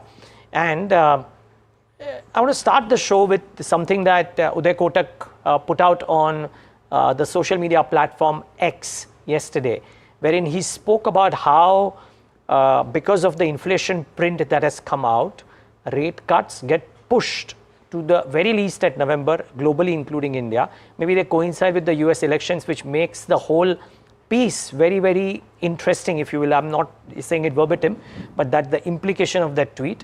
And I reckon that he mentioned that get ready for global turbulence. And now it's pertinent because that is what seemingly is happening over the last 48 hours.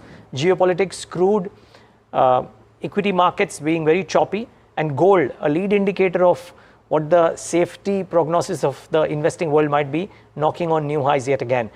Somebody who is best placed to correlate all of this and bring the Indian context as well is Devina Mehra, founder and chairperson and MD of First Global. And it's absolute delight to have Devina in our studios. Devina, thanks so much for being here.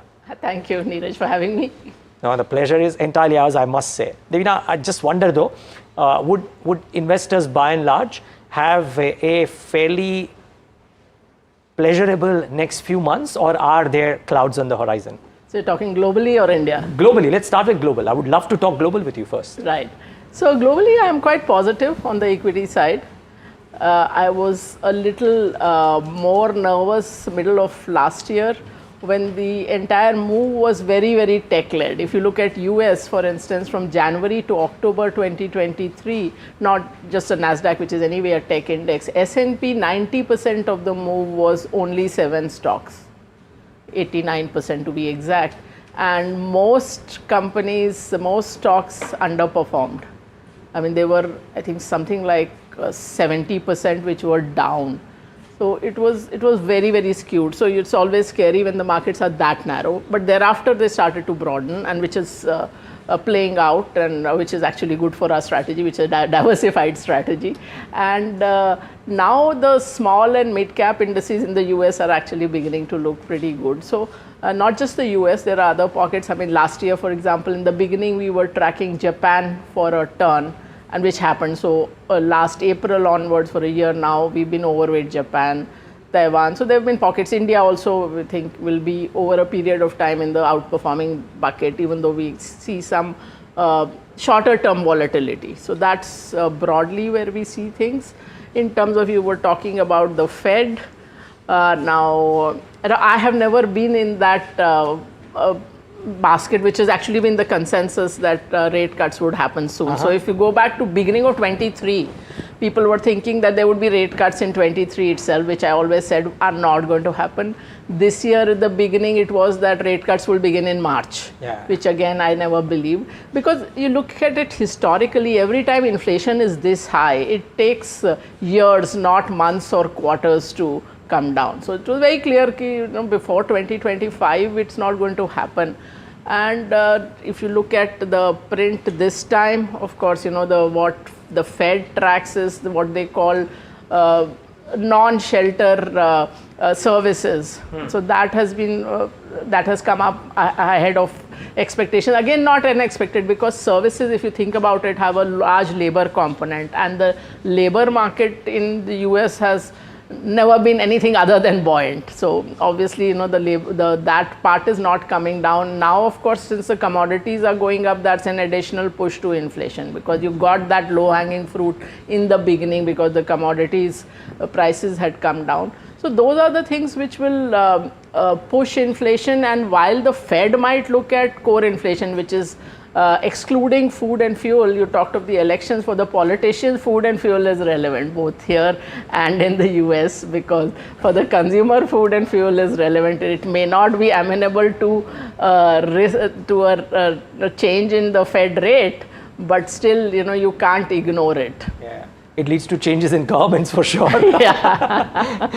Okay, so Devina, how there is this train of thought which also says that look at the US Fed or look at the US balance sheet and how indebted it is, and therefore how can such a nation live with such high interest rates, and some point of time that compulsion as opposed to inflation management will take center stage. You agree? I mean, first of all, it is the debt is in their own currency, which is something not every nation in the world has. Enjoys, yeah. And the debt has been there. I mean, this debt question has been there forever. So again, what happens in the market is what drives the narratives rather than the other way around. So, like I gave an example in a tweet a few days ago, that if the markets go up, you will say that growth is great and that's why markets are going up. If they go down, it might be that the growth is great and therefore the Fed rate cut won't come. So you will have an explanation either way. There's a book called "Everything is Obvious Once You Know the Answer." So the narratives we try to fit is often that. So if you go back to, let's say, 2003 to 7, the emerging markets went up 3.5, 4 times. India went up 6, 7 times. But that time, because the US was not doing well, it had not come out of, even after post the tech crash, it took it years to come back. NASDAQ did not take out its 2000 high till 2015 in a sustained basis. So it was like US is over. Now it is a century of India and China. That's when BRICS was coined. And once the US started to outperform again, all that was forgotten. So, every time something happens, you have a narrative that US card story is over, that, de-dollarization will happen, this will happen, all that will happen. But, that's not something I buy into. So, if rate cuts are not a necessity in 2024, I'm not saying that they won't happen at all in 2024. You think they might happen? But I'm saying just it might get pushed out. And also, I can't.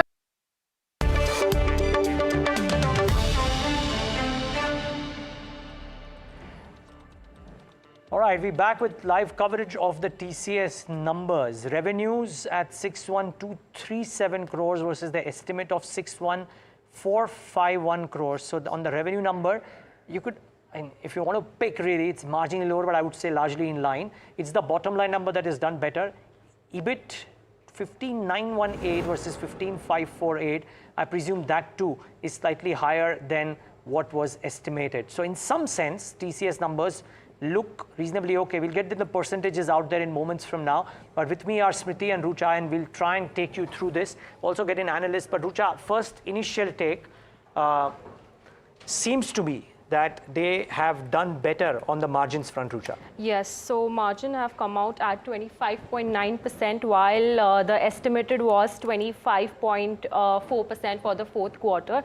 As already spoke on the channel, I think this margin beat was on account of lower subcontracting cost, and since revenue is not under control because of the uncertain macro environment, this is what the IT companies are getting at to control their margins. Okay. So let's try and get some of these bearings right, and we'll give Rucha time to do that. But clearly seems to be that the EBIT margin, Smriti, at 25.9 versus the estimate of 25.4, above estimate. The revenue number slightly better PAT actually. Yeah. If you revenue is largely in line, but if you look at the PAT, that's slightly higher. It's slightly a beat actually, right? If you look at the PAT number, it's at 12,502 crore versus 12,034 crore in the previous quarter. Now, as per expectations, of course, this was a weaker quarter. We saw Accenture's commentary coming in as well.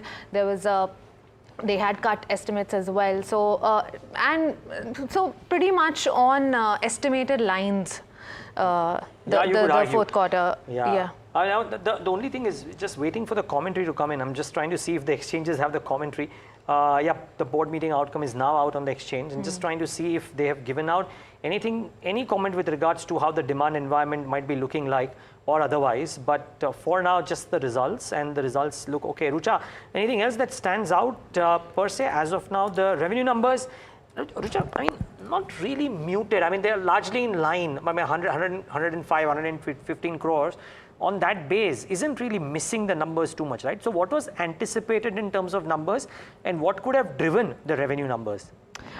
So revenue is largely flat as stated, but margins are on beat. So largely now we'll wait for the commentary from the management as to what are they hearing from the clients, whether the discretionary spends have revived, whether their budgets have been given more room to accommodate such spends, and what are the deals likely about. Are they cost optimization deals, or are they vendor consolidation deals? I think that is what is to be watched out for in the commentary. There was some BSNL deal, right, that might have had an impact on this one. Yes.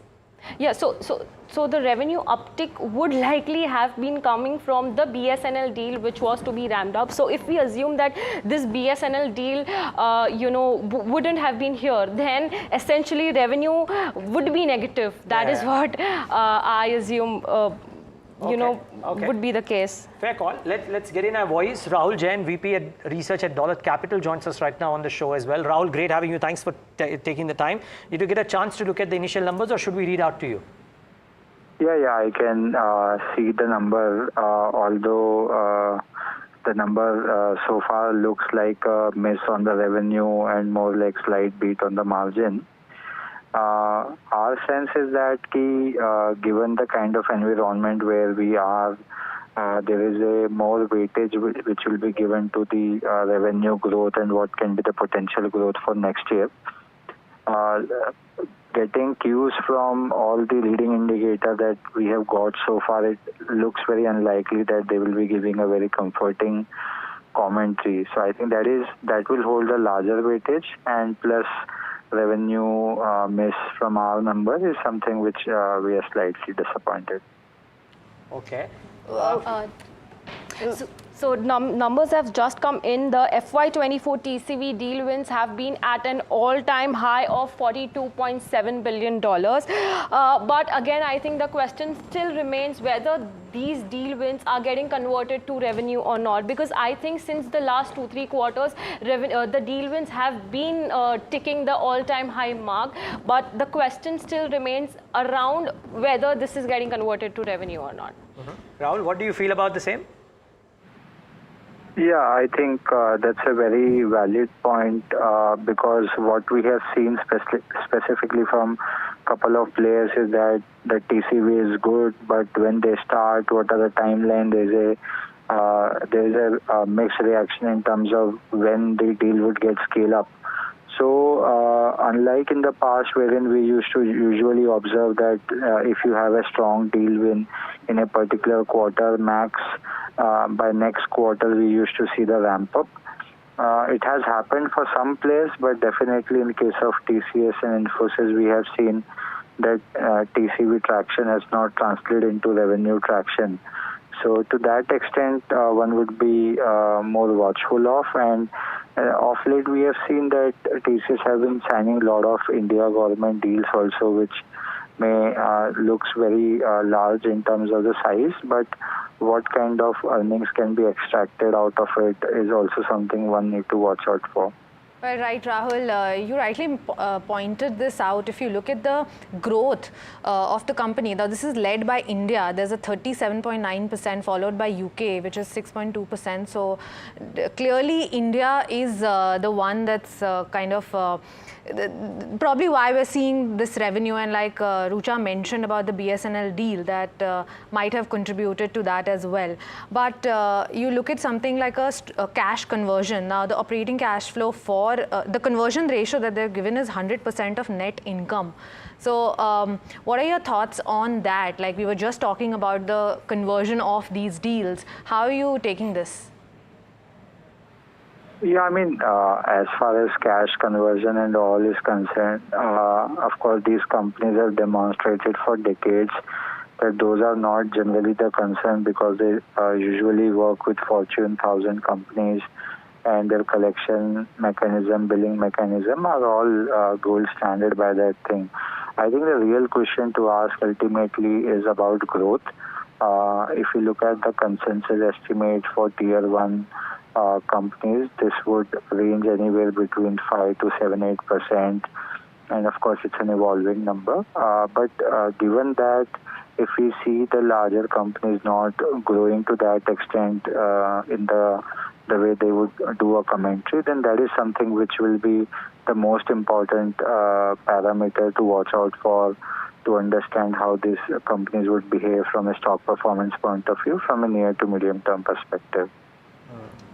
Now, just looking at the comments that have come in from K. Krithivasan or Ganpati Subramaniam or any of the others, there is no word about growth. A word about how attrition has come off, word about how investments in workforce reskilling, etc. is going ahead from the CFO. The COO is talking about mega deal wins, but no growth again. K. Krithivasan has also not spoken about growth.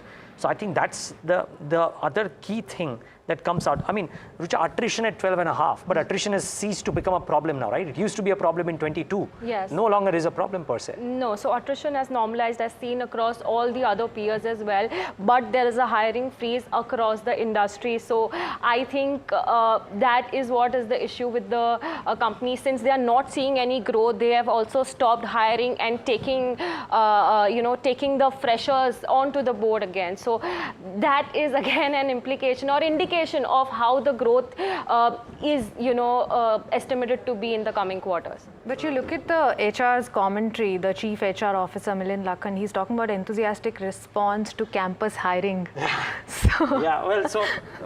Hiring might be, okay, we don't know the quantum of hiring, right, but certainly. But Smriti, that's an interesting point. Rahul, coming on this one, the Naukri Job Speak Index spoke about some bit of an uptick in IT hiring.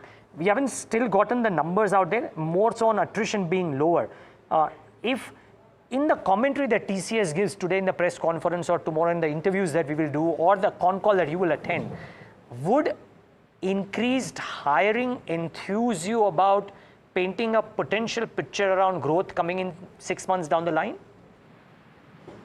Yeah, I mean, again, this percentage on a YOY basis is very misleading, because last year we have seen that one-way downtick in terms of the headcount numbers. So base are very different where we started and where we are. So I think more important to look at some of the metric which could be comforting is some explicit number. For example, let's say we would hear Infosys calling out their annual guidance on 18th. So that is something number which people would rely more, because you may hear 10 different data and 8 of them reflecting on the negative side. You may see 1 or 2 data positive, but you may not be able to conclude on those basis. For example, ISG in their call yesterday have cut down their TCV growth assumption for this particular fiscal calendar, and similarly Gartner also downgraded. And we keep hearing about GDP recession forecast for various countries on the developed world side also. So I think there are so much data, most of them negative, would not help in terms of looking at just one data to extrapolate. Okay, Rucha? One question around the growth by markets. I think UK has been leading with the growth in terms of market-wise, revenue, but North America still remains behind that. So what do you think in that front, Rahul? I think geographical growth are also sometimes, could be very, very tricky for a particular company, because you may have a certain contract which you are scaling up. We all know that TCS has been pretty strong both on the insurance side and also on the government side in that particular market. Couple of very large deals that they have signed in the recent past. So I think those things do reflect into performance of a certain geography, and UK in specific in particular case of TCS. But net, we just see that ultimately the BFSI as a vertical, retail as a vertical, and US as a market, these are the real needle mover for TCS. And as long as we don't get a positive signal on that side, it's very difficult for some of the other pieces to really drive the traction on an annualized basis. Rahul, now we have TCS numbers, but if you look at the other IT companies, what sort of expectations do you have from other big players like Infosys, Wipro and Tech Mahindra? I don't think it will be very different for different player out there. I think one company among the tier 1 name or the Nifty names which has been quite consistent on a relative basis is HCL Tech, which has been growth leader for last 2 years. And the way they have performed in Q3 and their commentary, it looks like that trend would continue going into FY25. So barring HCL Tech, we are not very, very hopeful of any of the large players, and their commentary, recent signing, overall do not suggest any positive uptake in our thought process that may come in this particular quarterly earnings. Right. So one last question from our end.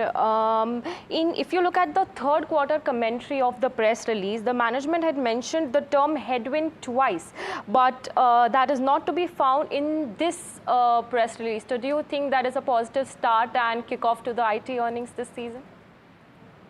So I think one positive in generally what we observed in Q3 entire season is that there was no new negative that came in Q3. And similarly, we may see in Q4 also that it will not be fresh worsening that we may see for most of the companies. To that extent, it provides the stability. What needs to be seen is that for, let's say, this year turns out to be 3 to 5% kind of a growth year for tier 1 company. So is it something which the price is already discounting for, or it's discounting for a relatively better environment? So I think the prices should get normalized to this growth expectation post this earnings season. Although it's not like a very, very painful thing that we may see stability. It's just that price need to align with the new growth thought process. Right. Thank you so much, Rahul, for joining in and for being so comprehensive with us. All right, so you've seen TCS earnings come out pretty much in line with estimates, apart from PAT that is slightly higher than what was expected.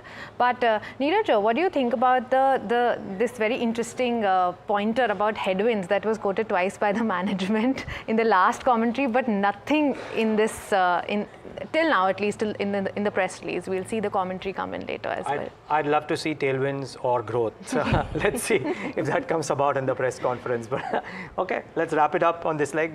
Viewers, thanks so much for tuning in for the TCS results. Stay tuned though, the press conference comes up at 5:30.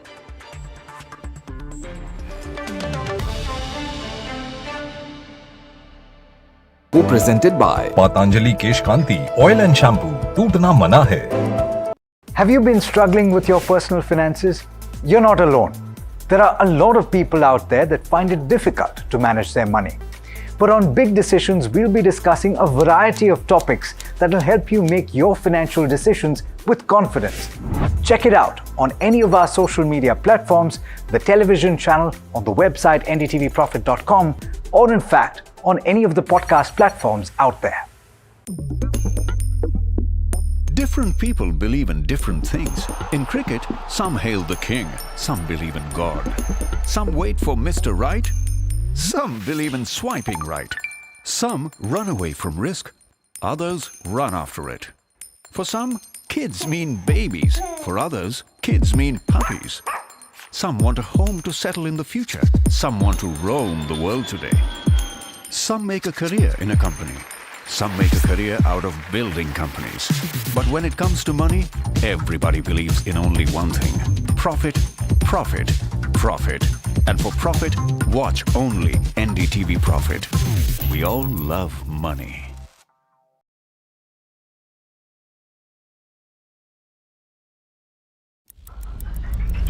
Headlines you start your day with. What matters worldwide is now in the palm of your hands.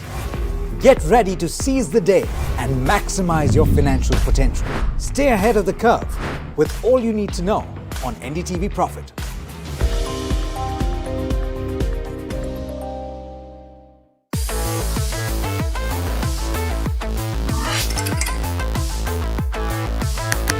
Listen to the voices of reason as they talk about corporate health and investing principles with me, Neeraj Shah, on my show, Talking Point.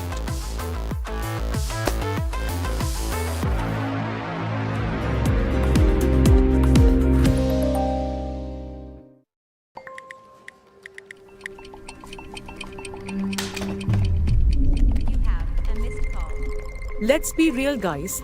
There are many financial experts out there. Which stocks to target? What's good for long term? When to buy? When to sell? How do you stay ahead of all the financial noise to achieve your dreams? You can accomplish all your financial dreams.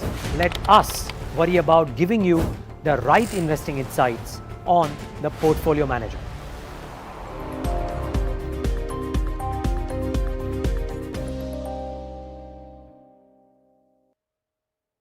Stock selection isn't an easy task. And neither is choosing the right moment to sell. Whether it's a doubt about a short-term trade or a long-term investment, all you have to do is ask Profit.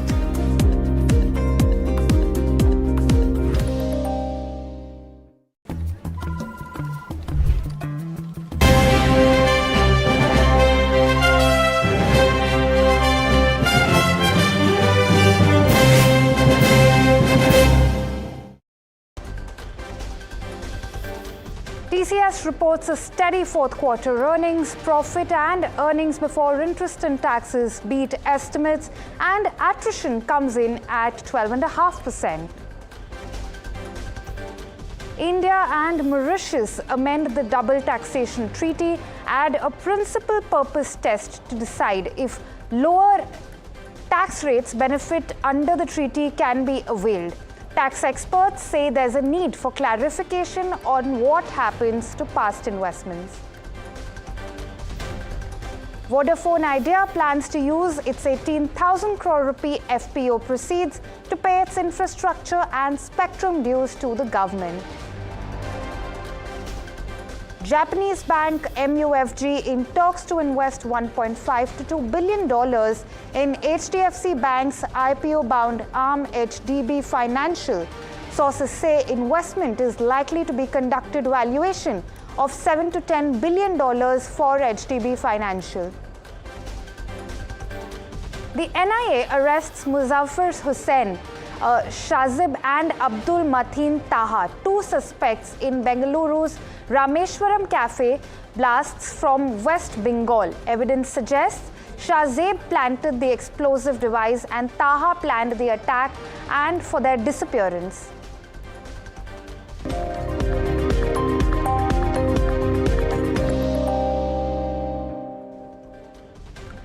Hello and welcome. You're watching The Reporter on NDTV Profit. I'm your host Pallavi Nahata, and as always, the show aims to bring to you market headlines along with national and international news.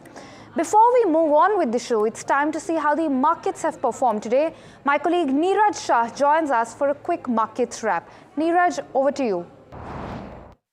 Well, tough close to the week, but anticipated because the global markets weren't the strongest. So we closed Friday with about 1% kind of a cut. The broader markets, maybe the small cap index in particular, didn't fare as badly. In fact, closer to the start, closer to around 230, the small cap index was just down or flattish, really. It's just the last one are turned adverse for almost everybody. In the markets, and the market breadth was testimony to that, more than 1:2 in favor of the decliners. Now let's bring up the Nifty heat map to just show you the extent of correction that happened.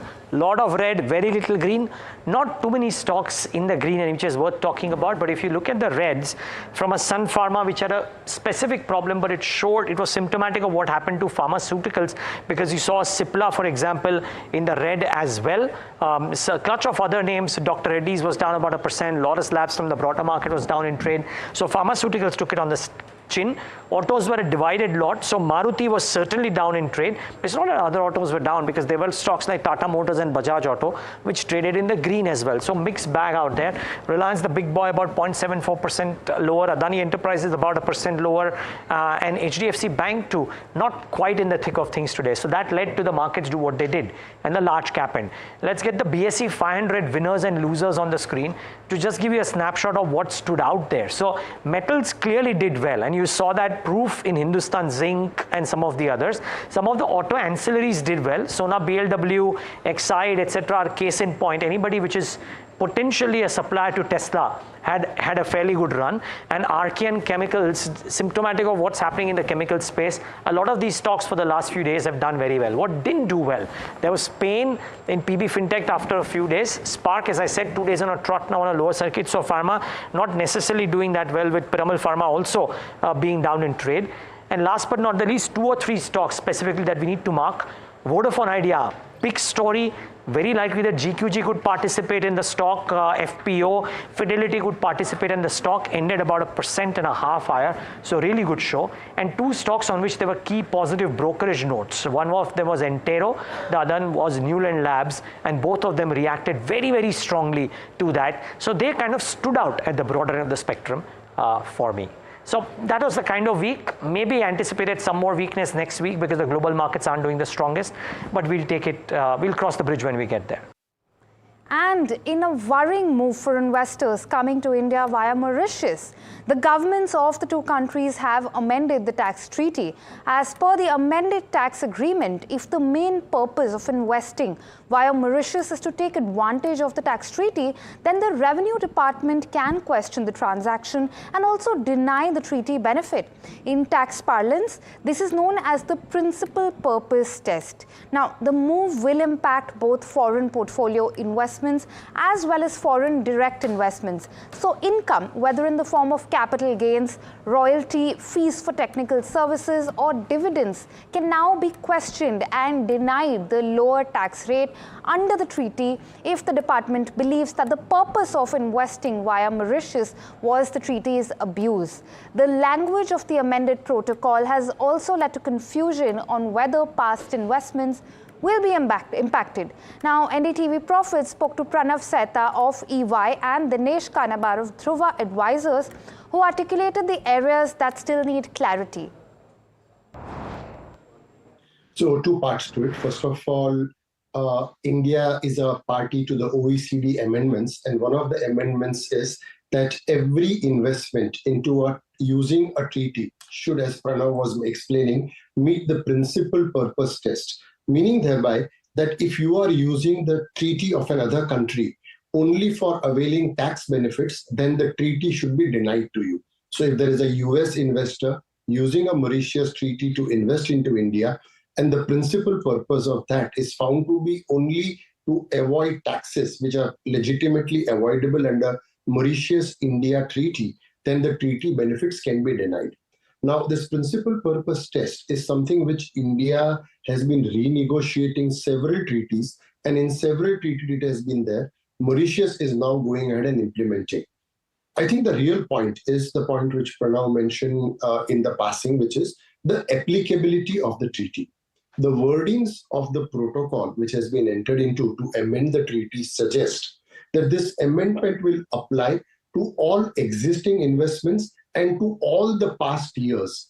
And that is not very, while that is not very happily worded, knowing how the tax office is likely to implement it is to go back and say that even if your investments were made way back in time, if the examination of that investment is coming up now, we will apply the principal purpose test. We will not grant you grandfathering, and therefore to that extent you are open and vulnerable to a tax payment in India. So to that extent, all FPIs could get very significantly impacted as a result of this amendment. So let me put it this way to make it very clear. I don't think I expect a clarification that all investments which are made up to the date of the protocol signing will not be impacted. What I do expect is that all sales, any capital gain accruing arising on a sale after the date of the protocol being signed and becoming effective are only impacted, and not any exits, any capital gains arising before the date of the protocol. So I don't expect that investments made only after the date of signing of the protocol will be impacted. Even investments made before the date of signing of the protocol will be impacted, so long as the exit or the capital gain event arises after the date of the signing of the protocol. That is the clarification that I expect will be made, and that I think is the intention. But since I heard Mr. Kanabar saying only impacts investments made after the date of signing of the protocol, to clarify, that's not what I meant. At least I don't anticipate that coming through. And moving on to the telecom space, Vodafone Idea is planning to use the proceeds from its FPO to pay its infrastructure and spectrum dues. My colleague Spriti Chaudhary joins us with more details about this report. Spriti? Through sources we've picked up, there's a lot of investor interest in the 18,000 crore FPO that Vodafone Idea is going to come out. One of the names that's standing out is GQG, that is planning to subscribe to this FPO. Another name that's also coming out is Fidelity. So these are two funds that are looking to put in money through this FPO. Now, there are other investors as well, that there seem to be that sort of investor interest. Now, the company says they're going to start with their domestic roadshows. So it seems like there are some domestic investors in the fray as well. But coming to the utilization of these proceeds, out of the 18,000 crores that the company is planning to raise, it plans to use 12,750 crores towards expansion of 4G services and setting up of 5G. Now remember that Bharti and Jio both have 5G services, Vodafone Idea not so much. So these funds will be utilized towards that. The out of those 18,000 crore, about 2,173 crores will be towards spectrum, payment of spectrum dues. Now remember that the company's gross debt stands somewhere at 2 lakh crore rupees, and 90% of that is owed to the government through these AGR dues. So that's where the company plans to kind of utilize these funds, and as we have reported earlier, it also it plans to increase its revenue from 40,000 crore currently to 75,000 crore by the end of FY26. But we'll bring you more as and when we get that. Thank you, Smriti. Now moving on to weather update. The IMD has issued a hot and humid weather warning in addition to the heat wave warning for the southern parts of the country. My colleague Janani Janarthanan spoke to the IMD Director General Mrityunjay Mahapatra as he explained the movement of heat wave across the country. Let's listen into a slice of that conversation. During first week of April, there has been a rise in temperature and heat wave conditions in parts of Tamil Nadu, Karnataka, Telangana, Andhra Pradesh, Odisha, Ganjati West Bengal, and Jharkhand also. And specifically, it was more severe during 5th to 7th of April. The maximum temperature went up to 44.5 degrees Celsius in certain areas. But however, after that, there has been thunderstorm activity in central India. As a result, temperature has gone down. But still, Tamil Nadu, southern parts of Andhra Pradesh, Karnataka, Kerala, they have got the higher temperature activity. And also in these states, there is humidity, which is also worsening the rise in temperature conditions. So considering all these things, we are issuing hot and humid weather warning in addition to the heat wave conditions warning. And at present, hot and humid weather warning is prevailing for these southern parts of the country. If we look at the forecast, gradually during the next 5 to 7 days, the temperature will continue to become normal to below normal conditions in central India and parts of northwest India because of the ongoing thunderstorm activity and also the approaching two western disturbances consecutively during this week. But along the east coast, covering coastal areas of Odisha, Andhra Pradesh, Tamil Nadu, and Kerala, the temperature is expected to rise during the next 5 days.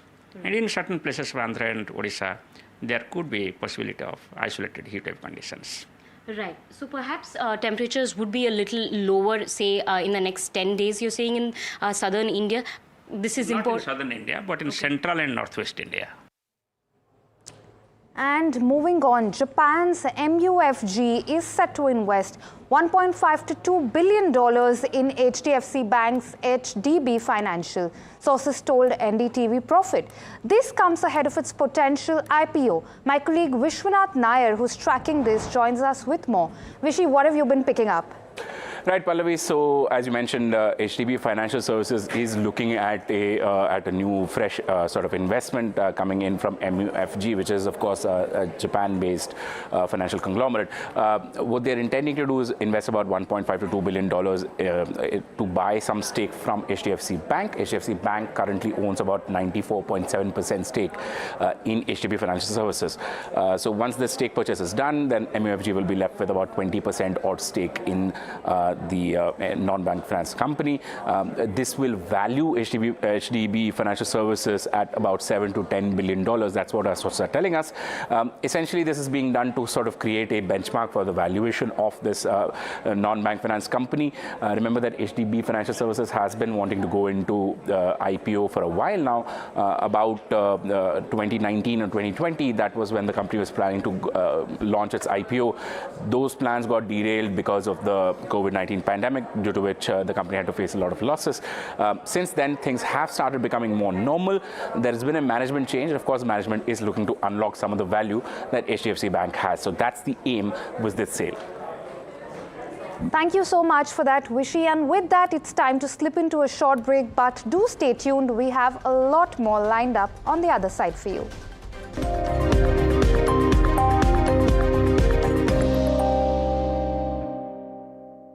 Have you been struggling with your personal finances? You're not alone.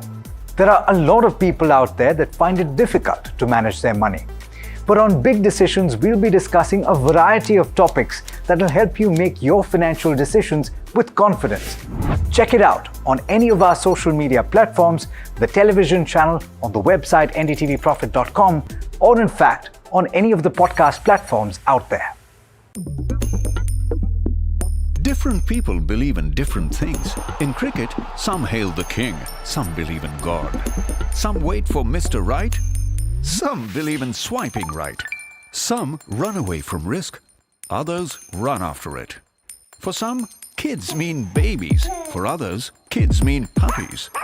Some want a home to settle in the future. Some want to roam the world today. Some make a career in a company. Some make a career out of building companies. But when it comes to money, everybody believes in only one thing: profit, profit, profit. And for profit, watch only NDTV Profit. We all love money.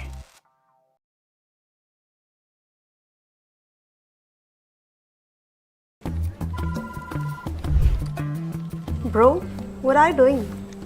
I'm trading FNOs. So, have you made any money? Oh, it's simple. If you think the market is moving upwards, just buy Nifty call option. But if you think the market...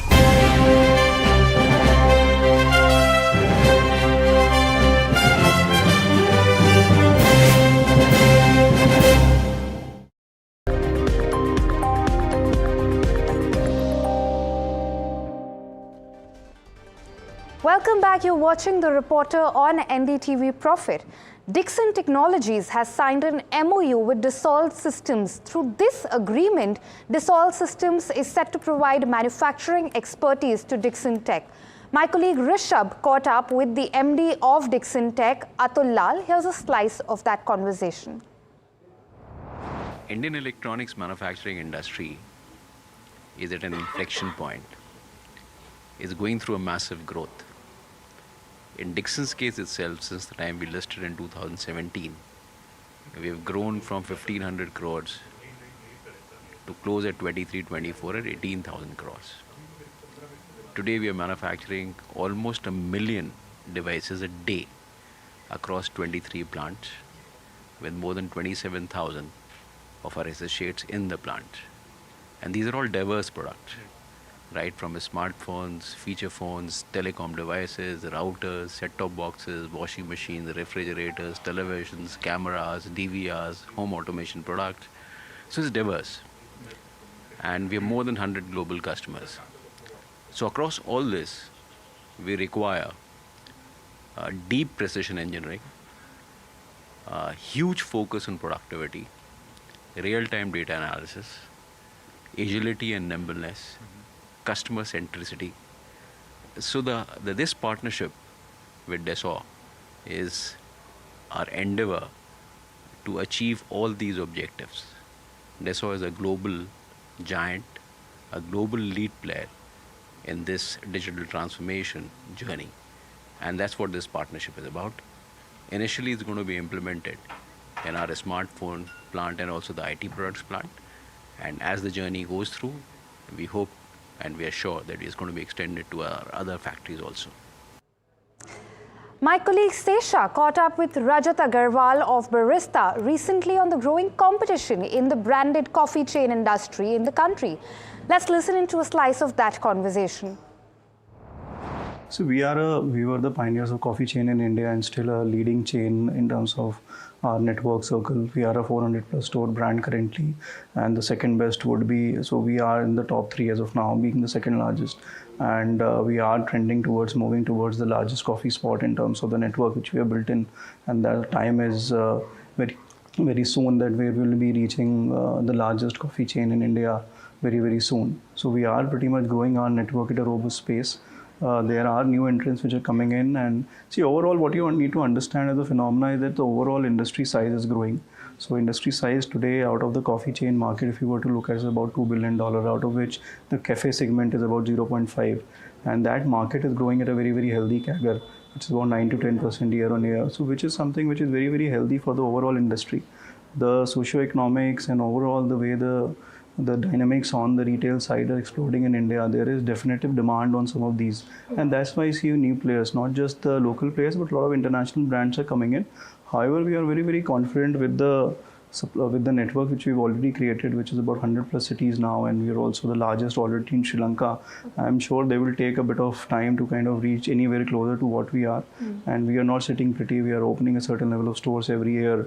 So we are also looking at doubling the store count what we have today in the next 5 years, so to be about 800 in the next 5 years. So that is something which we are also working very categorically. So we see that even with the larger players, I don't see our pattern in terms of development changing much, and I am very confident As I said, the problem is when the industry is saturated, as the industry and the demand is actually growing at a certain surge, and that is something which is healthy. And competition actually at least keeps you in good spirits to at least run your business professionally. And that is something which we have been able to do very well in past and even today. Right. So you said you want to double your store count in the next 5 years. So you have 400 stores, which you plan to take it to 800, right? But that is still less than the number of stores that Starbucks is planning, which is 1,000. So what would be your focus? Would you like to be the number 1 player or the number 2 player? So our idea is not to only look at multiplying the number. Our idea is to look at building a sustainable business. And the number planning may be very, very different for various organizations. I can only comment about what we are doing, but our idea to do business is to build sustainable enterprises, and we are pretty much committed to that. And on to an update in the Rameswaram Cafe blast. The National Investigation Agency has arrested 2 accused, including the mastermind behind the blast. The blast took place on March 1st and injured 10 people, including customers and the cafe's staff. My colleague Pratibha Raman gets us this report. I'm stationed here right outside the Rameshwaram Cafe, and we're talking of the famous outlet in Bengaluru where the blast took place on March 1st. And exactly a month after that, the first arrest was recorded by the NIA that took over this case at least 3 days after the blast. Now, a lot of lessons that were learnt in terms of the security arrangements, like the metal detector that you see here at the Rameshwaram Cafe. A week after the blast, normalcy returned to this particular place while all the renovations were made as well as security arrangements were put in place. Now what we hear is that the 2 main suspects who were identified by the NIA, Musawir Hussain as well as Abdul Taha, have been arrested. Musawir Hussain seems to be the man who carried out this particular blast, and Abdul Taha seems to have been the person who provided all the support as well as was the mastermind behind the execution of this blast. Both of them were absconding for quite some time, and finally now, yes, a big breakthrough that has arrived as far as this case is concerned. Now, whether there was a bigger network that was in place here, whether there was any kind of motive behind this, all of these missing pieces are now being awaited in terms of answers by the NIA. Pratibha Raman in Bengaluru for NDTV. Thank you, Pratibha. Now, the Tamil Nadu government is set to aggressively market itself as a potential manufacturing site for Tesla. This comes ahead of Elon Musk's visit to India. The US-based company is looking for a site to build its factory in India for manufacturing EVs with an investment of approximately $2 billion. Moving on, my colleague Janani had a chance to talk to the CII president R. Dinesh. He spoke about the current state of the economy, economic consensus for political parties, and much more. Listen in. The world, we have come out much better, right? That's number 1. Number 2, is that a matter of concern? No. Is it something which we should continuously watch out for? Yes, 100%. And as you rightly said, I think climate change does create, very, I would call it episodic interventions, and we need to be very careful and watch out that for, both from industry and as the common man. But having said that, I think the inflation in itself and, as you said, the impact it has on the world economy is something which will impact India as well. So these are the 3 factors in inflation which I think we will need to continue to watch out for. But having said that, seeing our track record, I believe that is not a big area of concern for industry. We do believe we will manage it and manage it well. When do you see that inflection point, maybe when things could change in 2025? So this is, I will only quote from the survey which we have had of our members. And the feedback or the expectation is that by Q2 of FY25, we should actually start seeing I would call it coming back to a reduction. And we hope that both the monsoon and all the other factors would play in our favor to make that happen. So that's the expectation today from our survey which we do with our members. Okay. Because it's the beginning of the financial year, I also want to sort of look back and see what are some of those lessons from FY24 that you're carrying on as you begin the economic report card and the trajectory for FY25. What is something you'll pick up and take forward? No, I think 23-24 was obviously a great year in terms of the percentage of growth. And I think many of the actions which have taken place, not just in the last year, but in the past in terms of laying the, I would call it the ground for a more optimistic future, is a big plus for us when we look at 24-25. I think the big lessons are that we will need to continue to focus on the cost of doing business and to a great extent the infrastructure which has happened both from the physical infrastructure and the digital infrastructure is something which is going to help us going forward. The last but not the least is that as we look at this ability to have inclusive growth, especially the MSMEs coming on board, etc., I think in 24-25 we believe that there will be even more opportunities for them to become globally integrated with the supply chains and create new opportunities. You know, one thing that perhaps didn't go as planned was exports, and you are an industry body, and from that perspective, you know, export growth was not as expected. There were a lot of geopolitical shocks, a lot of fragmentation that we're dealing with. So an external supply chain shock is something now that we are forecasting, we're featuring into all our forecasts going forward. You know, what it has been a year for exports, Indian exports in particular, and how do you see this sort of pivoting, if at all, in this year? So that's a very good point, and I think that's actually the biggest, I would call it, uncertainty in the even our own growth prospects as we look at it, which is what is going to happen geopolitically, right? And both from being part of, now India being part of the global supply chains, and even from our normal export story itself, these get impacted very suddenly. And therefore, I think we are in a very volatile world. And many of the events which took place last year, which affected, including, for example, the Red Sea shipping crisis, etc., were all something which, even at the beginning of the year, if you had asked any of us, we would not have even thought about it or talked about it. Therefore, these are things which we will need to be prepared for. And I think the good news is Indian industry has become more, I would call it, very resilient in terms of finding solutions around it. So some things you can be prepared for, some things you need to be have a contingency plan in place as to various events taking place. But are we positive about exports? Yes, 100% we are. And I think as we go down this path of becoming even more competitive from the India context, that gives us better opportunities, and I would call it even more avenues of growth from an export perspective. And as we wrap up the show, let's take a quick look at how 5,000 school students in Tamil Nadu's Trichy participated in a voter awareness program. They released tricolored helium balloons. This was aimed to educate and garner voter attention in the upcoming elections. That's all we have on this edition of The Reporter, but do stay tuned for more news and updates on the other side.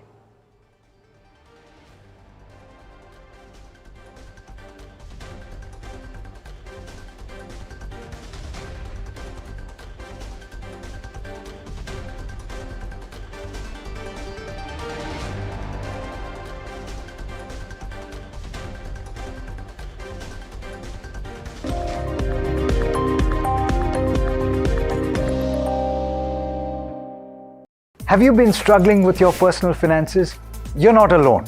There are a lot of people out there that find it difficult to manage their money. But on Big Decisions, we'll be discussing a variety of topics that will help you make your financial decisions with confidence. Check it out on any of our social media platforms, the television channel, on the website ndtvprofit.com, or in fact, on any of the podcast platforms out there. Different people believe in different things. In cricket, some hail the king, some believe in God. Some wait for Mr. Right, some believe in swiping right. Some run away from risk, others run after it. For some, kids mean babies. For others, kids mean puppies. Some want a home to settle in the future. Some want to roam the world today. Some make a career in a company. Some make a career out of building companies. But when it comes to money, everybody believes in only one thing: profit, profit, profit. And for profit, watch only NDTV Profit. We all love money.